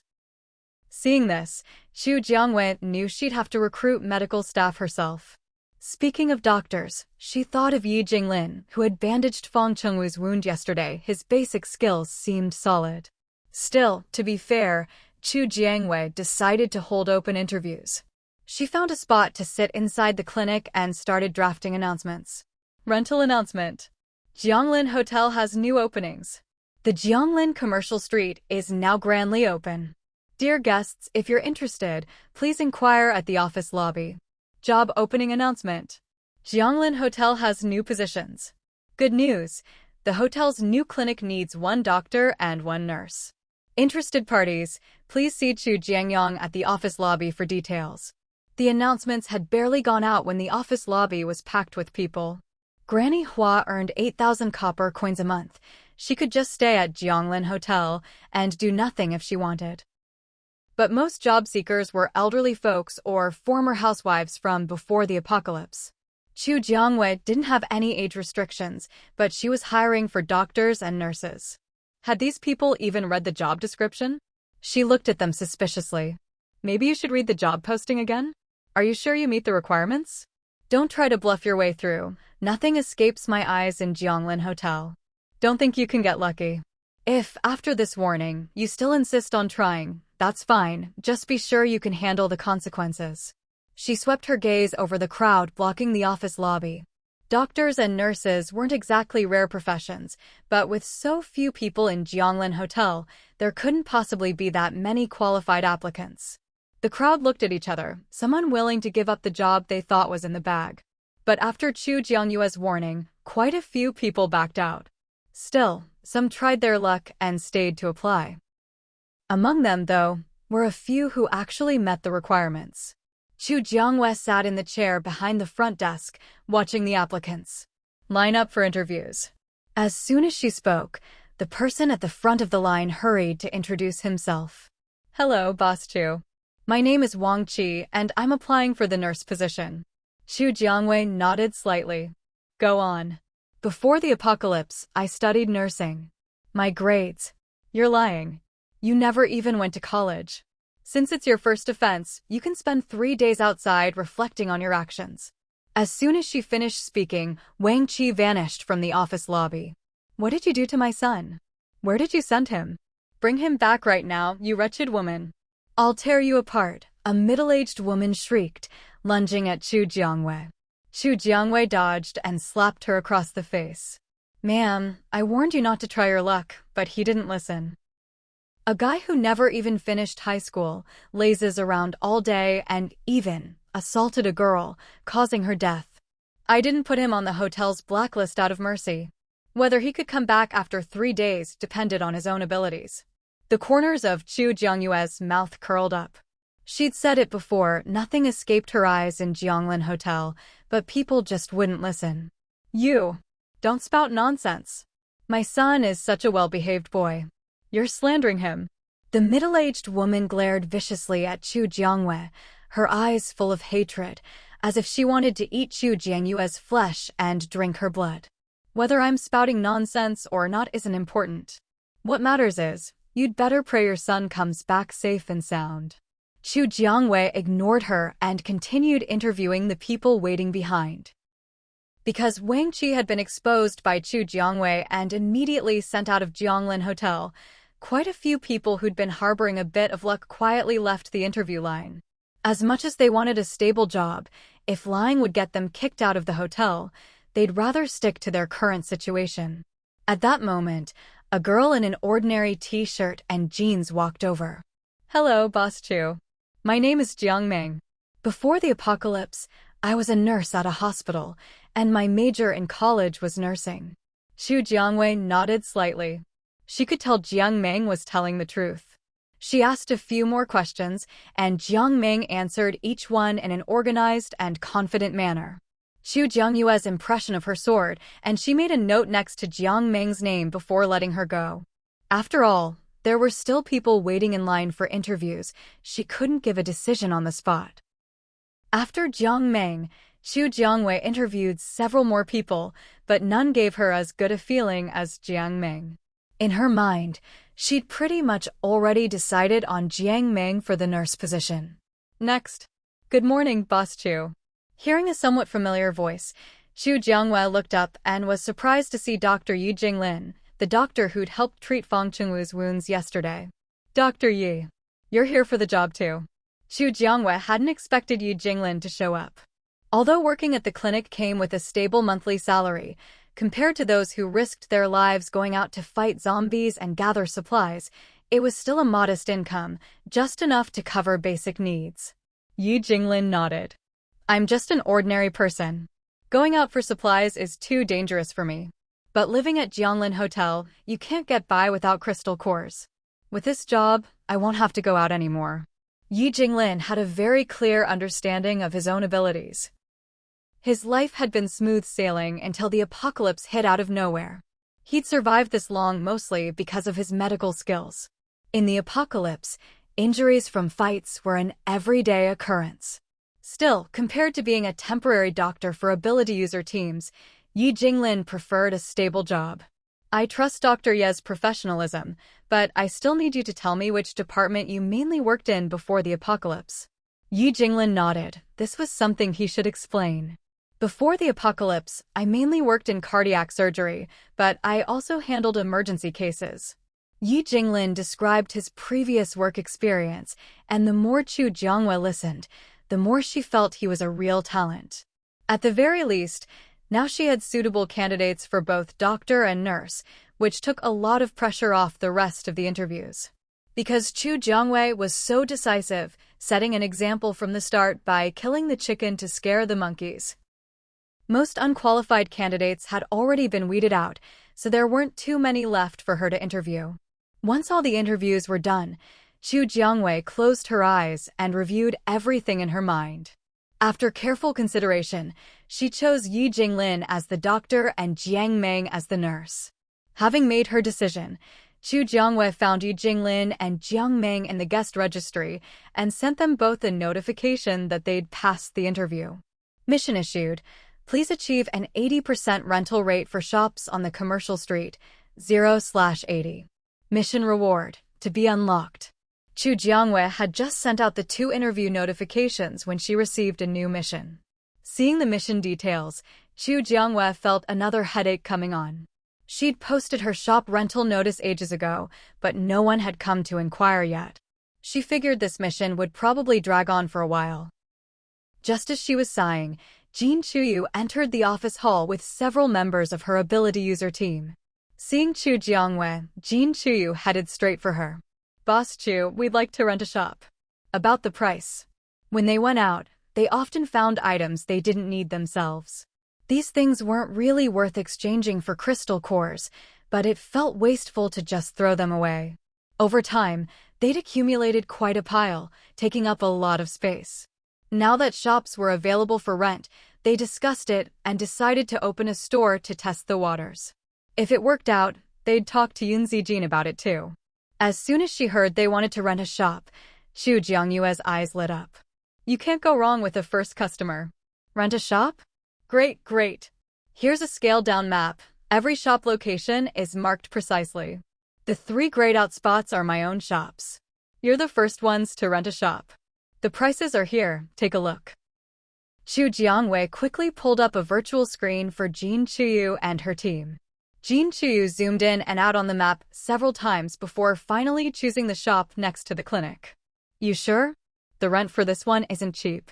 That's right, the shops were rented by the month, with a minimum lease of 6 months. No problem, we can afford it. The shop they chose cost 1 gold coin per month, mainly because of its prime location right at the entrance of the commercial street, guaranteed high foot traffic. Alright, minimum 6 months. How long do you want to rent? Compared to room fees, shop rent was much more lucrative.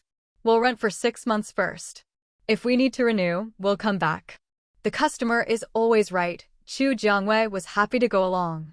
Alright, there's no deposit required at our hotel, but on this date every month, the rent will be automatically deducted. You just need to make sure your account has enough balance. There are 5 of you, so 1 gold coin per month. Each of you pays 20 silver coins a month. Sound good? This shop is 1 gold coin a month, split among however many partners you have. If anyone's interested, you can talk to Boss Chu. Jin Churin patiently answered all the guests' questions. 1 gold coin. With the exchange rate between gold, silver, and copper coins, that's 10,000 copper coins. That's expensive. Not really. Their ability user team has 5 people, so each only pays 20 silver coins a month. If you're skilled, you can easily kill 20 zombies a day to cover the rent. If you could earn a month's rent in a day by killing zombies, it didn't seem expensive at all. Of course, that was only true for some people. Jin Chuyu took her ID card out of her pocket and swiped it at the shop's sensor. The next second, the shop door clicked open. There was basically nothing inside the shop that Ling Feng's group of 3 had rented, but the space was actually quite large. By the looks of it, about 150 square meters. Isn't this just a bear shell? Jin Churin glanced around and couldn't help but complain. Honestly, if it weren't for the fact that the walls had already been finished, with how empty the place was, you could easily mistake it for an unfinished property. It's fine. We'll go out over the next couple of days, look for some shops, and bring back some shelves and other stuff. The shop's interior decoration, as well as the shelves, tables, and chairs they'd need, would obviously have to be prepared by themselves. After all, the landlord had no idea what kind of business they were planning to run. Office hall. It wasn't until after Jin Chuyu and her group of 5 left the office hall that Chu Jiangwei realized that, because she'd rented out a shop, she'd actually unlocked a new decoration item. She opened the list and found all kinds of shelves, wardrobes, tables, chairs, and so on. Thinking about how Jin Chuyu's group had just rented a shop and that it was probably completely empty, Chu Jiangwei quickly stocked the general store with new shelves and tables and chairs. There was no need for Chu Jiangwei to make an announcement. People shopping in Jianglin General Store noticed the new items right away, opened their virtual screens, and spread the news through their friends list. Jin Chuyu's group of 5, who had just left their shop, exchanged glances when they heard Jianglin General Store had new stock, and immediately headed over. As soon as they entered, Jin Churin called out, "Sis, these are shelves." A smile tugged at Jin Chuyu's lips. This really was like someone handing you a pillow just when you're feeling sleepy. They really are shelves. Let's go check them out. Jin Chuyu walked over to where the shelves were displayed and checked the prices for the shelves and tables and chairs. Shelves. Ordinary, 5 silver coins each. Premium, 10 silver coins each. Deluxe, 15 silver coins each. Tables and chairs. Ordinary, 20 silver coins per set. Premium, 25 silver coins per set. Deluxe, 30 silver coins per set. To be honest, if you bought enough to fill the whole shop, the total cost would be quite high. If you didn't have some savings, you really wouldn't be able to afford much at all. Sis, this stuff is pretty expensive. Maybe we should try scavenging outside instead. Even though it was snowing heavily outside and most buildings had already collapsed, meaning there probably wasn't much usable stuff left, there might still be some things worth salvaging if they checked enough places. It's fine. Let's just buy the ordinary versions for now. If business goes well, we can always upgrade later. Jean Chu wasn't so stingy that she'd refuse to spend money on shelves. In the end, Jean Chu had the final say in the team. Even though Jean Churan felt it wasn't worth it, she could only listen to her sister. But sis, after we buy the stuff, how are we supposed to move it to the shop? Their team wasn't like Shinjigui's, which had a spatial ability user. When you're out and about, a team without a spatial ability user always has a much harder time than one that does. If customers buy a lot, we can provide delivery service within the hotel area. The store's service robot spoke up after hearing Jean Churan's question. Hearing this, Jean Chuyu and the others all smiled. If delivery was available, that would save them a lot of trouble. How much do we have to spend for you to deliver? Jean Chuyu hadn't missed the fact that the robot had said, if you buy a lot. To make sure they definitely qualify for delivery, she asked directly about the minimum amount. For a single purchase of 1 gold coin or more, we provide delivery service, the robot replied. Jean Chuyu nodded slightly. Buying 1 gold coin's worth of goods in one go wasn't impossible. Let's get the shelves and tables and chairs first. If that doesn't add up to 1 gold coin, we'll pick out a few other things to make up the amount. Either way, they were definitely going to get that delivery service. No one else objected, so Jean Chuyu started her shopping spree. Jean Chuyu's team renting a shop seemed to set off a chain reaction, and soon more people came to Chujiangwe to rent shops. The next to come was Ling Feng's 3-person team. Boss Chu, what procedures do we need to go through to rent a shop? Oh, it's Captain Ling. Take a look at the available shop locations first. The dimmed ones are already taken. You can choose any of the others. Here's the monthly rent for each. Chu Jiangwei brought up the virtual screen for Ling Feng's group to see. The 3 of them studied it carefully for a while and finally chose the shop next to Jean Chuyu's. The prices for these 2 shops were the same, but since Ling Feng's team only had 3 people, each person would have to pay 33 silver coins and 33 copper coins per month, with 1 copper coin left over. Chu Jiangwei told them they could take turns covering the extra coin. That way, it was fair for everyone. All right, this shop is 1 gold coin per month. Each of you pays 33 silver coins and 33 copper coins, and the remaining 1 copper coin, you can take turns paying. Are you okay with this arrangement? Chu Jiangwei looked up at the 3 of them. No problem. But if we add another member later, can we change the arrangement? Splitting 1 gold coin among 3 people was actually pretty expensive over time. If they could bring in more members, everyone's share would go down, no one would complain about paying less. Of course. If you add someone, just let me know. Adding people was fine, she was just responsible for collecting the rent. As long as the total amount matched, she didn't care how they split it. With Chu Jiangyue's confirmation, the 3 nodded. As long as they could add people later, it was fine. Please use your own ID cards and scan them here. Chu Jiangwei pointed to the sensor on the register. Ling Feng's group took out their ID cards and scanned them as instructed. The payment was completed in the next second. All right, from now on the shop is yours.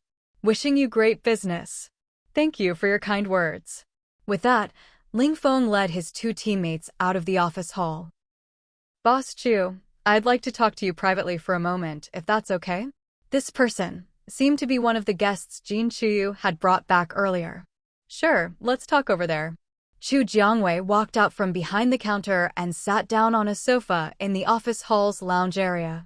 May I ask your name, sir? My surname is Jiang. I'm Jiang Chuan. Jiang Chuan? That name sounded a bit familiar. Chu Jiangwei looked up at him. Mr. Jiang, you said you wanted to talk privately. What did you want to discuss? Chu Jiangwei didn't like beating around the bush, and she didn't want Jiang Chuan to do so either. You know I came back with Miss Jin's group, right? Chu Jiangwei raised an eyebrow. So, what if you do? What does that have to do with him coming to see her? We came from T-City. We headed north before the extreme cold set in. T-City? Chu Jiangwei sat up straighter. So, what is it you want? I want to ask Boss Chu to save the survivors in T-City. Jiang Quan couldn't bear to leave Jianglin Hotel and head back to T-City on his own, but he believed that since Chu Jiangwei had opened this hotel, She'd want as many people as possible to come and stay. And why do you think I'd go to all that trouble, risking my life to take people from the hotel to T-City to save others? The snow was getting heavier and heavier. Outside the protective shield of Jianglin Hotel, everything was blanketed in white. If it weren't for something urgent, Xu Jiangwei wouldn't even want to step outside right now. Boss Chu, I'm begging you. Only you can save them now. Suddenly, Jiang Quan stood up and dropped to his knees in front of Xu Jiangwei with a thud. Xu Jiangwei frowned slightly. Was Jiang Quan trying to guilt-trip her? Too bad for him. She was the last person to fall for that kind of thing. Xu Jiangwei looked down at Jiang Quan kneeling on the floor. I have no ties to those people. You want me to risk my life to save them? Jiang Quan, do you think I'm the Virgin Mary? You've been living in this hotel for so long, haven't you heard what kind of person I am? Jiang Quan looked up at Xu Jiangwei, his expression full of sorrow. Boss Chu, I just don't want so many innocent people to die. You're the only one who can save them. How can you be so heartless? There are cars in the hotel's navigation system, and you won't freeze in them. If you think the people in T-City are so innocent, then drive there yourself. As long as you have enough credit in your account, you can take the car wherever you want. What do you think, Mr. Jiang? Xu Jiangyue's sharp, clear eyes fixed on Jiang Quan. Jiang Quan's gaze flickered. If he'd wanted to go himself, he wouldn't have come to Xu Jiangwei. What's wrong? I've even solved your transportation problem. Why are you suddenly silent? Xu Jiangwei let out a light laugh. See, you're so passionate and righteous when you're urging others to act, so full of love and justice. But when it's your turn, you turn into a coward. Mr. Jiang, you sure earned your reputation easily. All the hard and dangerous work falls on me, and when people talk about the survivors from T-City, they'll say, oh, that's Mr. Jiang, the one who knelt to Boss Chu and begged for a lifeline for the survivors. Mr. Jiang is so kind, he just said a few words and got credit for other people's hard work. Should I compliment you? Your scheming is truly masterful, Jiang Quan hadn't expected his plan to be exposed by Xu Jiangwei right there. It would be much harder for him to build connections in Jianglin Hotel from now on. At that moment, Jiang Quan deeply regretted coming to see Xu Jiangwei. He was even more resentful that Xu Jiangwei had to call him out in public, leaving him no room to save face. Why are you still kneeling here? If you really think the people in T-City are so pitiful, Mr. Jiang, you're welcome to drive over and save them yourself. Speaking of the survivors in T-City, it wasn't that Xu Jiangwei didn't want to help, but she always had to consider her own safety first. Her rule for saving people was that her own life couldn't be at risk. If a mission spiraled out of control, Xu Jiangwei would never hesitate to choose her own survival. Call her cold-blooded if you want, it's the apocalypse. Everyone's just looking out for themselves.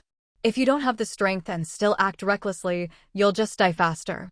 Jiang Quan glanced at Yun Zijin, then slowly got up from the floor and walked out of the office hall. At this hour, there weren't many people in the office hall. Xu Jiangwei didn't want to stay either, so she left and headed to the newly built residential Area C.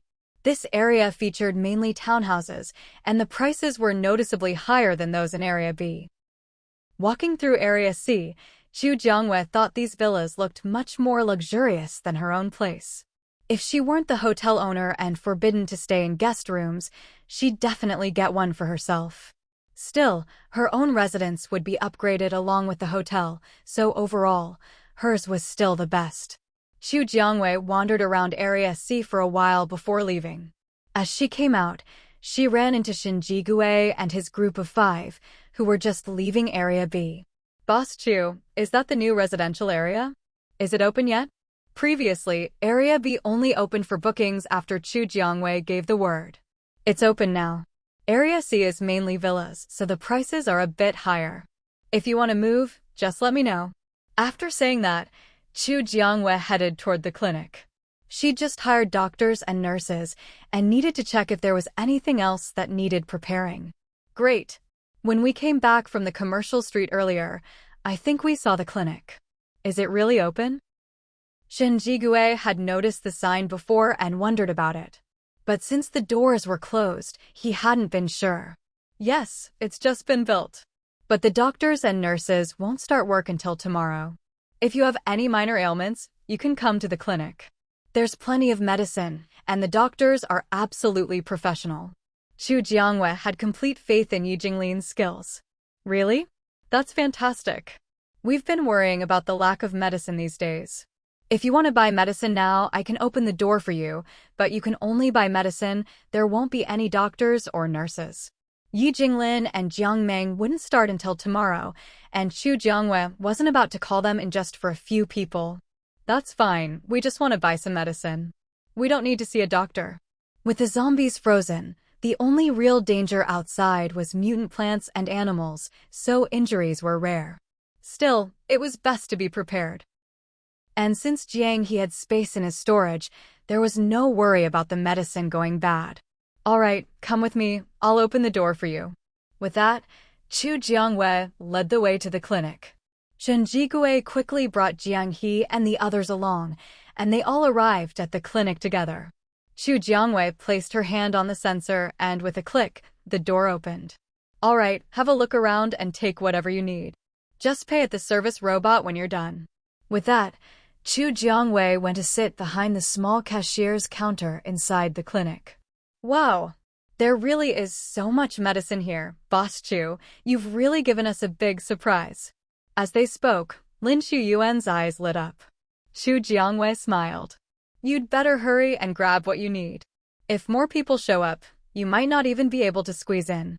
Right now, a lot of people were running low on medicine. If word got out that the clinic had supplies for sale, there'd definitely be a rush. Shen Jigui picked up a bottle of ibuprofen.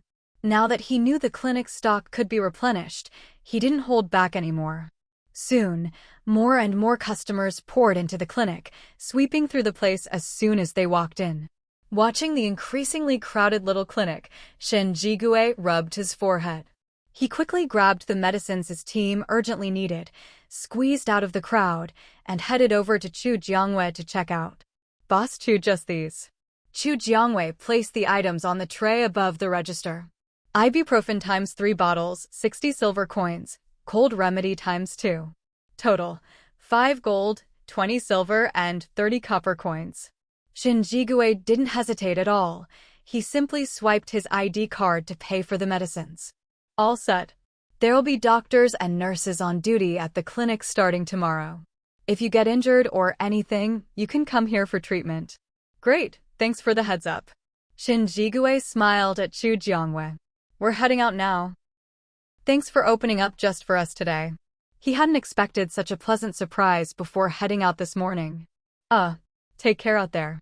Chu Jiangwei waved goodbye to Shen Jigui and his 4 companions, watching as the 5 of them left Jianglin Hotel together. Boss Chu, ready to check out. After Shen Jigui's group left, more people came in one after another, lining up at the counter with their medicines. Chu Jiangwei worked the register for a while before handing the spot back to the service robot. Her current task was to lease out shops on the commercial street. She needed to reach an 80% occupancy rate. But since she'd posted the announcement, fewer than 10 teams had come to rent shops from her. There were 200 shops lining both sides of the commercial street, meaning she needed to lease at least 160 to complete the task. Just thinking about it gave Chu Jiangwei a headache. As she walked along the stone path outside Jianglin Hotel, inspiration suddenly struck. Little fox, help me out with something. Chu Jiangwei picked up the little fox from her shoulder and gave it a good cuddle. What do you need me to do, host? The little fox struggled for a bit, then leapt from Chu Jiangwei's arms to the ground, looking up at her. I need you to make a survey form for me like this. Chu Jiangwei chattered away, explaining everything to Yun Zijin. If the little fox weren't a system spirit, it probably wouldn't be able to remember so much. But in the end, the little fox agreed and quickly put together the survey form for Chu Jiangwei. Host, what do you need the survey for? It's to help me complete the task, of course. Right now, there weren't many types of supplies unlocked at Jianglin Hotel, and most of them were finished goods. A lot of people were hesitant to open a shop because of supply issues. If she could help them solve their supply problems, more people would probably be willing to open up shop. The little fox didn't really get Chu Jiangyue's logic, but as a laid-back system, it just let her do her thing. After all, There was no time limit on the task, and unless the right conditions came together, it was normal for progress to be slow. After getting the survey from the little fox, Xu Jiangwei went to the main office. She handed the survey to Jiang Chuang. Here's a survey form. Whenever a customer comes to handle business, give them one to fill out and return. One per person, don't give duplicates. Xu Jiangwei trusted that Jiang Chuang wouldn't make such a rookie mistake. After all, a robot's brain is different from a human's. Understood. I'll make sure they fill it out carefully. Jiang Chuang solemnly accepted the forms and placed them on the right side of his desk. Just give me the completed forms before sunset. Jiang Chuang nodded. Yes, boss. With the forms handed off, Xu Jiangwei didn't linger in the office. On the hotel lawn, a big tiger and a little tiger were sprawled out, purring contentedly. She hadn't paid much attention to them lately, but they looked even glossier and healthier than before. She couldn't help but wonder what they'd feel like to touch. Xu Jiangwei eyed the two tigers with growing interest. The big tiger cracked open an eye, let out a low growl at her, then stretched and changed positions. The little tiger, on the other hand, got excited as soon as it saw Xu Jiangwei. It trotted over to her on its short legs. The big tiger opened one eye again at the commotion, but seeing the little one was just running to Xu Jiangwei, it didn't interfere. Roar, roar. The little tiger called out to Xu Jiangwei twice. She didn't understand, so she looked at the little fox for help. It says it wants to go out and play, but the big tiger won't let it. It wants you to take it outside. Well, if the big tiger won't allow it, there's not much she can do. Xu Jiangwei wasn't about to sneak the little tiger out behind the big one's back. If she got caught, she'd be on the big tiger's bad side, and if it got angry, she'd be the one getting hurt. It's cold outside now, not a good time to go out. Why don't you stay inside the hotel for now? If you're bored, I can get someone to bring you some toys. She tried to reason with the little tiger. The little tiger called out again and struggled in her arms. Xu Jiangwei looked at the little fox. It says it wants to go hunting, not play with toys. Roar. Before the little fox finished translating, the big tiger let out a roar at the little one. Even though Xu Jiangwei didn't understand tiger speak, she could tell it was scolding the cub. The little tiger jumped down from her arms and ran over to the big tiger, launching into a flurry of protest. Mother and cub were having it out, and Xu Jiangwei wisely stepped back a few paces to avoid getting caught in the crossfire. Everyone else instinctively kept at least 10 meters away, watching the tiger spat from a safe distance. In the end, the compromise was that the little tiger could go out, but only if it stayed by Xu Jiangwei's side. Xu Jiangwei, who had done nothing but watch and hadn't said a word, the big tiger trusts me that much. But since she didn't have any plans to go out, the little tiger's hopes were dashed for now. No matter how much the cub protested, Xu Jiangwei didn't change her mind. After soothing the little tiger, Xu Jiangwei walked over to the random fruit tree and mango tree, channeling her power into both. The tiny fruits on the trees grew noticeably larger after she infused them with her ability. Boss Xu, I heard the hotel just opened a new commercial street? Song Chengjun had somehow ended up behind Xu Jiangwei without her noticing. When Xu Jiangwei turned around and saw it was Song Chengjun, she smiled slightly. That's right. What's the matter, Captain Song? Are you interested in renting a shop and starting a small business? Since someone had asked, Xu Jiangwei was naturally eager to promote her idea. I am a bit interested, but in times like these, it's hard to get supplies. What kind of shop do you want to open, Captain Song? Maybe I can help you with sourcing goods. Xu Jiangwei hadn't forgotten what the little fox had told her before. For items she hadn't unlocked yet, she could spend gold coins to unlock them. The hotel had been running for a while now, and if there was one thing Xu Jiangwei didn't lack, it was gold coins. Last time, she unlocked a mask for 1 gold coin. This time, unlocking another item would cost 10 gold coins. The cost increased each time, so eventually it would become an astronomical sum. So, which items to unlock would depend on the results of the survey. When the time came, Xu Jiangwei would choose the top 3 most popular items to unlock. Just those 3 would cost her 1,110 gold coins. At the rate of 1 copper coin to 1 yuan, that was 11.1 million yuan, enough to make anyone's heart ache. Any more than that, and Chu Jiangwei really wouldn't be willing to spend it, at least, not for now. Really? Song Chengjun hadn't expected it. He just happened to see Chu Jiangwei and thought he'd say hello, but ended up with such a pleasant surprise. Well, maybe. Here's a survey form, Captain Song. You can take it back and fill it out, then hand it to Butler Chu. For now, I can only secure 3 types of supplies. As for which 3, it'll depend on which ones are the most popular. Since they'd been out together before, Chu Jiangwei saw Song Chengjun as a friend and was willing to say a bit more to him. Other people didn't get this kind of treatment from her. Hearing this, Song Chengjun's eyes lit up. All right, thanks for the heads up. From her words, Song Chengjun could tell she was giving him a hint. He took the survey form from Chu Jiangwei. I'll fill it out carefully. Hopefully, the supplies I want will make it into the top 3. Good luck. Song Chengjun took the survey form and went to find Lu Zhengyao. Even though Lu's position as base leader had become nominal since they'd moved from base B, Song Chengjun still liked to discuss things with him out of habit. Hello, Boss Chu. Just after Song Chengjun left, Chu Jiangwei finished channeling her powers into the mango and random fruit trees, and was about to return to her quarters when someone else came looking for her. Hello. And you are? These were all unfamiliar faces. Chu Jiangwei was almost certain they were newcomers to Jianglin Hotel. Otherwise, even if she couldn't remember their names, she'd at least recognize them if she'd seen them before. We came with Captain Jin's team from T-City. We wanted to ask you about something. This team was made up entirely of women, and the leader, with her short hair, looked very capable. Chu Jiangwei had a good impression of them. It's not comfortable standing here. Let's go sit in the office lounge and talk. Chu Jiangwei herself didn't mind, but they looked a bit tired, probably just back from outside. Okay, let's go then. Chu Jiangwei turned and led the way toward the office lounge. Is the situation in T-City really that bad? You even had to gather so many people to leave together. No matter how extreme the weather, Chu Jiangwei believed that people would always find a way to survive. T-City's official base was overrun by a swarm of mutant insects. We barely managed to escape with our lives. As they spoke about T-City, the women's expressions grew sorrowful.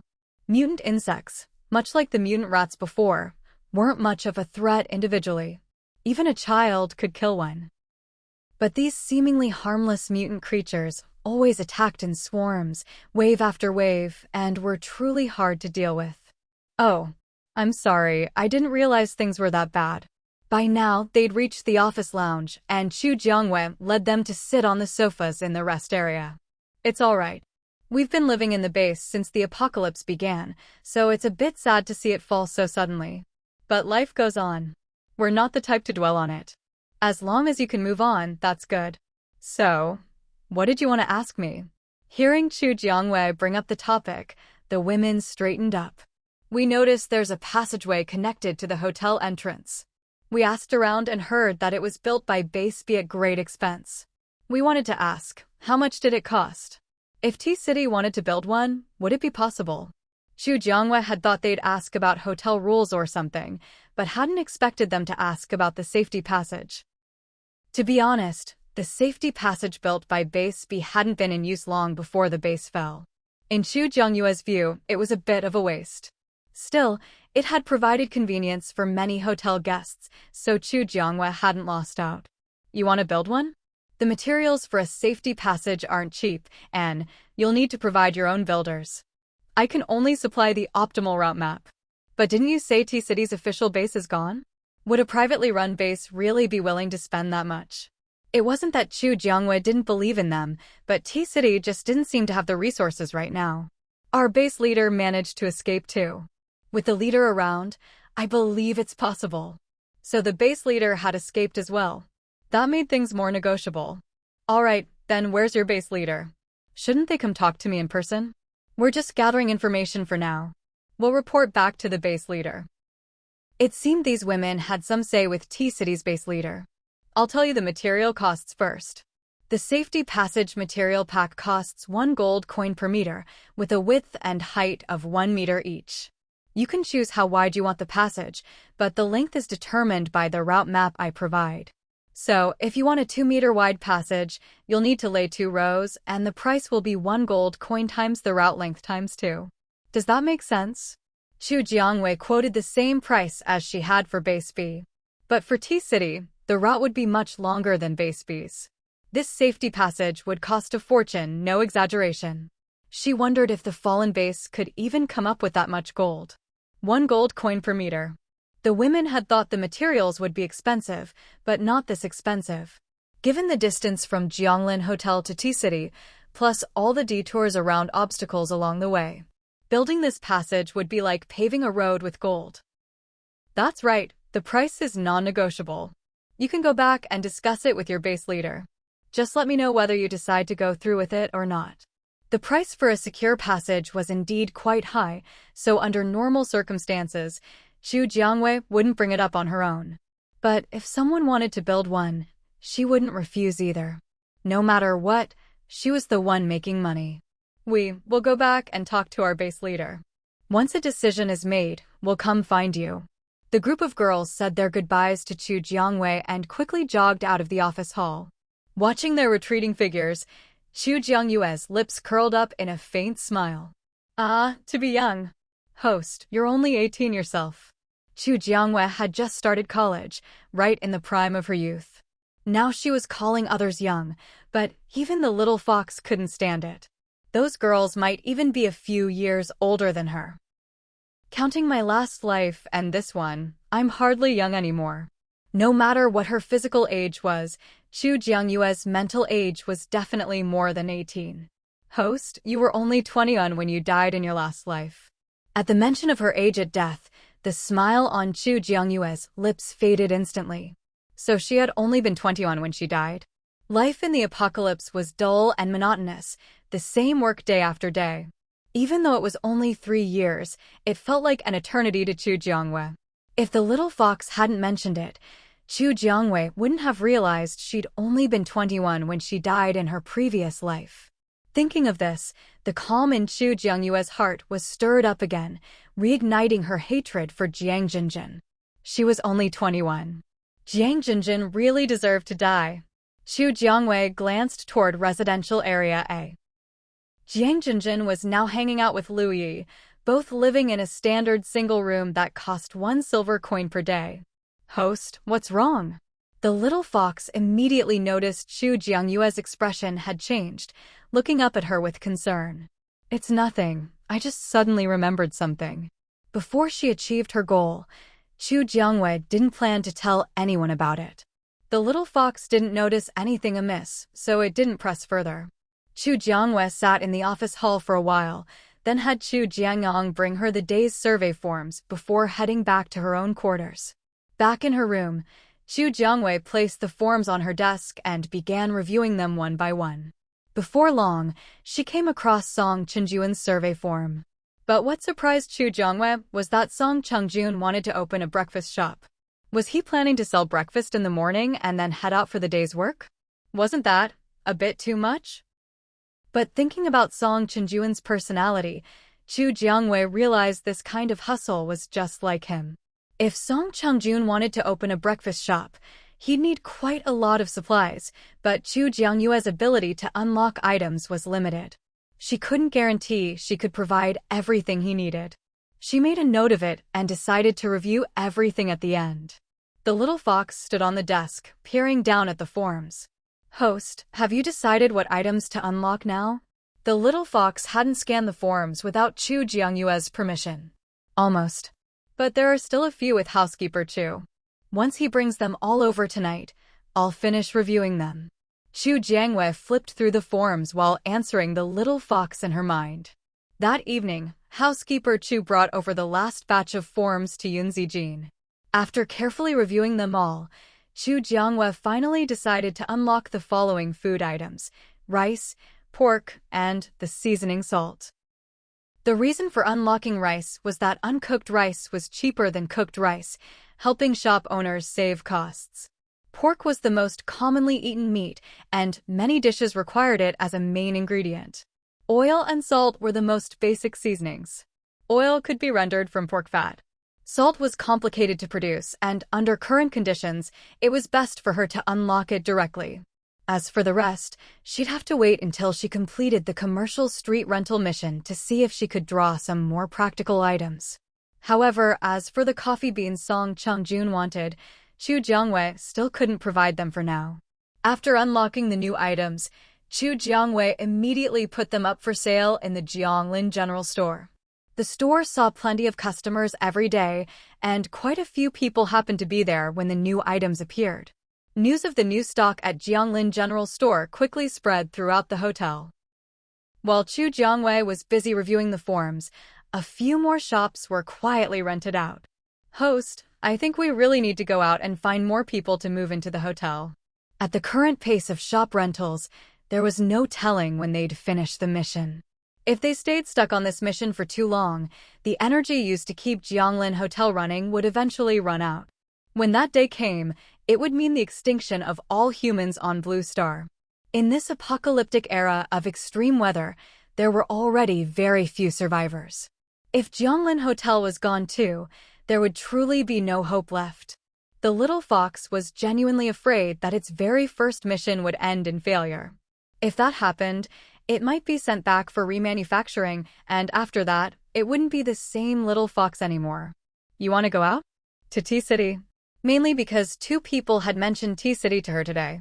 And strictly speaking, T-City wasn't that far from B-City. But with the constant snow, both the highways and national roads would be heavily covered. Some overpasses might even collapse under the weight of the snow. Getting to T-City would be much harder than getting to L-City. Back then, it was just extreme heat, and they only needed to wear temperature-regulating suits to be fine. But now, with the bitter cold and snow, just walking through the snow is much harder than before. It doesn't have to be T-City. We just need more customers, so more people will rent shops and open businesses. The little fox spoke earnestly, worried that Chu Jiangwei would think traveling in this weather was too dangerous and give up. I'll think about it. I'll also see if anyone else is willing to go with me. Chu Jiangwei would never travel far alone. Being all alone in a vast, snowy world with not a soul in sight, she knew she couldn't handle that kind of loneliness. It wasn't a joke. You can do it, host. I believe in you. For once, the little fox gave Chu Jiangwei some clear encouragement. Although she was considering going out, it was already getting dark and Granny Hua had finished making dinner. Chu Jiangwei decided not to go out again. After dinner, she went back to her room to rest. The next morning, before Chu Jiangwei had even gotten up, someone was already standing at the door of the third-floor flat-roofed house, staring at the entrance to the first-floor living room. Originally, the little fox had been curled up next to Chu Jiangyue's pillow, resting along with her. But as soon as someone started keeping watch at the front door of the living room, the little fox opened its eyes. After all, it was just a string of data, it didn't really need to rest. It only went into sleep mode to match Chu Jiangyue's daily routine, entering hibernation when she slept. However, even in hibernation, it could immediately sense any movement outside. The little fox hopped onto the windowsill by the door and looked down. At a glance, it recognized the girl standing there as the leader of the group who had come to see Chu Jiangwei yesterday about building a safe passage. Compared to how she used to dress up beautifully every day when staying at Jianglin Hotel with Chu Jiangwei, the girl's outfit today was extremely plain. Her short hair, as the little fox's scan revealed, had only been cut recently. It was a stark contrast to Chu Jiangyue's long, shiny black hair. But the little fox knew Chu Jiangwei was still grumpy from just waking up, so even though it noticed someone waiting outside, it didn't wake her. Chu Jiangyue's working hours were clearly written in the Jianglin Hotel's guidelines. If the girl wanted to come early and wait, what could the little fox do?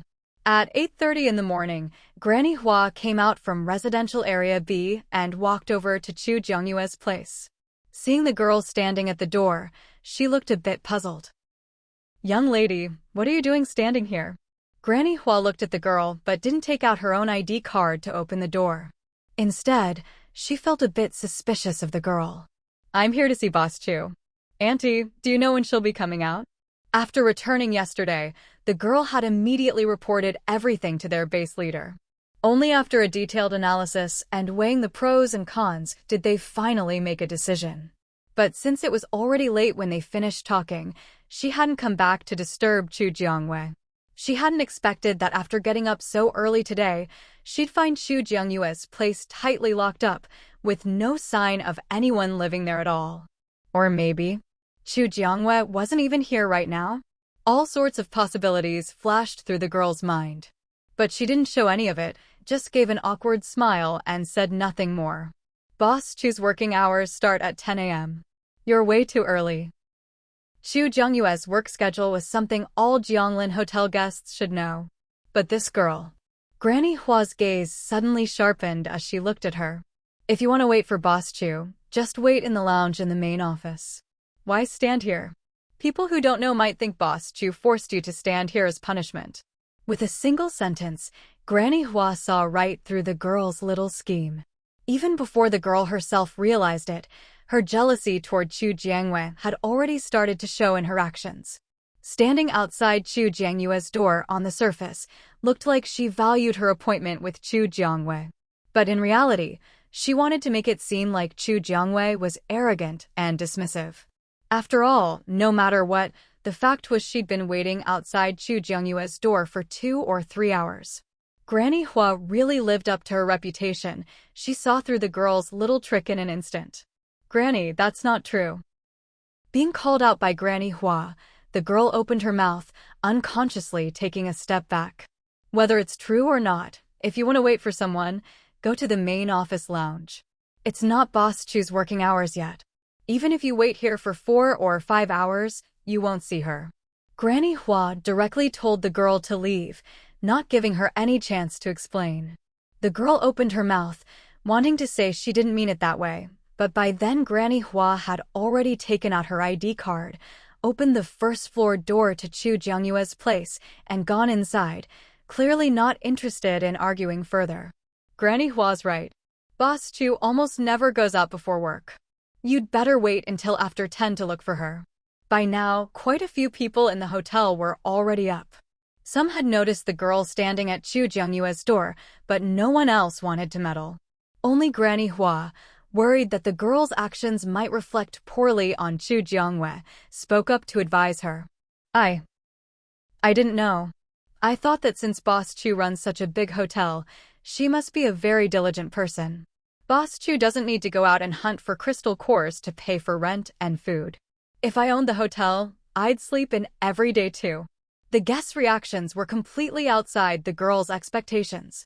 She lowered her eyes, lost in thought. You're right. Boss Chu really doesn't need to do anything. She has a steady stream of income. That sounds a little off, don't you think? Hey, I just remembered. You were the one who came with a few others to see Boss Chu yesterday. No wonder you looked familiar. What did you talk to her about? You weren't trying to get her to give you special treatment, were you? That hotel guest was clearly very interested, definitely the gossipy type. The girl quickly shook her head. No, we just wanted to discuss something with Boss Chu, but what? The guest gave her an encouraging look, signaling her to go on. Ever since the apocalypse began, life had been nothing but fighting zombies or mutant animals every day. Any new gossip was a welcome distraction. Sister Chu knows we want to build a safe passage from Jianglin Hotel to T-City, but the price is too high. We can't raise enough funds right now, so we wanted to ask if she could give us the materials first and let us pay in installments, but they hadn't reached an agreement with Chu Jiangwei yet. However, the girl didn't say that out loud. She wanted everyone to think it was Chu Jiangwei who refused because of money. At the mention of the safe passage, quite a few people passing by stopped to look at the girl.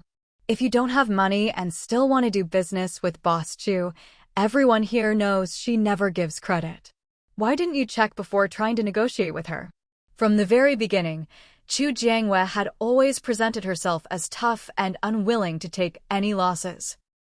The girl's attempt to ruin Chu Jiangyue's reputation was clearly the wrong approach. Sure enough, after hearing this, the girl's eyes widened. If Chu Jiangyue's personality was so bad, why did the hotel guests still admire her so much? Meanwhile, her own carefully maintained image as a pure and innocent White Lotus hadn't attracted much attention at all. Things were developing nothing like she had expected. "What are you all doing in front of my door so early in the morning?" No one knew when Chu Jiangwei had woken up, but she'd come downstairs and opened the door. Seeing a crowd gathered outside her door, she looked a bit confused. "Boss Chu, she came to see you. We were just curious and came to take a look." "Yeah, we were just curious, that's all." The hotel guests, afraid Chu Jiangwei might misunderstand, quickly distanced themselves from the situation. Chu Jiangwei recognized her at a glance. It was the same girl who had come by yesterday with a few other girls to discuss building a safety passage. "It's not my working hours yet. You can come find me in the main office after 10 o'clock. The little fox had already told Chu Jiangwei everything that happened at the entrance. If she'd had a favorable impression of the girl yesterday, now it was completely gone. She didn't have to lift a finger each day and gold, silver, and copper coins would flow endlessly into her account, while those girls still had to worry about daily rent and living expenses. They were all women, but with such a huge gap in their lifestyles, Chu Jiangwei could understand if there was some jealousy. But if someone let their jealousy show without restraint, she would only show them there was even more to be jealous about. The girl probably hadn't expected Chu Jiangwei to react like this. No scolding, no blame, just a blunt statement that it wasn't working hours yet, which only made her feel even more embarrassed. "Sister Chu, my parents never gave me a younger sister. Miss Zhao, please mind how you address me." A chill flashed in Chu Jiangyue's eyes, and Zhao Wenshan unconsciously took a step back. Yesterday, things hadn't been like this. She'd thought that, for the sake of T-City, Chu Jiangwei wouldn't make things difficult for her. "I understand, Boss Chu." Zhao Wenshan practically spat out the words "Boss Chu" through gritted teeth. Calling her Sister Chu was just to give others the impression that she and Chu Jiangwei were close, but it had completely backfired. After being put on the spot like that, Zhao Wenshan was too embarrassed to stay any longer and ran off, covering her face. Chu Jiangwei ignored her.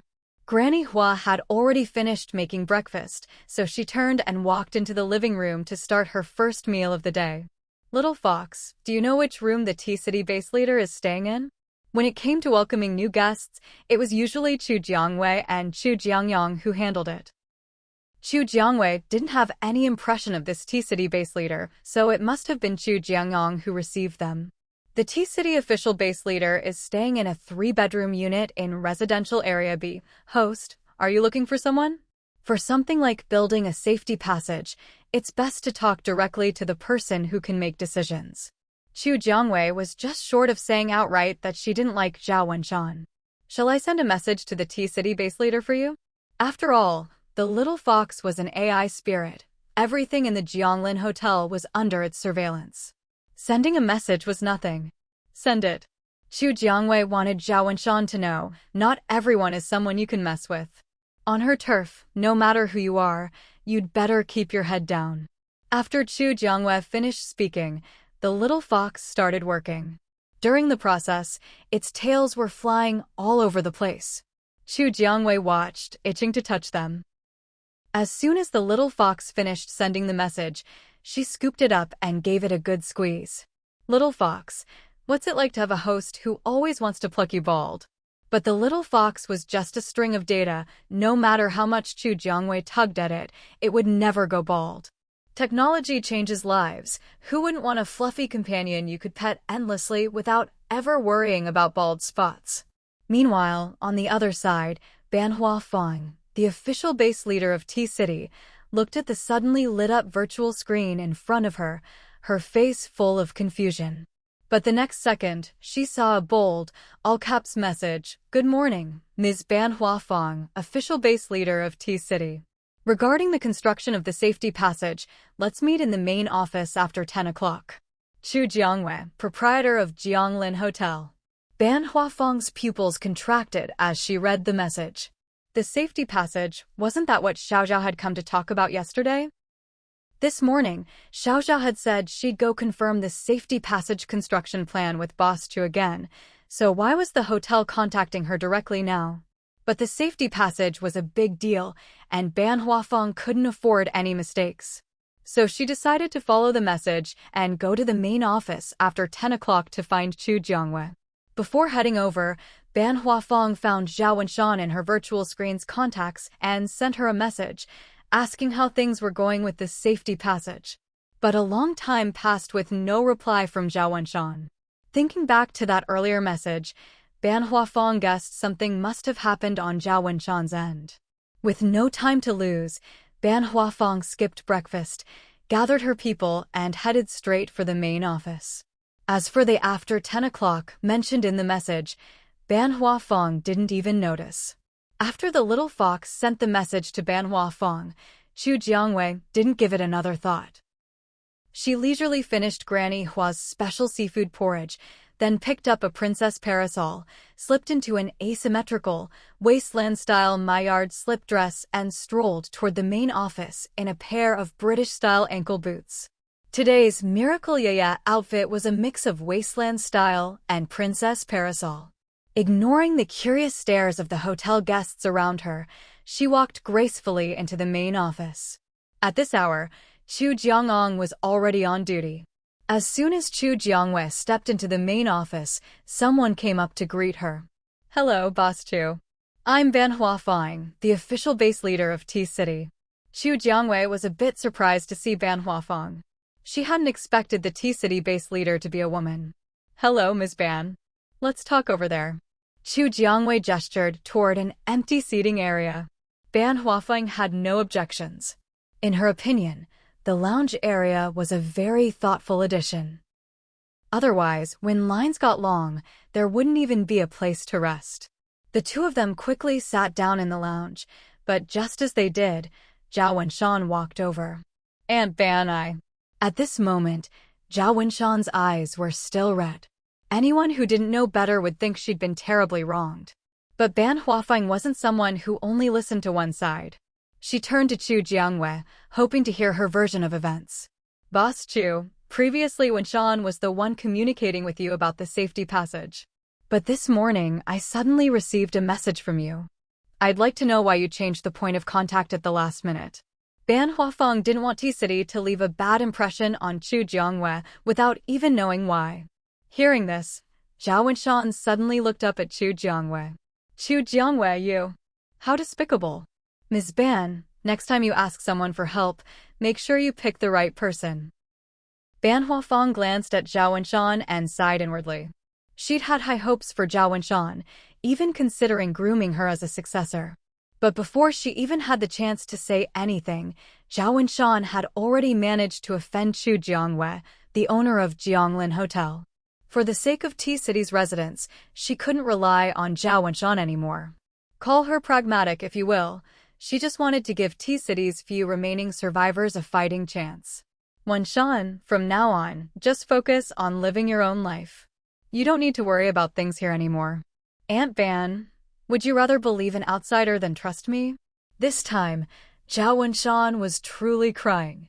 She had worked so hard to win Ban Huafeng's favor, and just when she thought she was about to take things to the next level, an unexpected variable appeared: Chu Jiangwei. "Ms. Zhao, I think it's better if we let the facts speak for themselves," Chu Jiangwei said calmly. With a wave of her hand, a massive virtual screen appeared overhead. The footage on the screen was from the surveillance camera at the entrance of Chu Jiangyue's 3-story flat-roofed house.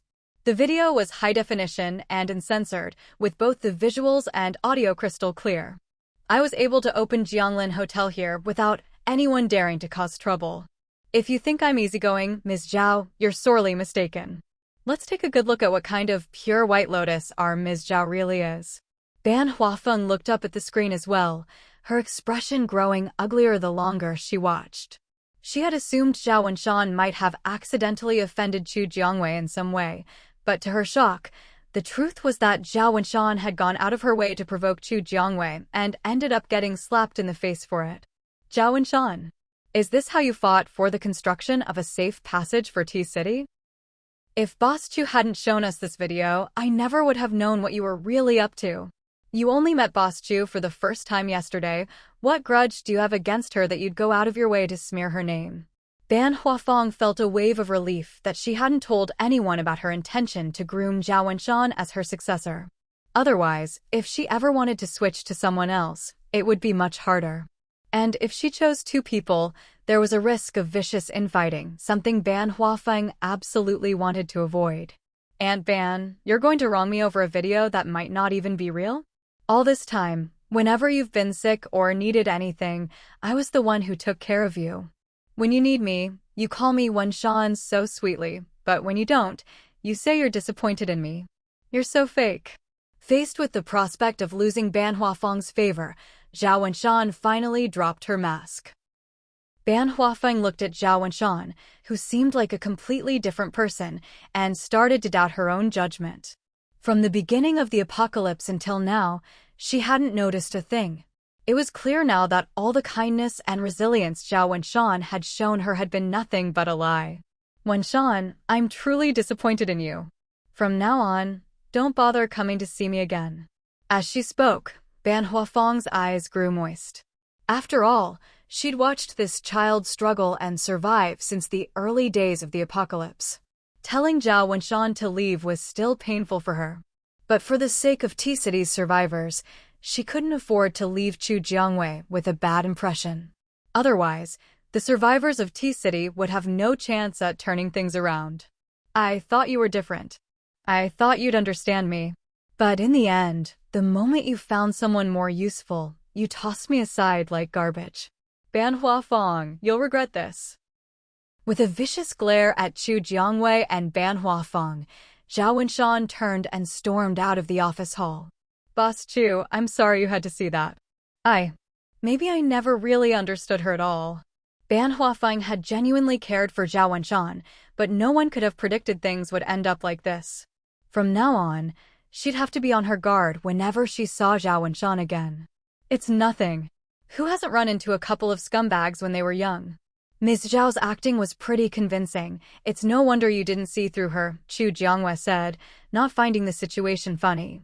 In her view, it was a good thing for Ban Huafeng to see Zhao Wenshan's true colors while there was still time to fix things.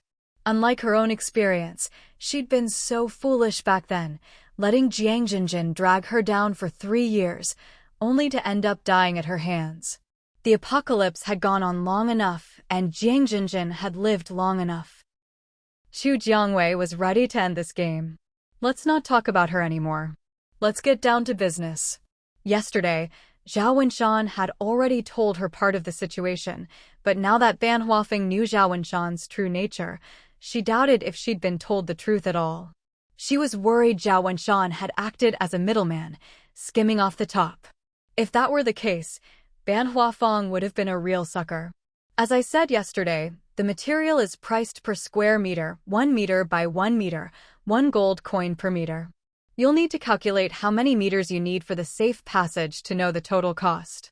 For the width of the passage, you can refer to the one in B-City." Of course, the situation in B-City at the time was very different from T-Cities, and Chu Jiangwei wasn't sure if Ban Huafeng could come up with that many gold coins. "I'll have to trouble you, Boss Chu, to help map out the route first. Once I know the total cost, I can figure out how to raise the funds."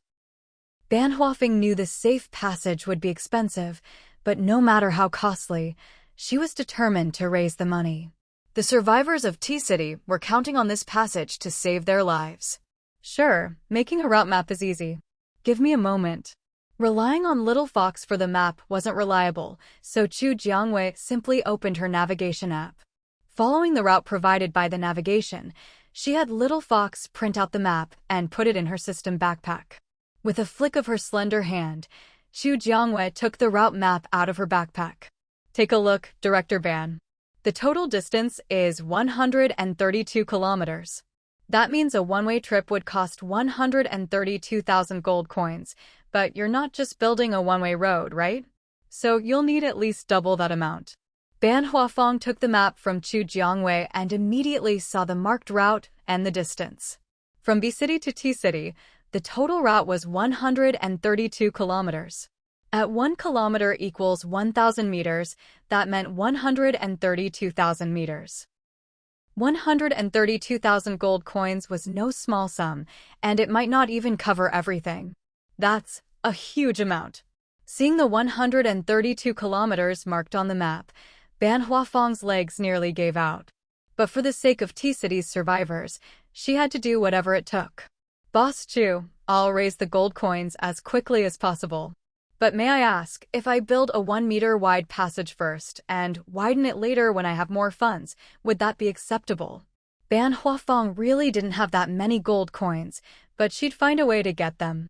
Chu Jiangwei raised an eyebrow. This was actually a decent compromise.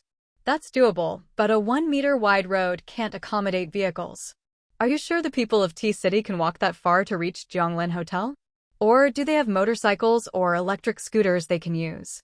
Chu Jiangwei wasn't trying to rain on her parade, but walking 132 kilometers would wear anyone out. Her words reminded Ban Huafeng that a 1-meter wide passage wouldn't allow cars through. So unless people cycled or walked, there'd be no way to make the journey. Given the current situation in T-City, forget about cars, even motorcycles and electric bikes are nowhere to be found. If they were to build a safe passage from Jianglin Hotel toward T-City, then at least the guests staying at Jianglin Hotel could drive to T-City to pick people up. But that would mean the safe passage would need to be built with at least one lane in each direction. A standard lane is 3.5 meters wide, so 2 directions would require 7 meters. At a rate of 1 gold coin per meter, for a round trip that's 7 lanes times 132,000 meters, which comes to 924,000 meters, or 924,000 gold coins.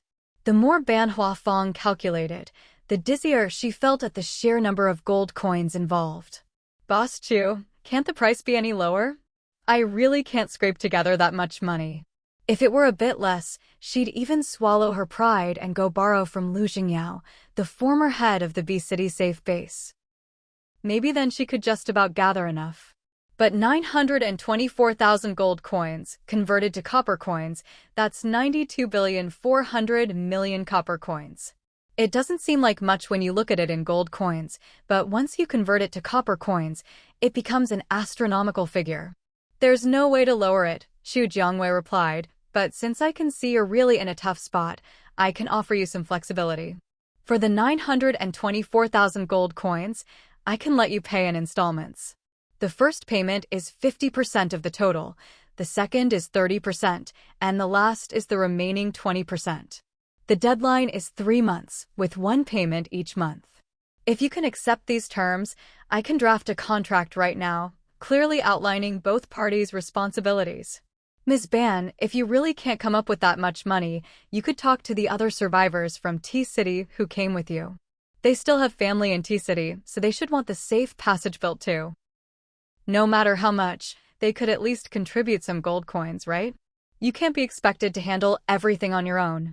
Seeing Ban Huafeng struggle like this, even Chu Jiangwei felt a little sorry for her. But as the owner of Jianglin Hotel, the most she could do was agree to installment payments. There was nothing more she could help with. You have a point, but I doubt anyone will be willing to chip in. Ever since she'd come to Jianglin Hotel with Jin Chuyu's team, many of the comrades who once looked out for each other now instinctively avoided Ban Huafeng, just so she wouldn't come asking them for help. After all, not everyone is willing to help others. People are selfish. Now that they've started new lives at Jianglin Hotel, they don't want to just give away what they've worked so hard to earn. It takes killing 100 level 1 zombies to earn a single gold coin.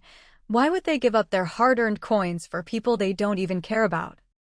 As for those who still have family or friends in T-City, well, that depends on their conscience. Chu Jiangwei fell silent. It really seemed like T-City had reached a dead end. I've told you everything about the safe passage, and you know how many gold coins are needed. Whether or not to build it is your decision. Whenever you're ready, you can come find me. Chu Jiangwei had her own matters to attend to. She couldn't just sit around with Ban Huafeng, waiting for her to figure out how to raise the money. All right, Boss Chu, go ahead and get back to your work. Don't worry about me. Ban Huafeng knew she wouldn't be able to raise the money anytime soon, and she didn't want to waste Chu Jiangwei's time.